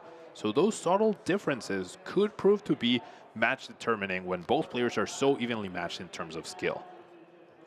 And this 7 cards here from Research really not granting much at all, just a lot of energy cards, and I'm not even sure there's a way to continue digging through with something like Squawkabilly. Your switch is down as well, so do you retreat into the Regidrago, hoping it will survive? Do you risk the other Regidrago, knowing that you might not be able to attack? Do you get the other 2 prizes? Do you essentially give your opponent 2 prizes? That's what we're seeing here. It is a tough decision. It's just going to be leaving the Mew active and passing the turnover, and this opens up a big door here for Calvin. Rolling Iron would be an excellent way to knock this Mew out and provide some protection. We even see the Alolan Executor hit the discard pile. That's a card, based off a coin flip could completely change, how this game is played out. Calvin, though, immediately understands the importance of that Hisuian Goodra and will use the Ultra Ball to grab it, hinting at it potentially hitting the discard pile very shortly. Goodra super key, but we're still missing quite a few pieces here for Calvin, right? Does have the Regidrago V-Star in hand, does have the Research, even has a Prime Catcher to potentially get some damage onto this Regidrago if he wants to. But the real question here is, can he find an Ogerpon, another Grass, and a Fire Energy, and an Energy Switch as well off of this Research? That's a lot of cards you need. It is a lot indeed, and it does make me think here, potentially, there was a world where if you foresaw going into this Prime Catcher, you could have actually retreated into the Regidrago the turn before, used the Prime Catcher into Mew, and then had that flexibility to retreat into different Pokemon. Instead, Prime Catcher's just going to hit the discard pile. We're going to see 7 fresh new cards at this point, and does find a few good things to work with. There's Nest Ball plus Energy Switch. That's piece number 1. Yep. But there's no Fire Energy, so now Calvin has to kind of think about how aggressive he wants to play in a circumstance like this. You do have Ultra Ball, so you could, of course, guaranteed grab another Pokemon, so we'll most likely still see that Teal Mask be the selection here. But assuming this Teal Dance does not grant the perfect card, which would be, a Fire Energy in this place, what is Calvin going to do as a backup plan? That's going to be the big question. That's the big question. Do you commit your Legacy Star just to get these first 2 prizes with no backup Regidrago? That doesn't seem like a great plan. Do you Ultra Ball for Cleffa perhaps? Take a more chill turn, if you will, to just power up and try to keep safe on the bench. You did see Kali hesitate in who to promote, so likely expecting to, have the Regidrago V-Star ready. We see another Energy Switch, but that's not the Fire Energy that Calvin needs. Another Energy Switch, and now really just comes the question of, where do you want to commit the energy for the turn? Usually it's not great to, put all your eggs in one basket in this matchup, put 3 energy on the Regidrago V-Star because it gives your opponent even more incentive, right, to chase after not just the attacking threat, but the Pokemon that holds all the energy cards and is almost ready to be powered up. And Calvin looks like he's going to be trying to go essentially all in at this spot. Does still have access to that restart ability. Let's not forget, a big way for him to fill the hand back up. We could potentially see all these energy switch get played and then a big restart for 3 to try and find just that 1 fire energy. Yeah, both energy switches could be played. That would be a big investment though, right? That would be, one of them would be wasted, but you would be drawing 3 cards. Of course, we could see a fire energy or the earthen vessel right here, and we see the earthen vessel off the top from that teal dance. Now, it will come at a cost of the energy switch, or you play that first, draw 1 with restart, and whatever it is will probably be less valuable than this energy switch. Or you commit the energy switch and then draw 3 cards with restart. That's a difficult decision, and we can see Calvin going into the tank trying to figure it out. It's just difficult because you have no guarantee of what this next card is going to be, right? So you kind of have to ask yourself, is it worth just burning this card to draw 2? I'm not sure it is necessarily. I don't necessarily know if there's a card that's better than this to go ahead and get rid of. We're going to see the restart for 2. I'm very interested to see what this first card is. It would have been a nest ball, but the research is a very nice card to have. So, it works out in Calvin's favor in this spot. There definitely were 3 routes you could have taken. Definitely better to, play the first energy switch and then use restart. And at minimum, we will be able to see Rolling Iron take the first 2 knockouts and grant this Regidrago V-Star some protection against future attacks. Now this does leave Calvin open to a Prime Catcher boss knockout on the only Regidrago, but that Prime Catcher is prized. So Cali doesn't have that option as much as he would like it to have there. So we will see Rolling Iron, the attack of choice, knocking Mew EX out. Calvin striking first and in a great way, thanks to that Rolling Iron, taking the first 2 prize cards. And like you mentioned, Pablo, with all of these crucial resources being prized, the 2 energy switch and that Prime Catcher, it's still even an ask not just about what Pokemon is going to be knocked out, but if there's an attack that's going to be able to be put together this turn, especially without using that V-Star power. I want to talk a little bit about this energy on the Mew EX. That, in the long run, could prove to be useful as you can genome hacking your opponent's Apex Dragon attack and then copy your own Giratina or something along those lines to potentially take another crucial knockout. So it might have seemed like a waste, but it's actually a pretty decent resource to have right there. And a big research there, getting rid of a lot of Earthen Vessel and Grass Energy hitting the discard pile. And I don't actually know if there's an energy switch in this hand. No, I think it's just the regular switch. Super Rod. You do have 1 more Teal Dance ability, and I believe there could potentially be an Ultra Ball in the hand as well. So this turn is far from over yet, right? We have not seen Flip the Script be used yet. We're going to see an additional card drawn as 1 from this Teal Dance. It's just the Canceling Cologne, so this may be a big 3 I see the energy switch. I think it's the very last card. Is it the energy? Oh, it might be the energy switch. It's that hard gold to silver energy switch. Yeah, I'm pretty sure. All right, now, I did make a mistake. Both players do have access to a Alolan Executor EX, so this is almost a 60 card mirror match. I think there's 3 Iono versus 2 Iono, and then there might be an extra stadium over on Calvin's side. But both players know or have almost the exact same resources to attack each other, pretty much. So that Serendipity going to be pretty good to get more resources. You already have plenty of liabilities on the bench, so you don't mind having that already, but is the Giratina in the discard pile? I don't remember seeing it there. Well, at this point, Giratina can't knock out this active Regidrago, so it becomes sort of, an interesting situation of, do you just start rolling ironing your opponent back and forth? I mean, with 1 rolling iron, damage rather on one of these Pokemon, Lost Impact can follow it up the following turn to take a knockout. But then the Rolling Iron on the opposite side takes the knockout, and you see, Pablo, how things can really start to spiral out of control, and this matchup can really get crazy once we get into the thick of things. And with the V-Star still available, the Prime Catcher right here, can Calvin just, aggro into this and just take two more prizes each turn with a Boss's Orders or a Prime Catcher or establish another Regidrago? I feel like that could be a quick and easy route to victory here. We'll see Super Rod get played, and now the big question here for Cali, what are the attacking options in the discard pile? You know, at this point, if Gudra's in there, that's probably more than okay in this spot. You get to save your V-Star, set up a play where, you know, you put pressure on your opponent to either use their V-Star power, not something that's great to do, and that is the situation. So we're just going to see Rolling Iron do 120 damage thanks to the 80 reduction from that attack. So, you know, it's going to take a little bit more Rolling Iron on Rolling Iron action to finish off one of these Pokemon. However, Calvin can take this turn now to, with his active Regidrago V-Star, breathe a sigh of relief and potentially pivot into either another one of these V-Star Pokemon or something like the Radiant Charizard to close this game out later on. Yeah, I think that Radiant Charizard is an indication that Calvin likely goes for the Prime Catcher and just try to KO anything else on the bench. Bypass that Rolling Iron, can't boss his orders anymore, of course. But if you have enough energy switches, we did get plenty of energy access. We have Nestball to establish a backup Regidrago as well. We have the space. We could also establish the Serendipity preemptively just to try to set up the win with this Radiant Charizard. Plenty of options here for Calvin. Definitely in the price lead and also the game lead, I would say.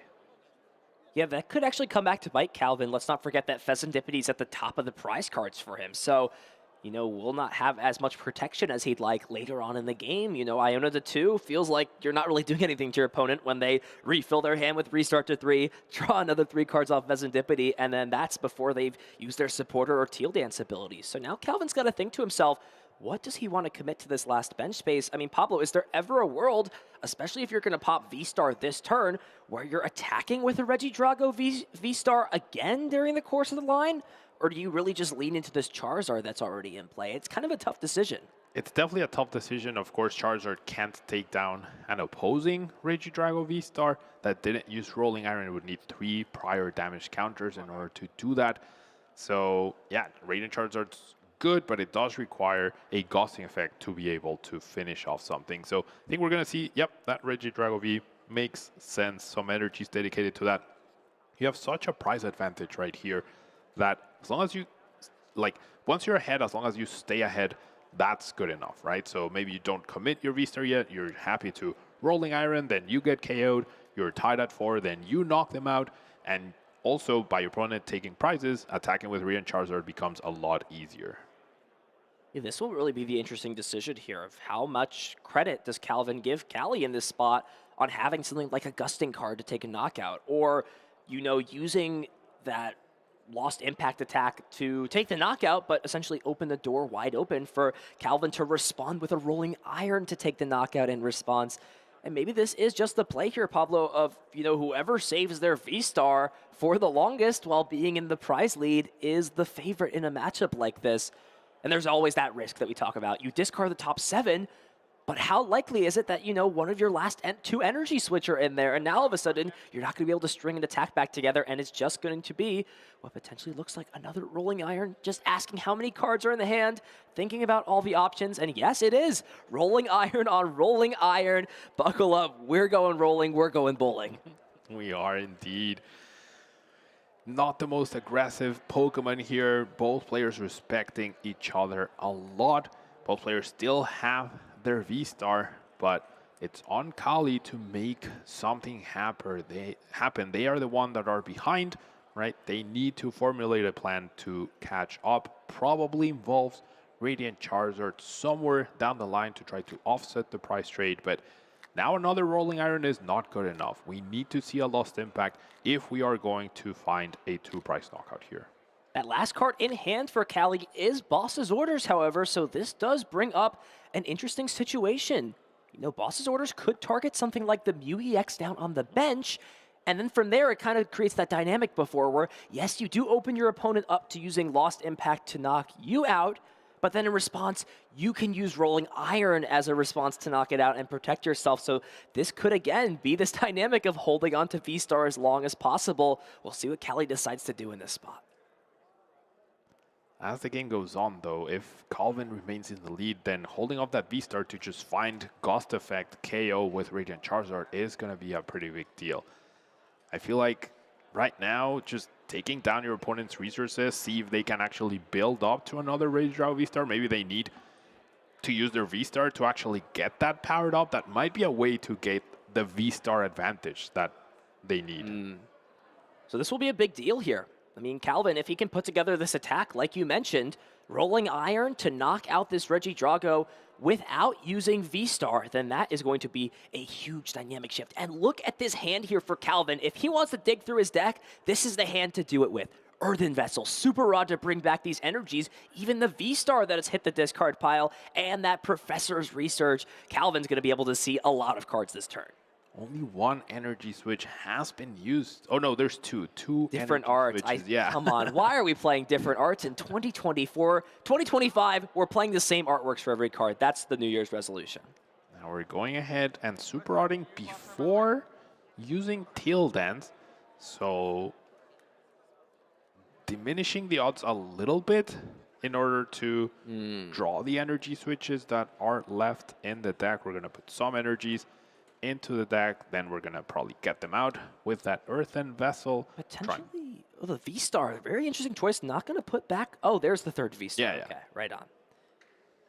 So we're going to put these energies back. And yet, talk a little bit, Pablo, about some of the sequencing here, putting the energies back. I mean, there's good and there's bad, but, you know, we are looking for the energy switch. Yeah, you're not looking to draw energies right now. Of course, you're looking for that Regidrago V-Star, but putting that back after you've drawn a couple cards with the Teal Dances to have maximum chances, right? Like, there aren't that many cards left in the deck, but there are a significant amount to where 1, 2, or 3 extra cards significantly reduce your chances of finding one of those two copies with the Teal Lenses and with the Research. So big draws here for Calvin's got maybe about 20 or so cards left in the deck here, especially after that Super Rod. We're going to see the Teal Dance to start things off, so not even playing the Earthen Vessel. Does find Cleffa, not a great card, but it's not a detrimental resource, and here we may just see Calvin play this Earthen Vessel, grab out 2 of those grass energy. He'll have that attachment for turn, and then as well, he could also have one more choice of attackers to use in a spot like this. Let's see how many energies are left in the deck. There's actually only, looks like 2 that grass. were put back. Perfect. Yeah. So the 2 grass put back. I mean, there is a world, Pablo, you know, where you could actually just use the Mew EX to attack instead. I was about to touch on that exactly. I think the dream scenario is use Mew EX to copy your opponent's Apex Dragon, knock them out with Rolling Iron, whilst having the Regidrago V-Star right here sitting pretty safe. So then if they go Ghost KO Regidrago V-Star, Mew is ready to copy Lost Impact, win the game. And if they knock out Mew, you still have your V-Star to just get back that Prime Catcher, knock out whatever it is on the bench that you need to. So almost creating checkmate, but we do need to find one energy switch and commit the energy to the Mew to make this happen. And that energy, I guess, off of this research. I don't actually know if any energies were found there off that Earthen Vessel. No, it was failed, yeah. We're just playing Professor's Research. Do we see the energy switch? Nope. Oh, it yeah. is. Oh, it's all those arts. Another different art of the energy switch. I'm having to play catch up and check things out at this point. And yes, here we go. There we go. Committing the fire energy. One of the flexible things about genome hacking is it requires 3 colorless energy, 3 of any type of energy. Mix and match it however you'd like. Calvin's got it going. We'll be able to see the Rolling Iron be copied, knocking out Regidrago V-Star. Calvin's now just double checking to say, where's my Rolling Iron at? There it is. Calvin's discard pile is so all over the place that he couldn't find that Kudra in between the cards. But we're going to see the Rolling Iron. We're going to see the knockout 200 damage after Lost Impact was used the previous turn. And this, as we mentioned, sort of creates checkmate. You can either V-Star for whatever missing piece you need, or your V-Star goes down and Mew is already ready to go to copy that Regidrago V-Star and win the game with a Lost Impact. Is the Guillotine in the discard pile, though? I can't really see it over It here. is. It's right at the bottom next to the Earthen Vessel. You see it? We're playing, I Spy. Have you ever played I Spy before? I have okay. played I Spy. It was Patty Cake yesterday. We got I Spy this time. I Spy, we do know it. All right. We're learning out here in multiple ways when it comes to TCG, and I think Callie has learned this game is unwinnable. Calvin has set checkmate up, and Cal Connor, somebody who has been so close to tasting victory in the Masters division, is now 1 game away from becoming a regional champion. Incredible play here. And you can see how not using your V-Star, saving it until the last minute. I see so many Regidrago players on the ladder in casual play, immediately using their V-Star to get back that Prime Catcher that they discarded earlier, just so that they can take a 2-price knockout on our Regidrago as opposed to the Mew EX in the beginning. Saving your V-Star has so much merit. So let's take a look at what happened in this first game. All the crucial plays, that extra energy switch, moving the energy onto the Mew was so clutch. And then we saw back and forth of the rolling iron from both players, but the player who struck first ended up being the winner. What a cool play. You know, it seemed like in the moment was just playing the energy switch to thin it out of the hand so it wouldn't be a resource that was discarded, but it ended up working out well. The energy switch proved useful at that point. With the energy already on Mew EX, it was just a single attachment, an energy switch away, and saving the V-Star while being ahead. Pablo, that was the name of the game. Calvin Connor, 1 game away from tasting that regional championship victory. Out of all the Regidrago mirrors we have seen so far, had we seen Mew EX attack at this point, and I don't think I had seen Mew EX attack before. It's always a good option to have, right? Not only in this deck, in many decks. Any deck that can run Mew has always that option, but you can see how clutch it can be. So Callie has opted to go first, sticking with the strategy. This is what has been working for him the entire weekend. Has felt going first is the right play. You know, Caleb and everybody else, they've been going second in the matchup. Sticking with what's been working, that is a good strategy in the Pokemon TCG. Both players do have basic Pokemon, and we are ready to get into game number 2. Kicking things off, Teal Mask Ogerpon, always a nice Pokemon to start. Of course, you do want it down for that Teal Dance ability, but having 1 retreat does give you that flexible option of potentially easily retreating and pivoting into a Pokemon like Cleffa. Teal Dance, such a good ability. Now I'm taking a look at the prices for both players. Nothing too impactful over on Kali's side, 1 energy switch, but yes, the Goodra V-Star over on Calvin. We saw how important that Goodra V-Star is for both players, and now Calvin will need to figure out a way to win without protecting through Rolling Iron, which means a lot more aggression coming from him. We'll see what he has in terms of cards in hand. Looks like already having energy, but prioritizing using Earthen Vessel mainly just to get this Giratina V-Star in the discard pile. Will do so. Also being able to check the deck will get the bad news, of course, that Hisuian Goodra V-Star is in the prizes, and we'll potentially immediately see right from this choice here, Pablo, how that shifts him building his board up and selecting which Pokemon he wants to put into play.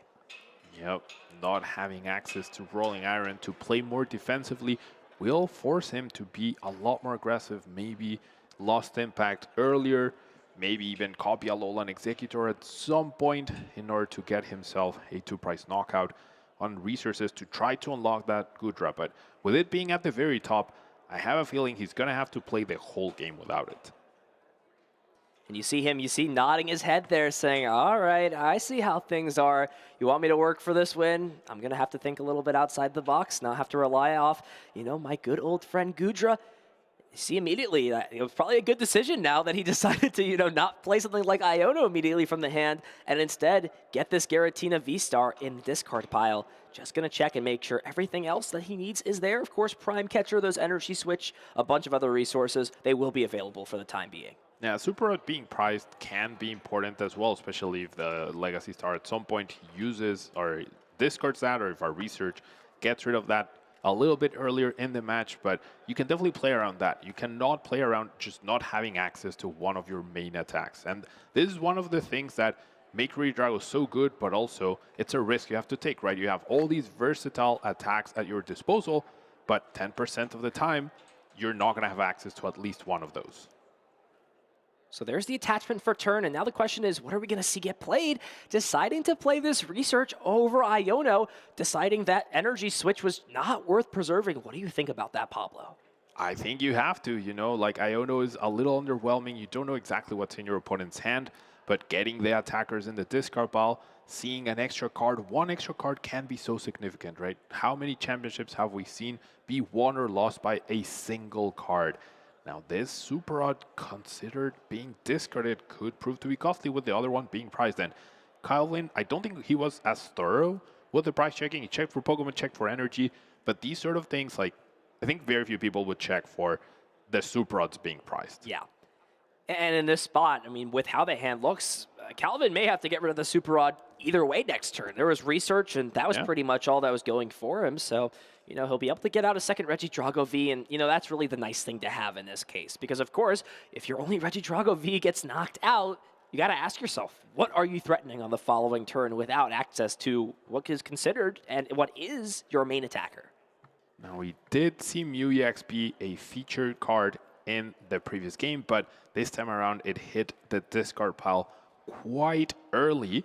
And of course, Mew EX is fantastic. It can attack. If you start it, you'll use it, but it's also a liability. It can be knocked out by Rolling Iron. It can be knocked out by Phantom Dive as well, and that can be a problem. So choosing to not have this liability. All right, we'll just make sure everything is good as we work through things. Action back on Cali. Did kick things off fairly well, of course, getting that Regidrago V down, as well as an energy attachment.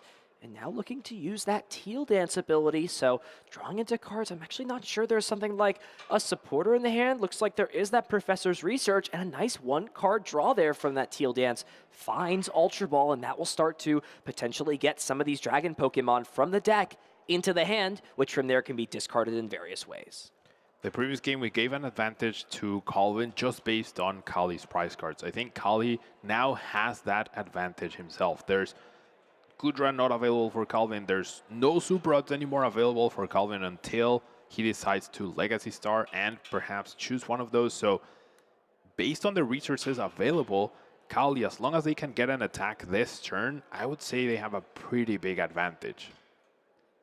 And now the question comes, what do you discard off Ultra Ball? And it will be two of those Earthen Vessel cards you'd love to have later on in the game, but for what it's worth, it's just a situation where you're going to play every other card out, so no reason to play cards or rather keep them if they're going to be discarded. We'll do the same thing, double check exactly what's happening with the deck, what cards are available. We'll, you know, quickly make note of things like that Radiant Charizard, the Grass Energy. Those are easier cards to note, but this is really an important thing as a player that you're checking some of those, you know, not as noticeable cards. Energy Switch is a big one because how you make plays completely depends on how many are in your deck, of course, as well as those that you played in your discard pile. Yep, Energy Switch, the keyest card of the whole deck. The reason why this deck functions perfectly is because of that Energy Switch, combined with many other stuff, right? But Energy Switch is the core card of this deck. When you prize too many, when you discard too many, it can be a little bit difficult to even get an attack of. But seems like Kali is going to go on the aggressive side. We see the Lost Impact Giratina being chosen. We're not going to go Rolling Iron this time. We're going to get ahead first with that Lost Impact, potentially, if we find the right combination of cards of Research, which could give Calvin an opening, right? Because Kali doesn't know that there's no Goodra right now available for Calvin. So here we go, Research. No energy committed yet for turn. We've seen the Teal Dance. Where are those Energy Switch? That is the big question. There it is, that's Energy Switch. Is there an energy though? I don't see any, and you can tell losing those two Earthen Vessel early on may have been a little bit of a costly factor there for Cali, and that was really what they were debating in that spot. Keeping this Regidrago V or keeping something like the Earthen Vessel in the hand, and you know, that could have potentially been a difference maker in the spot. And many times, like, you play 7 energies, right? 7 grass and the 4 Earthen Vessel, so finding one more doesn't seem like a challenge, but turns out it's not going to be able to attack this turn unless we Legacy Star, and we know how crucial it is to keep that available. We are going to commit another Energy Switch, hits the discard pile, an Earthen Vessel, Kyurem available now, a Rage Harvester, so not the worst, but that Energy Switch could prove to be pivotal as the other one, as the fourth one is priced. So now the question is, what do you grab? Number one for sure is this Earthen Vessel. That's pretty standard. The whole reason you did this. Absolutely. But then the second question is, what do you get back? And Pablo, I feel like it's got to be one of those Energy Switch for sure. It's just too crucial of a resource to miss out on. I would agree. Energy Switch, just super, super important, especially if you're going to Lost Impact. You're going to have to get rid of some energies from this Regidrago, so you're going to need to repower up next turn if it's still alive, right? So we do need to make sure that we can repower up, whether it's that Regidrago or the follow-up one. So there's the Earthen Vessel, Squawk ability, no longer needed. Of course, Squawk and Seize does only work on that first turn, and 2 Grass Energy will be the choice. And a nice find there for Callie, did find another one of those Teal Mask Ogre Pawns, so we'll be able to, put one more energy into play, retreat, and then Lost Impact will not be as detrimental, in terms of energies on board and not having to take too many off this Regidrago V-Star potentially. Or do you, though? Because if you lost impact, then you leave yourself open to that lost impact, right? We've talked about how if you're very aggressive, you also leave yourself open. They've dedicated so many resources to powering up this Regidrago. They've even invested the V-Star. However, if Calvin responds, can you really power up another Regidrago V-Star immediately to respond without your V-Star? It seems like a daunting task. It would definitely require a V-Star power to be used, and maybe Callie's okay with that in this spot, saying, look, you can knock me out in return. We were about to draw cards from the deck instead of take prizes. No. It is a bit weird, right, when players have their deck and prizes on the same side, so can't fault Callie at all for a situation like that. But here we go. Action back on Cal Connor. If he can find this knockout, especially if he draws to a good set of cards without having to use that V-Star power, then, that impact factor of Gutra V-Star being away in the prizes could slowly start to be less and less impactful. The name of the game again, saying it over and over again. I may sound like a broken record, but it's for a good reason. Saving Legacy Star, a huge key in this matchup. Callie also hoping that Calvin will not be able to find this KO. Not committing the energies from, committing the energies to the active, just getting rid of all the energies from that benched Ogre Pawn. And now a huge research here, Ethan. 7 cards. Cal needs to find a lot. Let's see what he has. Double energy switch. That's good, but there's no energy in this hand. However, how things stand at this point is a single Earthen Vessel will give Cal all he needs to take this knockout, meaning that he can grab the guaranteed Earthen Vessel and then another card of his choosing if he'd like. Could even make a play where, he plays. Whoa! All right, we're out here shaking. Did Executor just come in here? Or did he bump his head into the camera by accident? Probably. Silly Executor just doing its thing. Now, all right, so yeah, Calvin has this knockout, and now Callie has one energy switch available, right? But can they find the last copy? There's 2. There's one in discard, has the other one in hand. There's 1 left in the deck because 1 is prized. That Legacy Star did discard like nothing too impactful, I want to say. Yeah, just the superior energy retrieval, and it looks like that may actually be the choice here for Cal just to get back these 2 energy. It's essentially the Earthen Vessel. You just discard 1 more card instead. That's fine. And now the question that I was sort of asking myself in this spot is, if I was Cal, I probably would have just used this energy switch before using Legacy Star. That way, if you're in a circumstance here where there's not any, standout cards to grab, at least you get an energy switch back. So, don't count my words yet. It's still early in the game, but those could be the little decisions that could make or break late game decisions. Super Rod's still a very good card, though.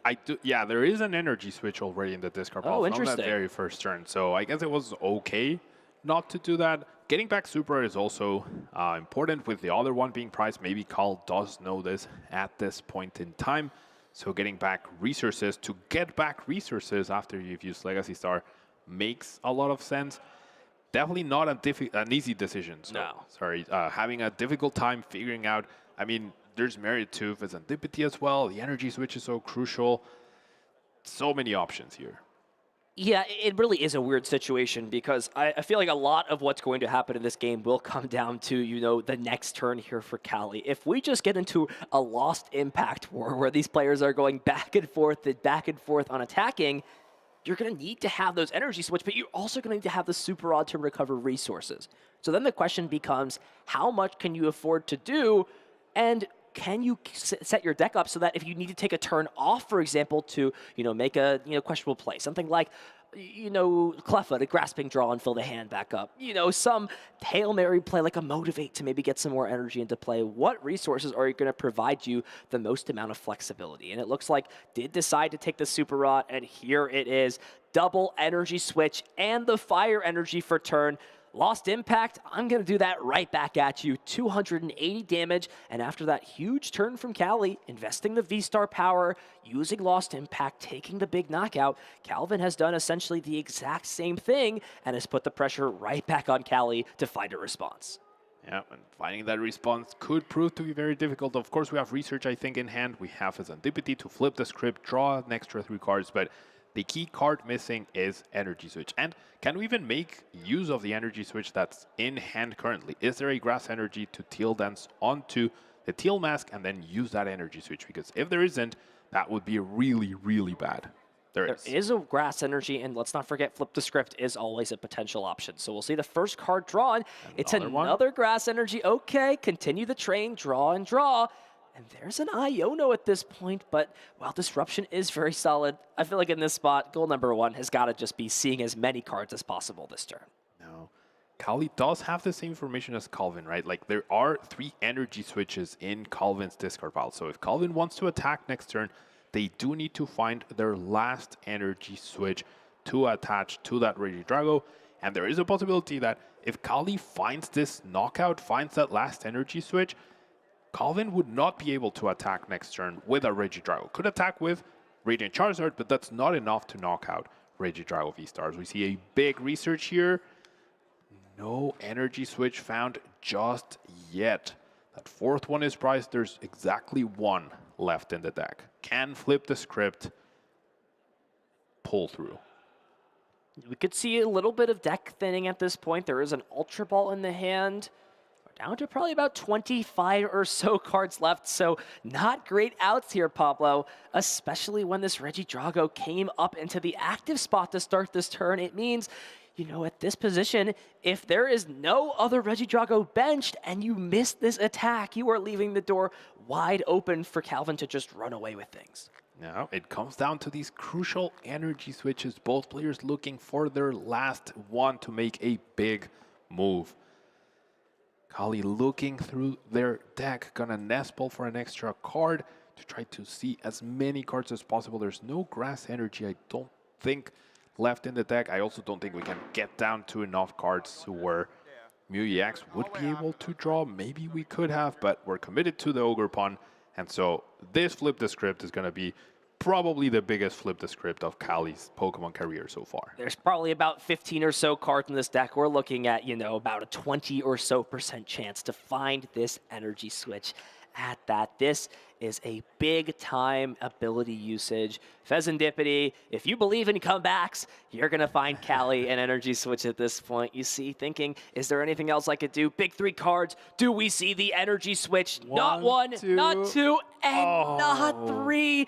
Has Prime Catcher, but how useful would a card like Prime Catcher be in a situation where you're not applying attacking pressure and there's not really even a great Pokemon to bring up instead?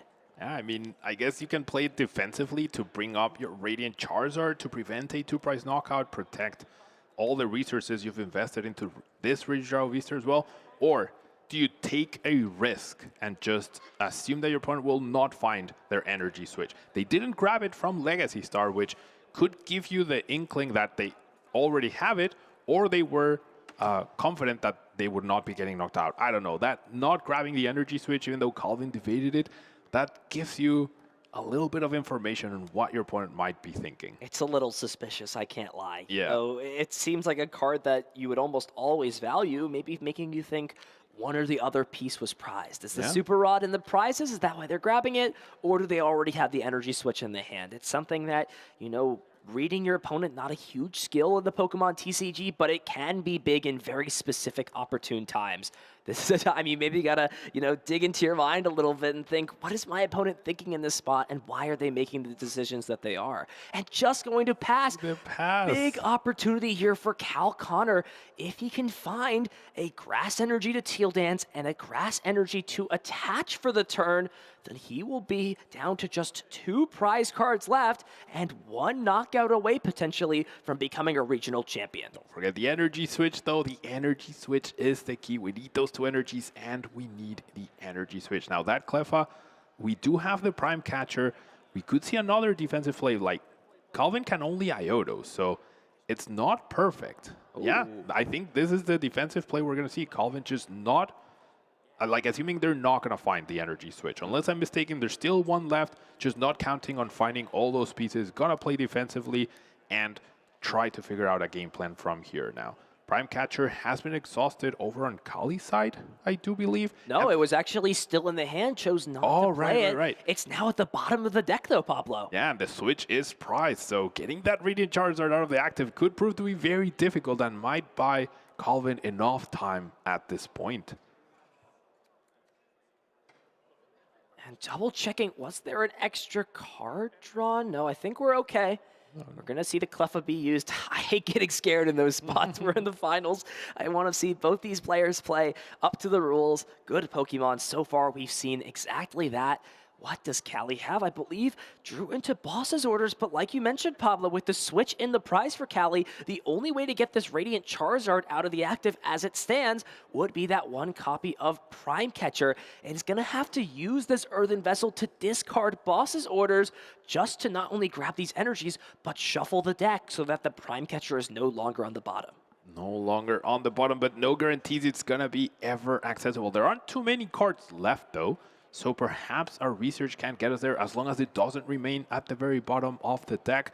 This would give Kali a huge initiative. Now there's plenty of energy on the board. You can Lost Impact pretty freely, take down that Regidrago V-Star, but if Calvin has another Ghosting effect, bringing up that Radiant Charizard again could prove problematic because the switch will likely remain prized the whole game. And there it is! The Prime Catcher. Wow. Huge grab. No need to research. It's already in the hand. And with a single attachment for turn to this Regidrago, you're all set. Got everything that you'd want in this situation. The bench is primed. There's the attachment for turn and the Prime Catcher onto Regidrago V-Star. Kali seemed to be in some spots of trouble during those last turns, but Prime Catcher came in clutch and allows Kali to copy Lost Impact once more, even gonna follow things up with a Professor's Research, leaving them with just a single card left in deck.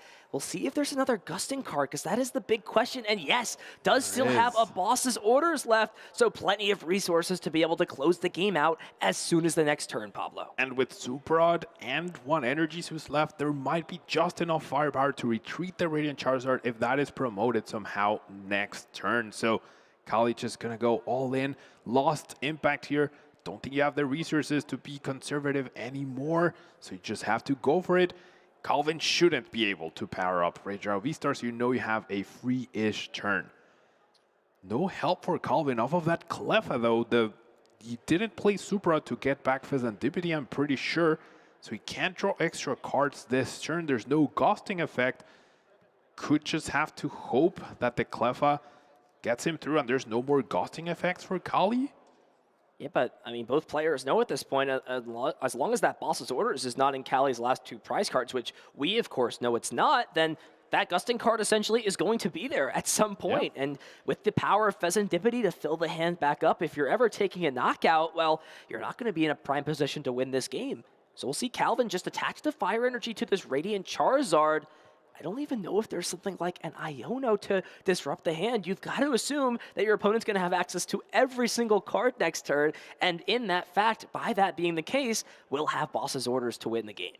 Plenty of good cards in Calvin's hand, but none of them very useful right now. That Fezandipity that was never shuffled into the deck just means there's no time for Calvin here to do anything.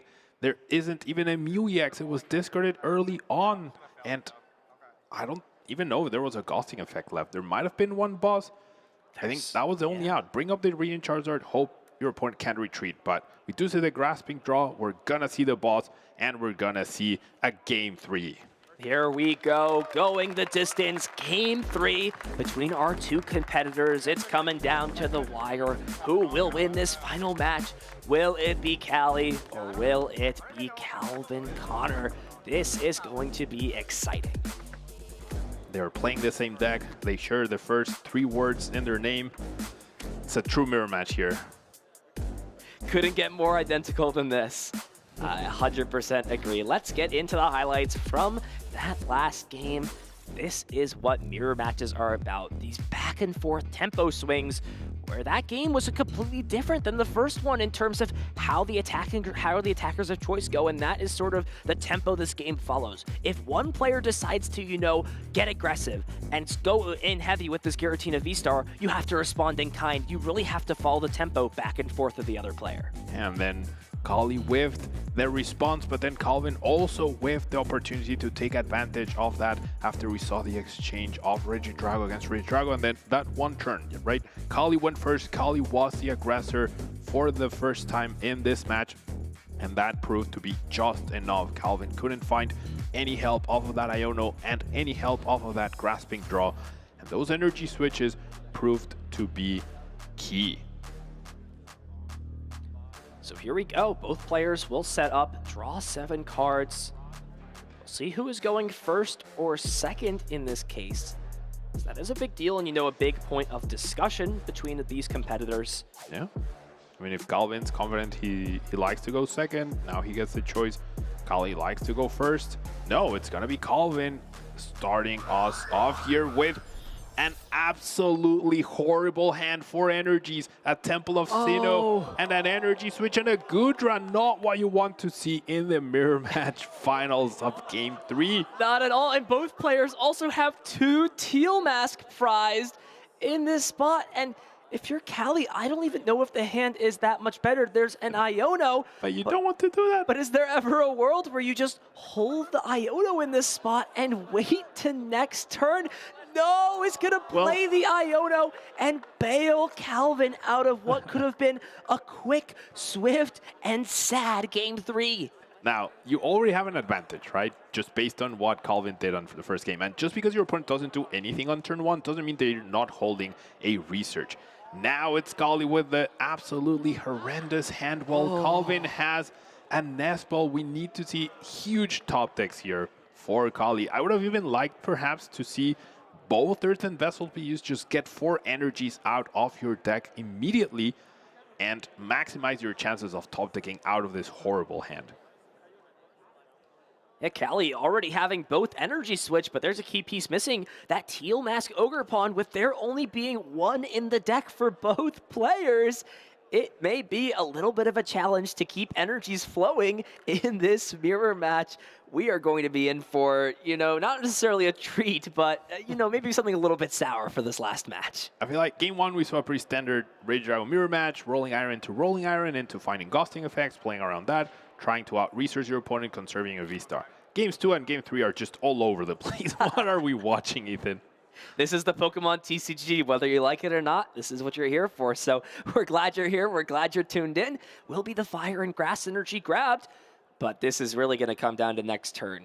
If you're Kali, you are dreading the fact that you may have to discard 2 of those energy switch for no usage, and you're also crossing your fingers that this Iono did not help out Calvin at all. Just going to pass the turn over. What does Calvin have on his side? Has an Ultra Ball, has Nest Ball, has research, but there are a lot of resources, and immediately you see potentially putting the Ultra Ball and the 2 bosses' orders to the front of the hand. Those are the worst kind of Ultra Balls to play, especially in what is the biggest game of both of these trainers' careers so far. 2 bosses' orders is just so sad. And Calvin also gonna find out the bad news that 2 Ogre Pawns are prized along with a Regidrago V. Is this the time for Squawk? I want to say motivate, even though obviously you can't use its ability. If you retreat into the Squawk, find an energy of your research, your Regidrago is ready to go. It does come at the cost of 2 prizes, but doesn't seem like that's what we're going to see. Gonna rely on the energy switches. Motivate's so good when you don't have Ogre Pawn. I would love to see that more here. These trainers have a lot going through their head, I'm sure. The pressure, the intensity of the moment, the fact that, you know, nothing is going according to script in this 3rd game so far. We'll see Calvin grab this Giratina. That's honestly, we love it. I'm not sure our competitors love it in this spot, but, you know, from a viewing perspective and from, you know, an analytical perspective, these make the best kind of games, the ones where you truly can't predict exactly what's going to happen. There's the research, 7 more cards for Cal. What will he find? What will he put together in preparation for the next turn? Really looking for an Ogre Pawn. What is that Another dead hand. no draw, no supporters, no Nest Ball, no Ultra Ball, no Ogre Pawn. I mean, you do have your V-Star, right? Big top deck finds an Ultra Ball! That's huge. That will let Kali attack this turn. Has the perfect combination now. Will cost them the Regidrago V-Star. So hoping to find another one off of the research, but that is huge. Gets to get use out of at least one of these energy switch, and there are still a few pieces missing, right? As you mentioned, the Regidrago V-Star, but let's not forget as well, an attacker for that Regidrago V-Star to copy. So it's not over quite yet, but look, at minimum, we could see a Dragon Laser this turn. It's not the greatest attack. We are guaranteed. But we could see the Dragon Laser. Look, you got to start somewhere. Cali definitely more than happy to see that Ultra Ball come from the top of the deck. I mean, that with a colder head, I feel like I would have preferred to discard the Fire Energy. I know that's crucial. Oh my, never mind. Never mind. Regidrago V-Star off the top after you immediately discard it. That is huge. But a big risk evolving here. Cali still needs to find a Pokemon to discard off of this. There's the Ultra Ball, but is there another Pokemon? No!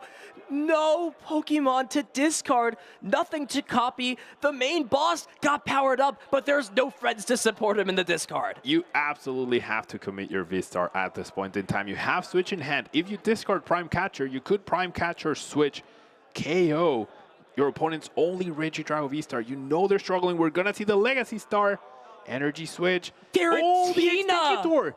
The Executor! And the Executor as well. And now Cali has to make a decision. Do you go for this Executor coin flip? The advantage being you don't have to Lost Zone these energies. Exactly. It's always better than Lost Impact, right? You flip heads, you knock out Pheasantipity, you flip tails, bye-bye Regidrago. And so how often do you root for tails here, Ethan? It's a good situation either way, I feel, at this point. The big question, though, is what cards do you grab? We see the Ultra Ball as the first choice just to make sure there'll be another Regidrago V that comes down. But what a great Legacy Star, all things considered. Didn't get rid of too many resources and can now also get this Kyurem in the discard pile. Ultra Ball to find another piece. We may be seeing a big-time coin flip in this spot. First Ultra Ball to find Goodra, or potentially... Or maybe I got a little too excited. I want to see the swinging speed, but maybe that's a little too aggressive at this point in time. I would really, really love to see it. Your opponent has nothing. You take down your opponent's Pheasantipity. You know they don't have Ogre Pawn in their hand. Otherwise, it would have hit the field. I don't know. Would you risk it in this spot? I mean, for $10,000, the biggest coin flip of your career. It's gotta be a Goodra. It's gotta be a Rolling Iron. No risk taken here by Kali, which there's a lot of merit to this, right? It's game 3. There's $10,000 on the line. You might want to be a little conservative, but does this give Kal an opening? Did top deck the Switch? So they have nothing. Yeah, but there is still the Legacy Star. There is a Regidrago V-Star in the hand. But this is where Rolling Iron really comes into effect.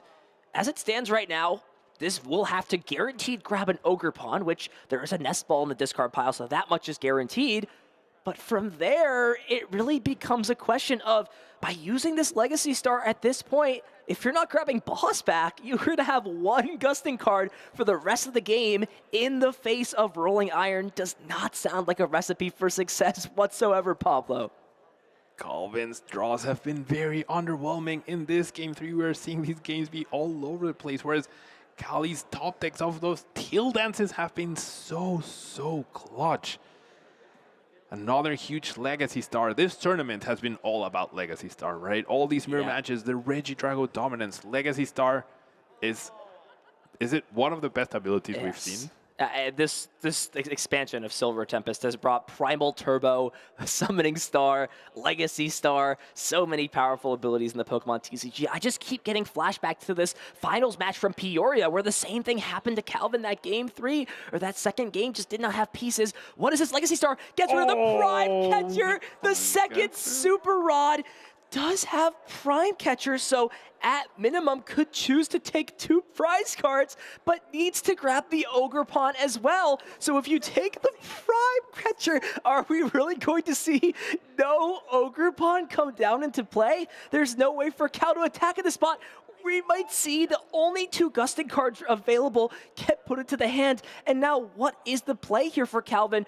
Is going to go ahead and bring this Regidrago up. We did see Callie commit the switch the previous turn, and it looks like it's just going to be getting aggressive. Has the combo, though. Prime Catcher plus the boss's orders means that Calvin will expand all of these resources, but it will be at the price of getting to knock out this Regidrago V-Star by putting it on the bench. It removes that rolling iron. What a play here from Calvin. This is the definition of going all in. You take down everything from your opponent. And will Kali be punished here for playing a little too conservatively last turn? With Executor, you take down the Fezandipity, you remove the energy available as well to be energy switched, right? So that coin flip could have been so huge, and we might see Kali take a more passive approach. Now, you know your opponent's setup is quite weak at this point in time, right? They might not even be able to get an attack off this upcoming turn. So you're still in a decent spot, assuming Calvin doesn't find Ogre Pawn attach, energy switch attach. Oh, but hold on. Let's not count Callie out of this yet. There's still another energy switch left in the deck. There's still one more remaining. If Callie can find an energy switch, can copy this Giratina's Lost Impact and throw the tempo. Energy switch. And there's the energy switch, but I don't know if there's another Ogre Pawn. Let's not forget the 2 Ogre Pawn are still in the prize cards. Yeah, we can't attack this And turn. there's no way this way to attack because both those Ogre Pawn are prized. No matter how many cards you draw, there's just not going to be an option at this point. And now, what do you do here if you're Callie? This Regidrago is stuck in the active spot and means Calvin is just an energy switch and an attachment away from clearing the board again of all your energies and your attacker. Calvin has everything in hand already off the prizes. He got the Ogre Pawn and a Grass, has an energy switch as well. So Calvin might take a huge lead, an insurmountable lead, I would say. Callie just looking at the cards in hand saying, is there anything I can do? Just gonna have to pass the turn over, and you see Calvin start to jitter a little bit, sees he has everything, the energy for the teal dance, can draw the card, has the attachment for turn, and the energy switch will take another huge 2-prize turn, and yet again removing the only attacking threat on Callie's side. You can see Calvin shaking. He doesn't believe this is gonna Iono. Try to find perhaps the other Ogre Pawn available in the deck. If you can teal dance with that, that will really put a lot of pressure off from that Regidrago and allow you to attack in back-to-back turns. So a huge 4 cards here for Calvin. We're not out of the woods yet. We don't find any sort of help, but actually we find Earthen Vessel and Energy Switch. All you need to attack next turn yet again.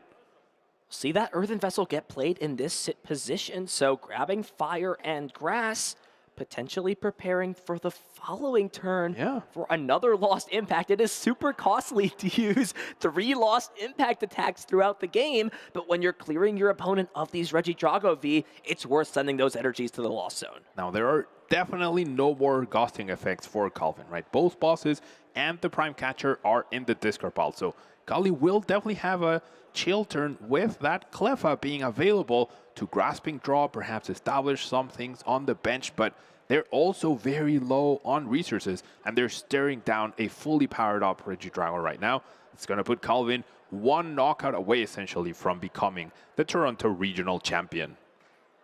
The big piece still missing, though, is something like Gudra V-Star in Calvin's discard pile. Yes, you'd be, out of Gusting cards, but if you just continuously attack and preserve your Pokemon with as big of a lead that's about to happen at this point, that could be enough. Resources, though, we've got to keep our eye on that. Calvin's down not only all of his Gusting cards, but all but one of his recovery cards, down both the Super Rod, only has that one superior energy retrieval left in the deck. Besides that, we could start to see some resources get lacked. There it is, another Lost Impact attack, just deciding which energy to send to the Lost Zone. Whatever it is, though, Calvin will be 2 prize cards away from securing himself a win in a regional championship. Now, hold off a minute.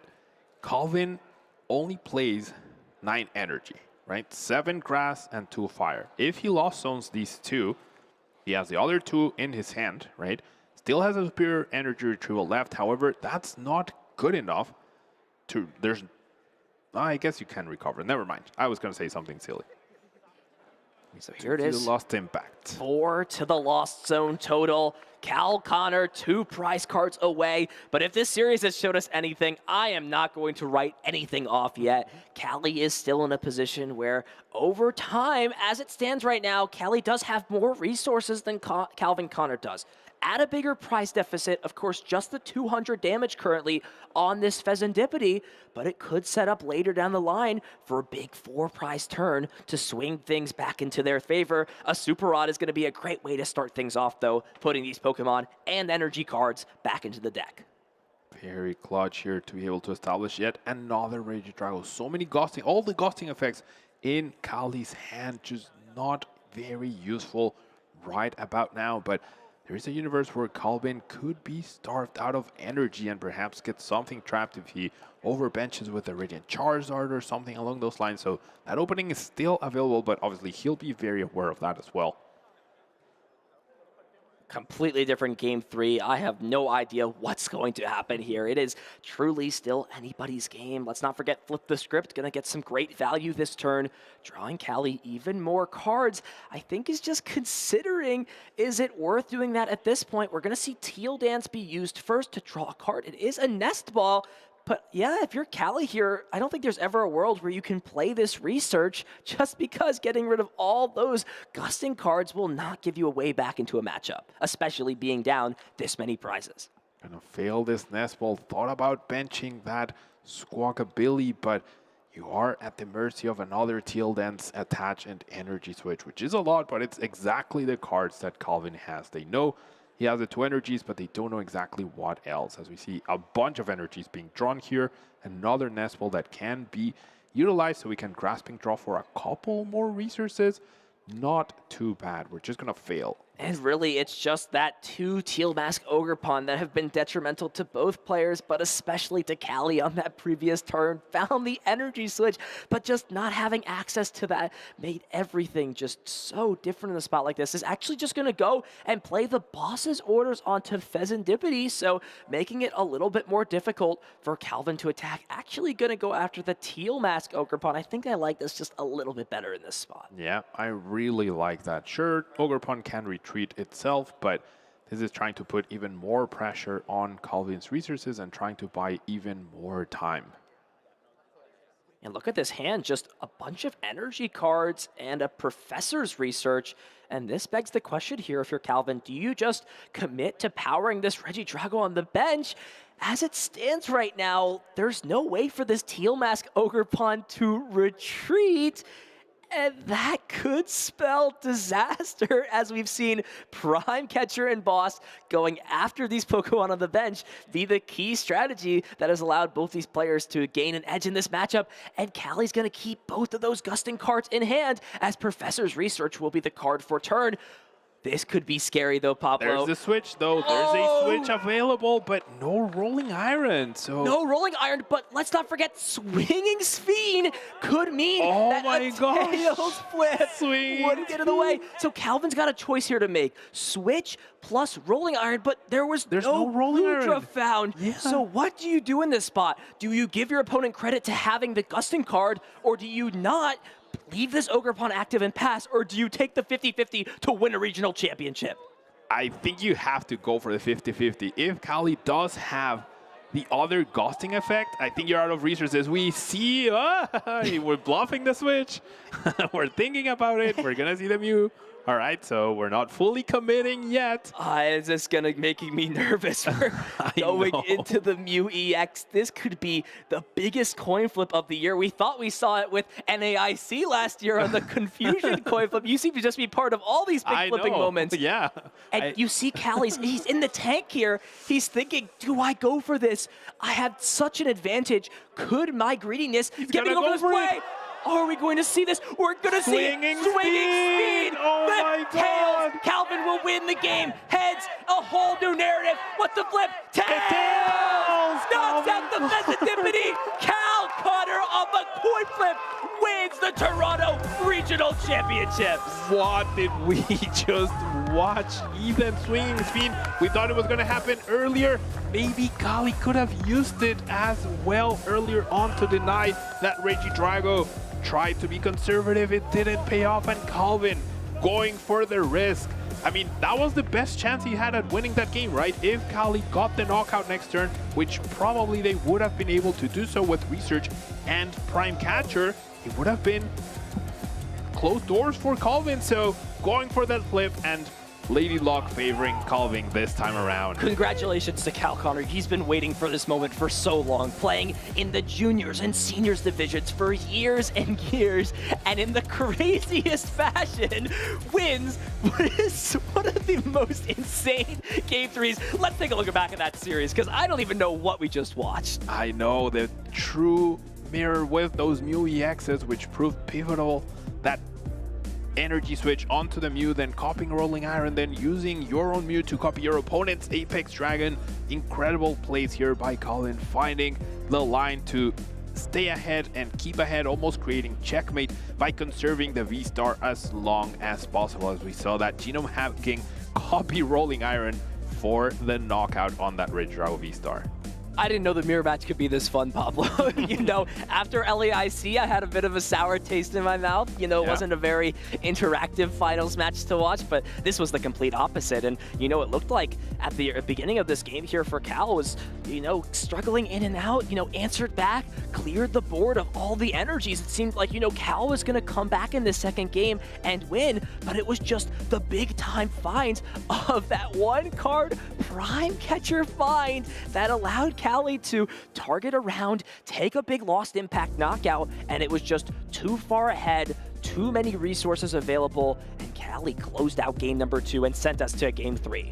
That Iono that really saved Calvin after he attached past and failed to do anything relevant. Then we saw Kali get that Regidrago V-Star off the top from the tildes. Everything was looking great.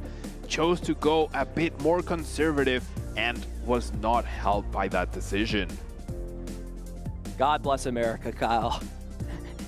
Kyle, wherever you are, I know Kyle would say God bless America. You too, Pablo. I know you're not in this honorary here, but that just brought the American spirit, and this coin flip brought the spirit within me out. He slammed his hand down onto the table with all of his force. I feel bad for that Pheasantipity. Pheasantipity did not get KO'd. That was this. the whole Alolan Executor went down on that poor Pheasantipity. You could see the excitement in Calvin's face, and I mean, huge props to both players. They both played their heart out. They made the best out of the resources that they had at their disposal. They made the best out of the prize cards that they had as well. They adapted. They made sure that they gave themselves the best opportunity, but the risk ended up working out for Calvin. It was a coin flip, for sure. Yeah. If that doesn't make you excited about the Pokemon TCG, I don't know what will. What a match. What a coin flip. Congratulations to both Cali and Calvin for incredible finishes. We'll be seeing Calvin at the World Championships, and with the huge amount of championship points, we'll most likely be seeing Cali at the World Championships as well. It's going to be great to see how action continues to shape up.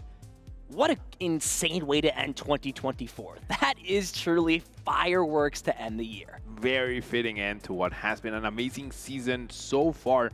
And of course, there's promise for more Pokemon events, more Pokemon action. Like, I mean, if all Regidrago mirrors are gonna look this way, I'm definitely looking forward to seeing more of that. What a weekend it's been, right? We started with over 2,000 players, worked our way down to just 2, and that was the narrative. Regidrago V-Star coming in, securing a win. America defends its, doesn't defend its soil, coming up north, taking back the crown. Congratulations again to Cal Connor. As a Regidrago believer, I thought I couldn't ever learn more about mirror matches, learn more about the deck. I felt like, I had seen a lot, I had understood a lot, but these new small additions to the deck, right? Alolan Executor finding its way in, players taking interesting routes with Goodra and Lost Impact. It really is a mirror match that, on the surface can seem a little bit monotonous, it's definitely its dull moments, it's, sprees of luck that give players advantages, but there's a lot of things that can go different. Yep, a lot of things can go different, and a lot of decisions can make or break a game. So let's take a look at our final standings for the day, as we have dwindled down to our champion Calvin Connor in first place, Kali White in second, Vincent Owen with the Regidrago V-Star counter coming in third with that Raging Bolt, and then more Regidrago to go on. You see, it was clearly Regidrago's V-Stars weekend. It had an insane 6 out of the 8 placings in this top cut. Some interesting inclusions, right? The Pidgeot control, definitely not a deck, you know, on a lot of people's radars, and Raging Bolt still poking its long neck and long head in, saying, hey guys, I'm still here. Wasn't able to take things down, especially even in the field of Regidrago V-Star. Just goes to show the true dominance of this deck. What bad matchups does this deck really have? It's got unfavorables for sure, but it seems the only thing that can beat Regidrago is Regidrago itself, our champion and finalist, both piloting what is one of the most powerful archetypes from this format. We have talked a lot about how Raging Bolt used to keep Regidrago in check. It was the most popular choice for a whole set, right, with Stellar Crown, but now we are seeing Regidrago still come out on top despite all these counters, despite Miraidon trying to outpace it, despite Raging Bolt trying to outpace it. And now we have Regidrago just completely dominating this weekend to end 2024. What a finals. Congratulations to our 2 players. Pablo, I think it's time to recognize our finalists. Let's throw it down to the stage and hear from our 2 finalists. Thank you so much for that incredible casted match, Pablo and Ethan. But we are here. I mean, it's cold here in Toronto, but this is some of the hottest competition I have seen all season to date. We've had the largest Canadian Regional Championship, and all there's left to do is to crown our incredible finalists here today. So let's give a round of applause, huge introduction to our finalist here from Toronto Regional Championships, Kali White.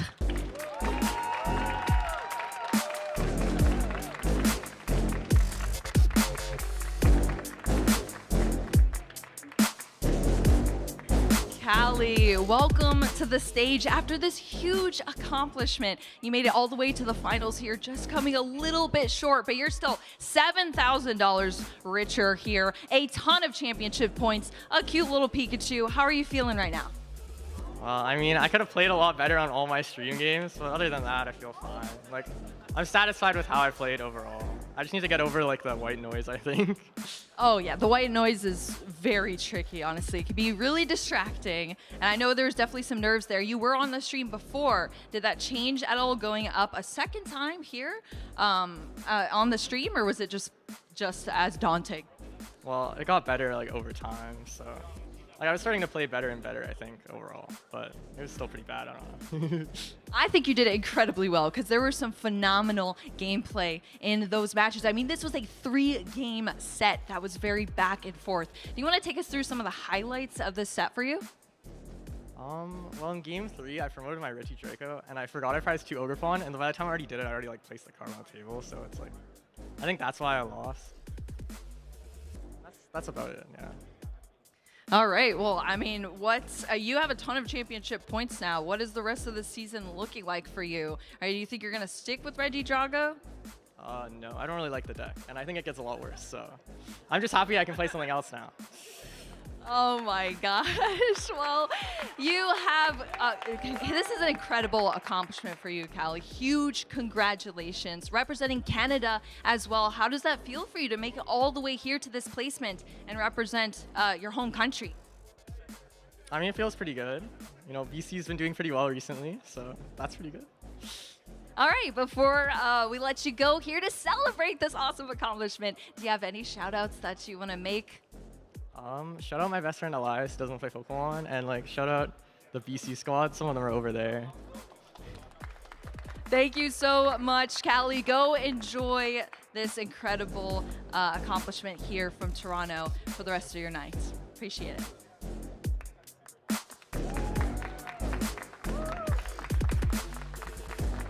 All right, and now we have the final championship here that has been completed, and we have the winner, your champion of Toronto Regionals, Cal Connor.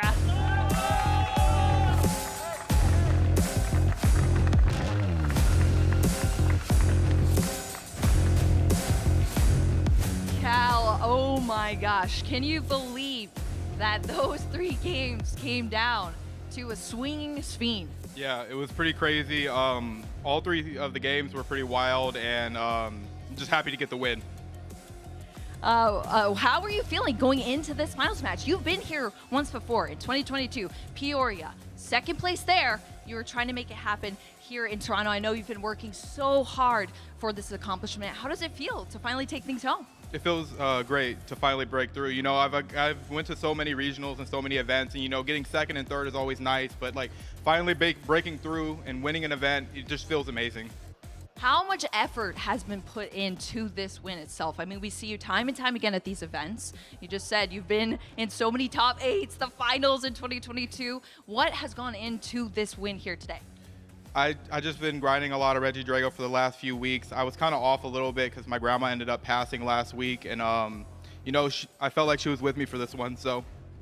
Oh, that is so sentimental here, Cal. That is amazing to hear that you felt like her presence was here with you today to get you to this point. I have this question for you, Cal, because you are not really known as a Regidrago player. You are known for some control deck, some Gardevoir. Why Regidrago this time around? And can you believe that you have made it to this point? Yeah, I just thought that I should just play the best deck in the format. I thought Drago was the best deck for this event, so I just booted up Drago and called it a day. Can you believe you're here right now? No, it feels surreal to finally get the win. I feel like I always like come very close, but just don't quite get there. And it's hard. It's really hard when you get 2nd and 3rd consecutively, like back-to-back events, or losing top 8 every time. It makes you feel like something's off with you, but like to finally break through and get a win is just huge. It just feels amazing. Are there any words that you would give to other players out there that are maybe in your position that have just been continuously attending events and want to make this breakthrough performance that you were just able to accomplish here in Toronto? I think that, you know, if you put the time in, you put the work in, it won't come like always, but eventually it will come for you. Wow. Well, it's definitely come for you here today, Cal. This is an incredible accomplishment. You're continuing the streak as well of the U.S. residents taking down these Toronto and Vancouver major events here. Is there anybody else that you would like to thank before I let you go to go celebrate this big champion win? My family, my brothers, they play Pokemon as well. My mom and dad, you know, they've always supported me through all this. And then my wife and my child that I just had actually 3 weeks ago, so. Congratulations! Oh, is this gonna be a baby growing up in Pokemon? I hope so. I really hope so. Well, now you've punched your ticket to Worlds. We gonna see you there? Yes, 100%. Fight strong still. Huge congrats to Cal Connor. Let's give one last round of applause for our winner here in Toronto, Cal Connor.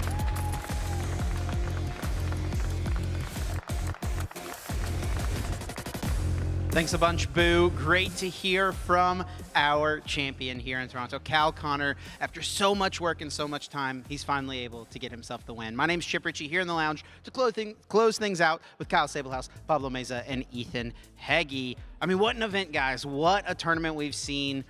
At the end of the day, though, it is Regidrago V-Star hanging above the rest. I think that's probably a fair thing to have expected coming into the weekend, right? Yeah, I mean, we all knew it. I didn't want to say it. You guys said it. You nailed the predictions. It's spot on. It's the year of the Drago. We're all aware of it, and it's such a good deck to show off the talent of all of our players. And sure enough, we see a great champion here today. While it was the most popular deck in Day 2, it was far from the only deck in Day 2. Let's look at that Day 2 meta percentage breakdown. It was the most popular deck, but we saw great representation from tons of other archetypes, plenty of Charizard EX players out there. We saw Lugia Archeops making a run. There was a Snorlax control in the top cut as well, Gardevoir EX, and then that new Iron Thorns EX Dragapult deck closing things out. I mean, of these decks listed here, Pablo, which one of them do you think had the best shot to stop Regidrago? Honestly, I want to say Lugia. Lugia can outpace Regidrago sometimes. It has Cinccino to have a 2-for-1 trade. It has the legacy energy as well, but clearly it just hasn't been good enough. Even the Lugias, a lot of them dropping Temple of Sinnoh favored Lugia into this tournament, but it wasn't good enough. Just was not quite good enough. Now, we did make our predictions coming into the weekend, and like we've mentioned previously, Ethan and Pablo were pretty on the nose with their choices. Charizard and Regidrago, both the two most popular decks in day 2 of the competition, with Regidrago eventually taking it down. Ethan, was this just the easiest call for you to make coming into the weekend? Yeah, easy money. What can I say? I mean, I have to give some credit to, the rest of you guys. Good pick from Kyle on Gardevoir. There was a deck that was in a few spots for that asymmetrical cut. It didn't quite make it in, and then the pair of scissors, if you want to call it, the cloth crabs. It had a good showing. There were a few players in top 16. I think Gabe Shumway, the #1 player who made it in. So it made top 16, which seems to be a common trend. We'll see if it eventually finally takes down a tournament. We do have plenty more events on the docket through the rest of the season. The San Antonio Regional Championships just a month or so away. That will be in this same format. So there's a lot that players can learn from this tournament. Kyle, what do you think the big takeaways are, and what should players be looking to do heading into San Antonio? Play the best deck in the room. There's a really good one out there, and I'm surprised to see that it was, 13% of the meta share going into day 1. Those numbers skyrocketed going into day 2. Maybe it starts to get a little more respect, and we see that number bump up to around 16 or 17%. The next event that will be broadcast will be the Birmingham Regional Championships, taking place over in the United Kingdom. Be sure to tune in and check it out. It will be taking place January 18th and January 19th. The first regional championships to kick off the new year. And that, of course, will lead into the next weekend for us, the San Antonio Regional Championships. This is a new stop on the regional circuit. I had a great time there in San Antonio last year. Very much looking forward to heading back. I am very much looking forward to heading back, getting some barbecue over there whilst watching some great Pokemon action. Always a good time in San Antonio. We've crowned one champion this weekend. We've actually crowned multiple. We have our juniors and seniors as well. We got one more champion to crown. We did have our caster cookie decorating contest. We all put, I was going to say our best foot forward. I don't know that it really was the best foot. We put a foot forward, and here are the 5 cookies that we presented, and the chat did vote. Let's see if we can get the reveal on who won, which Pokemon it was, and who it was. It is Booze Poliwag. She's not even in here to enjoy and celebrate the moment. I apparently owe her $3,000 though, so unfortunate for me. She decided it was a money match. I never agreed to it, but I'm gonna figure it out. I'm gonna wash dishes or something. Ethan, I mean, your title, it's no more. I am disappointed. I want to point out that beautiful Drifloon right in the middle. That is no special Drifloon. Okay? It's toxic. That is an evil Santa Drifloon. So, I put my best foot forward. I had a lot of improvements going into this year. If you put a side-by-side of that Drifloon right there and the Rowlet from last year, you would think 2 different people created it. What about your Radiant Charizard? My Radiant Charizard, we don't talk about the Radiant Charizard. That's off the table. Well, we appreciate everyone participating in our cookie contest. We'll see if next year, we've got a whole year to prepare, right? And maybe we'll up our skills heading into the next season. Of course, we want to make sure you are following our channels here, the YouTube channel, the Twitch channel, wherever you are watching. Be sure to subscribe or follow, ring those notification bells so you never miss a single one of our regional championships. And if you want to keep up to date with the next tournaments, be sure to check out Pokemon.com/broadcasts. That's where you'll see the information of what time all of these events are happening, which commentators you will be able to see featured there as well. Be sure to check it out, Pokemon.com/broadcasts. Well, gentlemen, it's been an excellent weekend. I've enjoyed sharing this room with all of you, and we very much appreciate everyone tuning in at home. But it's time for us to get out of here, and we'll see you guys next time.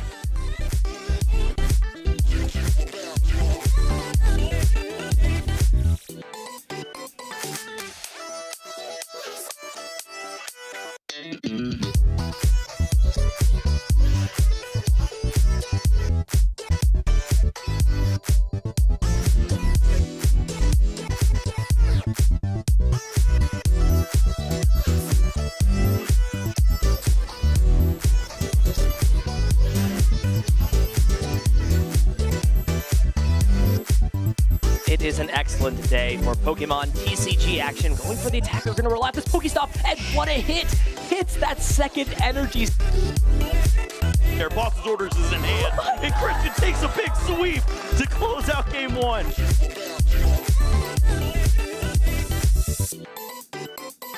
Can we get there? He finds it, gets the heads, and takes the knockout. Swinging speed! Oh my God! Tails! Calvin will win the game. Heads, a whole new narrative. What's the flip? Tails!